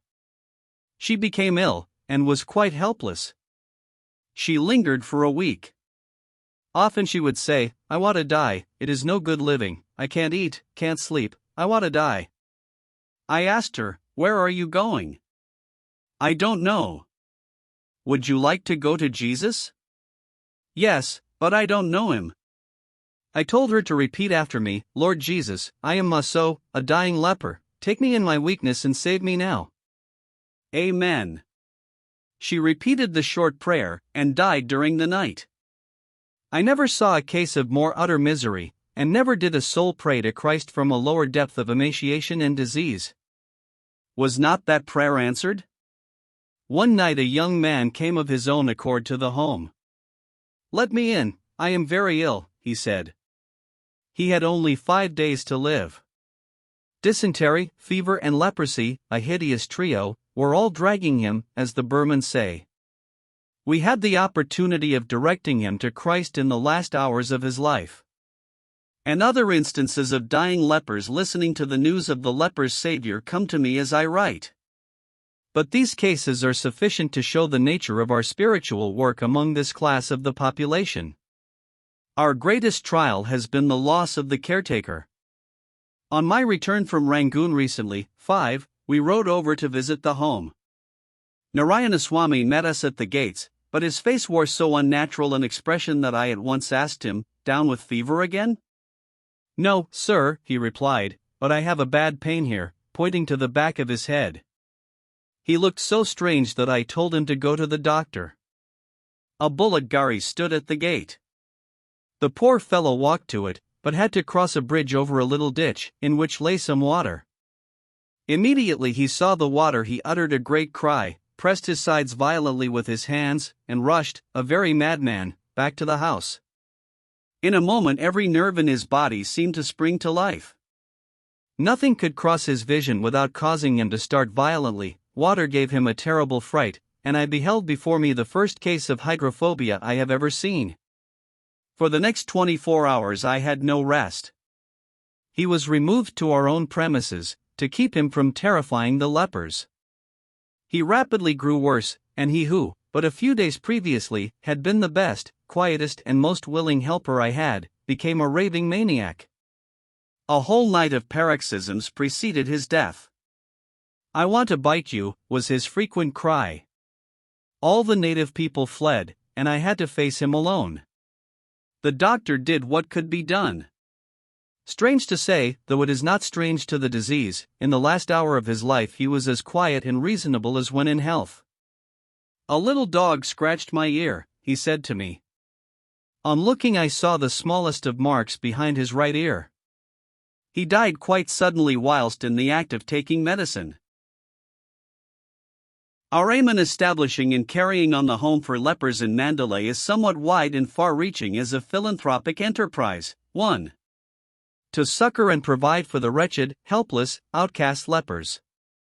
We call this institution not a jail, nor an asylum, but a home, and it is our constant endeavor to make it as much of a home to them as the sad circumstances will permit. That the lepers have taken to it is clear from the fact that there has only been one case, since we commenced the work, in which there was a desire to live again the old mendicant life, and that was the case of a young leper gifted with a fair voice and able to make a good living outside.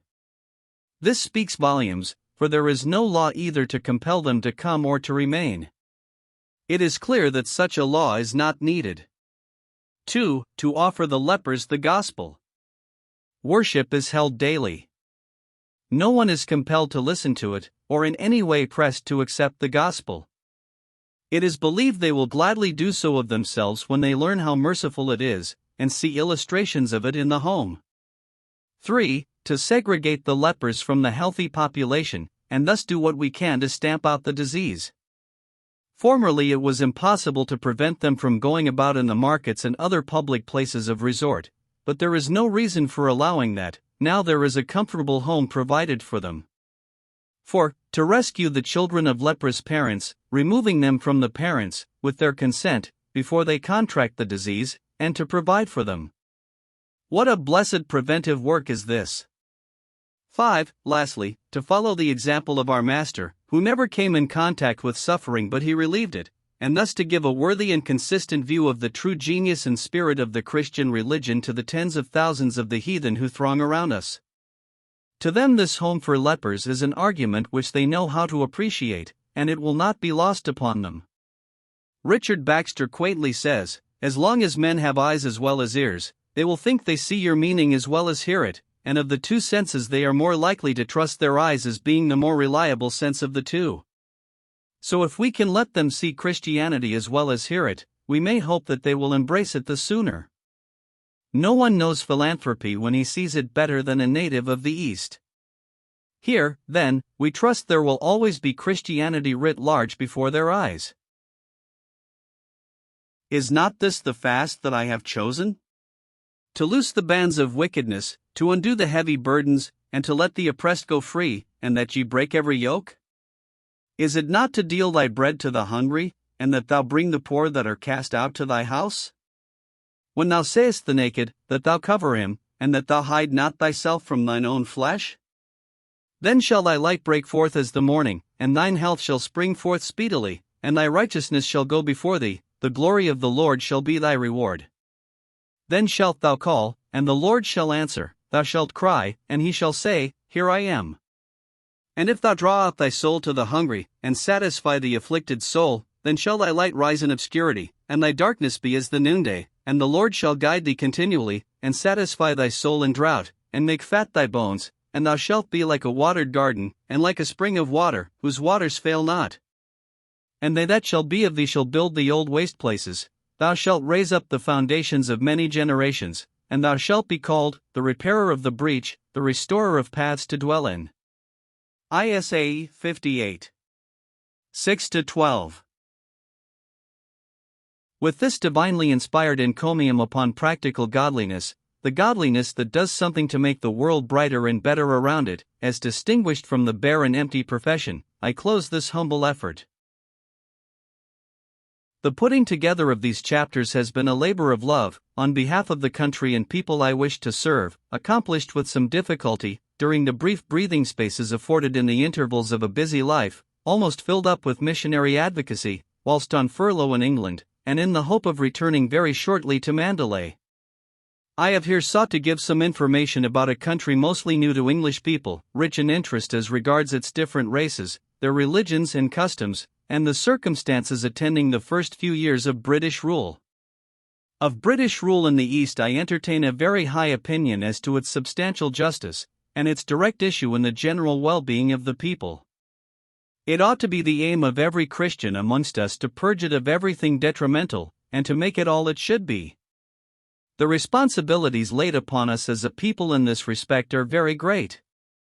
That Burma is destined to play an important part in the development and civilization of the Far East, there can be little doubt, now that our frontier is brought up to the confines of China, and that a railway is to be constructed from Mandalay through the northern Shan states, that will bring us within measurable distance of the great celestial empire. It is of great importance that this development be not confined to material things, but that Britain employ her great power and influence in the direction of everything that will uplift the nations, which Providence has so manifestly placed under her charge. Mission work amongst the Burman race may be slow, humanly speaking, and judging by all former experience, it looks likely to be so. That, however, is not the fault of what is being done. We may safely assert that much more might be done if the work were taken up in a more liberal and enterprising spirit.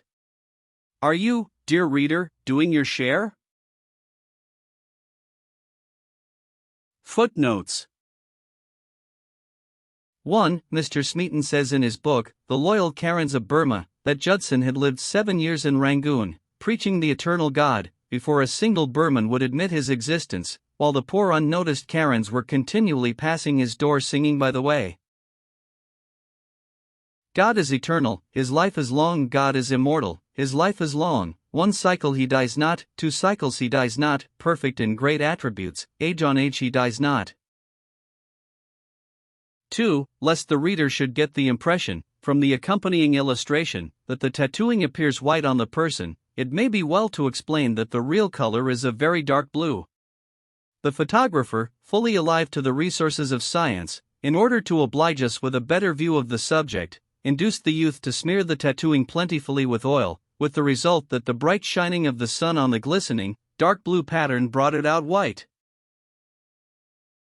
3. The Lepers of Our Indian Empire, by W. C. Bailey, Secretary of the Mission to Lepers. J. F. Shaw and Company, London, a book well worthy of perusal by all who would like to know more on this subject. 4. In a letter received 4 months later than this, Mr. Bestall writes, I am very glad to tell you of one poor old leper, one of the first who came into the home, finding Christ. He is a sad sight, but after 14 months' instruction and thought, he has come out from among his fellow lepers and publicly professed Christ. I don't expect him to live long. 5. It is an interesting illustration of the lights and shadows mingling in missionary life, that this journey to Rangoon Mr. Bestall speaks of, was to meet and bring home to Mandalay his bride, and it was this young lady's first introduction to the home for lepers, in company with her husband, that was marked by this tragic scene. It is worthy of mention in this connection, that Mrs. Bestall, before going out to Burma, underwent a 2 years course of training in nursing and elementary medicine, in order to be more useful among the women and girls of Burma. New and recent publications of the Wesleyan Methodist Bookroom. The Indians of Canada, Their Manners and Customs. By J. McLean, M.A., Ph.D. Imperial 16 MO, 23 illustrations. 3s, 6d. The Epistles of Paul the Apostle. A sketch of their origin and contents. By G. E. G. Finley, B.A., tutor in Biblical Literature and Exegesis, Headingley College. Small Crown 8VO2s. 6d. Light from the Old Lamp, or Homespun Homilies. By Reverend J. Jackson Ray. Crown 8VO2s. 6d. Thomas Cook's Early Ministry, with Incidents and Suggestions Concerning Christian Work. By Reverend H. T. Smart. Crown 8VO. With Portrait. 2s, 6d. Thoughts Spoken in Class, from a Leader's Notebook. By R. Jessup. With a full index of subjects. Crown 8VO 1s. 6d. A Manual of Instruction and Advice for Class Leaders. By the Reverend J. S. Simon. Prepared by order of the Wesleyan Methodist Conference. Crown 8VO2s. The Inspiration of the Holy Scriptures. By Reverend F. J. Shar. Being the Fernley Lecture of 1891. Dimi 8vo, paper, 1s. 6d, cloth, 2s. 6d, 5 Brave Hearts. By Edith Rhodes. CRN, 8vo, illustrated 2s. 6d, Parson Hardwick's Nut, and How He Cracked It. By W. W. Houghton. With illustrations by C. Treziter. Crown 8vo 2s. Nathaniel Noble's Homely Talks for Years in Youth. By Reverend H. Smith. Crown 8vo, numerous illustrations. 2s, Michael the Tailor. By Reverend M. Gallienne. Translated from the French by Reverend C. de P. Glidden. SM, Crown 8vo, Illis 1s. Spratty and the Dwarf, or The Shining Stairway. A Story of East London. By Nellie Cornwall. Crown 8vo, illustrated. 2s, Shadows, How They Came and Went. By Helen Briston. Crown 8vo, illustrated. 2s, 6d. Roger Wentwood's Bible. By Charles R. Parsons. Crown 8vo, numerous illustrations.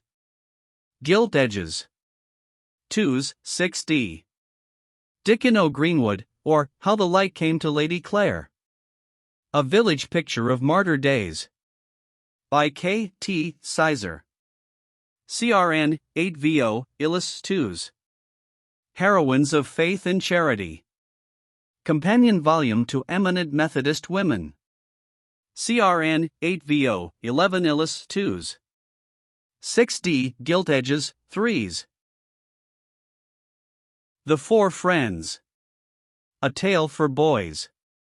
By Fribba. Crown 8vo, illustrated. 1s, 6d. The Rabbi's Sons. A Story of the Days of St. Paul. By Emily Weaver. Crown 8vo, frontispiece. 2s, 6d. A Tangled Yarn. Captain James Payan's Lifelog. Edited by T. E. Durley. Crown 8vo. With portrait. 2s, 6d. Wesley and His Successors. A centenary memorial of the death of John Wesley. Consisting of portraits and biographical sketches of the Wesley family, and of the presidents of the conference from the death of Wesley to the present time. The portraits are, with a few exceptions, engraved on steel. Crown 4-2. Handsomely bound, cloth, gilt edges, 30s. The Living Wesley. New edition. Revised throughout and much enlarged, including a chapter on the progress of Universal Methodism since the death of Wesley. By Reverend J. H. Rigg, DDCRN 8vo. With portrait, 3s. 6d, Wesley his own biographer, being selections from the journals of the Reverend John Wesley, A.M. The complete volume, with about 356 illustrations, cloth, plain edges, 7s. 6d, extra cloth, beveled boards, gilt edges, 8s. 6d, the homes, haunts, and friends of John Wesley. Being the centenary number of the Methodist Recorder. Revised and enlarged. Crown 8vo, profusely illustrated. Uniform with Wesley his own biographer. Price 2s. 6d, Wesley, the man, his teaching, and his work. Being sermons and addresses delivered in City Road Chapel, at the centenary commemoration of John Wesley's death. Revised by the authors. CRN 8vo, 431 pages. With portrait of John Wesley. Price 3s. 6d, A Comparative View of Church Organizations. By Reverend James H. Rigg, D.D. 2nd edition. Revised and enlarged. Dimi 8vo, 5s. My Cross and 9. By Reverend John M. Bamford, author of Elias Power, etc. Large crown 8vo, red lines round each page. with 10 full-page illustrations from sketches by the author. 3s, 6d. Reminiscences and Experiences of My Life. By Thomas Nightingale. Edited by his daughter. CRN 8VO. With portrait. 2s, 6d. The Father of Methodism. A Life of the Reverend J. Wesley, A.M. written for children and young persons. By Reverend Nehemiah Curnock, Senator New and Enlarged Edition. 40 illustrations. Crown 4-2. Paper covers, 6D, limp cloth, 9D, cloth boards, 1s, cloth boards, gilt edges, gilt lettered, 1s. 6D, The Life of Bishop Matthew Simpson, of the Methodist Episcopal Church. By G. R. Crooks, D.D. Dimmy 8VO, Illis, 512 pages 12s. 6D. James Bickford, An Autobiography of Christian Labour in the West Indies, Demerara, Victoria, New South Wales, and South Australia. Dimmy 8VO, 450 pages. With portraits and other illustrations, 7s. 6D. The Mission of Methodism. By the Reverend Richard Green. Being the Fernley Lecture for 1890. Dimmy 8VO, paper covers, 2s, the cloth, 3s. Studies in Theology. By R.S. Foster, D.D., Bishop of Methodist Episcopal Church. 3 volumes. Volume 1, Prolegomena, Volume 2, Theism, Volume 3, The Supernatural Book. Medium 8VO, 25s. Darwinism a Fallacy.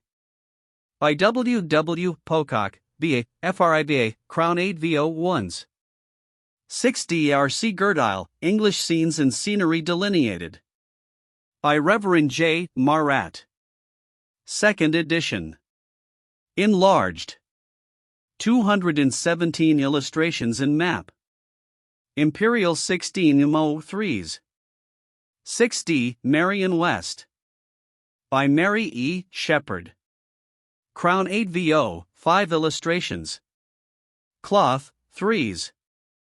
Cloth, gilt edges, 3s. 6D. A Modern Exodus. By Fay Huntington, author of Those Boys. Crown 8VO, frontispiece. 2s, 6D. Copyright edition.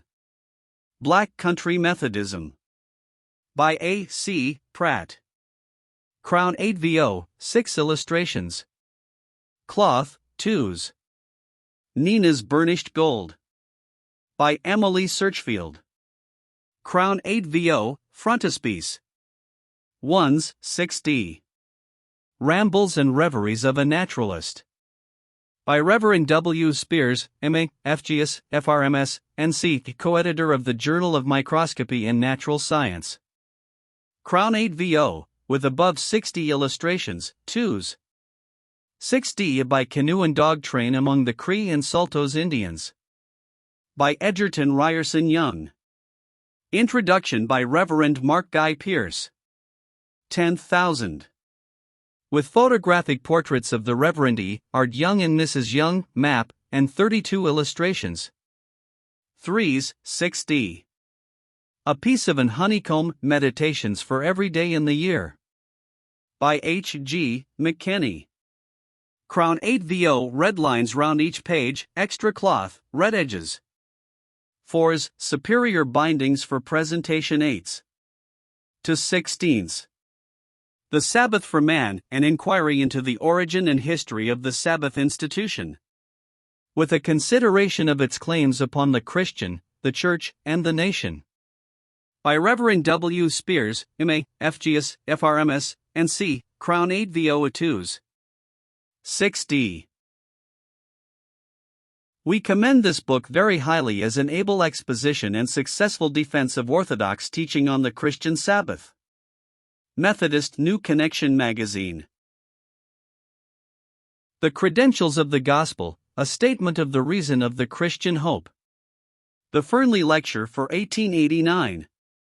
By Reverend J. A. Abete. 5,000. Dimmy 8VO, paper covers, 1s. 6d, cloth, gilt-lettered, 2s. 6d. An uncommonly interesting production. The matter is digested with admirable skill, and the expression is clear as Horace's Bandusian spring, and precise as logic itself. Christian World. The Christian Conscience. A Contribution to Christian Ethics. By Reverend W. T. Davison, M.A.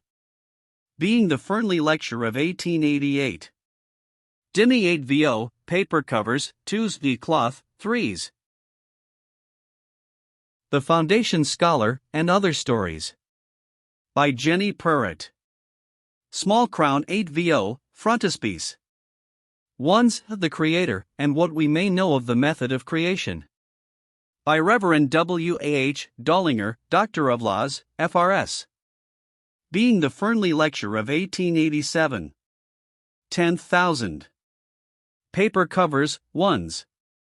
6d, cloth, 2s. 6d sermons, addresses, charges. By Reverend Joseph Bush, ex-president of the conference. Crown 8 VO, with portrait, 3s. 6d, prayers for Christian families. Containing prayers for the morning and evening of each day for 9 weeks, and for special occasions. With an introduction on family prayer, by the Reverend Dr. Gregory. Crown 8 VO, cloth, red edges, 3s. 6d half Morocco, gilt edges, 7s. 6d Persian grained, gilt edges, 8s. 6d Covenant Comforts. A companion and supplement to the form of covenanting with God. Extracted from the works of Joseph Allian, and edited by G. Osborne, DDFCP 8 VO, 1s, gilt edges, 1s. 6d John Wesley. By Reverend Richard Green. Small Crown 8 VO, 1s, gilt edges, 1s. 6d A Manual of Christian Doctrine. By Reverend John S. Banks, Theological Tutor, Headingley College. 3rd edition. Crown 8 VO, 3s. 6d Farrar's Biblical and Theological Dictionary. 15th edition. Revised and enlarged by Reverend J. Robinson Gregory. Crown 8 VO, 700 pages, 125 illustrations and 6 maps. 3s, 6d. Eminent Methodist Women. By Annie E. Keeling. Crown 8 VO, with 4 portraits, 2s.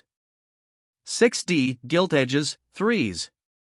The Aggressive Character of Christianity, or Church Life and Church Work. By Reverend W. Unsworth. New and Revised Edition. Crown 8 VO, 3s. 6d The King's People, or The Glorious Citizenship of Zion. By Reverend C. North. Edited, with preface, by Reverend W. Unsworth. Crown 8 VO, 16 illustrations. Gilt edges, 3s. 6d, cheap edition, 2s. The Class Meeting, Its Value to the Church, and Suggestions for Increasing Its Efficiency and Attractiveness. By Reverend W. A. H. Thompson, Reverend Simpson Johnson, Reverend Edward Smith. With supplement containing further suggestions, topics, Bible readings, and c. Small Crown 8 VO, 1s. Gilt edges, 1s. 6d Uncle Jonathan's Walks in and Around London. New and enlarged edition. Profusely illustrated. Crown 4-2. Cloth, gilt lettered, 2s. 6d gilt edges, 3s. 6d The Two Cousins. By Fribba. Illustrated. Crown 8 VO, 3s. 6d Miss Kennedy and Her Brother. By Fribba. With frontispiece. Crown 8 VO, 2s. 6d Her Associate Members. By Pansy. Copyright edition. Crown 8 VO, frontispiece. 2s, 6d. My Black Sheep. By Evelyn Everett Green. Crown 8vo. 3 full-page illustrations. 2's Miss Merrick's Niece. By Evelyn Everett Green. Crown 8vo, illustrated. 2's Mad Margrethe and Little Gunvald. A Norwegian Story. By Nellie Cornwall, author of Granny Trissana's Story. Crown 8vo. 3 whole-page illustrations. 2's 6d. Raymond Feed, A Story of 5 Years. By Elsie Kendall, author of Friends and Neighbors. Crown 8vo, frontispiece. 2's For the King and the Cross. By Jesse Armstrong. Crown 8vo, frontispiece. 2's 6d. The Two Harvests. By Annie Rylands. Crown 8vo, frontispiece. 1's 6d. Among the Pimento Groves. A Story of Negro Life in Jamaica. By Reverend Henry Bunting. Crown 8vo, 6-page illustrations. 2's The Happy Valley, Our New Mission Garden in Yuva, Ceylon. By Reverend S. Langdon. Crown 8vo. With map, portrait of Mrs. Wiseman, and numerous other illustrations. 2's Brookside School and Other Stories. By Margaret Haycraft. Small Crown 8vo, frontispiece. 1's The Springtide Reciter. A Book for Band of Hope Meetings. By Margaret Haycraft. Small Crown 8vo, 1's. Severn to Tyne, The Story of 6 English Rivers. By E. M. Edwards. Crown 8vo, 52 illustrations. 2's 6d. Grand Gilmore. By Reese Rockwell. Crown 8vo, 6-page illustrations. 2's Psalms and Canticles. Pointed for chanting. Words only, limp cloth, 4d, stiff cloth, red edges, 6d, paste grain roan, gilt edges, 2's. With chants, 343, staff notation, limp cloth, 1's, cloth boards, 1's. 6d with chants, tonic sol fa, limp cloth, 1's, cloth boards, 1's. 6d with chants, organ edition, 4-2. Cloth, red edges, 3's. The book supplies a great want in a way that should make it popular in our congregations. London Quarterly Review. Psalms and Canticles, words only, with sacramental, baptismal, and covenant services. Limp cloth, 8d, stiff cloth, red edges, 10d, cloth boards, 1's.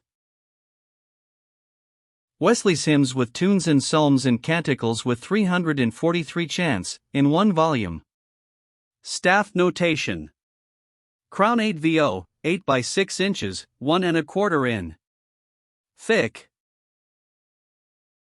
4 choirs. S.D. Cloth 40. Linen cloth, red edges 50. Limp roan, gilt edges 60. Half Persian calf, marbled edges 6-6. Persian calf, grained, gilt edges 90. Morocco, gilt edges 14-0. Morocco antique, red under gilt edges 17-6. Crown 4-2. 9 times 8.5 in, 1.5 in. Thick. 4 organ and pianoforte. S.D. Cloth, red edges 10-6. Linen cloth, red edges 11-6. Half Persian calf, marbled edges 13-6. Half Morocco, gilt edges 17-0. Persian calf, grained, gilt edges 17-6. Morocco, gilt edges 24-0. Morocco antique, red under gilt edges 30-0. The General Hymnary. Containing 500 hymns and 8 canticles, for mission and special services. Small type. Paper covers 2D. Limp cloth 3D. Cloth boards, red edges 6D. Large type. Limp cloth 6D. Cloth boards 9D. Linen cloth, red edges 1s. The hymnary, large type, is also kept in superior bindings. SD. Limp roan, gilt edges 1/9. Roan, stiff boards, gilt edges 2/6. Paste grain roan, red under gilt edges 2/6. Paste grain roan, red under gilt, round corners, gilt side 3/6. Persian grained, gilt edges 3/0. Persian, gilt side, grained, gilt edges 3/6. Persian, padded sides, round corners, red under gilt edges 4/0. Morocco, stiff boards, red under gilt edges 5/0. Morocco, padded sides, silk line 9/0. Morocco yap, red under gilt edges, round corners 9/0. This hymn book is intended for mission halls, and especially for mission centers, in which the evangelistic services are surrounded by a system of social and philanthropic agencies, but it is not designed to supersede the hymns and songs for mission services and conventions. The General Hymnary Tune Book. Containing 406 tunes, 34 single chants, and 42 double chants. Paper covers 1s. 6D. Cloth boards, plain edges, blind lettered 2s. 0D. Cloth, beveled boards, red edges, gilt lettered 2s.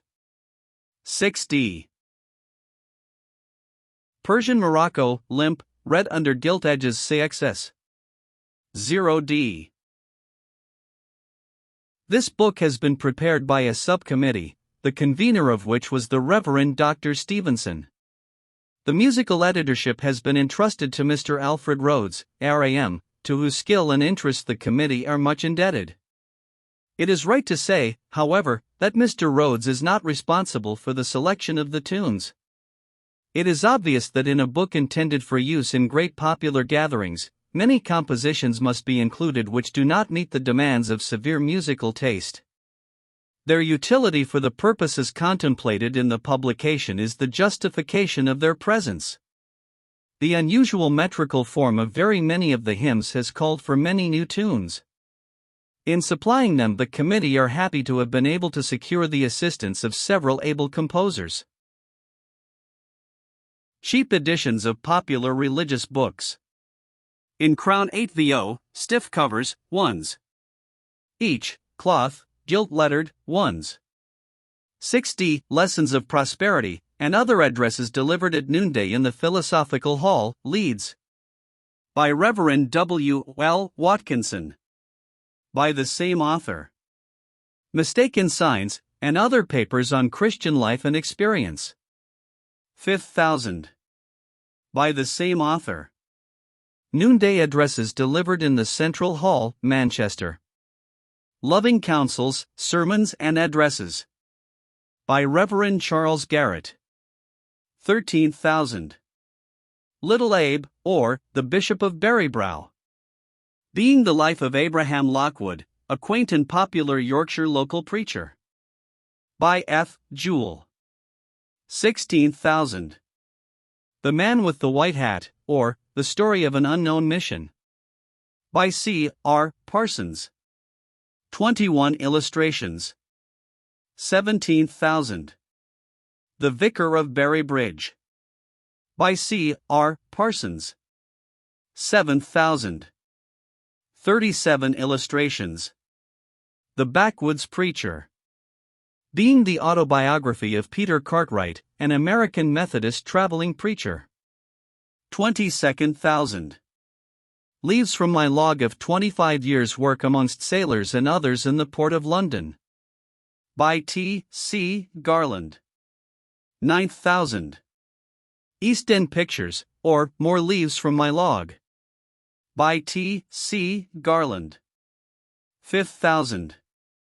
The Village Blacksmith, or The Life of Samuel Hick. By James Everett. 47th thousand.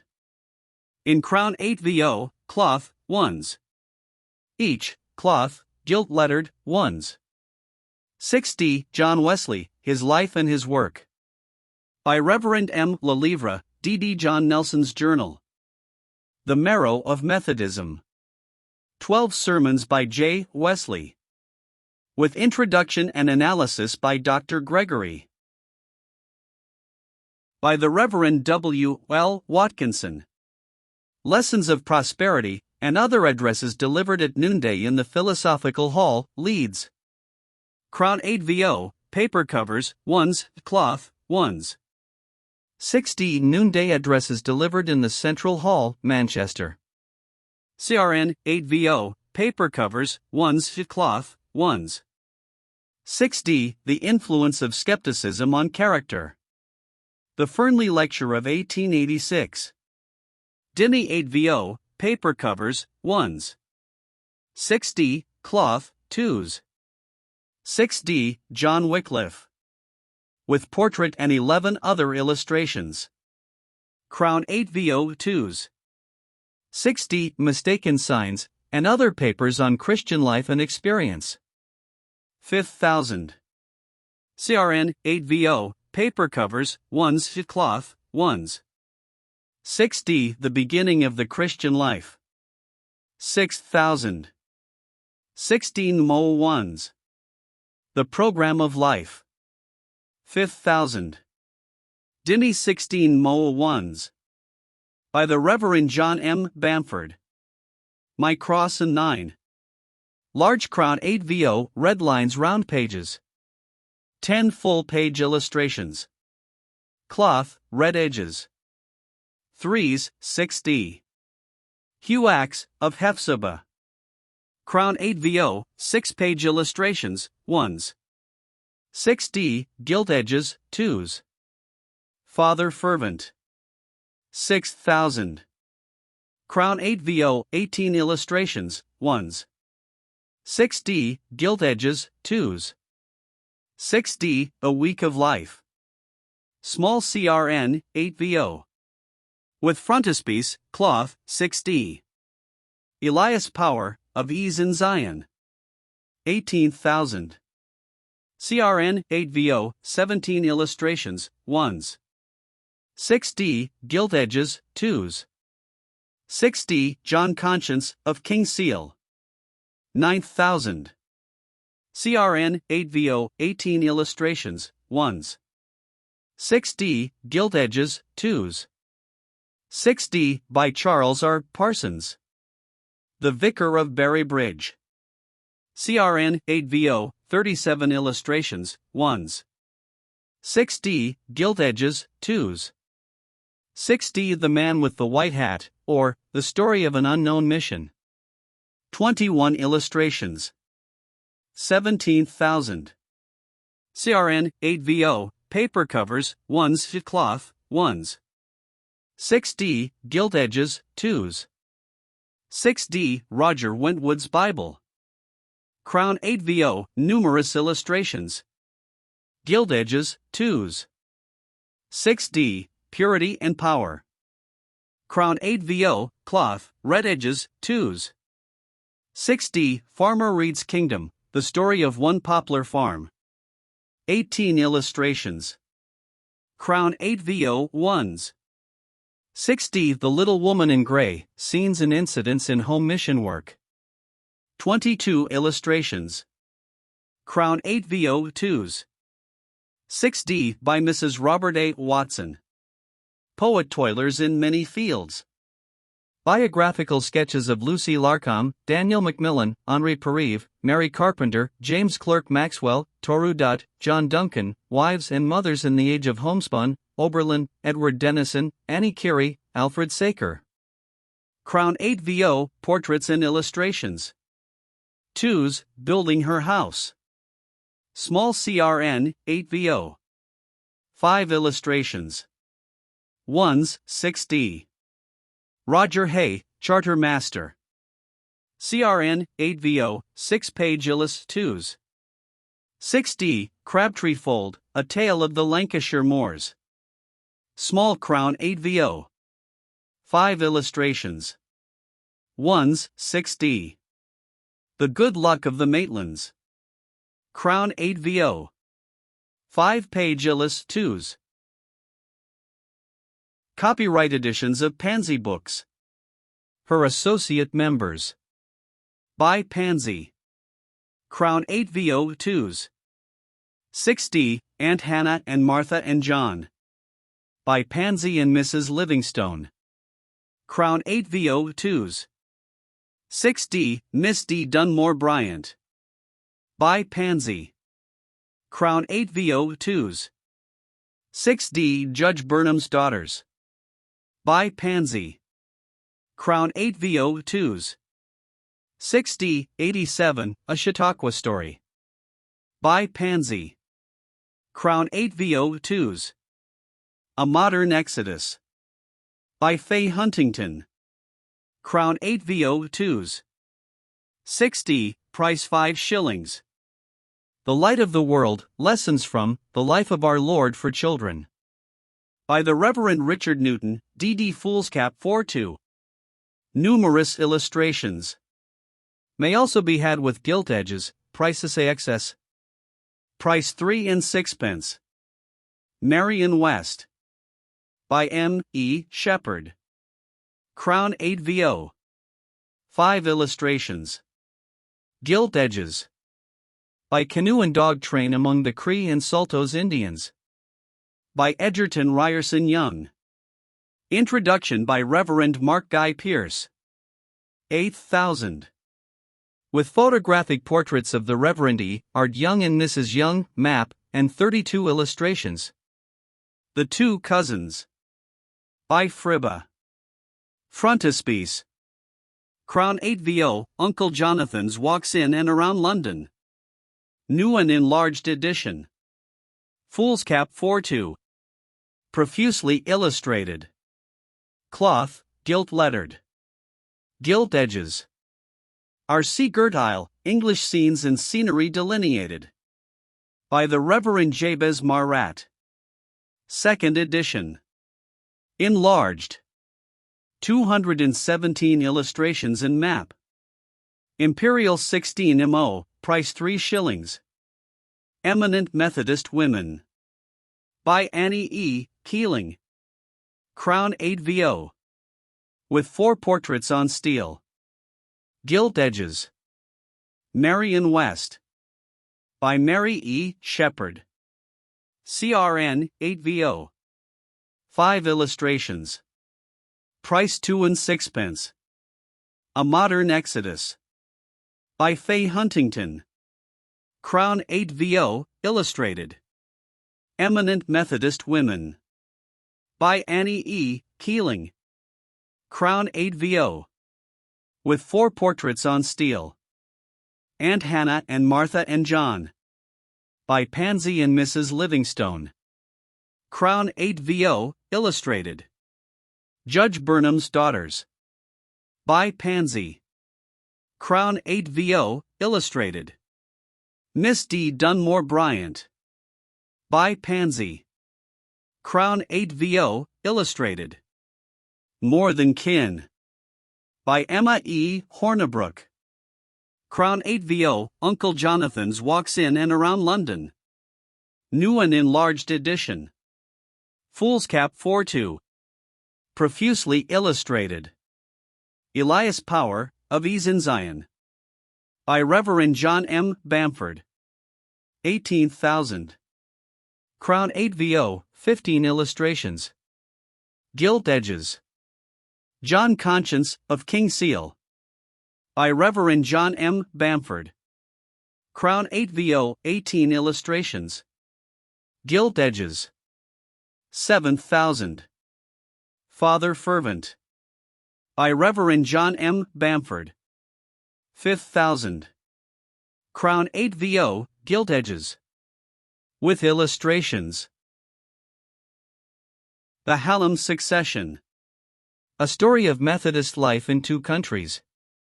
By Amelia E. Barr. Crown 8vo, frontispiece. Fought and Won. By Ruth Elliott. Crown 8vo. With frontispiece. Undeceived, Roman or Anglican. A Story of English Ritualism. By Ruth Elliott. Crown 8vo, 8,000. Then Many Sparrows. By A. E. Courtney. Crown 8vo. With frontispiece. Orphans of the Forest, or His Little Jonathan. By Annie E. Courtney. Foolscap 8vo, 300 pages for illustrations. The Opposite House, and Other Stories for Cottage Homes. By A. F. Param. Crown 8vo, frontispiece. The Shadow of Nobility. By Emma E. Hornibrook. Crown 8vo, frontispiece. For the King and the Cross. By Jesse Armstrong. Crown 8vo, frontispiece. Mad Margreta and Little Cunbold. A Norwegian Story. By Nellie Cornwall. Crown 8vo. 3-page illustrations. The Little Woman in Grey. Scenes and Incidents in Home Mission Work. By Charles R. Parsons. Crown 8vo, numerous illustrations. The Vicar of Berry Bridge. By Charles R. Parsons. Crown 8vo, 37 illustrations. Gilt edges. Miss Kennedy and Her Brother. By Fribba. With frontispiece. Crown 8vo. The Man with the White Hat, or The Story of an Unknown Mission. By C. R. Parsons. 17,000. Crown 8vo, 21 illustrations. Cloth. Gilt edges. General Gordon, Hero and Saint. By Annie E. Keeling. Crown 8vo, portrait and 8 illustrations. Sunny Fountains in Golden Sand. Pictures of Missionary Life in the South of the Dark Continent. By Arthur Brigg. Crown 8vo, 9-page illustrations. The 9 Famous Crusades of the Middle Ages. By Annie E. Keeling. Crown 8vo, illustrated. Severn to Tyne, The Story of 6 English Rivers. By Edith M. Edwards. Crown 8vo, 53 illustrations. History of the English Bible.